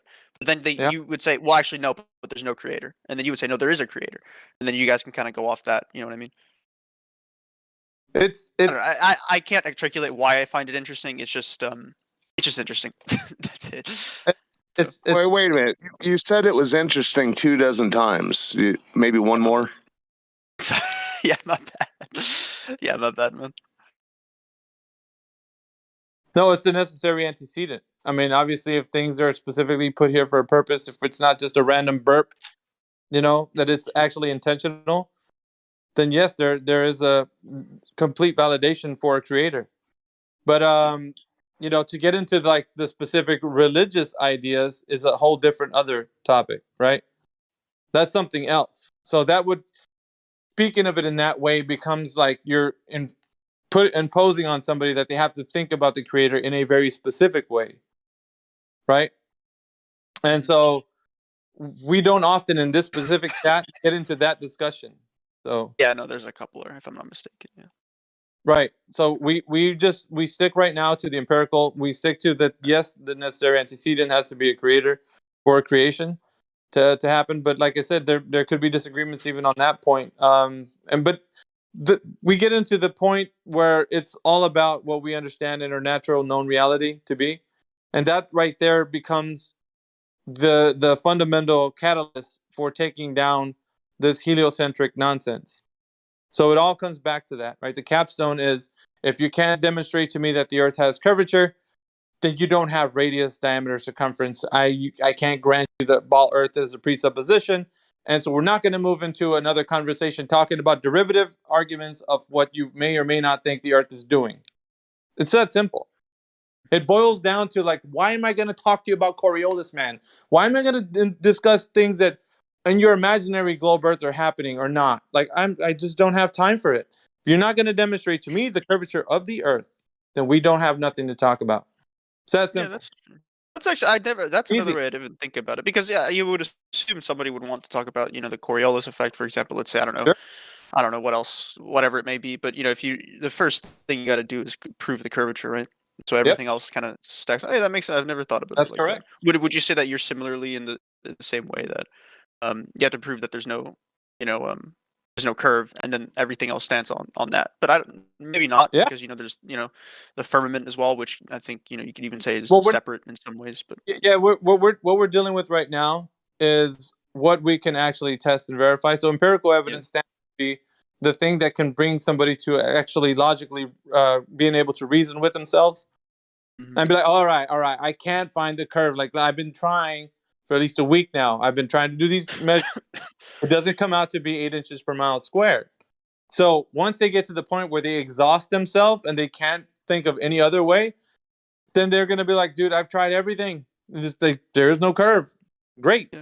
Welcome to the group. But like, that's we want to make sure that people have something to test their perception against. So it's not about taking an airplane ride and then looking out the window and say, hey man, do you see a curved Earth or a flat Earth? Tell me. And they're gonna be like, well, it looks pretty curved to me. And then well, it's because of the window. And you don't even have to go there, man. It's not about taking a rocket ride or an airplane ride or whatever thing you think you can get on. It's about measuring the curvature of the Earth. That plain and simple. You don't go into a derivative argument and start there. I don't have to ask you, well, what would convince you to become a flat? I just have to tell you, dude, demonstrate the curvature of the Earth. That's the one simple thing anyone can do. Once you do that, good. Then if it turns out to be a globe, man, you better tell me how you did it, because I want to know, because it doesn't measure globe. There's no curvature. I do have to go. Really sucks, honestly. But I once was speaking to like sort of the belief aspect of it, where you can't really demonstrate that it's a globe. So like you have to sort of believe it. I think that was what you said very early on with one of the 3 points. But I once was standing outside of a very, very small flat Earth convention. Very, not like the big famous one that I know some people went and like messed with, but very near where I was, very, very small. And there was someone outside the place, and they said that they were speaking to the ice wall that I think a lot of people talk about. And she said that she had been to Antarctica. She was like a scientist and such, and she had been kind of double me not ask exactly what she was talking about, but or researching. But what do you say to someone that says I've been to Antarctica and there's no wall? What would All you right, say so to that, I would like, how can you, like, if you were there instead of me, like, how would you kind of like navigate that? I would submit to you that I don't accept anecdotal information as a form of me being able to verify something true or not. So if a pilot, dude, I've been flying for 20 years, man, it's flat. And then he's talking to people, dude, it's flat. Dude, it's flat. So what, dude? Like, are you saying some other pilot's going to be like, dude, I've flown over the Earth many times and it's a globe. And I can name you one guy, such a guy, Wolfie. He's a staunch glober and he says he flies over a globe Earth. And so there you have it. You got one pilot saying that it's globe, one pilot saying it's flat. How are we going to settle this dispute? Like, let's figure it out. Now, how are we going to do that? I take you right back to demonstrating to me how you figured out the curvature of the Earth. Show me 8 inches per mile squared, measured over point A to point B over a distance, and you got yourself something. But until you do that, man, anecdotal information, I don't want to hear it. These pilots and sailors are exclaiming that they're coming out the closet and saying they're navigating across the flat Earth. Wonderful. Now, how did you figure it out? Did you test it? Because let's Figure out how you did that. You know, that's I don't care if you went to an ice wall or you've flown over the earth. That's great. That's wonderful. I'm glad you at least admit such a thing. But then how are you going to make this other? You know, it's anecdotal. Do you guys would you want to go to like see if there's an ice wall? Is that something you want to do? Because obviously you don't want to trust anybody else's kind of point of view. So do you want, or not point of view? That's the wrong way to say it. Like, do you want it yourself? Like, have you like literally just as like this is a super like person like chill question. Like, do you ever want to go? Anybody want to go to the ice wall and just check it out? Essentially. Yeah, if they allowed us to actually go there, and if it was a possibility that people can go and explore, exploring is not a bad thing. You know, go and see what's out there if you're able to. If that a possibility in our known reality, let's verify that. Let's check out the cost factor, what it would take to do that. Now, there's a lot of things put in place so that it's a protected land. And so it's not just as easy as like, hey, you know what? If you could go to a militarized base just to walk in there and see what they're doing in there, would you go and do it? If they allowed me to, go hang out and do whatever. Yeah. But obviously, there's rules and laws and things put in place so that you just don't go wander around the earth like some free body and just can do whatever you want. Like, there's obviously places you can't fly over or you'll get shot down. There's obviously places you can't travel on the boat because it's restricted water. It's international water. It's like there's obviously restrictions. So to say that we don't live in a world where there's restrictions or protected land is a complete facade that somebody's living. Like they think that you can just go. Well, why don't you just go and test it out? That's that's a fantasy land. We live in a place where there's rules, regulations, laws that govern our existence here. Yeah, that makes sense. Pretty basic. Yeah, hopefully, I don't know. Hopefully, I find a way in or something because that's something that I would like to do. Go down there and maybe start at El Fin del Mundo in Patagonia. But, I do have to go. It was really fun, Chief. I'll probably be listening. Maybe in 2 years or something, I'll come back and I'll ask you the exact same question because I forgot that I asked the first time. All right, see you later. Yeah, but first go measure the curvature of the Earth. Do that one thing and find a Earth curve calculator online to test and verify that you can do such a thing. And that's the easiest thing, Denny. Easiest thing. I'll find one and I'll send it back. See you. Alrighty then.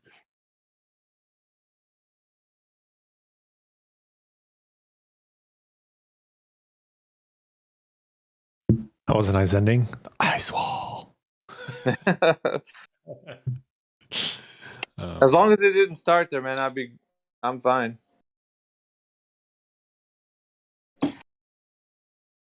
Or try to rouse the crowd to be like, you guys, we're just sitting here talking. What are you doing? Let's go to the ice wall. Come on. Who's with me? And like, as long as they didn't go there, man, I'm okay. Wait, we're going to the ice wall? Yeah, I want to go to the ice wall. We gotta wait for the next guy to come in here with his torch and pitchfork so we can all get riled up and let's do it. Yeah, you know what? Maybe next time I should just be all for it. Bro, you're on to something. Let's go. Who's with me? Come on, this guy's got a great idea. Let's go to the ice wall.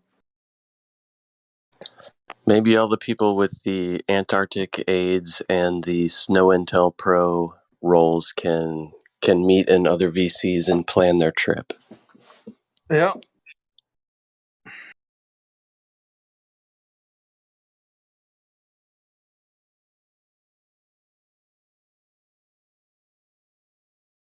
I'm just kidding. Fruitless endeavor, in my opinion. For those that might listen to Napalm and be like, oh, this guy's, let's go check it out. Napalm head. No, Napalm didn't say it. You guys just wanted to hear what you hear. Oh, yeah. All right. Has anyone talked to Alice? No, I'm going to actually step back for now because Alice. That reminds me of a Jefferson Airplane song. Alice D. Oh, ask Alice when she's 10 feet tall. One pill makes you larger, and one pill makes you small. And the one that your mama gives you, don't do anything at all. At all. Go ask Alice when she's 10 feet tall. I think I have that on vinyl. Damn, now I'm going to have to look. I remember Owen Benjamin's breakdown of that song. Did he do a breakdown of it? Yeah. Probably about three years ago at this point. What year is it? Yeah, somewhere around there. 3 years ago.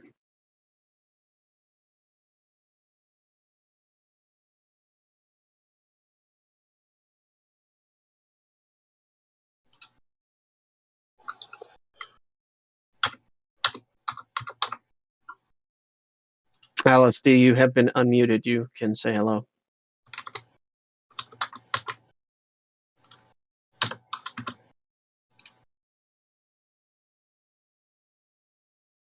All right, well, Alice D is apparently AFK, so I'm going to disconnect. And part of that is to, in a roundabout way, see how AFK somebody is, or if they're just being obstinate.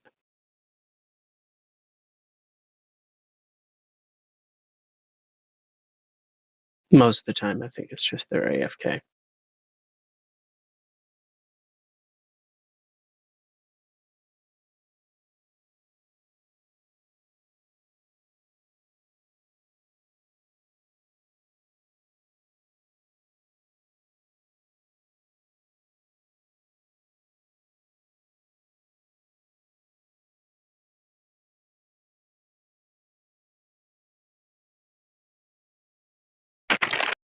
All right, gentlemen, I'm gonna step out. Gotta go to my day job.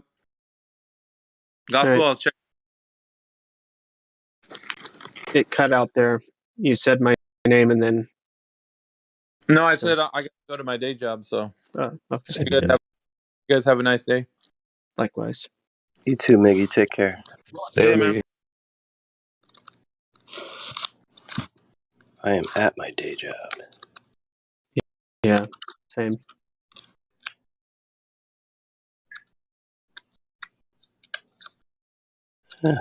Maybe I do not have Jefferson Airplane. Yeah, they were employed or something. More of that CIA involvement with the music industry stuff. Oh yeah, most of them were.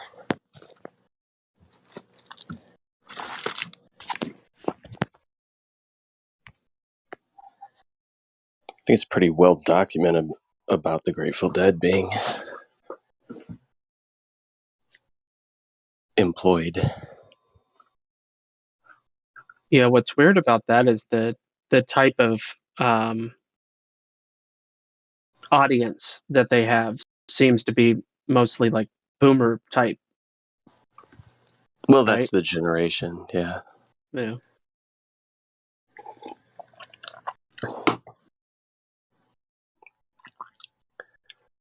Hippie boomers. Mm.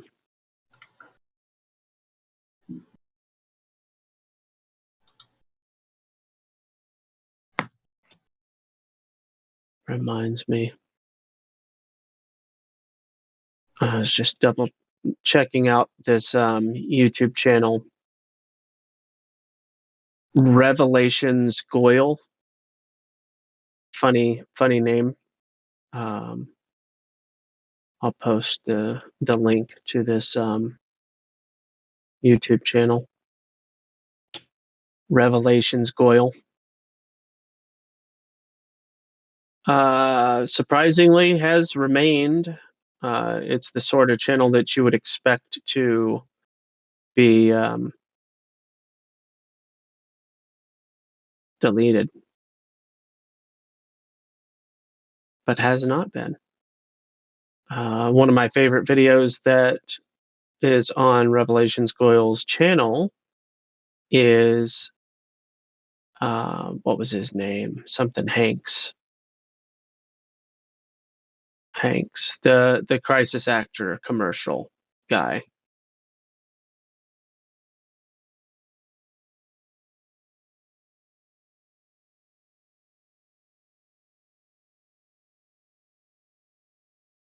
I can't remember his name now. Crisis. Nope. Actor.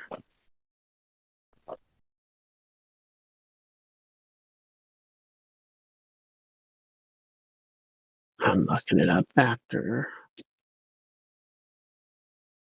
There it is. The satire crisis actor audition tape. I'll put it in the chat. It's satire. It is hilarious, though.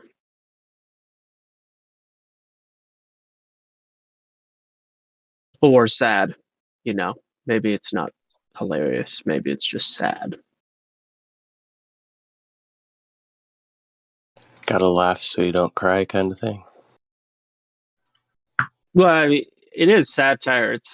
But it includes a lot of real life footage in that video, and that footage and how it's used to deceive people. And anyway, it's a really good red pill video. I mean, I thought the television and news media was only there to inform people of the facts of situations that are taking place. Yeah, that word news. New. News. Mm-hmm. Whatever is new. Allegedly. North, east, west, south. I thought about that too. I wondered if that was a coincidence or not. And I think I fell on the side of probably just a coincidence. I would agree. But it is neat. I would agree. I mean, I enjoy the news when they're playing with Huey Lewis. Ah.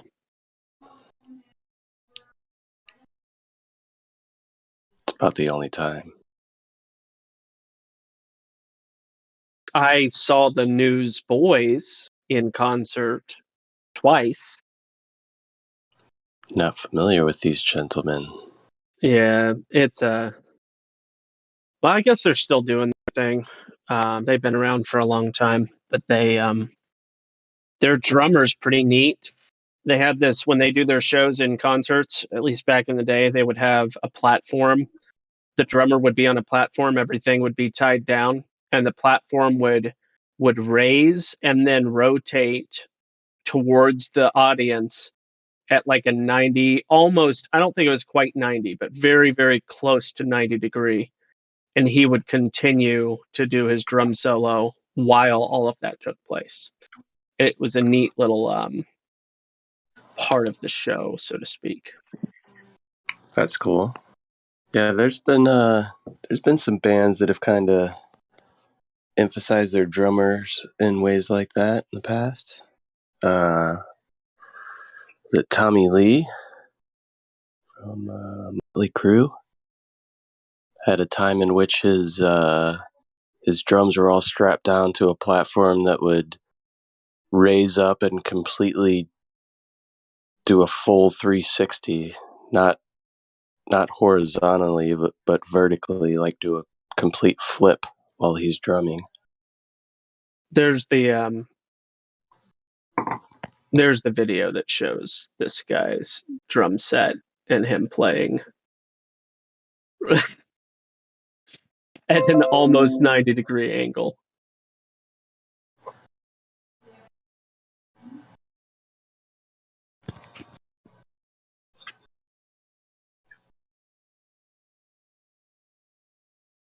So the title Jesus Freak, is this a Christian band? Yeah, Newsboys, old Christian band, yeah.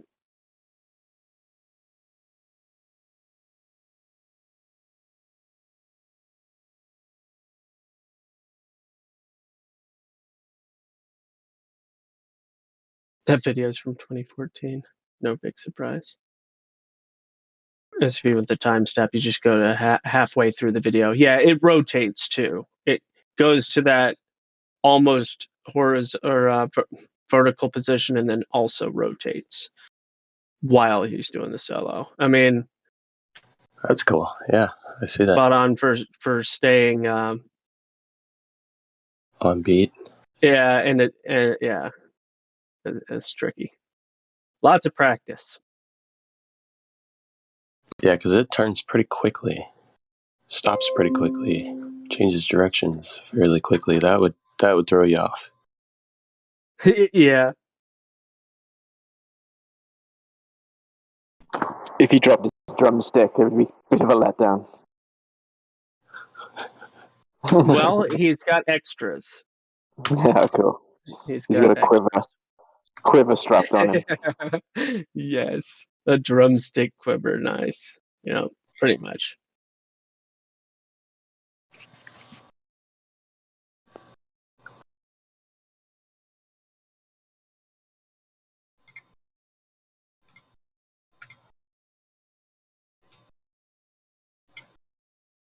It's weird because a completely different band also did that song. So I wasn't listening to the song. Sorry. Is my keyboard super loud? a little bit. It's not a big deal. My bad. Yeah, a band by the name of DC Talk was the original ones that did that song. But Now DC Talk is that's some old school Christian rock there, huh? so is Newsboys. Newsboys got their start in the early 90s or late 80s. They've been around a long time. Gotcha. Yeah. Yeah, I remember DC Talk from the 90s for sure. Yeah. 2004. Well, no, not 2004. I don't know what that's talking about. What year? 1985? Is that true? That sounds about right. 1985. Formed in Queensland, Australia.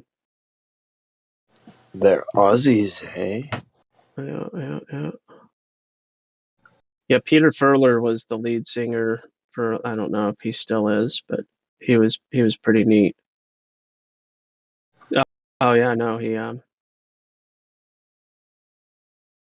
did get replaced. Anyway, it's whatever. Nobody cares about it.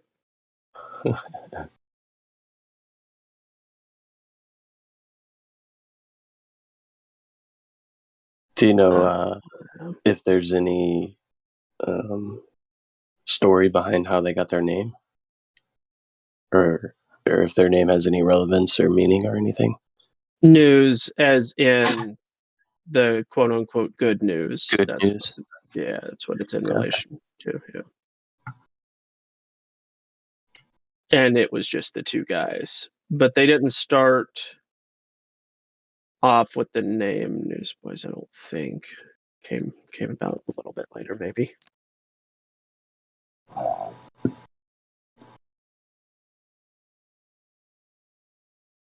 Tangents.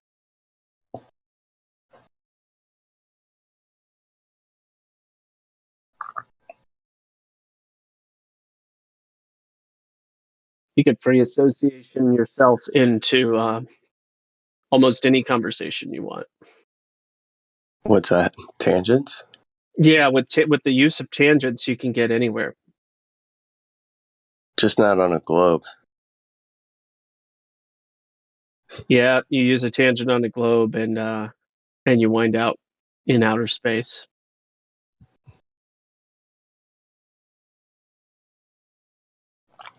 I don't even know what Rookie is talking about here. See what you guys started. Double. Oh, is it in the text? Sorry, I am not looking at the text. Not looking at the text. I'm reviewing people's work, and it astounds me how people can just not produce quality work on simple tasks.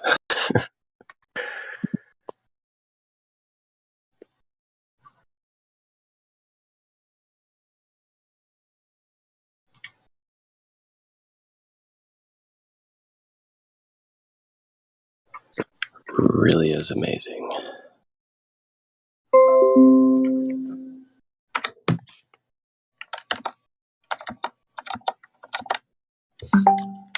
Like, I'm on here often, having conversations while doing work.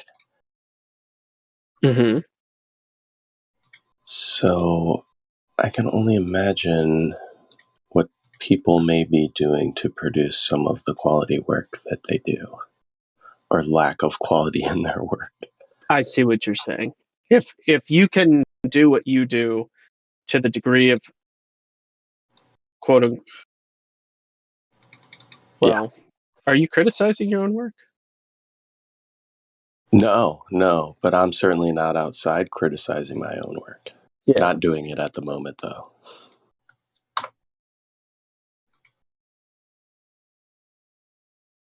What I'm saying is, if your quality is so low that it's... If I can do what I can do distracted, then what excuse are you having? Right. That's, yeah. I've felt that way before, too. Yeah. And this task is not rocket science at all. Confirming numbers, not difficult. Well, with the average attention span of folks.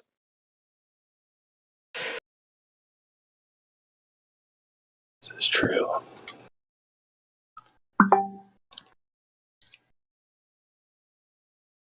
Google Chat. Shh.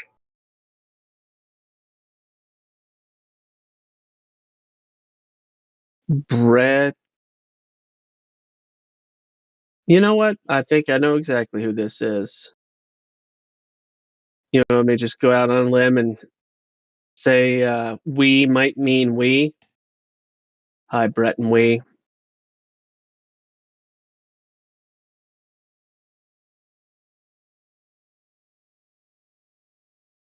Hello? Oh, it's not. Hi. Hello? Who do you think I was? A guy that's really obsessed with we. With we, as in like piss? Yeah, that, yep, that'd be the one. Nah, not me, bro. Oh, good. What brings you to the server? I just found this like years ago. I just wondered who was still about. Still about? How aware are you of the falsification of the claim that Earth is a ball? Yeah, bro. Still am. Still are aware? Still aware that it's a ball or that what? The falsification that it's a ball. I don't know. Nah, not aware of the falsification. I mean, I know you lot say that, but Oh, well, the good part is, regardless of what we say, you can actually just falsify it yourself or validate it. Or, I don't know, just chill. Don't really make that much of a difference. Oh, it doesn't? Nah, I don't know. You're still doing the same shit every day. Still go to work, even if the world's flat. Interesting conclusion.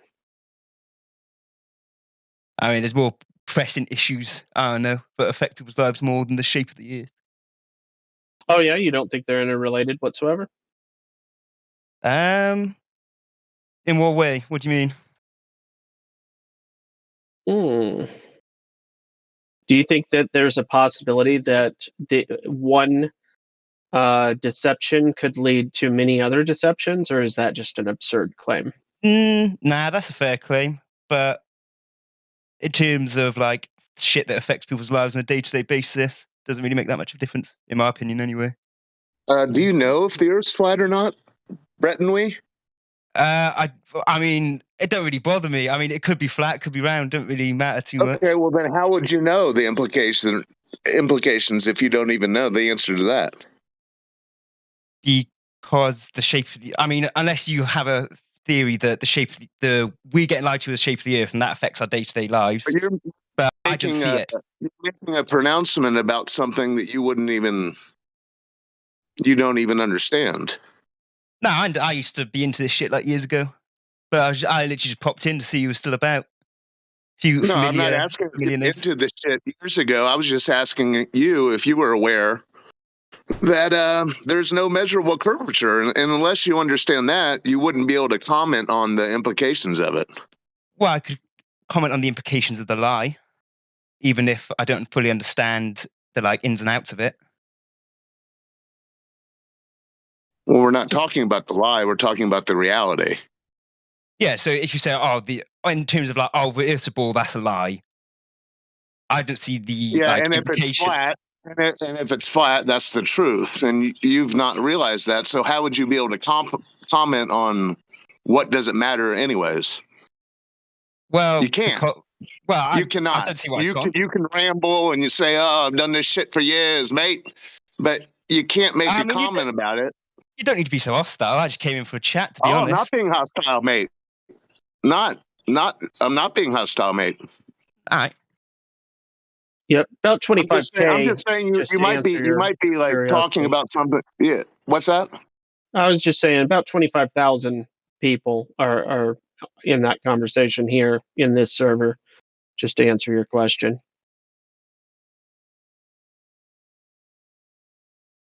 You said I came here to find out who's still in it. Yeah, well, it's it's familiar faces. It's grown.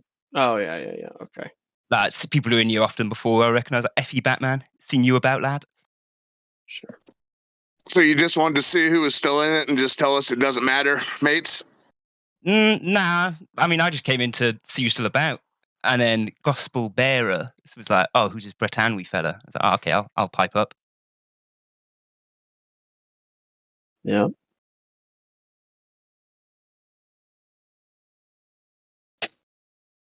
Can you acknowledge there might be some implications of the flat Earth? Yeah, if it were indeed flat? If it were indeed flat, then I'm sure there would be some implications, but I don't see how that would affect the day-to-day lives of most people. You still got to go to work. How would you know? How would you know? Because it doesn't matter whether I could prove the Earth is flat or if I could prove the Earth is round. I could still make assumptions based on that lie or that truth. Bretanwy. Yeah. Can I ask you a question? Yeah, of course, man. Have you ever experienced love? From a partner, that type of love? I don't know. You don't know? Really. Wow. It's complicated. It's a complicated feeling, isn't it? So, yeah, for sure. But if somebody asks you, "Hey, have you ever been in love?" I'd probably say not like madly in love. I've never been like that. No. I'll be like, "Oh my god, this is the one," sort of shit. But nah. Okay, then maybe my analogy may fall flat. No pun intended. Hungry, threateningly. Sorry. But so if you were to say, what's this love thing all about?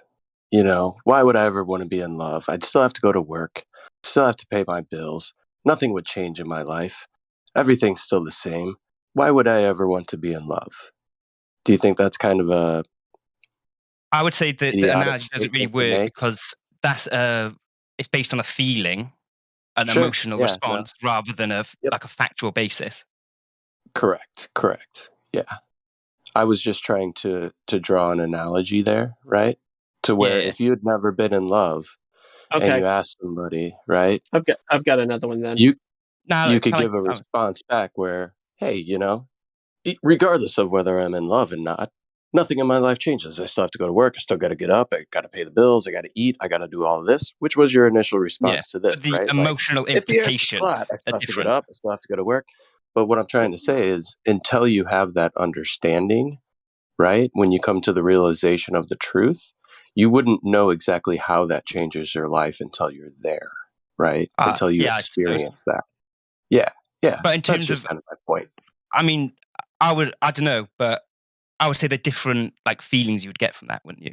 You could be like, "Oh, I really understand this thing now," but change my perception of the world. But yeah, it certainly does. But then it's different for It's different for every individual how coming to the truth and coming into this knowledge changes their lives. Because it does. You'd be hard pressed to find anybody on here that would say that this understanding hasn't changed their life in some way, shape, or form, and most people in profound ways, to be honest. Yeah, fair enough. But I mean, in terms of there's, all right, go on, man. It'd be like having a 12-mile commute that takes you about 35 minutes, back and forth to work, right? And you're told that the other way that might be a possible way to get to work, you can't go that way because there's a massive pothole. The road is out. It's been out for years. You just can't go that way. So you have to go the other way, and it's 12 miles. Otherwise, you'd be able to get there in like a mile and a half, and it'll only take you about 3 or 4 minutes. But you can't go that way because there's a massive pothole, and the road is out. You can't go there. Then you go and you're like, they say that the road is out. They say that there's a massive pothole. You go and look at it and you go, oh my goodness, would you look at that? The whole road is perfectly fine. People are actually, there's a couple of people driving on it. There's nothing wrong with the road. I actually can save myself 30 to 64 minutes every single day that I've wasted for the last 15 years going back and forth to work. I can just start saving all of that time that I've wasted all these years. That's, man, amazing. That's just a silly analogy. Yeah, right? I mean, I kind of lost on that one, to be honest, mate. You kind of lost. So I'll make it more. I get where you're coming from. I'll make it more direct then, because you probably not understand. See, people that know probably understand why that is a relevant analogy, but I can see where I can see the point you're coming from, and I understand. It more direct. I understand the analogy and where it's going. And you've been lied to this whole time, and now you've opened up an avenue for yourself. Not just an avenue metaphorically, but in a literal sense, and I'll explain why. For instance, I know for a fact that there aren't going to be any type of catastrophic, life, what do they call it? Extinction level events, as they describe it in the movies. An Armageddon event from an asteroid, like portrayed in the Bruce Willis movie Armageddon. I know that that's not going to happen. For instance, in that way that they describe in that movie. I know that aliens aren't going to be visiting. I know this. Okay. But I think you could make fairly strong, what's it called, based on like the cosmological model of like how likely is that to happen. You could just cast that from your mind anyway, regardless. I also know that we live in a closed system, so everything that we need is right here, and nothing is disappearing. So the claims that we have limited resources are actually invalid.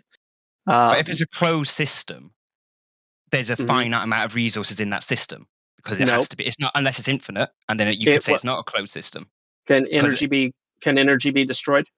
No. Cannot. Okay, so you then do understand my point and how we would never run out. But you would still have resources within that system. Not all resources are just energy, Not all resources are energy. That's correct. There are certain resources that it seems implausible, such as maybe the resource of marble. Yeah. Right. Once you've cut marble, and it stands to reason that it'd be very hard for marble to return to its natural state. I can understand that kind of claim. Yeah. But in regards to the meaningful resources that are fought wars over, that's what I'm referring to. So if you come to the knowledge that these are the sorts of things that the lie is perpetuating, it does change your life. Yeah. I mean, I understand the flat Earth. I suppose it's not really. I know until last time I checked, there wasn't really a specific model that flat Earth is used. No, Earth is the reality. Models are not the reality. No, but you can build models based on reality. But are the models reality themselves? No, but we use it to understand certain phenomena. You do? Well, we can. Would that be scientific? Well, we could make models based on. So I do international security. I'm at university, and we can base models based on like we can make sort of models based on abstract ideas in society. Mm-hmm. But it doesn't mean that is society. It's just an explanation of phenomena we're trying to study. Mm-hmm. And if your model suggests one thing, but reality suggests another, well, you need to change the model. What do you? Okay. You change the model to adapt to that newfound information. And how many times has the globe model changed? I don't know. Yeah. I don't. Loads. Might wanna look into that. I assume loads of times. But that Yeah. doesn't mean necessarily that just because a model changes doesn't mean it's false. It's just it might have been false previously, but you're presenting new information based on that, based on a new understanding. You ever heard of kicking the ball down the road, kicking the can down the road? Yeah, I know the phrase. You go, oh well, it's not that. It'll be the next Moving one the along. It's not that. goalpost. Yeah. Okay. Yeah, I'm not dumb like that. I know about these things.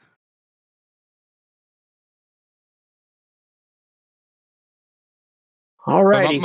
My only point was before was that you're still going to have famine and you're still going to have wars being fought over oil and stupid political wars. The shape of the earth won't affect unless everyone's like switched on and turns on the governments of the world. But is that like to happen based on any information that you're given? I don't know. I would say that's not likely to happen. However, your knowledge of what you are able to do within your own tangible reality changes and can improve in a beneficial way. Yeah, I was just thinking in terms along lines of knowing the shape of the earth won't solve societal issues like poverty or. Well, why won't it? It could independently. How?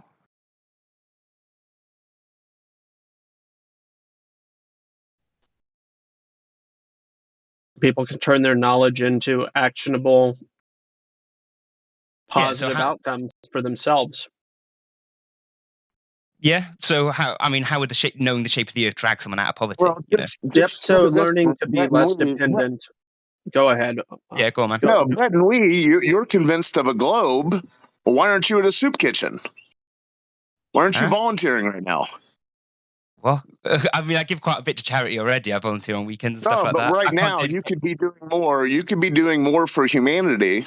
Yeah, you've got the whole globe shape Earth cinched up. So, well, you've made that. So I haven't said I do or don't. You've made that assumption based on what I'm saying. Well, people use the truth to rest, to go forward with comfort and hope, and hopefully, do better action. A flat earth covered by a dome is much more obviously created, which can give hope and faith and transcendent, joy to possibly millions of people, maybe not. Some people aren't going to change their actions whether the truth is there or not. And to them, the truth will be meaningless. Yeah, so that's the sort of lines I was going along before. I think we agree on that one. Like, we used to think that the monarchies of the world were sent by God and they were destined by God to be the rulers, and then everyone realized that was. Or claiming famine and all these things. We'll go do something about it. Get a soup kitchen. In a way, the monarchies did serve their purpose. You had one accountable head of state, as opposed to several shadowy bankers in the background whose identities you don't know and who aren't elected that pull the economic purse strings of the country. I don't like them either. But the point even those systems. But the point I was making was that was a massive societal shift and a whole worldview changed on the way systems were running. Or the Jesuits systematically destroyed all of the monarchies so that they could rule in their stead. But go ahead. Yeah, I mean, I think we're on the same page. Like, the elites of the world are not running it for the benefit of everyone else. They run it for the benefit of themselves. But the point I was making was that there were still issues like famine and poverty and inequality and all that stuff, even after everyone's whole worldview changed across a lot of the world. So, poverty is one thing. I mean, that's why, the U.S. has the richest poor the world over, the fattest poor the world over. The poor will always be with you. So focusing on poverty is just a fruitless pursuit. You just try to lift everybody's sails. So if somebody decides to be poor, they can be the richest poor the world over if they choose to. All you've really done, Brett Conway, is shifted it from, well, it has no personal difference to me. Now you're saying, well, it makes a difference to humanity. Yeah, I mean, that's just an opinion, isn't it? We're just throwing out opinions here. Sure, that's my opinion. Yeah, it's kind of an invalid opinion. All right, fair. I mean, I haven't called you out like that. Ignorance. Space from ignorance. Remember how I said don't get that hostile? I mean, you're coming in pretty hot. Bro, I'm not hostile. It's a word. Ignorance is just a word that means something. Yeah, but there's implications behind calling someone like ignorant. Well, who's coming in hot? You're the one that's telling In us this we're all case, the doomed and implication we discussing want to ignorance. talk about is purposefully ignoring the truth for ignorance, purposefully and willfully staying ignorant of the truth. Well, I mean, that's the conversation we're going with. I guess you. I mean, I see it through a different lens of the truth doesn't matter in this context. You're being a doomsdayer, and you're complaining about me. When have I claimed as a doomsday come in? I've or never anything heard like that. You say famine and poverty more than the television. I mean, they're big issues. I mean, I don't know why you'd want people to be in famine or poverty. I do not. That's the last thing I want. So yeah, that's what I'm saying is that's the meaningful work I think people should be working towards in eliminating Well, those if things. more- Then we can worry, more people- then we can worry about philosophy later. We can worry about philosophy when all the things that affect people's lives are really sorted, more and then we can have people that are aware anyway. of their own humanity, maybe they would pitch in a little more. Sorry, I didn't hear you. And that's if how people you were solve aware problems. of humanity's true plight, maybe everyone would pitch in a little bit. Yeah. Well, the question is, do you solve the problem directly or indirectly? Poverty comes indirectly from several causes: broken homes, poor moral choices, drugs, a lack of desire to pay off debts and or work, as well as, shadowy elites that might hoard the wealth or not be willing to pay people a wage. It goes both ways with that. But those are problems that can be solved indirectly with the truth. And the truth, like the flat earth, may not solve it directly, but it may get people thinking in totally different terms and discerning ways to solve the problem properly, maybe. I guess that's where we differ in that sort of view.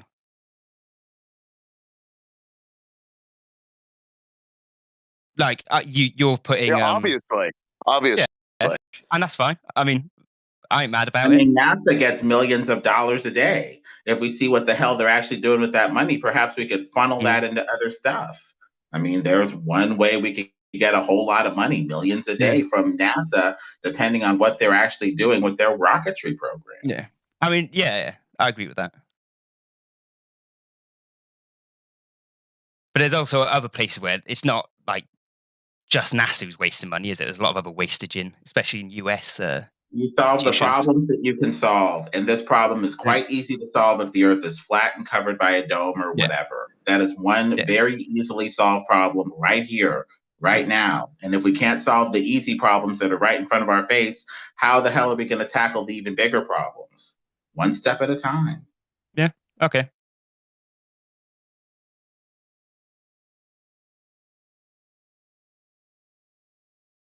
If people were able to apply their mind to something other than being duped by a globe model, who knows people's potential?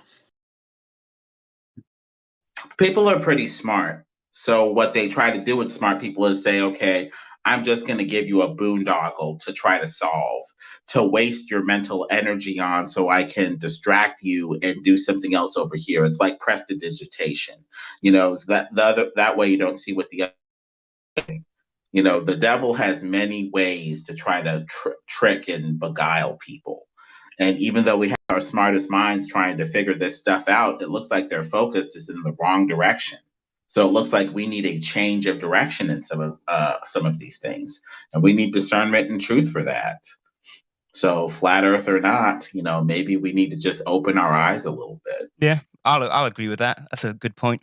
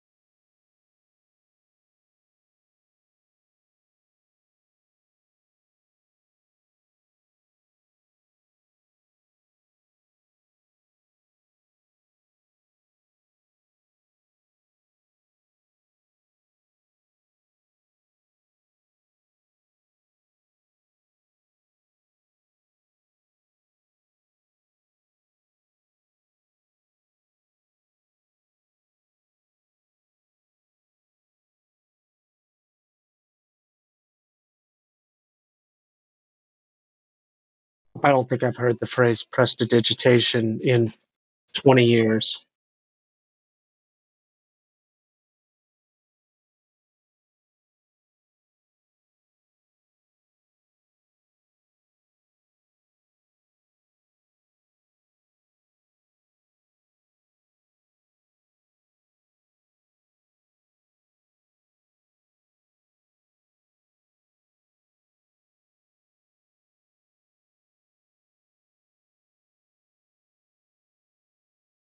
And I woke up this morning and I realized that the Earth is still flat, just like it was when I went to sleep last night.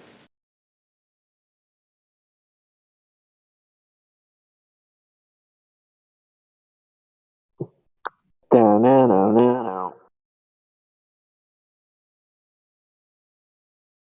thought you were singing the blues then, Conrad. I woke up this morning. You're the flat.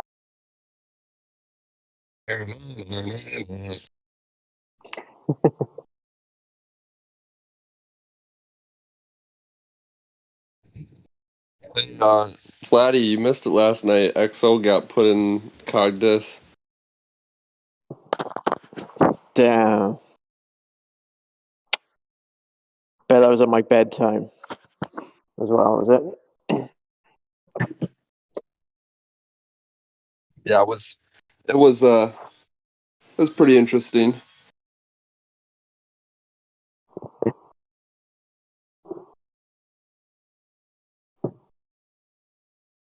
Let's get on a chill chat and you can tell me.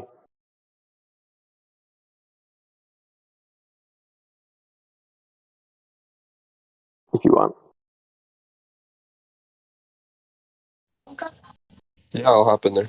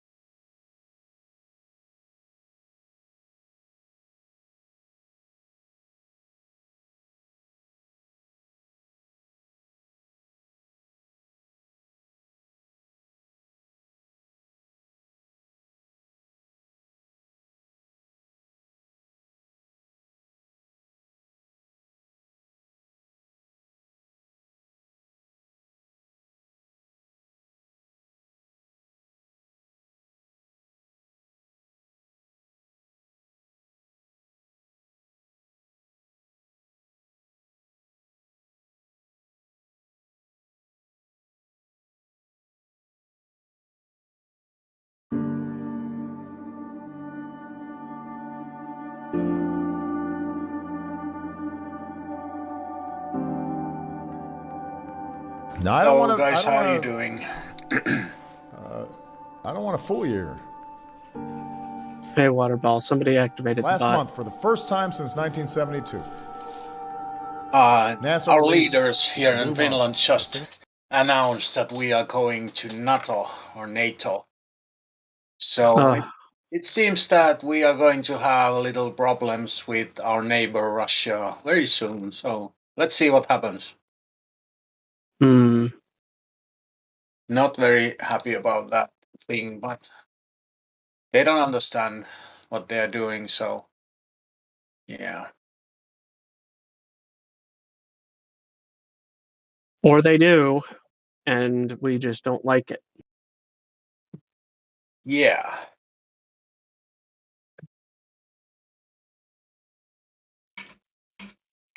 Is any of you old enough that you remember what is Arecibo signal? I will post an image of it in the chat. So Thank you. Yeah. So I think something like 20 or 30 years ago, we sent this signal or started to send this signal to the space. Let me check the Wikipedia when they actually started. Oh, it's started 1974. So like almost 50 years ago, we sent this signal to the space, and there are lots of information in this signal, and I don't want to go through all of them, but there is basic information of our DNA and materials and numbering systems, and then when we go in a if you look those yellow things in the bottom, there are our solar system, which we send to the space. That this is our solar system, but that's the point where it gets interesting. So the magenta or magenta or the whatever the color is pink. The pink color diabolic or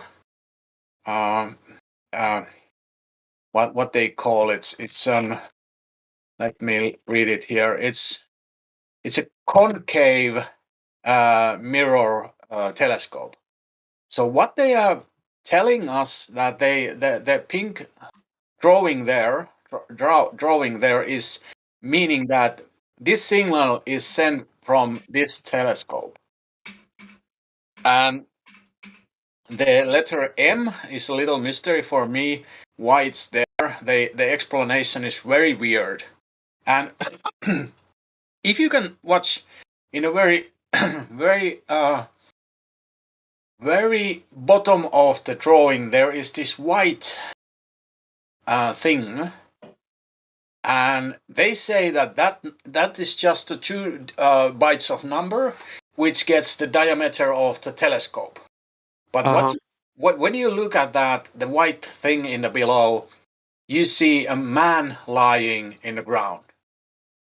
So basically, when they started to send this signal, for me, it's very the pink thing there. It's the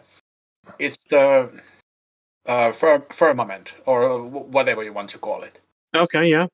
So basically, there is no need to send any information about the antenna itself.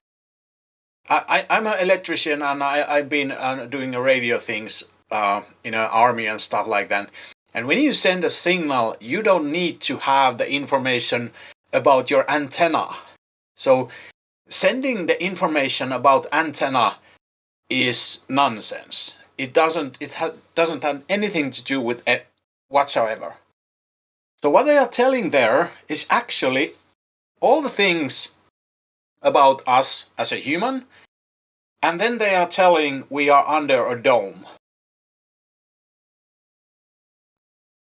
So when you look the pink M, let me emphasize that one. So basically, the solar system. Let me paste just that one into the chat. The last one. So basically, the solar system, which are the planets and the sun and the moon, are in or above the dome or somewhere there, and the dome is the pink thing, and the man, the white one, is in below the dome, into the dome. And I'm not sure about what the M means. I haven't figured out that yet, but yeah, that's one thing. You can ask any radio amateur, do they ever send the information about the telescope itself or the radio antenna itself? They will not. And it just doesn't make any sense. They are telling that it's just an. If you read from a Wikipedia, it's just the information about the telescope diameters. So it's 2 points. Yeah. Anyway, that's one information. 50 years ago, we sent this signal or started to send this signal to space just to represent if there is anyone behind the dome to know that we are here and we are trapped. But yeah, that's not what they told us to. Are you saying you're able to gather information of where the quote-unquote dome, when it hits that? I'm not sure about that. Off it? I'm not sure about that. It might be, the M might be representing something that we cannot go through it, and we are trapped. The letter M might be, because it looks like it's some kind of beam. We try to go through the dome, we cannot go. It's just I think this is kind of SOS message that we are trapped here under this dome. Please come and help us. That's basically what the message is. Yeah.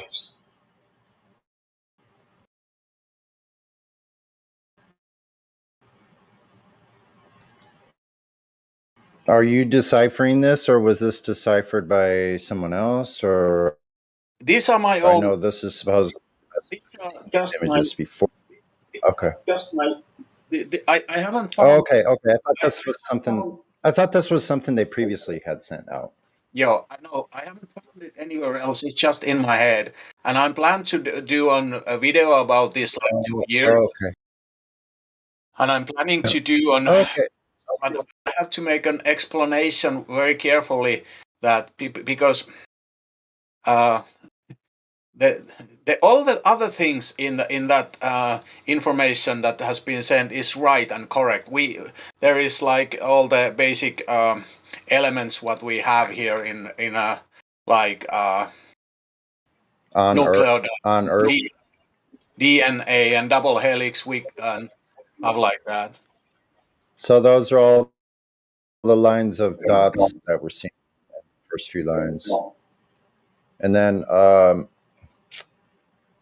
okay, I see the red. I'm looking at what you put in the text at 50 minutes. So yeah, at the bottom, interesting. Okay, I didn't hear the entire conversation, so. Yeah. Basic info is that they are sending the signal to outer space, telling that what kind of telescope we are using to send the signal. That's my point. That's the whole point. You never send a signal that, okay, I'm sending you a radio message using this kind of antenna.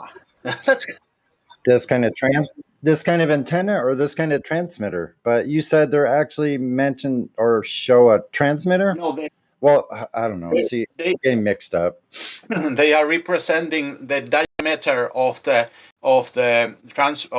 antenna, and also that it's on what it's called on. That's kind of ridiculous. Think about that. Think about the movie I Am Legend, where he's like, I'm out at the carrier in the harbor. I have food, shelter. Like, I have a 15-inch antenna. What? Yeah. That's stupid. My antenna is 15 feet diameter. Like, who cares? Basically the same thing. It would be the same thing that I'm now speaking onto the Polycom microphone made by a company called Polycom. So you need that information that you can understand me. Yeah. That's very. Yeah, let me go check that. Let me go check that microphone specifications out so I can figure out the veracity of your statement. Yeah, exactly. That's exactly. But the two things, that the shape of the antenna, which is the curved mirror or whatever cone shape, and also the diameter of the wavelength and also the antenna. So basically, if somebody already has received that message They don't need any other information about the antenna. None. It doesn't. Nobody is using that in a. Let's say if we steal for example, Finnish radioist stole lots of Russian radio, what's called radio transmissions during World War II. We didn't know what kind of antennas they are using. We don't need that information. Right. We just pick up the signals and then start the decrypting. But yeah, I'm planning to make some kind of video about this, but I have to make it so clear that people don't get mixed about the other things, because it's only the two bottom things, the shape of the antenna and the diameter. They don't need to be in that information within.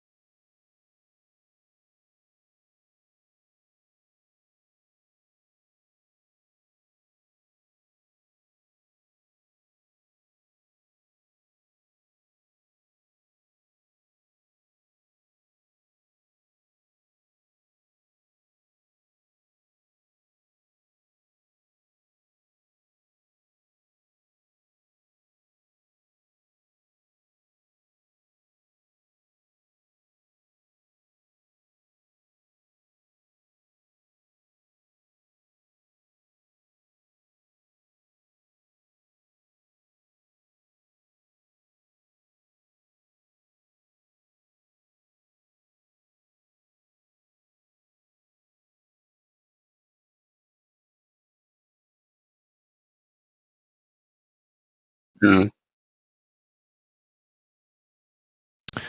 that sounds very interesting. Hopefully, you can share that with us in near future. It'll be cool to see.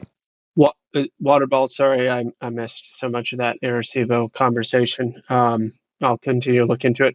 Have you heard of the Game of Life? I have heard the term, but I'm not sure what does it mean.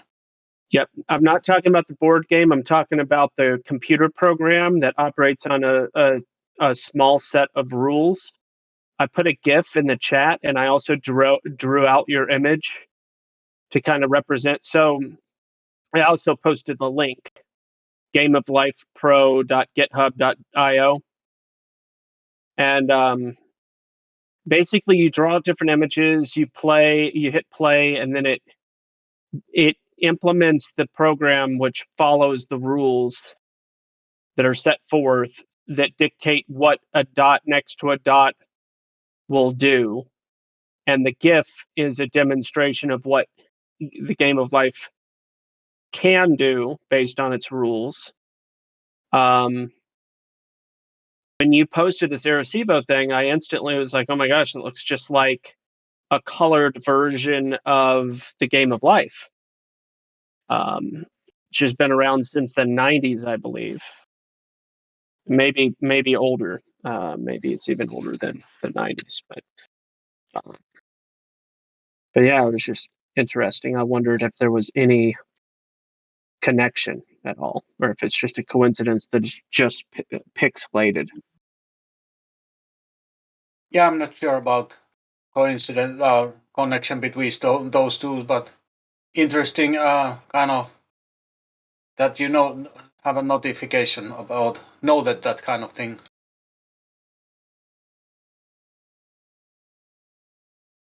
It was funny when you showed that. I sort of remembered something from the Jodie Foster movie Contact, some sort of similar thing that they had.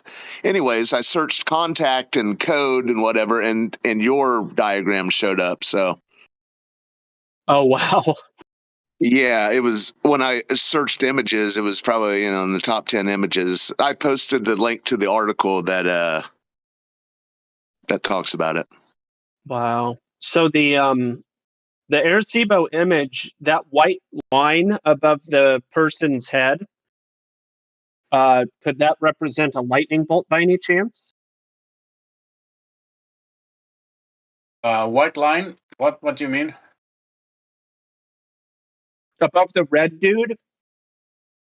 Yeah, okay. No, that's DNA or what it was. I'm not sure. It's a double helix, yeah. Oh, okay. So it's about our DNA and nucleotides and how we are built. I see. It's I posted a Wikipedia article about that's pretty pretty straightforward until you get to the two bottom things that I discussed about the size and the shape of the antenna, which doesn't need to be in that signal at all. It's basically if you were Indian and you were doing smoke signals during before before Americans took the Indians. So basically, the two Indians are communicating, and another is sending. By the way, I'm using a pine wood to send my message. It's kind of you don't need that information because you have the signal already. Kind of nonsense. Yeah, I agree that it is illogical. I've thought about that before too. But when you look at the shape of its cone, and it's on the dome. I mean the dome or the firmament. It's very and what the M represents, I'm not sure. But basically the human laying under the dome means that we are kind of trapped here. It's kind of it's not as just a digit like they say. It's the diameter of the parabolic antenna, whatever. It's not that. It's a human shape under the letter M, which is under the dome. Mm-hmm.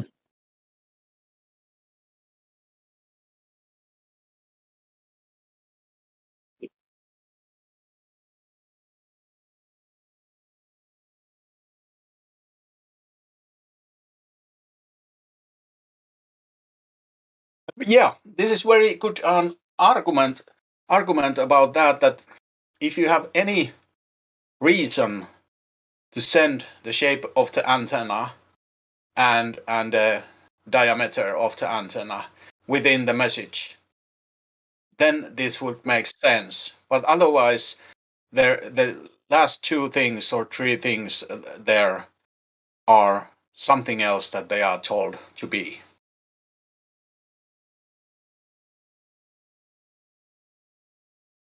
Well, it could be something else. The whole thing could be all just, someone's imagination. But it's sort of like when they give the details of how the lunar rover is folded up back into the module space capsule thingy. They just give details to legitimize. They like to do that. It seems. Yeah.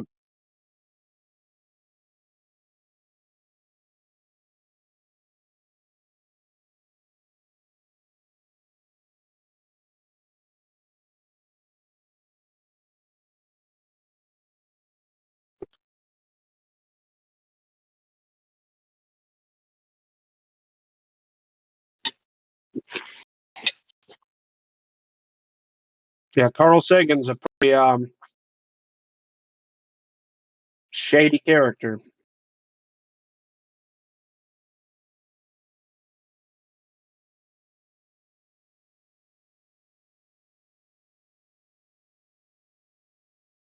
Who is that? Carl Sagan? I'm not sure. One of those alleged philosopher types. He's quoted a lot. Carl Sagan. Carl Sagan.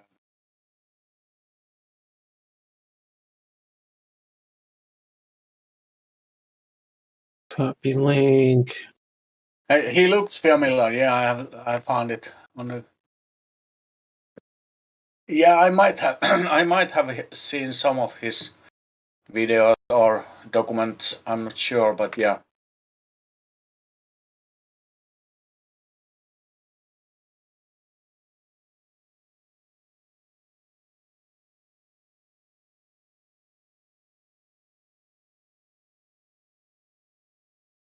But it's interesting that when you are an astronomer, you can basically say anything you like, anything that pops up to your mind.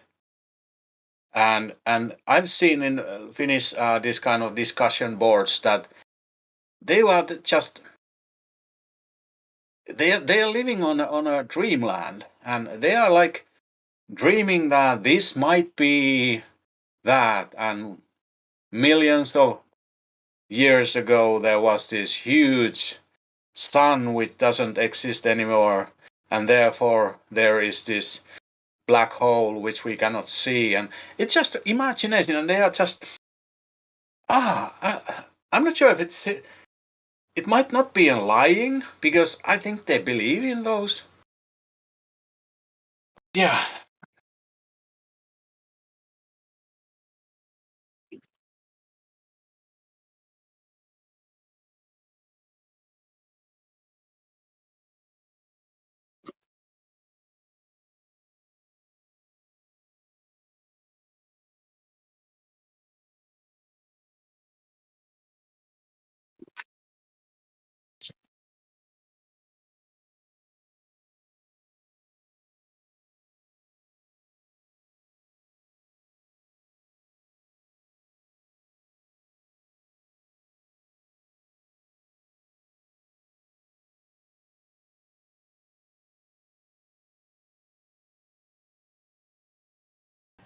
Watch the globe idea blow away in the wind there, Carl. You numpty. So it just flies away? Or is it gravity?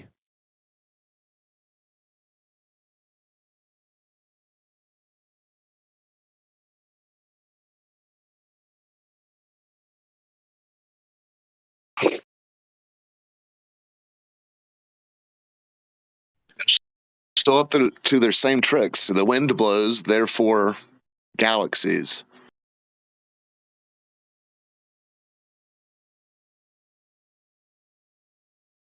We don't need logic where we're going.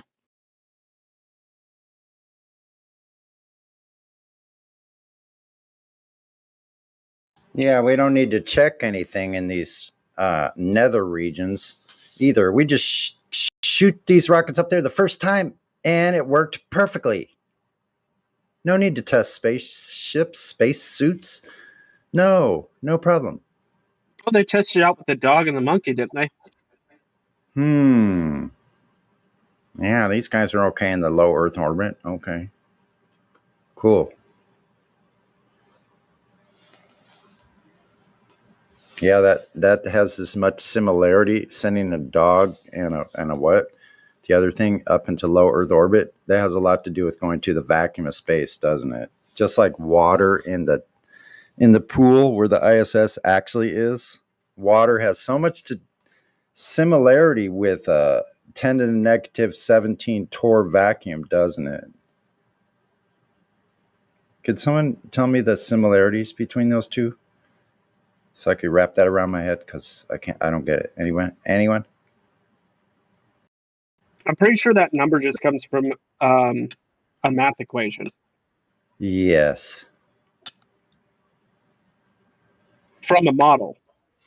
From a model.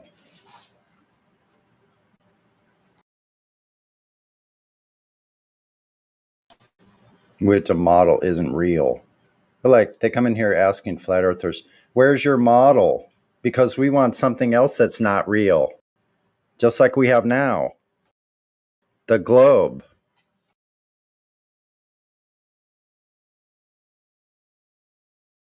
because we don't want you looking at reality. Don't look at the really is.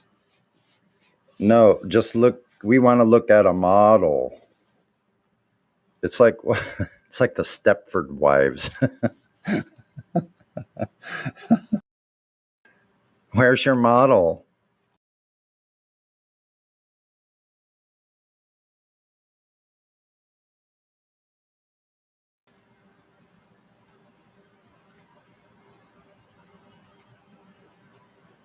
What if every time you ask a woman out on a date, she asks you for your model first?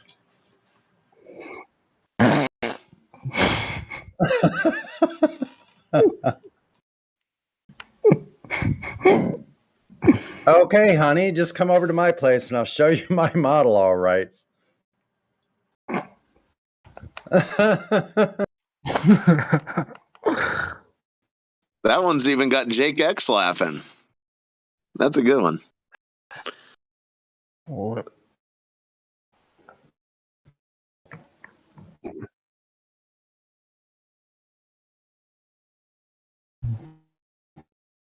Yeah, I've never seen a working model of this place we live in any sort of ball or flat. So Yeah, that's a very good point. So when they come in here and ask for a model, ask them what a model is. Have them tell you what it is because they don't know. They don't even know what a model is. I used to watch this TV show called America's Next Top Model. Would the top model have been the globe Earth? That the top model would be the globe Earth. That would have been what won, right? I don't watch the show anymore, but I would assume that the globe model is the winner. I don't know. Those legs don't look like anything like a globe.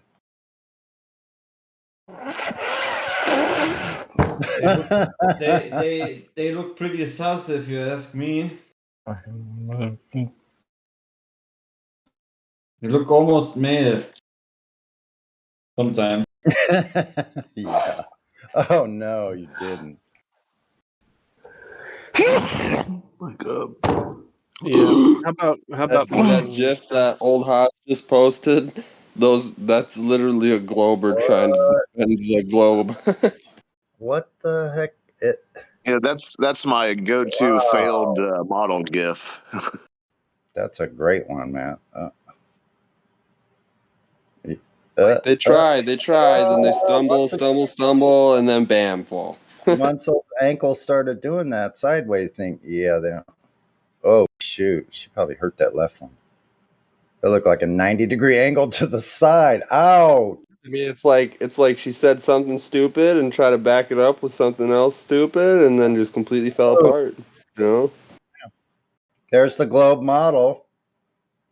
There we go. Oh, yeah, now that's it. It's predictive. Yeah, it's predictive because she's gonna fall. Mm-hmm. There it is. Oh, those knees too. Dang.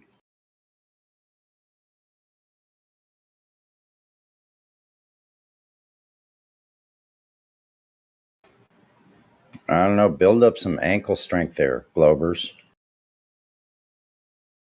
or something. Or at least at least do the walk on your own. Do the whole thing on your own. Don't have to call him for backup towards the end there. If we're still referencing that GIF. Yeah, that guy just offered, but why didn't you just go barefoot? What the hell? If you have that much trouble walking, she needed a foundation to stand upon. Exactly. She's trying to do her job, Sonny. She's not going to give up. She just needs to make it all the way up and all the way back. It's like the Globers that come in here; they just need to come on in and leave. But that happens. But they're just trying to do their job. I'm sure she walked in just fine, strutting her stuff. But she got to the front stage, and looks like maybe it was when the Heron kicked in. I don't know, just guessing.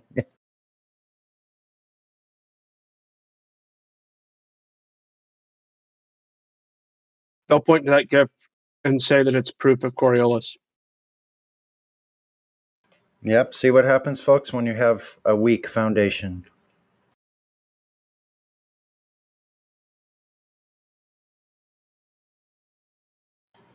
Falls right on the flat floor.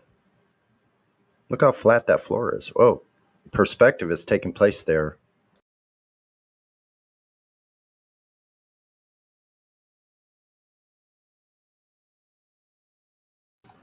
What is the surface? How the light is reflecting off of the surface, just like the sun does off of the Yes, water? that's true. Yes, because that can only happen on a flat surface. And how the actual surface appears to rise to our view as it goes further out, it rises up. This only occurs on a flat horizontal plane. That doesn't occur. You don't have these effects at all if you're looking at a curved surface. Whatever you're seeing off in the distance on a curved surface is never, I repeat, never going to rise the further out it is from your view. Yes. Exactly what you're explaining right now. I posted a slight demonstration on a smaller scale. 21 minutes after the. I see it. Awesome.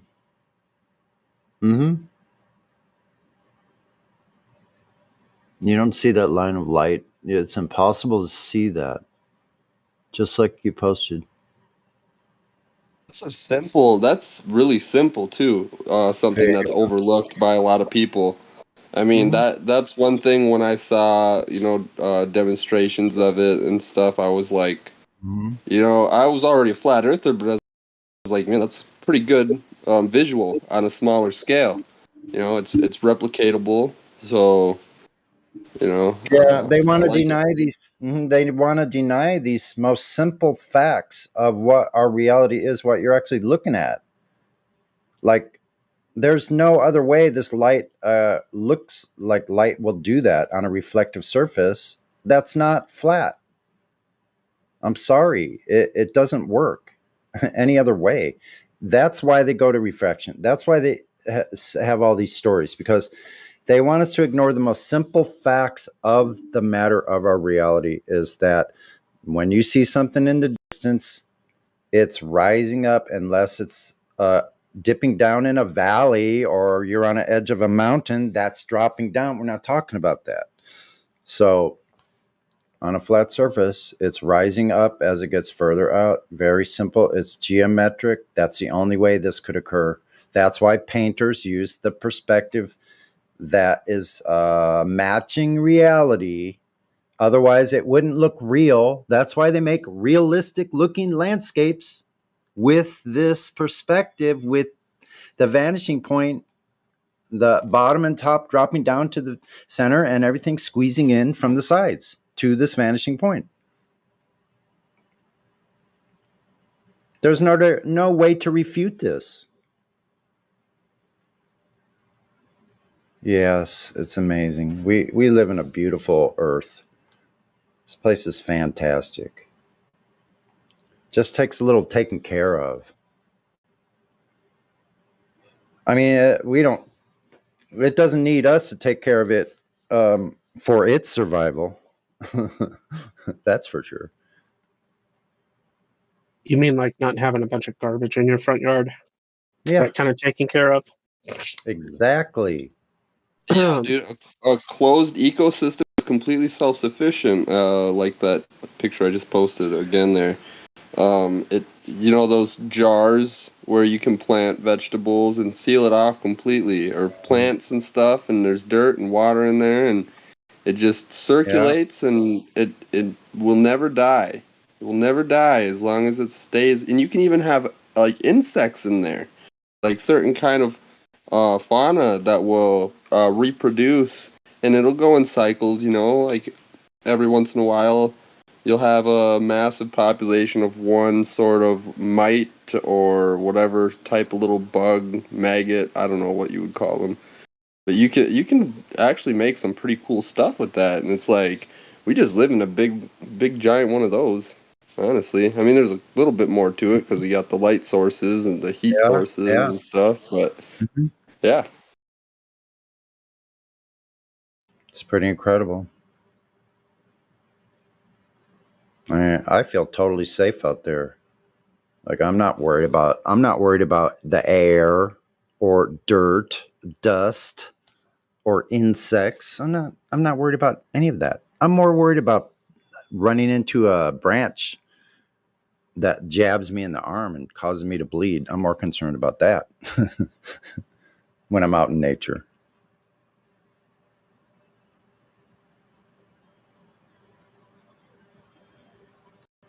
I pick up all the trash from the natural area and I put it up by the trail where the numpty Lindas, Karens, and Darrens go by so they can pick up the trash. And the little numpty F troop, supposedly rangers, I don't know what that's all they do. They're just trash men. That's all they do. But it's really sad because this area I go to, it used to be a creek, and I see in the creek bed like freshwater mussels. There used to be fish. There used to be running water in those streams until they cut it all off. I mean, it must have been a beautiful place. Dude, I've read some like old accounts or documentation of people back from the 1800s when they first settled in the area that I live, and it said that the rivers flowed out of this area in every direction. That's what it says. But it's like, and a lot of people will be like, "Oh, that's impossible," blah blah blah blah blah. But it's like, it's not impossible for a river to flow north. I've seen it. Yeah. I'm here in North Dakota, and there's a continental divide where the river flows north. That's what it's called, a continental divide. Yes. Yeah. Well, a lot of people think that rivers only go south, like they all just drain south into the ocean. Like that's like a common misconception. That's ridiculous. Most of the rivers in California, they all go from the coastal ranges down to the coast. They are all flowing mostly westward. Well, I mean, but generally they go south. They take a path south into the ocean from where they started. They end south from where they started in the ocean. Yeah, that's what people think. You know, they can't flow in the northern direction, but they can. You know, but they're gonna end in the ocean. That's what rivers do. They drain into the bigger, water's finding its level. But it's just crazy. I found a lot of weird stuff with the water, how the water used to work around here. A lot of weird stuff. Yeah, you probably, I mean, like I wonder in the areas that I tromp around in the forest over here that, like, there was people here. I wonder what those people were like. I mean, it must have been a beautiful life if no one was messing with you. You know, like you could go to the stream and get fish. You had a whole life there, with nature. I don't know. I think it's sad.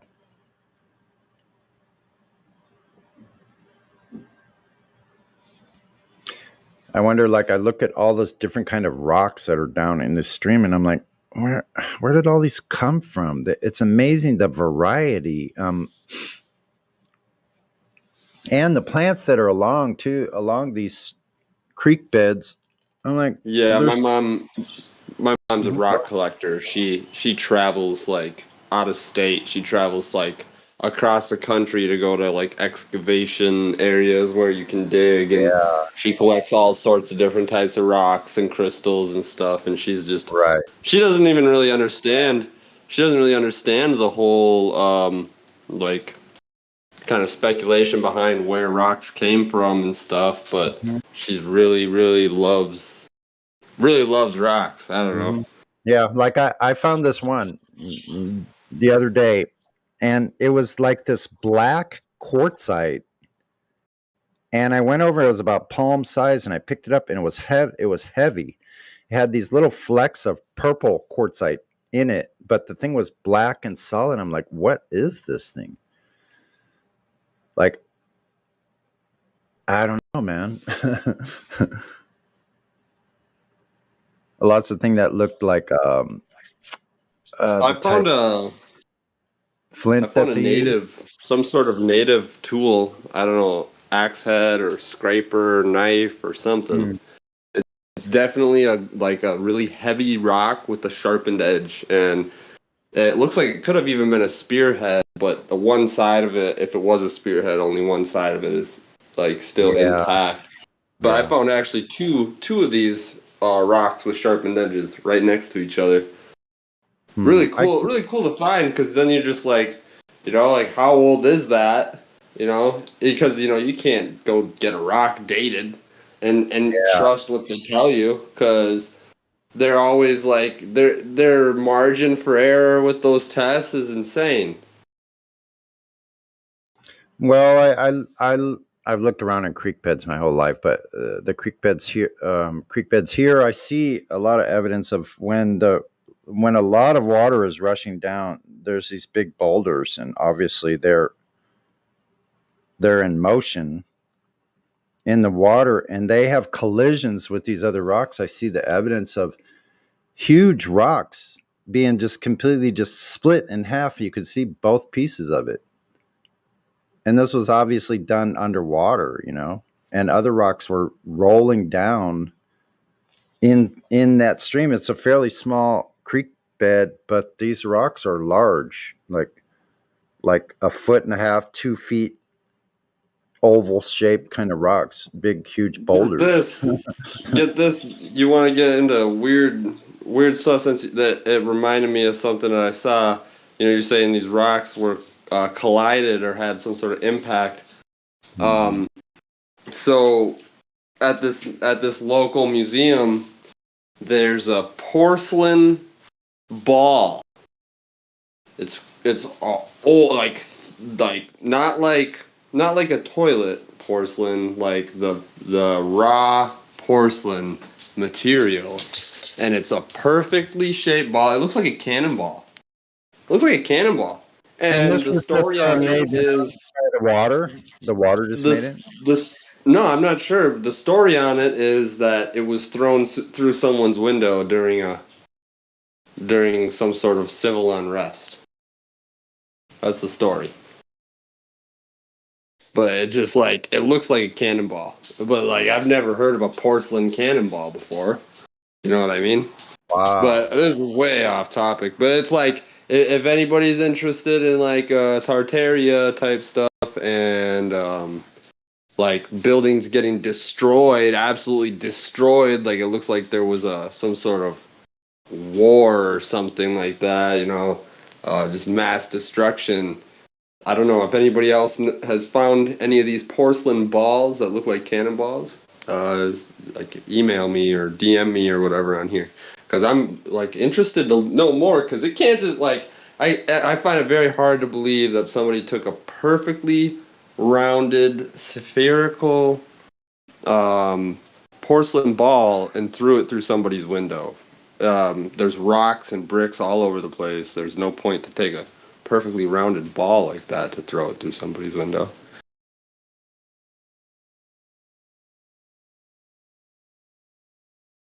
And it's got to be heavy. Like, it's got to be heavy. It's in a glass case, but that thing's pretty big.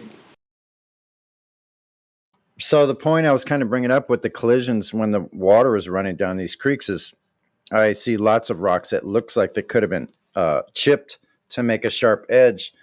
But a lot of these rocks that are tumbling down the creeks during heavy rainfall, a lot of water's moving through there. You see the same effect of these sharp edges, and it would be hard for me to tell. I've tried to figure it out, like, is this one that was chipped by a human hand, or was this something that was just from a collision of these rocks that are rolling around underwater when they're being pushed down?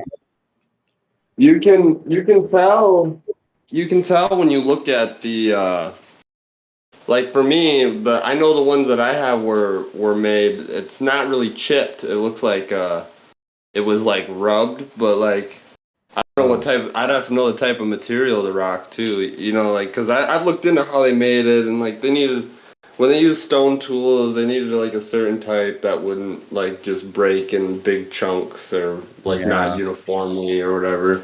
But they could use bigger, more dense rocks, kind of like probably the ones you're talking about, if they rubbed it like sand, like file it down or whatever. So Well, sure. if you look for like those scratch marks, or maybe if it's smoother, if one side of it's like smoother than the whole rest of the rock would be. But you're looking in the river too, so in creek beds, so that'd be like erosion could be causing it too. So I don't know. Yeah, I The keep stuff I looking. found has been just on the ground and in the dirt. So Yeah, I keep looking around to see if I could see anything man-made, because obviously there were people here thousands of years, no doubt,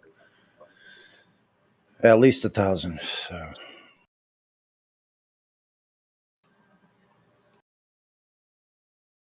yeah, I can tell there's some really old stuff, like, and there's not even any stories on it. I found like old ruin type things out in very secluded areas, not far away from where I'm at, but just like out in the middle of the woods, because it's like there's a lot of places like that in my area. It's just Yeah, I like. think.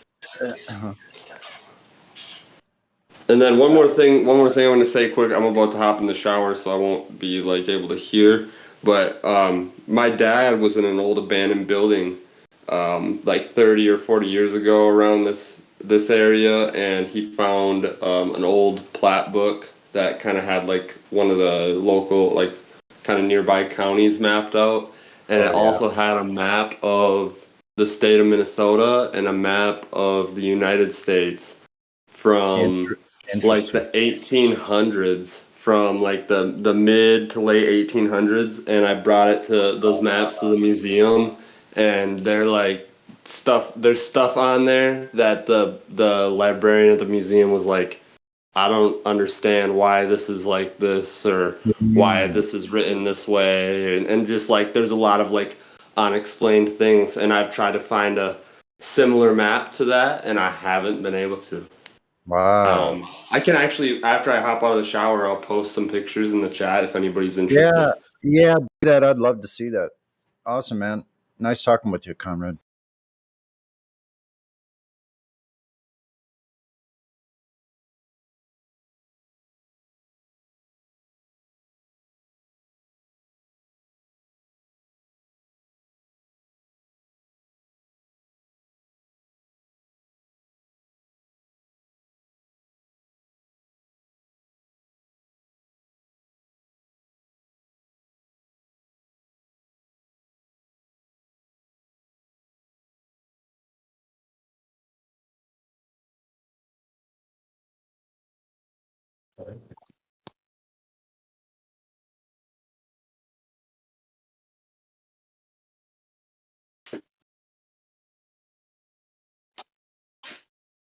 Alrighty, let's see if the Better Business Bureau can help me out this time.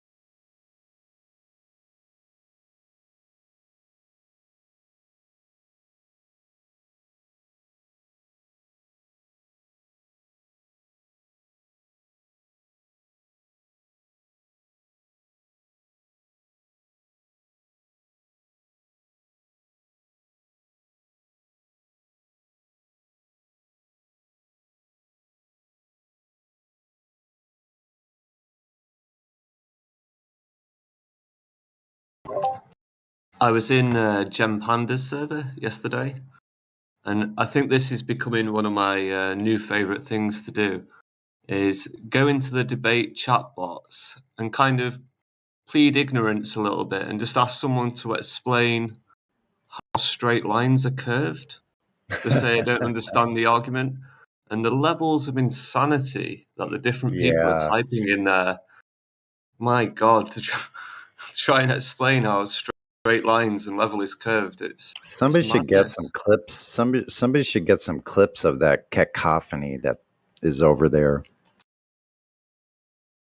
Yeah, it's Well, I know madness. some people do. QE does a lot. Others, Nathan.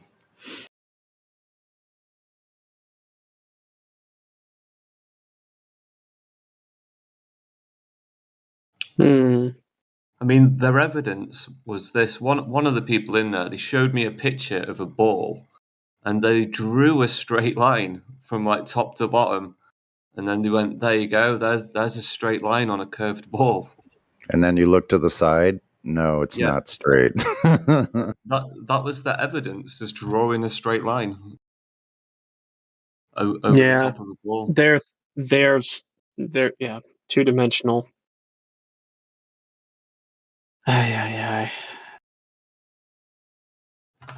Ask them the question in a more mathematical way. In a 3-dimensional coordinate system, a point A and a point B, can you demonstrate this? Well, the thing is, the plane of a sphere doesn't have a coordinate system in this. So, well, I think their explanation is the surface of the Earth isn't 3-dimensional. It's something along those lines. well, I think they would have to say there's no such thing as a coordinate system for the surface of a sphere because there's no origin. If you had an origin, it would be arbitrary. I mean, it's kind of what latitude and longitude is meant to do, but that would be the supposed coordinate system. But I don't know. Yeah, I guess it's not really possible. Everything is relative in their brain, so it's not something. Yeah, it could be, to them. It could be curved and straight at the same time. I mean, that's how idiotic they think. It's a thinking problem, a cognition problem. Yeah, I mean, I've had a conversation about this straight line on a ball with somebody that was well over an hour, and it's a fruitless endeavor because they will just literally bend their definition, pun intended, to fit whatever they want. Yep. Yep, they make up their own reality. Yeah, I asked what is a straight line, and the answer was the shortest distance from point A to point B. And I said, so can there be a straight line on a ball? The answer was yes, the shortest distance from point A to point B. And I said, well, in 3 dimensions, that would be curving if the surface of the Earth is curving. And if you want to account for elevation changes and all that stuff, technically you would not have a straight line there, right? Yes, exactly. Yep. I spoke to him about this yesterday, and I said, wouldn't the shortest distance be a straight line through the ball? It would and be. that would be a straight line, right? It's the equivalent of me saying the quickest way for me to get to my local shop is turning right when I leave my house, then turning left. And because that's the quickest way, that's now a straight line. When it's not a straight line, obviously. I've turned right, I've turned left, I've turned right again. Unbelievable. The quickest way, but it's not a straight line. Yeah. A straight line would be through the buildings, right? Quickest wouldn't be the proper word. Shortest distance from point A to point B would, but then you'd have to tunnel. You'd have to go under the Sagitta. I mean, it'd still be the shortest way as well, so can't go through the buildings. So they can't get over this level flight thing because they truly are in level flight aircraft. This would never occur on a ball. There would never be level flight on a ball. Just like there's no straight lines.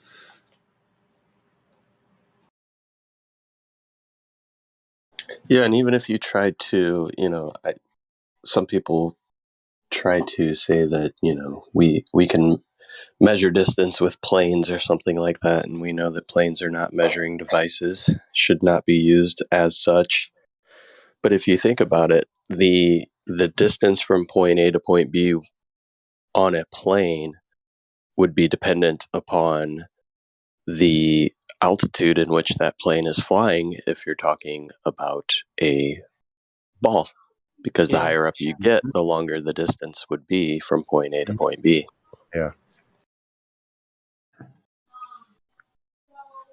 Also, if the atmosphere's, don't they say the atmosphere is spinning with the ball? So if that's all spinning with the ball at the same speed, well, it's keeping up with the ball. The higher we go, shouldn't the atmosphere be spinning faster? Faster, why it's a bigger diameter, yes.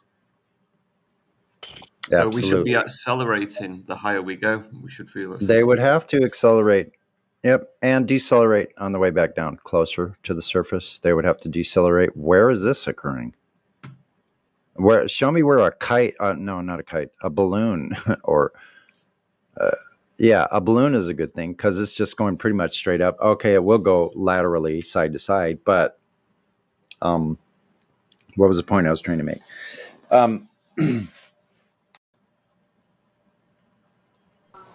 Well, like most things with the globe. Where's the acceleration, deceleration? That's the point. Yeah, like most things with the globe, the atmosphere moves with the Earth when it fits something they would prefer to talk about, and then it doesn't when it doesn't fit something they want to talk about. Yeah, the straight line is curved. You guys remember that field goal that was made because of the Earth spin? What a fucking joke. Neil deGrasse Tyson. Yeah, that was a classic. Classic blunder. Not even fit to teach kindergarten. Not even fit to be on TV, if you ask me, like talking about knowledgeable things or educational type, quote unquote educational. Like that guy is when he came out with the Felix Baumgartner thing, like you can't see curvature from up there. But I remember in science class before he said that, my science teacher was like, yeah, look at the curvature.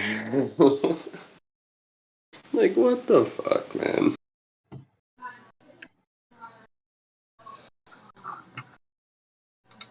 Yeah, he is a walking, talking contradiction. And, would we consider some of the things he's saying dangerous misinformation?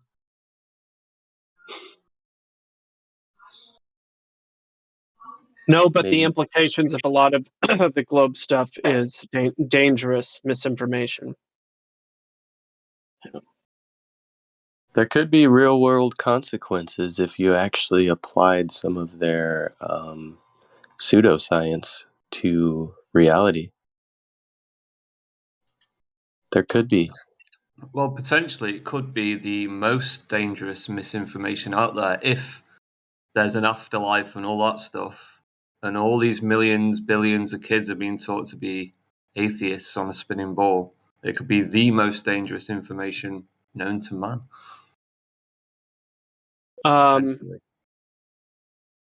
For the record, Napalm, you know how in like track and field you have the quarter-mile track and the inside lane versus the outside lane is yes. longer and all that, which is kind of what you were talking about with the plane. Mm-hmm. Approximately 7 or 8 miles up, maybe. Something like that, right? Yeah. Unfortunately, that only adds about 40-ish miles to the circumference. So from a standpoint of ratios, when you go from 24,901 miles to 24,944 miles. Negligible is what you're saying. Yeah, unfortunately. It like the plane unfortunately could not be a valid, because it's so small that it would have to be so perfectly precise, and it's not. And I thought you were going to bring up concerns about javelin and the Coriolis effect. no. That reminds me of Revenge of the Nerds. Both of those maps. I wonder if LeVar was taking into account Coriolis when he created his flexible javelin, if anybody remembers Revenge of the Nerds. I'm looking, Conrad. Well,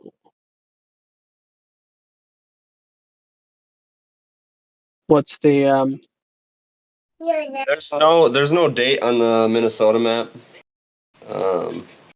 The U.S. map is I'd have to check again so I don't say it wrong, but I know it's in the 1800s. I think it's the 1880s. Interesting to me because it doesn't show like a lot of it being like not fully developed. Like maybe it wasn't mapped out yet or whatever, but it's very interesting.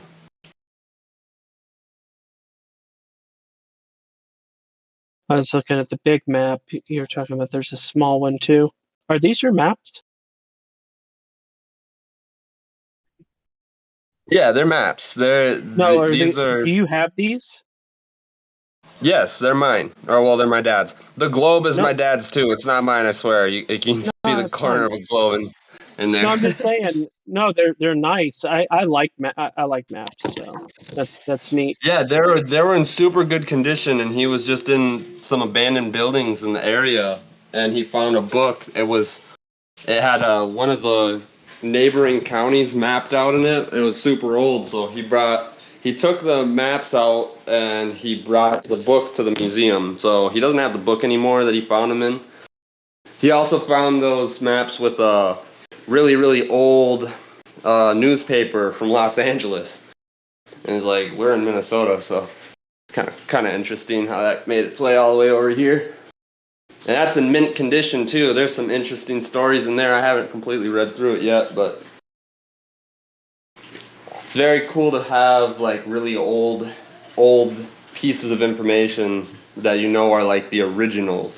You know, those maps may not be the original maps, but they're definitely like original copies of the maps. You know what I mean? Sure, yeah. It's a nice map. I always thought that it was weird. There's two, one of Minnesota and then one of the U.S. I don't know if you saw the other one. Yep. I was looking at both of them. Yeah. But I like I said, I took that one. Indian territory. Yeah, I took that one Minnesota to the museum, and there was some stuff on there about our county that didn't make sense because there were some like smaller towns that were not supposedly not around anymore, but they're still mapped out. So she's trying to figure out the date of it. Like the dates didn't add up to what was on the map. That's what she was telling me basically. Uh-huh. And the names of places. They were some of them were slightly changed, and she didn't really understand why either. But I was like, that could have just been like a language barrier thing too. She's like, yeah, that's true. She agreed with me on that, but I'm not a history buff or anything, so I don't really know that. But I'm trying to learn though. I've been going to the local museum a lot. I got a membership there and stuff, so I'm trying to figure out what really happened around here, man. I've said it a few times, but something crazy.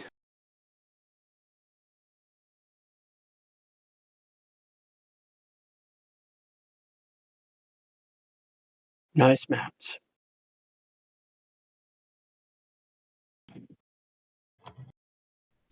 And I can't find those.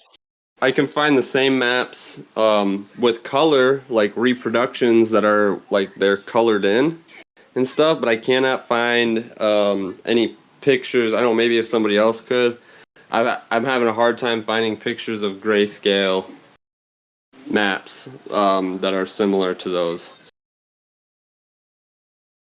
it's strange how the Hawaii is centered at the top. I know they just put it where they had space, but now they usually just lump it in with Alaska, down and shove it in the corner. That has a nice central. It's kind of cool.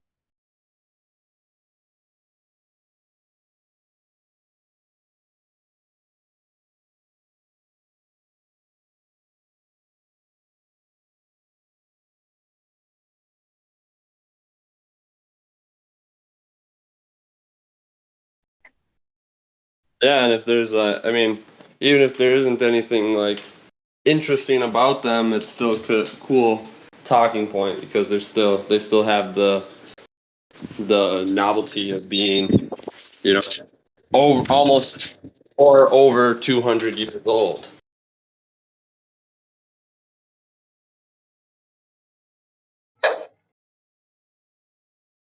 Yeah, you've got Louisiana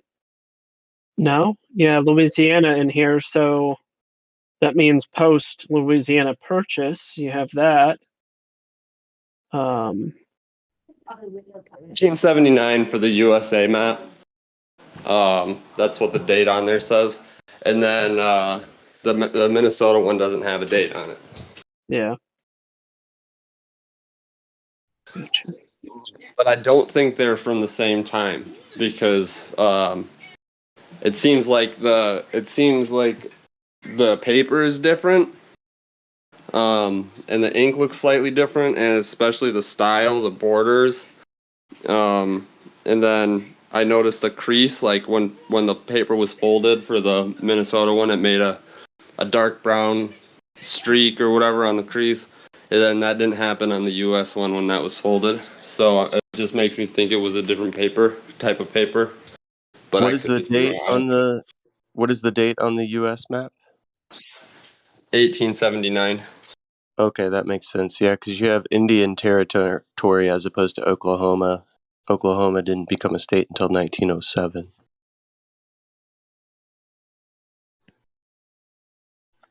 So that makes sense.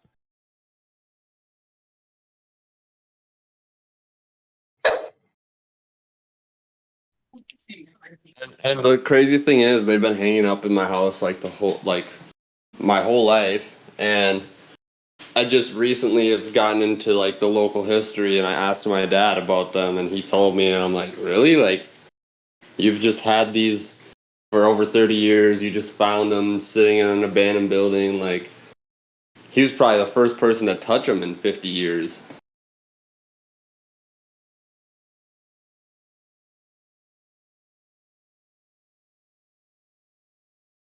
And he really likes them too, because he's like I'm not sure. He definitely has a bachelor's in history. I think he might have a master's. I'm not pretty sure it's just a bachelor's though. But he's like a huge history buff. The mainstream narrative. He's never the stuff I've come into him with. I've really been making him question everything he knows. That he doesn't like to hear it too, because he's invested so much time into learning about history and stuff like that. So it's a little bit triggering to him.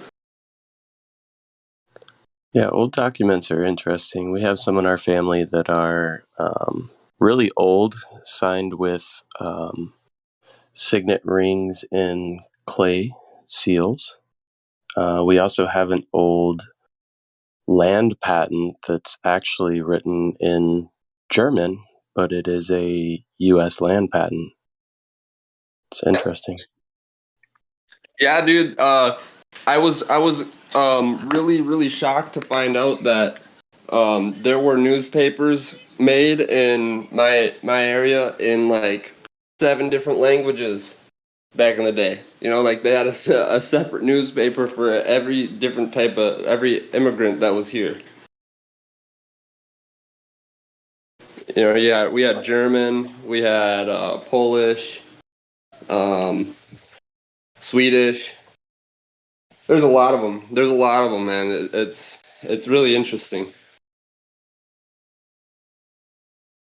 And there's still copies of them too. It's like I'd be curious to see if the other languages have like the similar types of stories, or if they have different news articles in them all together, you know. And I have, like, with this membership, I have access to all of this, all these documents and stuff, whatever they have in their library. And it seems like the area I'm in, it's been kind of untouched in a way. Not, I mean, obviously things have been scrubbed from history everywhere, but it seems like there's more remnants of things that actually happened versus what we're told here. I don't have that much time. I need more time to look into it to like back that up, but there's I've definitely found a lot of weird stuff that just it doesn't make sense.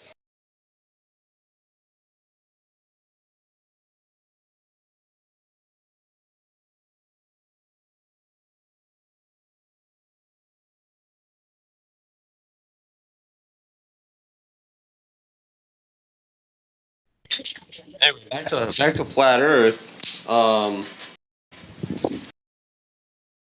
It's flat. Pretty sure it's flat.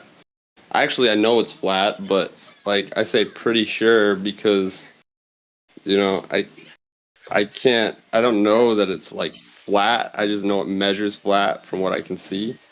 But, you know, I'll sit and talk about it all day if nobody else wants to.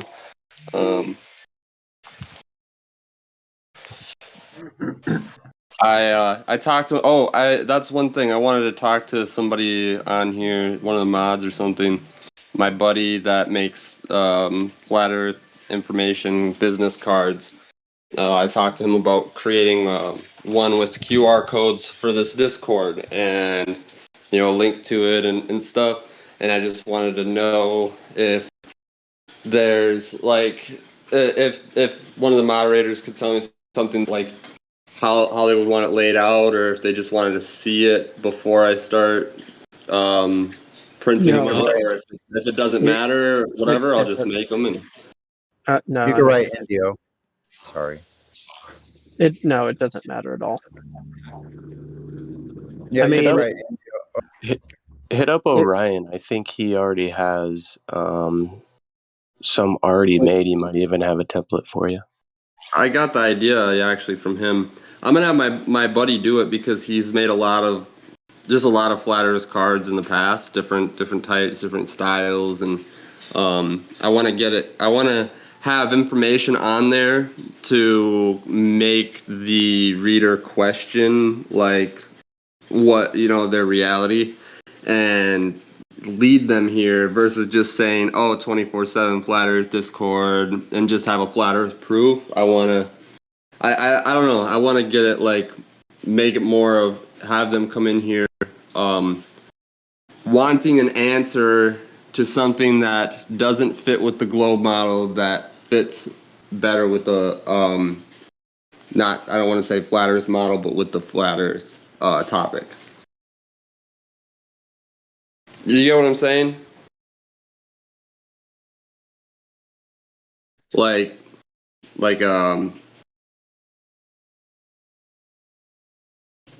make it more of a, not just like have it be like a proof, but have the proof in the question, or you want some type I don't of know if I'm wording it right. Attention grabber, right? Right, like yeah, and then like statement, or yeah. Right, or even like, since people love space so much, like just throw on there admitted by NASA, all images from space are photoshopped. So, you know, like something like that, just to kind of get them to be like, whoa, you know, and then just be like, have on the backside of it, for more information, visit Flat Earth Discord. Yeah, just put a picture of Robert Simmons in the blue marble, and the quote, it's photoshopped, but it has to be. Right. Yeah. Yeah. I think that's probably where I'm gonna go with it. But I want to make a couple different, different versions too. Yeah. Just that way, so it's not all this. They're not all the same, and I'll definitely make like a lot of them. So if anybody wants, if they got like a PO box or are willing to share their address, I mean, I'm not asking, but I'll send them out for free if people wanna pass them out. You have the prerogative to advertise however you like. If you do anything stupid, we just won't blame you. We'll just say it's just a guy. I mean, I really don't want to make this place look bad. That's why I'm asking. That's why I'm asking before I do it. I'm just messing around. We're here spreading information. We're discussing a very polarizing topic. So I don't want to make these cards and then have them have a version or something about one of the cards that somebody doesn't like and upset somebody. Before I start like printing them in mass and then just like leaving stacks of them at places that I go. It's extremely unlikely. Speaking of stacks of flat Earth information, I still have stacks of flat Earth flyers that somebody left at my household while pillaging some of my craft beer. Are you talking about the Nathan Thompson ones?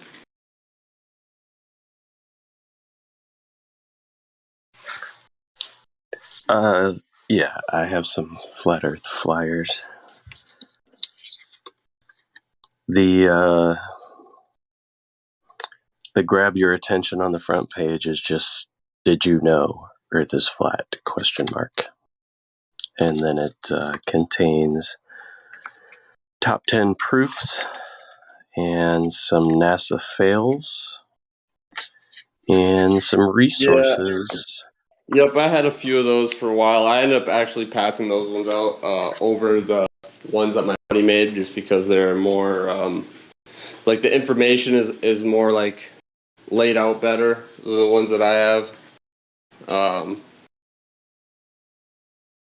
The ones right here. I'll show them in the chat.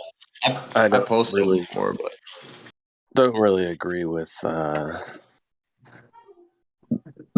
the top 10. I don't think Moonlight is Cold should be considered a top 10 flat Earth proof. That has nothing to do with the shape of the Earth. Now I know why you're saying it the way you're saying it. Yep, I got you.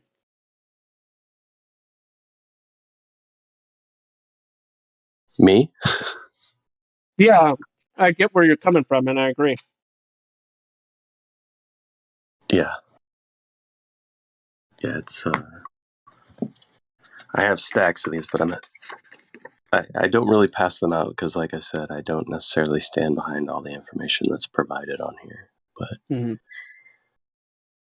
yeah, I have a ton of them that were given to me. Yeah, I posted the ones that I currently have right now. I have different versions with different information too, and also he did make some flyers, kind of like the ones that Nate Palm, I think that's your name, was talking about. They weren't that great though. I didn't really like them that much. And there's a lot of vegan information, and it was trying to like, it's like keep it to one topic. It's a flat Earth flyer. I don't know. But it's all right though. It's still activism, and I'm sure I passed some of them out, and people, like a lot of people got triggered at my job, but a lot of people were like, "Oh, this is some good information," Like that, I got a few people very, very interested in the topic just by passing out things like that. I think the term flat Earth is like our own worst enemy. Like if you could avoid the term flat Earth, because people have already seen or been shown some misinformation on it, and they've come to their own conclusion that it's all bullshit or it's laughable. If we can just get them to question the validity of the globe and start thinking about how impossible the globe must be, without like what if it just didn't? What if it just like like really challenged the globe model, and then it just had the link, or not the link, but the QR code to the Discord with just saying join this Discord for more information. Yeah, something like that. People are just so turned off by the term flat Earth they won't even look at it. But if they can see something that just shows the globe as being impossible, then maybe they can start thinking about it. About Earth is not a ball, sphere, oblate spheroid, or any other globular object. That's a factual statement. Yeah, that's pretty good. And then yeah, I like that. There's definitely going to be a few different versions. I'm getting with my friend on Sunday. We're going to try and do the observation, and then afterwards we'll probably go over this. But there's definitely a lot of good ideas in here. Thanks, guys. Yeah, even some type of attention grabber like empirical measurements don't lie, as the statement. And then a question. Were you ever provided the empirical measurements for the curvature of the Earth? Me neither.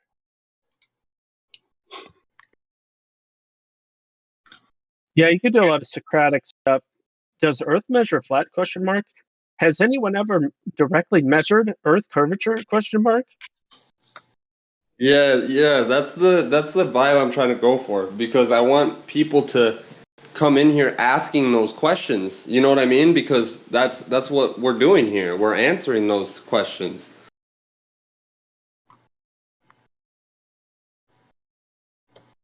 You know, and it really helps them. I feel like it helps people that are like heavily indoctrinated to realize that, you know, this is all just you know, made up numbers and measurements that nobody can confirm. Were you ever taught how to measure Earth's curvature in school? ?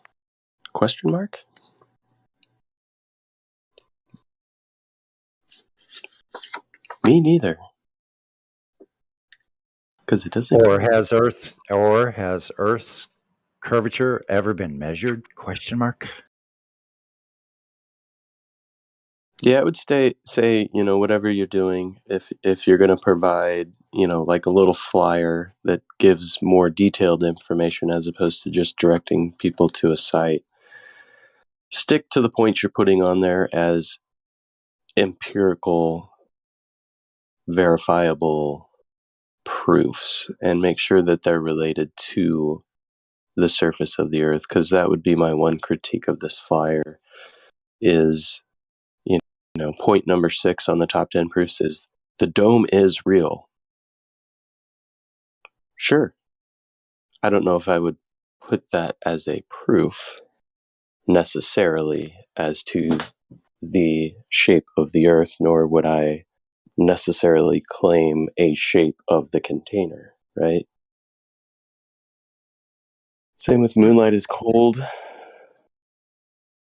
I guess you'd want to think about what the call to action would be in the flyer. Like, for example, if you put who measured the shape of the Earth, or has the shape of the Earth already been measured, like someone just said, I think the call to action for the person would be to type that into Google. And then they're just going to get the answer, oh, it was done 2,500 years ago by such and such, and then go, oh, case closed or whatever. But if we can give them like a really interesting call to action where they're going to type it into Google and they're not going to get a conclusive answer, or they're going to get a bullshit answer, I don't know what that would be.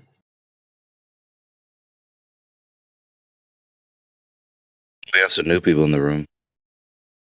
Old House Radborn and Old he's not. Hello, Think and Johannes Midgard. Those are. I do have an idea, though. Maybe I'll make a T-shirt. Would you like the T-shirt? Will read, "Would you like to know how to pronounce Eratosthenes?" There's a group of people on Discord who have been trying to figure out how to pronounce it for several years. You said it just fine, sir. Eratosthenes. If you want to put the accent on it. You know, it's If my funny accent that too I put on it because was right. I know a lot of very smart people that pronounce it wrong. They say Eratosthenes. Yeah, that's something like that, and it's Aristosthenes. Yeah, and I don't have the heart to be like, yo, you're saying it wrong. You've been saying it wrong for over a year. I'm just like, you know what? I'm just going to let him have it. Yeah, I always say it right once out of every 8 times, but when I do, I know I've said it correctly.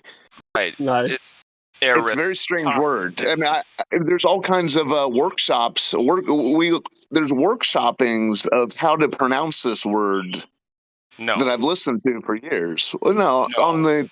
Yes. Well, on here and on flat Earth debates and things like that, there's a lot of discussion of. It's been sorted out how to pronounce it. Well, there's only one pronunciation, so I should hope so. Yeah, but there's sort of a trick to saying it. Well, I had my own personal journey, I guess, of how to learn to pronounce Aaron, toss. No. Air. Yeah. There's Anyways, no N. There's no N before the T. You know what I'm saying? When you gotta try to remember stuff like when you're a kid. When I break it down, there's some wheels spinning when that word is pronounced. I always have a hard time pronouncing fictional characters' names. Touche. Yeah, that's an excellent point. Gospel, did you say Layla and Johannes are not new? Yeah, none of those. There's nobody new in the chat right now. Oh, okay. I mean, Z is slightly new in regards to only being here for a couple of weeks, I believe. Okay. But apart from Z, everybody else has been here for at least over a month. I thought they were new because they didn't have any roles. They just had VC verified. Yeah, that's interesting. I've been noticing that people haven't been spending enough time in the VC to acquire proper roles. There's a lot of people that are being wishy-washy with, like, oh, I'm just here to listen. I don't know what I believe. Just saying things like that, and they're non-committal, very, very, very non-committal. Well, some of these guys, like Lalo, if Lalo is able to speak, I think his original account got nuked with some other people's, so that might be why they haven't. Yeah. Another server went down, and some people kind of went along with it, right? Their accounts got deleted based on that. So, Lalo, you're a flat earther, aren't you? He's probably at work. yeah, he is. I think that's what the 1.5 means, doesn't it? Regarding the newness of his account. Yeah. Yeah, like last week or earlier this week, there's just constant server shutdowns, which is why I'm trying to tell people, like, realize that Discord holds you accountable to for all of the content in all of the servers that you're in. No, that anyone posts in any of the servers that you're in, they hold you accountable. I'm telling you. I'm not saying this may be. I'm not saying this may be the case. I'm telling you this is the case, and especially if you hold a role higher than default, if you hold any type of moderator, sub-moderator, or admin role in any server, you're held to an even higher accountability, regardless of your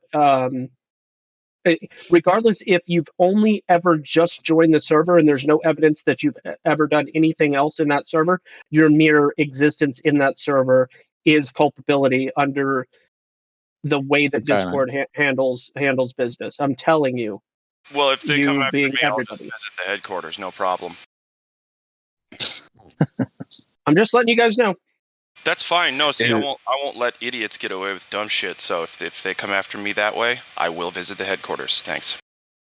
Are they enforcing that according to written policy, or is it unwritten and that's how they run things? Community guidelines.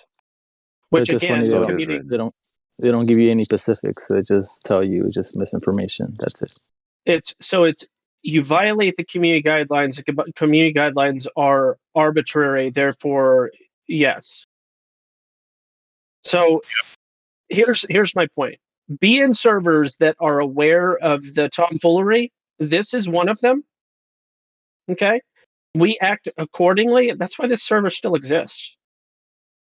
It's not special treatment. It's special euphemistic, behavior.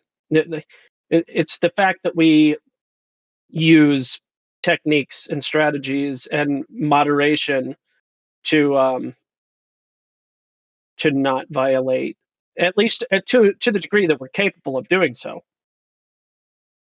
It's so funny. They're like, hey, our terms and services have updated, and now you can't talk about anything that's on the news that everybody watches every day. Thanks for playing. Yeah.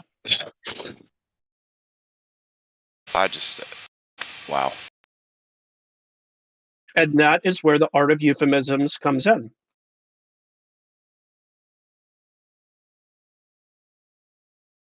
Are the community guidelines specifically defined? No, they never are for any platform. I guess it's going to take one of us getting in trouble for it before it's real, right? People need to. No, why is people that? are constantly losing there's a 2.0 here, there's a 1.5 here. Rookie, I'm pretty sure you are on a new account. There's multiple people that have lost their account for the reasons that I'm telling you. I think that also applies to Flatty 2.0. I can verify that. Yeah, just don't plead. And I don't even know why. They didn't tell me. They didn't even tell me why. They didn't tell me what I posted. They didn't I'm tell telling me you why. which anything. Yeah. I'm telling you why. I am. Well, it's still vague, but like you said, if the server violated the guidelines, whoever who had that role, right, just gets zapped as well. Doesn't matter what you did. So this is the mentality, and why do I know this is because of my communications with Discord and my observations and experience and observations, and through those two things put together, I have reconciled the fact that they hold accountable the entire server. So a no-name nobody in a server can post a thing. If the moderators and admin allow that thing to remain, they hold all of those people accountable, and they assume by their words to me that you have the responsibility to leave a server regardless of how the moderation and admin team are handling the situation if there is material that is allegedly violating community guidelines and or terms of service. So if you see somebody say something that's contrary to consensus, as they put it, you have a duty, according to them, to leave that server if you don't have the power to ban and delete that message. This is their mentality. I'm not telling you what's right or wrong. I'm telling you how they think and what they've communicated to me. I almost got I've had the same account since 2018 or whatever. I almost got banned within the last 4. I guess it was related to me being in a server called 7-Eleven, so on and so on, and I had never posted any content in that server ever. So, how did they learn about the content that supposedly violated their COS? I can answer that question too. TLS. No, well, somebody in that server right-clicked on the message, got the ID, and reported it to Discord. They're not really actively or algorithmically monitoring servers. That would be an unreasonable assertion. I'm not saying that that's not within the realms of possibility technologically. I'm just saying it's an unreasonable assertion based on the content in so many servers that would invalidate that claim. It is render that unjustifiable. It is demonstrable, however, that people are reporting and doing reporting campaigns against servers, and then they, within the scope of usually about 2 weeks' time, Discord is researching those claims, and if they can find enough corroborating material, they'll shut it. They have like a handful of different options. They can suspend accounts. They can suspend the server. They can delete the server and delete all the accounts. Like they have a range or a spectrum that they choose based on the material. And if they think that this is consequenceless, this behavior of theirs, I posted the Discord headquarters address and phone number in the Livestream voice text. That's where I'll be going if they start deleting me. So, and I suggest everybody storm that fucking place if they, if they come after you. Thanks. It's that kind of talk. These platforms. How about we refrain from calls to action? Por favor. Yeah, that's sorry. Yeah. Act as if I didn't say it.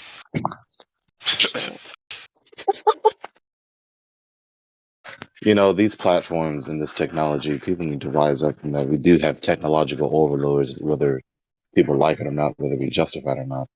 These are technological, technocratic overlords, and they will assert force when they see fit.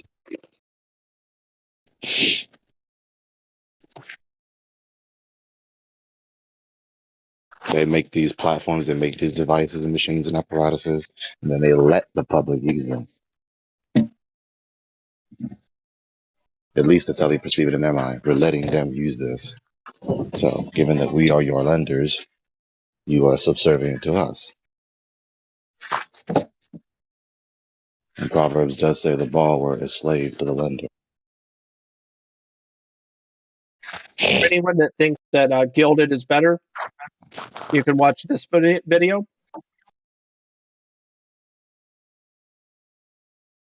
I'm posting it.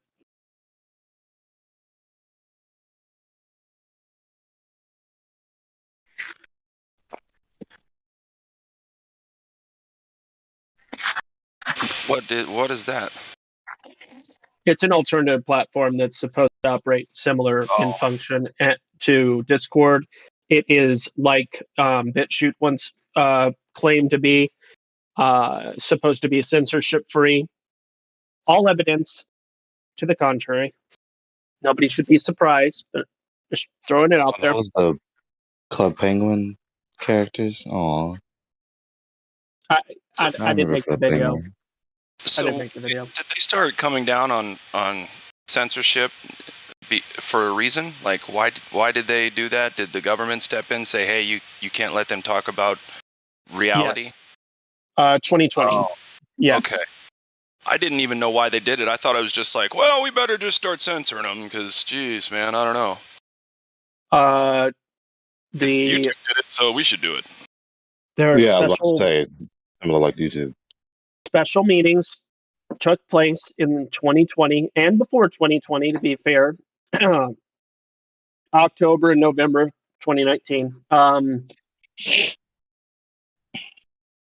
That specifically dealt with this issue. Like, and Event 201 covered this topic in great depth. Yeah, disinformation on the internet. Yeah, controlling the narrative on the internet. But they think they're allowed to. That's what's so weird about it. It's like we are many, they are few kind of deal. Well, that's interesting. But I don't care what the terms of service say. You're not going to stop us from talking about shit. Except when they do. Well, they can't, though. On the platform. Just make another platform. He means. Yeah, I'm still looking for Maldive. Where are these server farms that are free from any ordinances? Yeah. So I just don't understand why they have to place restrictions on anybody. Are they paying somebody to be on the internet, and those people are like, you can't talk about stuff? Like, why would they have to do that? I'm glad that subject goes very deep. You would have to move down to politics to talk about that. Huh. All right.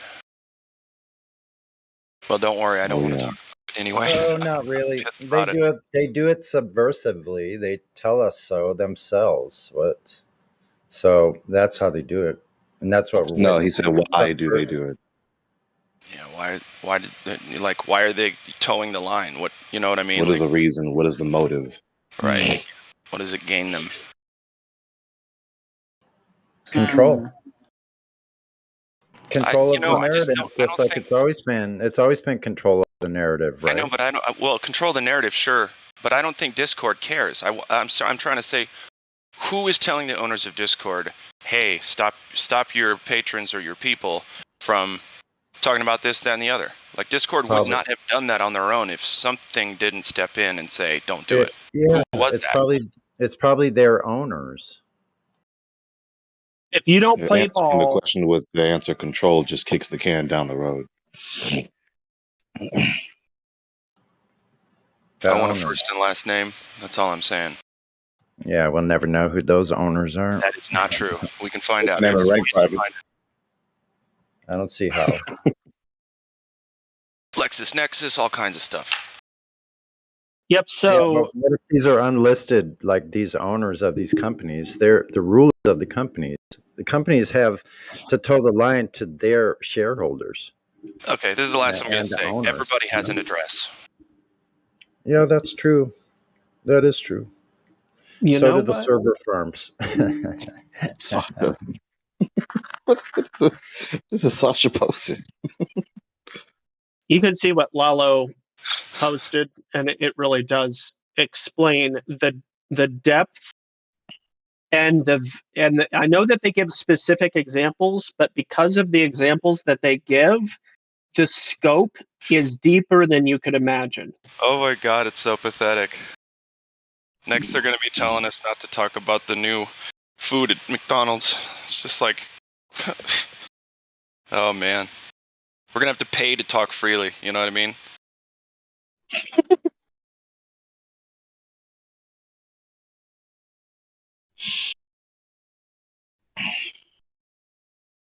I mean, is TeamSpeak still a thing? Anybody ever use TeamSpeak? Yeah, dude, I used to use TeamSpeak all the time in like 2005, 6?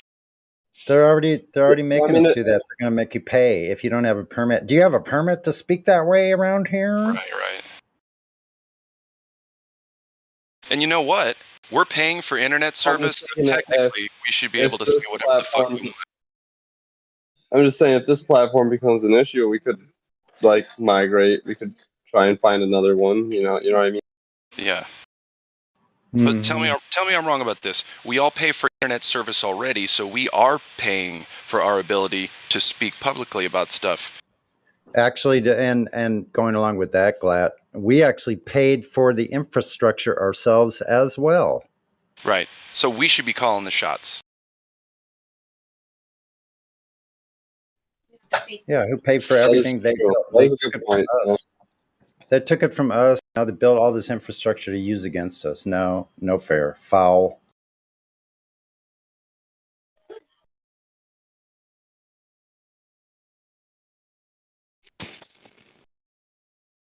Well, Flat Earth is a great way to start learning about I mean, these we're like in America, and they're saying revolutionaries are not allowed anymore.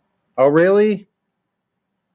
You're like telling me I'm not allowed to be an American anymore. Allowed? That's cute. Yeah. You're not allowed. That's what they're telling all of us.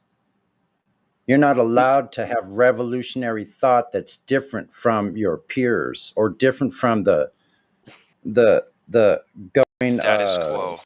So let me address these real quick, right? Number one, no genocide denial. I absolutely do not deny the genocide that abortion has been whatsoever. Number two, no harmful conspiracy theories. Well, thankfully, Earth curvature measurement or lack thereof is not a conspiracy. No, it's not a conspiracy theory. It's literally just measurements. No misinformation that could be perceived as being harmful to society. Showing what a measurement is. Number three is so vague it doesn't matter. These are not policies. You could violate number three by literally sneezing. Wait, what about the fake genocides? Yeah, no, that's not the point. Is you can't. Okay, so if you're taking it literally, though, you would have to have proof one way or the other. Anyway, number three. The fact of the matter is it's using the word misinformation. So if you're providing information that's factual, such as a laser test or a black swan or whatever, then you cannot be accused of misinformation. Number 3 is done. Number 4, well, we've always done that, except there are certain groups of people that are treated in a strong and derogatory way. So in that way, we always need to improve how we're talking to each other, because number 4 can be violated on a daily basis if you're being fair. That's a So, microcosmic demonstration of what happens when you abandon the ultimate ground of ethics. The one I find very funny is the theories about the Jews. That's very ambiguous. Yeah. These are not. Hang on, Lalo. Did you copy and paste these, or did you rephrase them? No, it was a message. It was a message from them. I've seen this exact same. Oh my god! It's their update. Yeah. This can't even count as an update because it's supposed to be an improvement. This isn't even an improvement. This isn't even a digression. This is nothing. Water's not allowed to be flat anymore. Well, that's not what it says. I just addressed all of those and demonstrated why this server remains above board, as the expression goes, because we're dealing in the realm of the what is, not theory. It's not opinion. It's not feelings. It's what actually is. So it would be a great contrived event for them to make some case against the server. Is not the utilitarianism in these 4 policies glaringly obvious? You mean a Swiss Army knife could be used for any deemed purpose? Yes. Yeah, of course. Not allowed to talk about the marginalized groups like pedos, Those are marginalized people. That's true. Hey, don't talk about that. That's an important issue that needs to be fixed, so we can't talk about it. It's forbidden to talk about them. That's right. Yeah. You have to actually allow your children to. It's like the kid at school who to has live among those people. It's like the kid at school who has the worst acne in the whole city, and you know that there's something called Accutane that could maybe help him out, and maybe it could give him a try. But he's so belligerent, and it looks like he's in so much pain. But it doesn't matter. He won't take anybody's advice. That's what it's like. Well, as long as you play by their same game and redefine the meaning of words, you absolutely can talk about the pedophiles like Jimmy Savile, because Jimmy Savile is very provably I know he's allegedly dead now, and if he's not dead, he'd be about 95 years old. So more, or if he's still living, he's on the verge of death. Yeah. So anyway, he is provably harmful to society. People like him are provably harmful to society. So that supersedes the other things. Like, so they're number trying 4. to say that like genocide deniers are just speculating, and so we're not going to speculate on our platforms. Well, actually, I think that they're saying that genocide denial would be provably false in the same way that they'd probably say the same thing about the globe, regardless of lacking evidence for the assertions. Yeah, and false flags and all that given stuff. the wording in the text, if they're going to be if they're as astute as possible, if they're as difficult as possible, given the way they worded the first policy, no genocide denial, that is defined a genocide in Wikipedia. So whatever Wikipedia says is genocide, don't contradict it. Yeah. Correct. But, Got it. Is there the genocide of the black people, slavery, the 1,000-year black slavery in the Wikipedia? It's a We will soon genocide not be which able to talk made about 100 millions of victims, you know. So anyway, what it's establishing is Wikipedia as the arbitration for what is true. Mm. The same thing that when I was in school was made fun of by teachers, and you would get an instant Yes. F Yeah. if you cited it, has now become the arbiter of truth. As a white man, I'm so pissed that they are denying this one, you know. You're not white. You're a mixture of everything. I'm human, yeah. Right, exactly. That's What the I hell am. is white anyway? What does white mean? Yeah, I'm not white. Like, That's we have true. to categorize people outside of the tribes and the Bible in the West. It basically tried to Right. color people. There were lighter people, darker people, white, yellow, black, brown, and stuff. But before it was your tribe, Yeah. your nation, your Right. religion to give you much more There's ethnicity what and people? flavor. Try to say Yeah, your but nationality, your ethnicity, you reference your nation. yeah, it's like And or the even your first thing that tribe. goes away. Listen, like I have family that have mixed children, you know, and it's the like one of the first things that goes away within 1 or 2 generations. It could go either way. You possibly never know. Like Yeah. that's why a lot of well, let's say I know you guys might relate. So when there was primarily just indigenous people, we know there were black tribes, red tribes, yellow tribes here in America all the whole time. So when the more Caucasian people came over here, there were families mixed. They mixed because even the slave owners, obviously, look at Andrew Jackson's history. Some things were found out about him and his family. And so a lot of these were just hidden in the family. And later on down, like for my generation, there were probably Indian or indigenous Native Americans in my family, as well as possibly black people in my family. I mean, there's a lot of things we don't know about our history.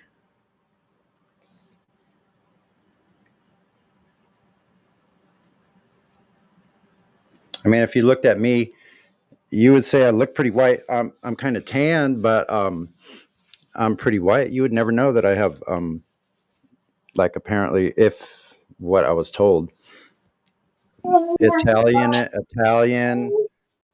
French, German, possibly like French Canadian Indian, like indigenous from the northern tribes. And yeah, so and even if you know what you're told is true, like that's just what your parents were told and that's what their parents were told, and Yeah. you know, at some point it could have changed.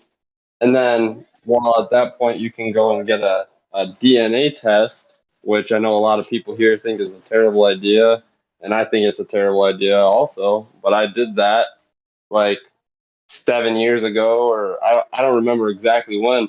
But the crazy thing about that ancestry is I've been on there a couple different times and they've changed my percentages more than Yeah, once. I I used think to it's show up. false. Hmm.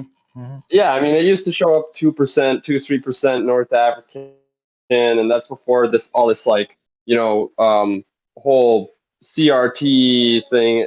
Before the whole like the racism type propaganda that's come out, and then now that's not on there anymore. Hmm. And then it's changed my like I used to have like other things like Italian on there that would show up, and now it's not on there anymore. It's like, Yeah, yeah.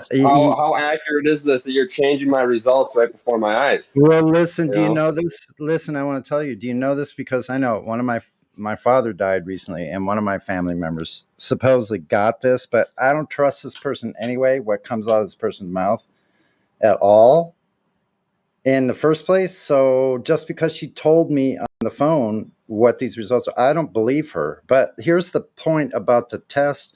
Do you know that all those tests are done on the paternal, the father side? They should be done on the mother's side of the family, not the father's side. That's allegedly that's not how Yeah, genetics I know. carry down, though.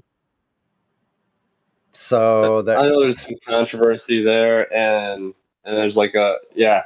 I do know like it can definitely tell you that you're related to somebody because it. I have other family members like not like direct family members like cousins, aunts, you know, second cousins and stuff.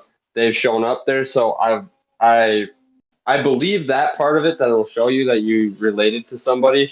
And I have found people that have taken like I found a second cousin in England supposedly that's taken it. You know, and I believe that because I have second cousins that I know of that I know are my second cousins, and you know they've taken the test and they have come up as related to me as second What if they cousins. could So. demonstrate that you were also related to an oak tree?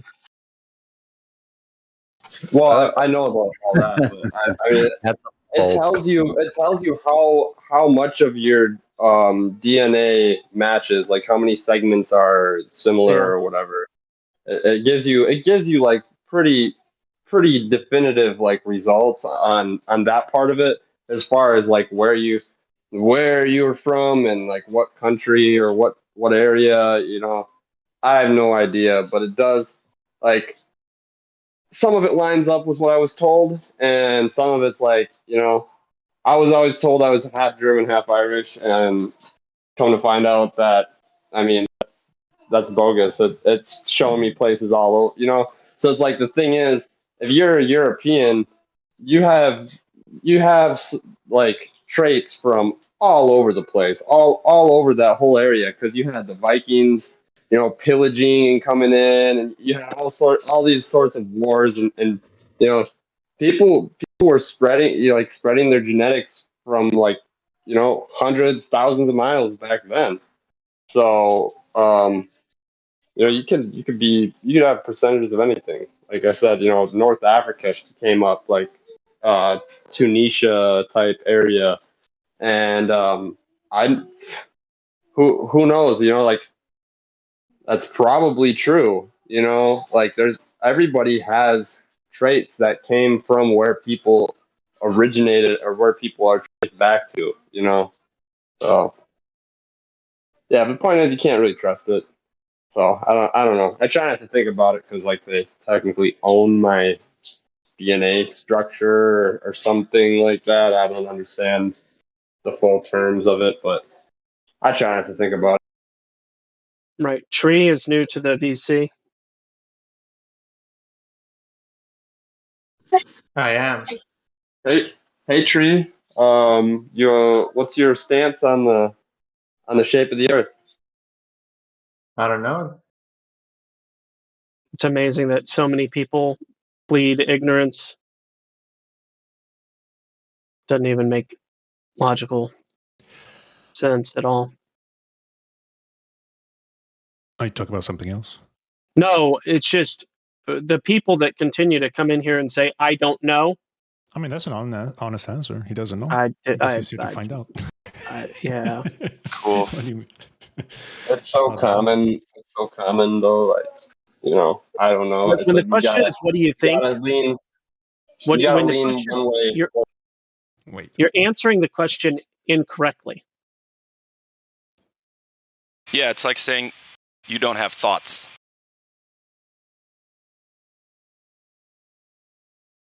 Hey, what shape is the Earth? Oh, you know what? I've never thought about that. Bullshit. Yes, you have. Everyone has. Just ask it more clearly. What is Earth to you? I mean, it used to be spherical. It used to be. Then what happened? Not so sure now. Now you're not so sure? For real? Yeah, flatten out. So are you actually questioning this? Yes. Good. Okay. We'll just, you know, we just take everybody at face value and we'll just move on from there. So welcome to the server. Welcome.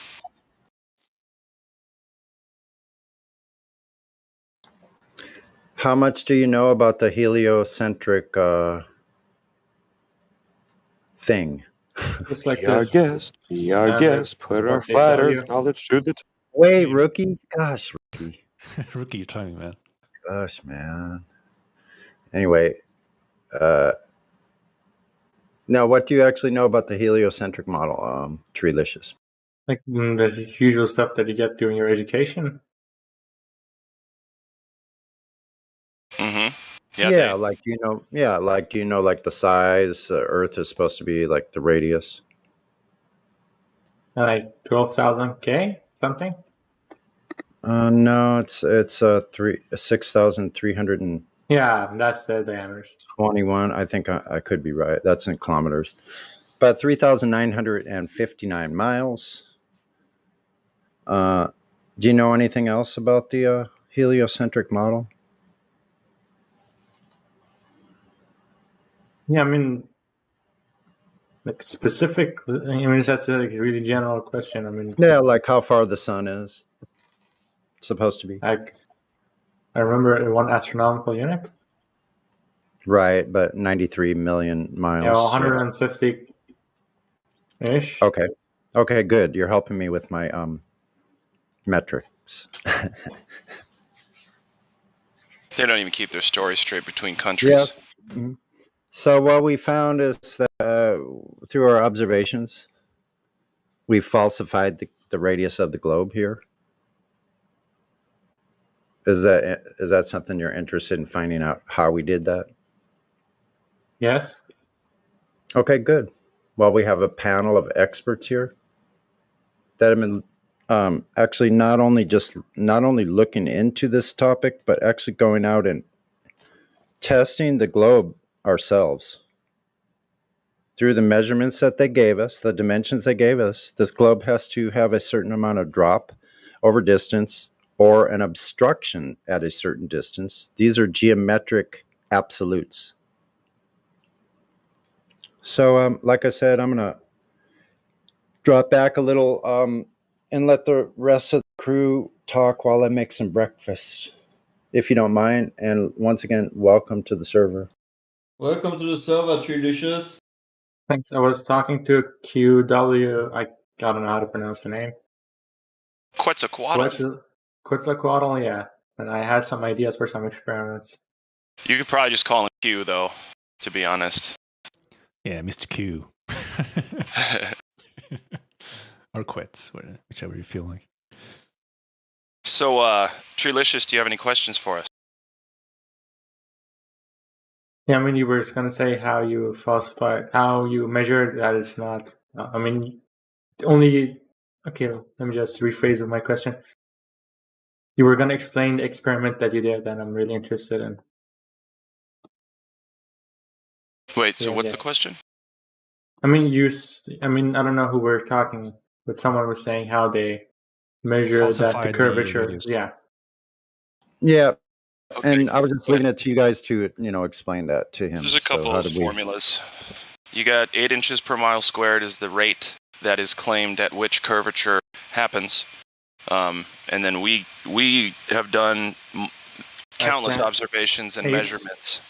How does this squared thing work? Sorry? That's just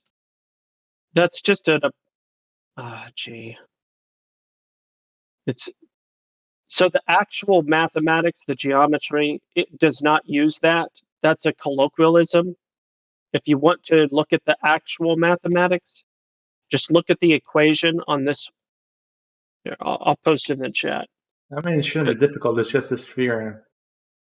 Well, here's the thing. Yeah, it's a sphere with finite dimensions. And the point is, it doesn't match any of the math that's out there, at least on the internet.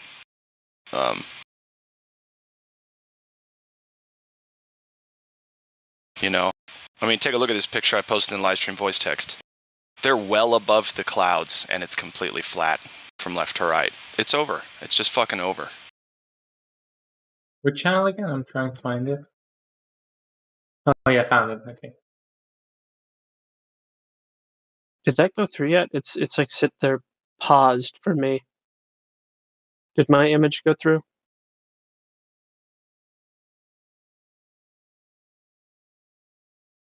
Here, I'll just cancel and repost. There we go. So this is directly from that Earth curve calculator if you want the actual mathematics that aren't a colloquialism. But otherwise, for colloquial purposes, 8 inches per mile squared is a colloquial way of dealing with this.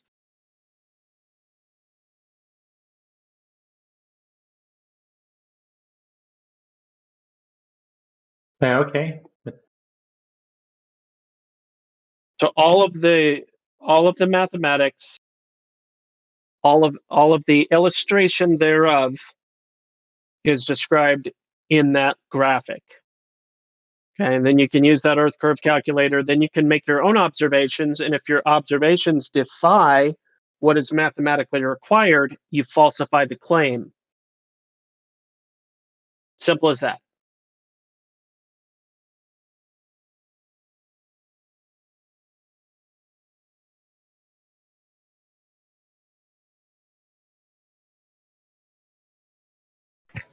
Hey, Tree, welcome. Did you have some sort of contention with the 8 inches per mile squared function being used? Yeah, this other formula seems better. Yeah, I'm reading math and it's. Yeah, you can do 1.225 times the square root of the observer's height in feet. Would be where your leading edge of the ball would be, right?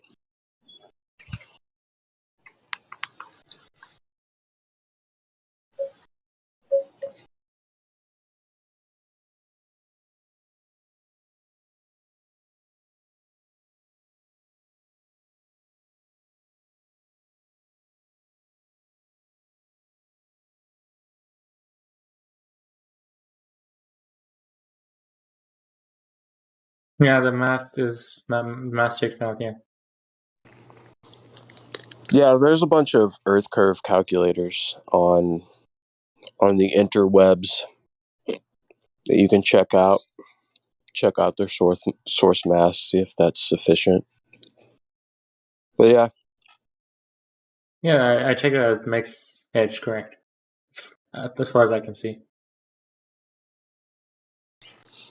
As far as you can see, that's the question. How far can you see?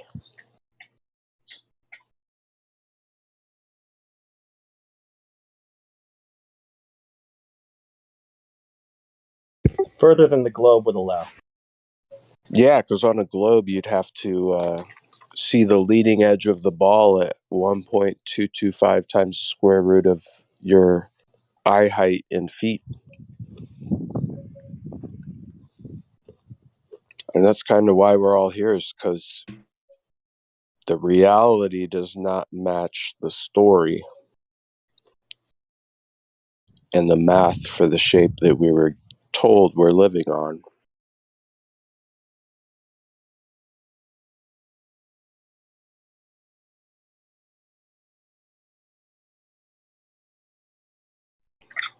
So, Tree, are you aware of a lot of the observations that have taken place that kind of don't comport to the claimed size of the ball? No. I mean, some of them. I mean, I was browsing this thread and that's it.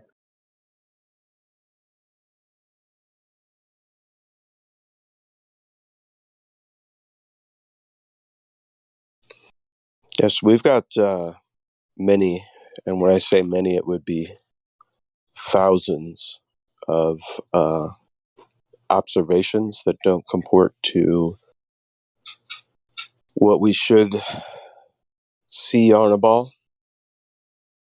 One of which we've kind of deemed the black swan. But this image is used often because it gives us reference points to known objects in the ocean, known distances to these objects in the ocean. So it gives us a good reference point as to how far we're seeing the horizon. So we've got an observation off the coast of California, viewing out over the ocean towards some oil rigs. And the horizon is at minimum 10 times further than it should be if the Earth was a globe with a radius of 3,959 miles.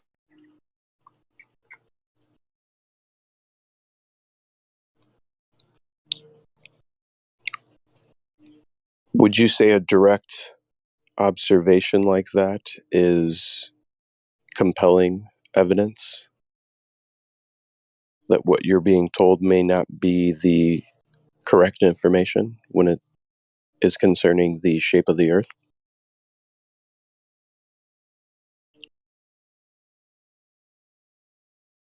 Excuse me, I was responding to a message. Can you?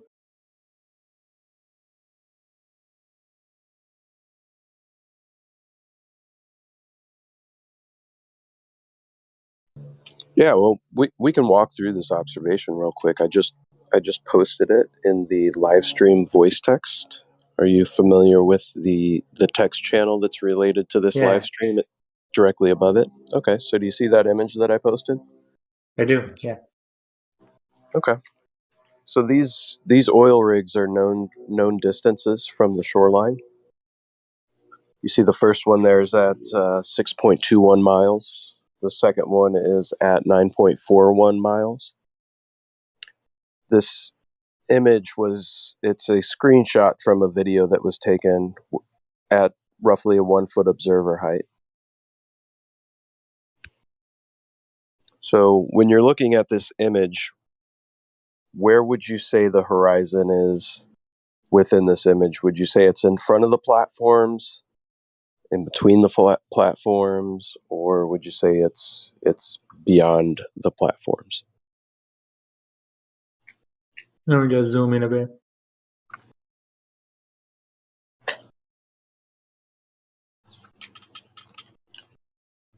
You can even see a little, I don't know if it's a boat. Could be a boat in between them there.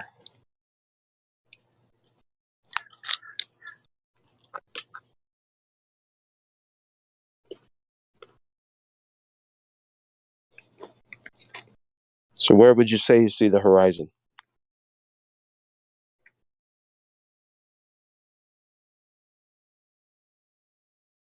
Like between, it's behind the habitat. Right. I would agree. It's behind habitat, and habitat is 9.41 miles away. So just to be on the safe side, let's just say that the horizon is roughly 10 miles away in this image. Would you agree? Huh? Would you agree that the horizon is roughly 10 miles? Yeah. I mean, more than 9.4. Sure. Yeah. Sure. So just for easy math purposes, we'd say 10, right?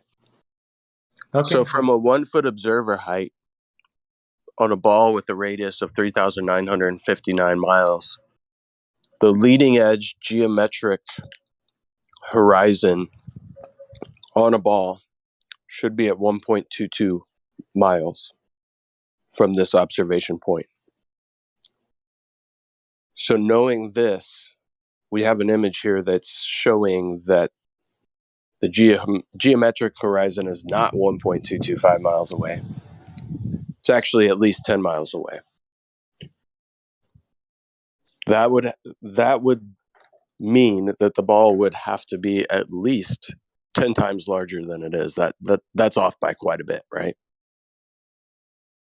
It'd actually have to be 2 orders of magnitude larger to get that geometric horizon to that distance. Way bigger. Yeah, that's even worse. How do you establish what an order of magnitude is? Another 0 at the end. Another 0. Thank you for that answer. What a man. Thank you. So 2 orders of magnitudes. We'd have to plop 2 zeros on the end of that bad boy, huh? Yep. Well, that would imply 122 mile horizon right? Or no? Am I misunderstanding something? Well, the radius of the ball would have to be like what they say, 269,000, 68,000 somewhere. 254. I see. Yeah. I see. So we're talking about the radius, not the diameter. Yeah, the radius is 2 orders of magnitude off with that. Yeah. Yep. So what with the islands back behind in the same video, a couple seconds before he zooms in on the oil rigs, you see the island at 29 miles. Let's just say 30. Okay. So 30, what would that's another magnitude, isn't it? At least one. It is. Yeah, now it's in the millions. Mm-hmm. Millions of miles for just the radius. Just the radius. Past the moon. That's what these observations are showing us. The Earth is so round, it's past the moon, y'all. Oh, that's not the diameter. You would have to multiply it, multiply by 2.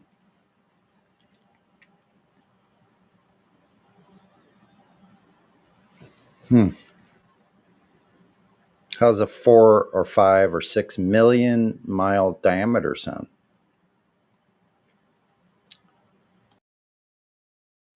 No.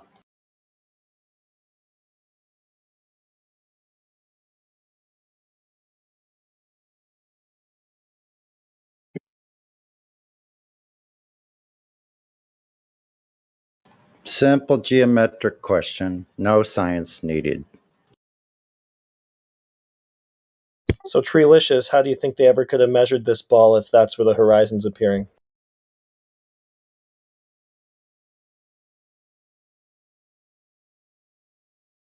I guess you could. Let me think. Wouldn't they need the horizon to be in the right geometric location in order to measure it as a ball? Right. If it's a geometric shape like they're claiming, because that's what they're doing. They claimed it's a geometric shape, a ball. So, okay, let's go see it. Does it have the characteristics in reality, in nature? Do we see characteristics of a ball?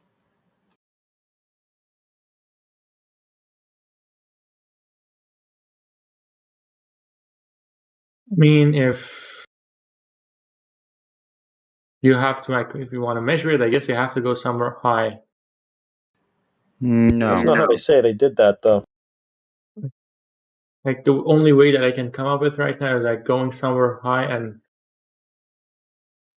How would you measure by going up something? high? How would you measure by being up high? I mean, you're measuring the surface. No, I mean if you can go up high, like I don't know, a few kilometers. Well, if it's measurably not curving at the surface, what will going up high do? No, but if you carry a spirit level with you and find the horizon, if we can measure the degrees between the horizon that you can see and the true horizon, I guess you can calculate the curvature. No, here's the thing. If you're going up in the sky, you have too many unknown variables. You're moving around in a fluid, dynamic kind of environment in the air. I mean like on a mountain or something. Yeah, we're talking about over water. Our observations over water, because it's very difficult to determine over land. Unless you're talking about like the image that Glatt posted, they're above the clouds and see a perfectly straight horizon. But that's not the point. We're measuring the surface. No, so we are measuring the horizon drop, not the. 1 second. So we have the World Guinness Book of World Record longest distance photograph. That's 434 kilometers away on a mountain. So he's on a mountain photographing another mountain that's 443 kilometers away. Would that be sufficient enough then? No, but you said if you wanted to calculate the curvature, I mean the radius, I would do that. If I were to. Right, but you wouldn't see, it cannot be possible to see those other mountains, 400. No, not the mountain. I mean just you need the horizon, not a mountain. It's moving the goalposts, though, you see, because they claim that they calculated the Earth's radius by measuring the distance to the horizon, which is measurably not where it has to be for them to have gotten that radius calculation they say they got.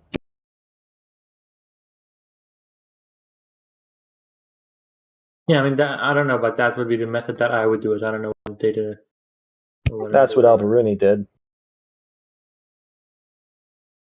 Who? Alberuni. Like, Mm-hmm. is he a YouTuber or something? I don't know.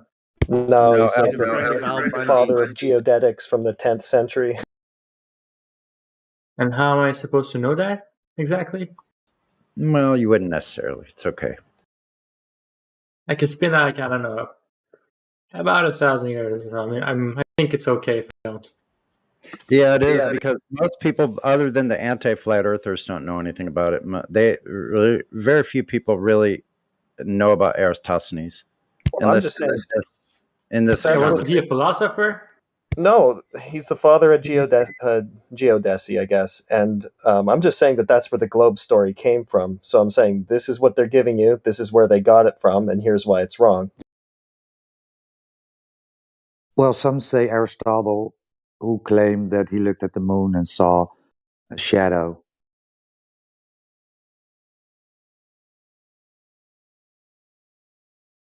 Which is impossible on something that's 238,000 miles away. But I digress. Yeah, kind of going back to Roger's point, you brought up, hey, maybe let's go up on the top of a mountain to visualize how far we can see and whether that comports to the ball, right? And Roger gave you the example of the Guinness Book of World Records long distance I photography. didn't say how far we could see, but I was thinking if you're in a sphere and you go up, the horizon has to drop, right? Yeah, it should drop. But here's the thing. I was thinking about measuring the difference between, the spirit level and the apparent horizon. Yeah. Well, that's the thing. The horizon is an apparent location, meaning it can change with atmospheric conditions, right? So you're never going to be able to get a good read if it on. can be changed by atmospheric conditions, then this photo that you gave me is also invalid. Can you let the gentleman finish his sentence? You cut him off mid-sentence. Yeah, so the horizon that we see is an apparent location, right? Meaning it can change with atmospheric conditions. But if we live on a ball, we have a physical obstruction in between us, right? That we would not be able to see past at a certain point. That point being 1.22 miles at a 1 foot observer height.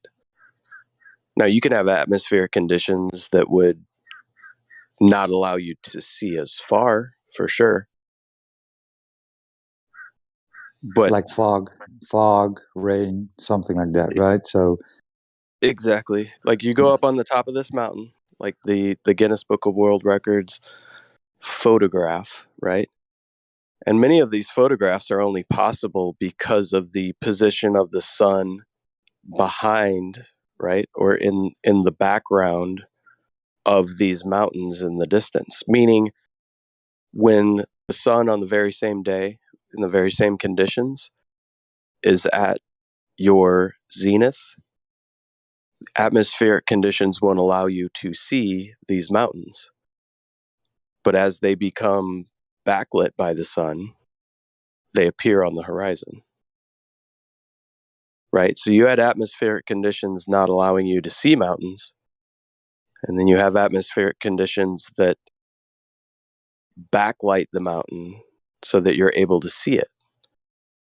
Because when we're looking through atmosphere, the atmos is thick, especially, around the surface level. And the more atmosphere you stack up in front of you, meaning the longer you're trying to see, the harder it's going to be able to see through. So in this long distance observation that was made, the top of the mountain that was visible, pretty much the whole mountain was visible.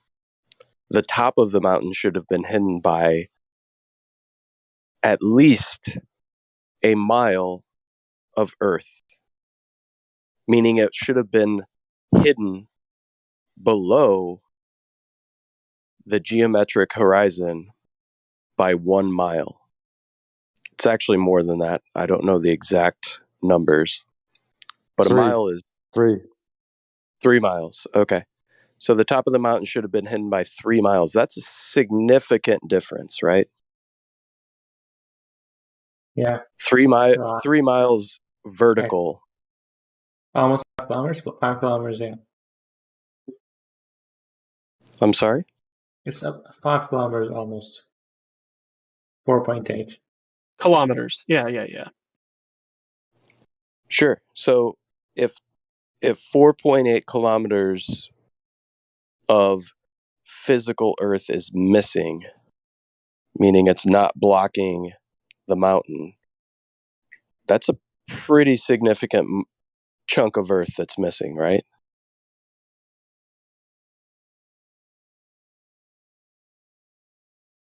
Yeah.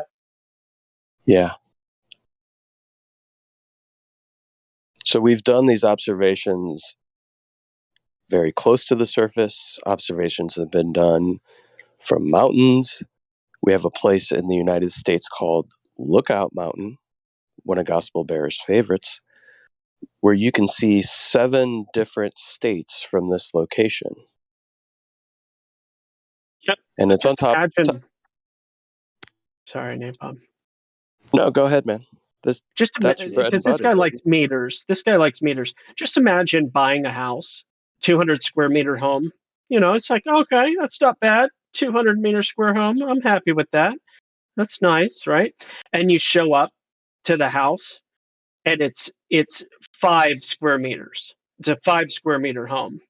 Happy with the purchase? Unhappy with the purchase?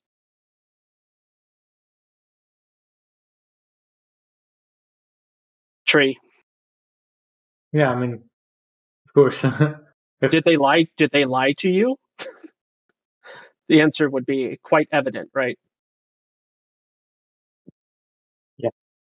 Or the footprint's 5 square meters, but it's so many stories high, so it's still your square meters, but it's compacted into 5 square meters stacked on top of one another. You're ruining my analogy. Here's another example, though. Sorry. Here's something to add to that. Like, so I don't know if you guys have ever rented a storage unit, right? And they say it's a 10 by 20. Walk it off. It never fucking is, right? That should piss you off. It pisses me off. Yeah. I hear you on that. Yeah. But anyway, Napalm was right. Lookout Mountain is an excellent example here in America. It's mathematically impossible, according to the claim that Earth is a ball of the ball they say, the size they say. It's mathematically impossible to see Kentucky or Virginia, but it is a historic fact that you can see Kentucky and Virginia from Lookout Mountain. So there you go. Like a nice tourist attraction.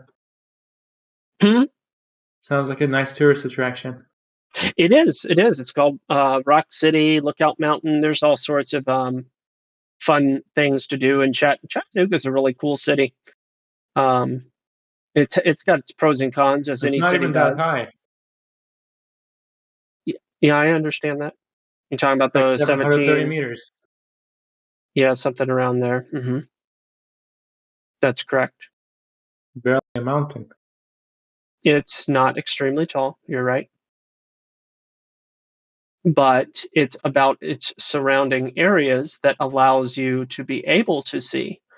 If you do a topographical, or rather, orthographic topographical view on this on the surrounding area, but specifically from the vantage point from that point of perspective to Virginia, there are no physical obstructions.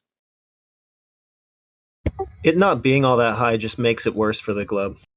Exactly.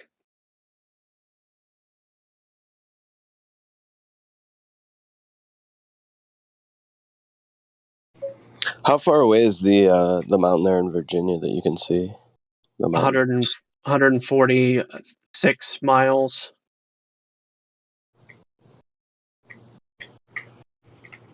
Yeah, I put on the math in the chat before. I need to just create a cohesive Yeah, get yourself a little meme together. Yeah. Yeah, so Tree, this is what we run into, right? We understand that a globe with specified parameters was given to us as an idea and was told that it's factual. But the problem we run into is everywhere we go to try to substantiate the claim of the globe, it just really falls flat, quite literally. So we haven't been able to substantiate the claimed curvature. Everything seems to be flat. I mean, obviously we have topography, we have mountains, we have valleys, but it's an overall flat plain. That's why some of the best observations are over water, right? So you understand how water works. It's always going to have a flat surface to it, unless it's agitated, right? Water at rest will have a flat surface to it. Would you agree with that? No. No. Specular Okay. reflection is what he needs to look into.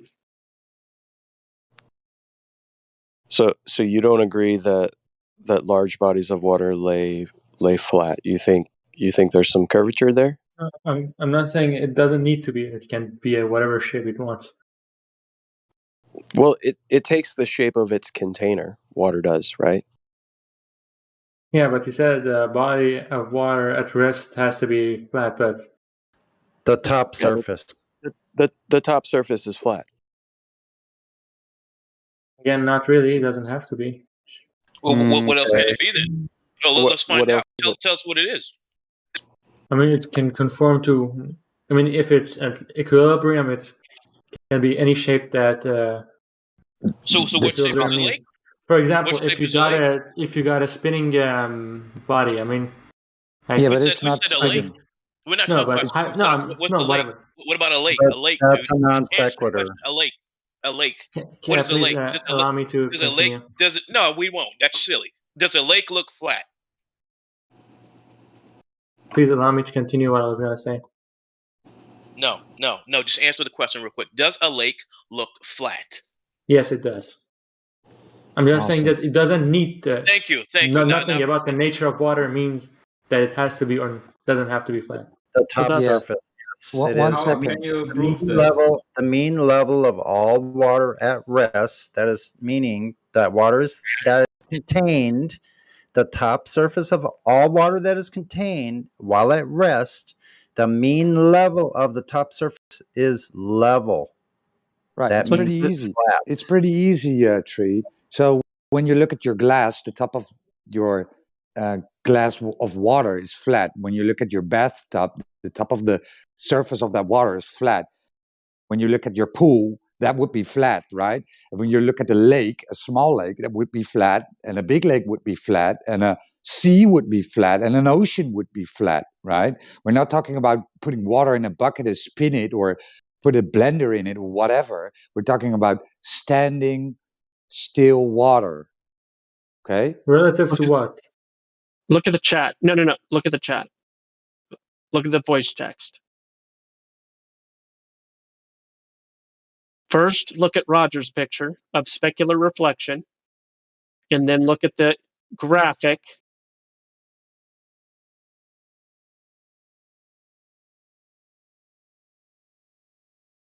I'm not saying it is or it is not flat, but it just doesn't need it. That's not a point that then you can use to prove something. you're defying the definition of a liquid. Are you saying water is something besides a liquid? No, all fluids, even compressible fluids. Like it's not something that you can use to debunk or prove something. Well, we just did when we showed you the black swan. Show that all water on top surface is flat and level unless it's contained. Unless it's fully contained, then it will take the shape of the container. Only when it's fully contained, that means completely contained, then that's different. We're not talking about that. We're talking about like a pail of water or a pan of water or your bathtub or your kitchen sink or your pool or an ocean or lake. The top surface of all of those are all flat. Can Would you you define what do you call shit? Would you agree the mean level of all water on Earth that is at rest, that's contained, is level? Can you define at rest? At rest meaning that it's Yes. contained, it's not being pushed around or it's not flowing. That's what it means contained. It's not flowing, it's contained, except for the top surface. Just It's like not your disturbed by bathtub or wind or anything like that. It's a nice calm day. There's no wind. even if there is wind.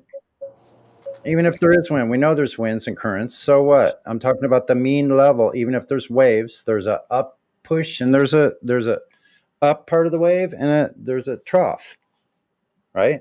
So if you take the mean level of all the waves, even if there is waves, but you could say perfectly still water, the top level is the top surface is level in this reality. What do you have a counter? Or are you saying that that statement is not correct in some way? I'm saying that water conforms to the shape that the forces applied on it will take. For example, if you not forces. What do you call it? The Any force, container. like, no, yeah. I mean, I'm saying it's not going to be flat. For example, at the edges of the container, it's going to be what do you call it? Shit. Yeah, meniscus. But we're not talking about. Yeah. Small, Also, for example, water we're not is talking about water in a test tube, No, right? yeah, that's just a force on the surface of the water. For example, if water is diamagnetic, so if you got a surface of water and you put a really, really strong magnet on the surface, it's going to be concave. It's a red herring. Yeah, Earth is not there is no big magnet. Yeah, but I'm just saying that above the top of. Yeah, but what water does. It's not like a property of water that's flatness. Yes, It just acts on its. It is. You need to go back to hydrostatics 101, sir. Okay, what other shape does the top surface take then with open water?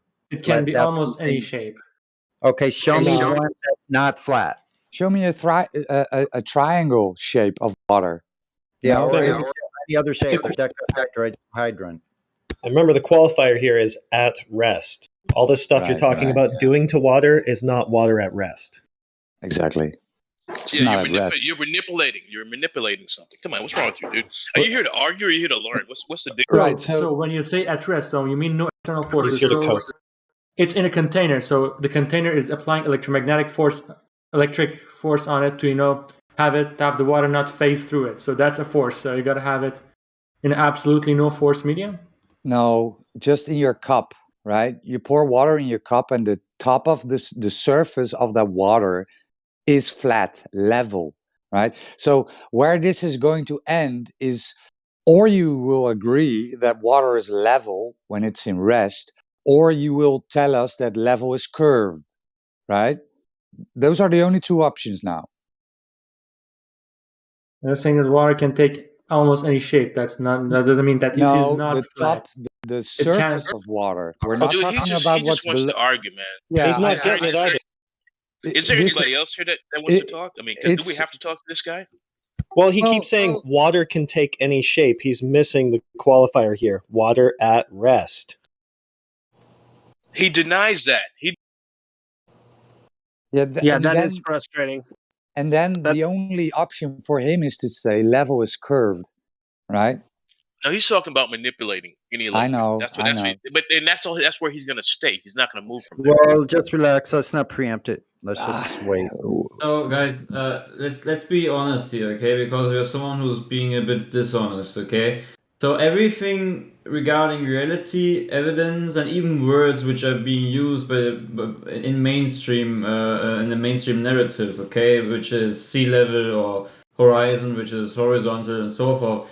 All these things speak against whatever you're trying to come up with, Trilicious, and instead of trying to come up with things, How is maybe level? How is sea level against what we're trying to say? How is sea level? We're not saying against level. what The ocean is level, Sunny, not curved. Sunny, I didn't say against you. I said against Trilicious because everything is speaking against him. What we are saying, it's exactly the same thing I'm trying to say. So everything he's going to come up is just a waste of time. There is no if. The reality is water seeks its own level.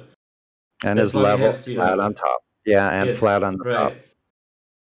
100%. And culture has been debunked and disproved by the observations we've shown them. That's so right. we That's right. absolutely know that level is not curved.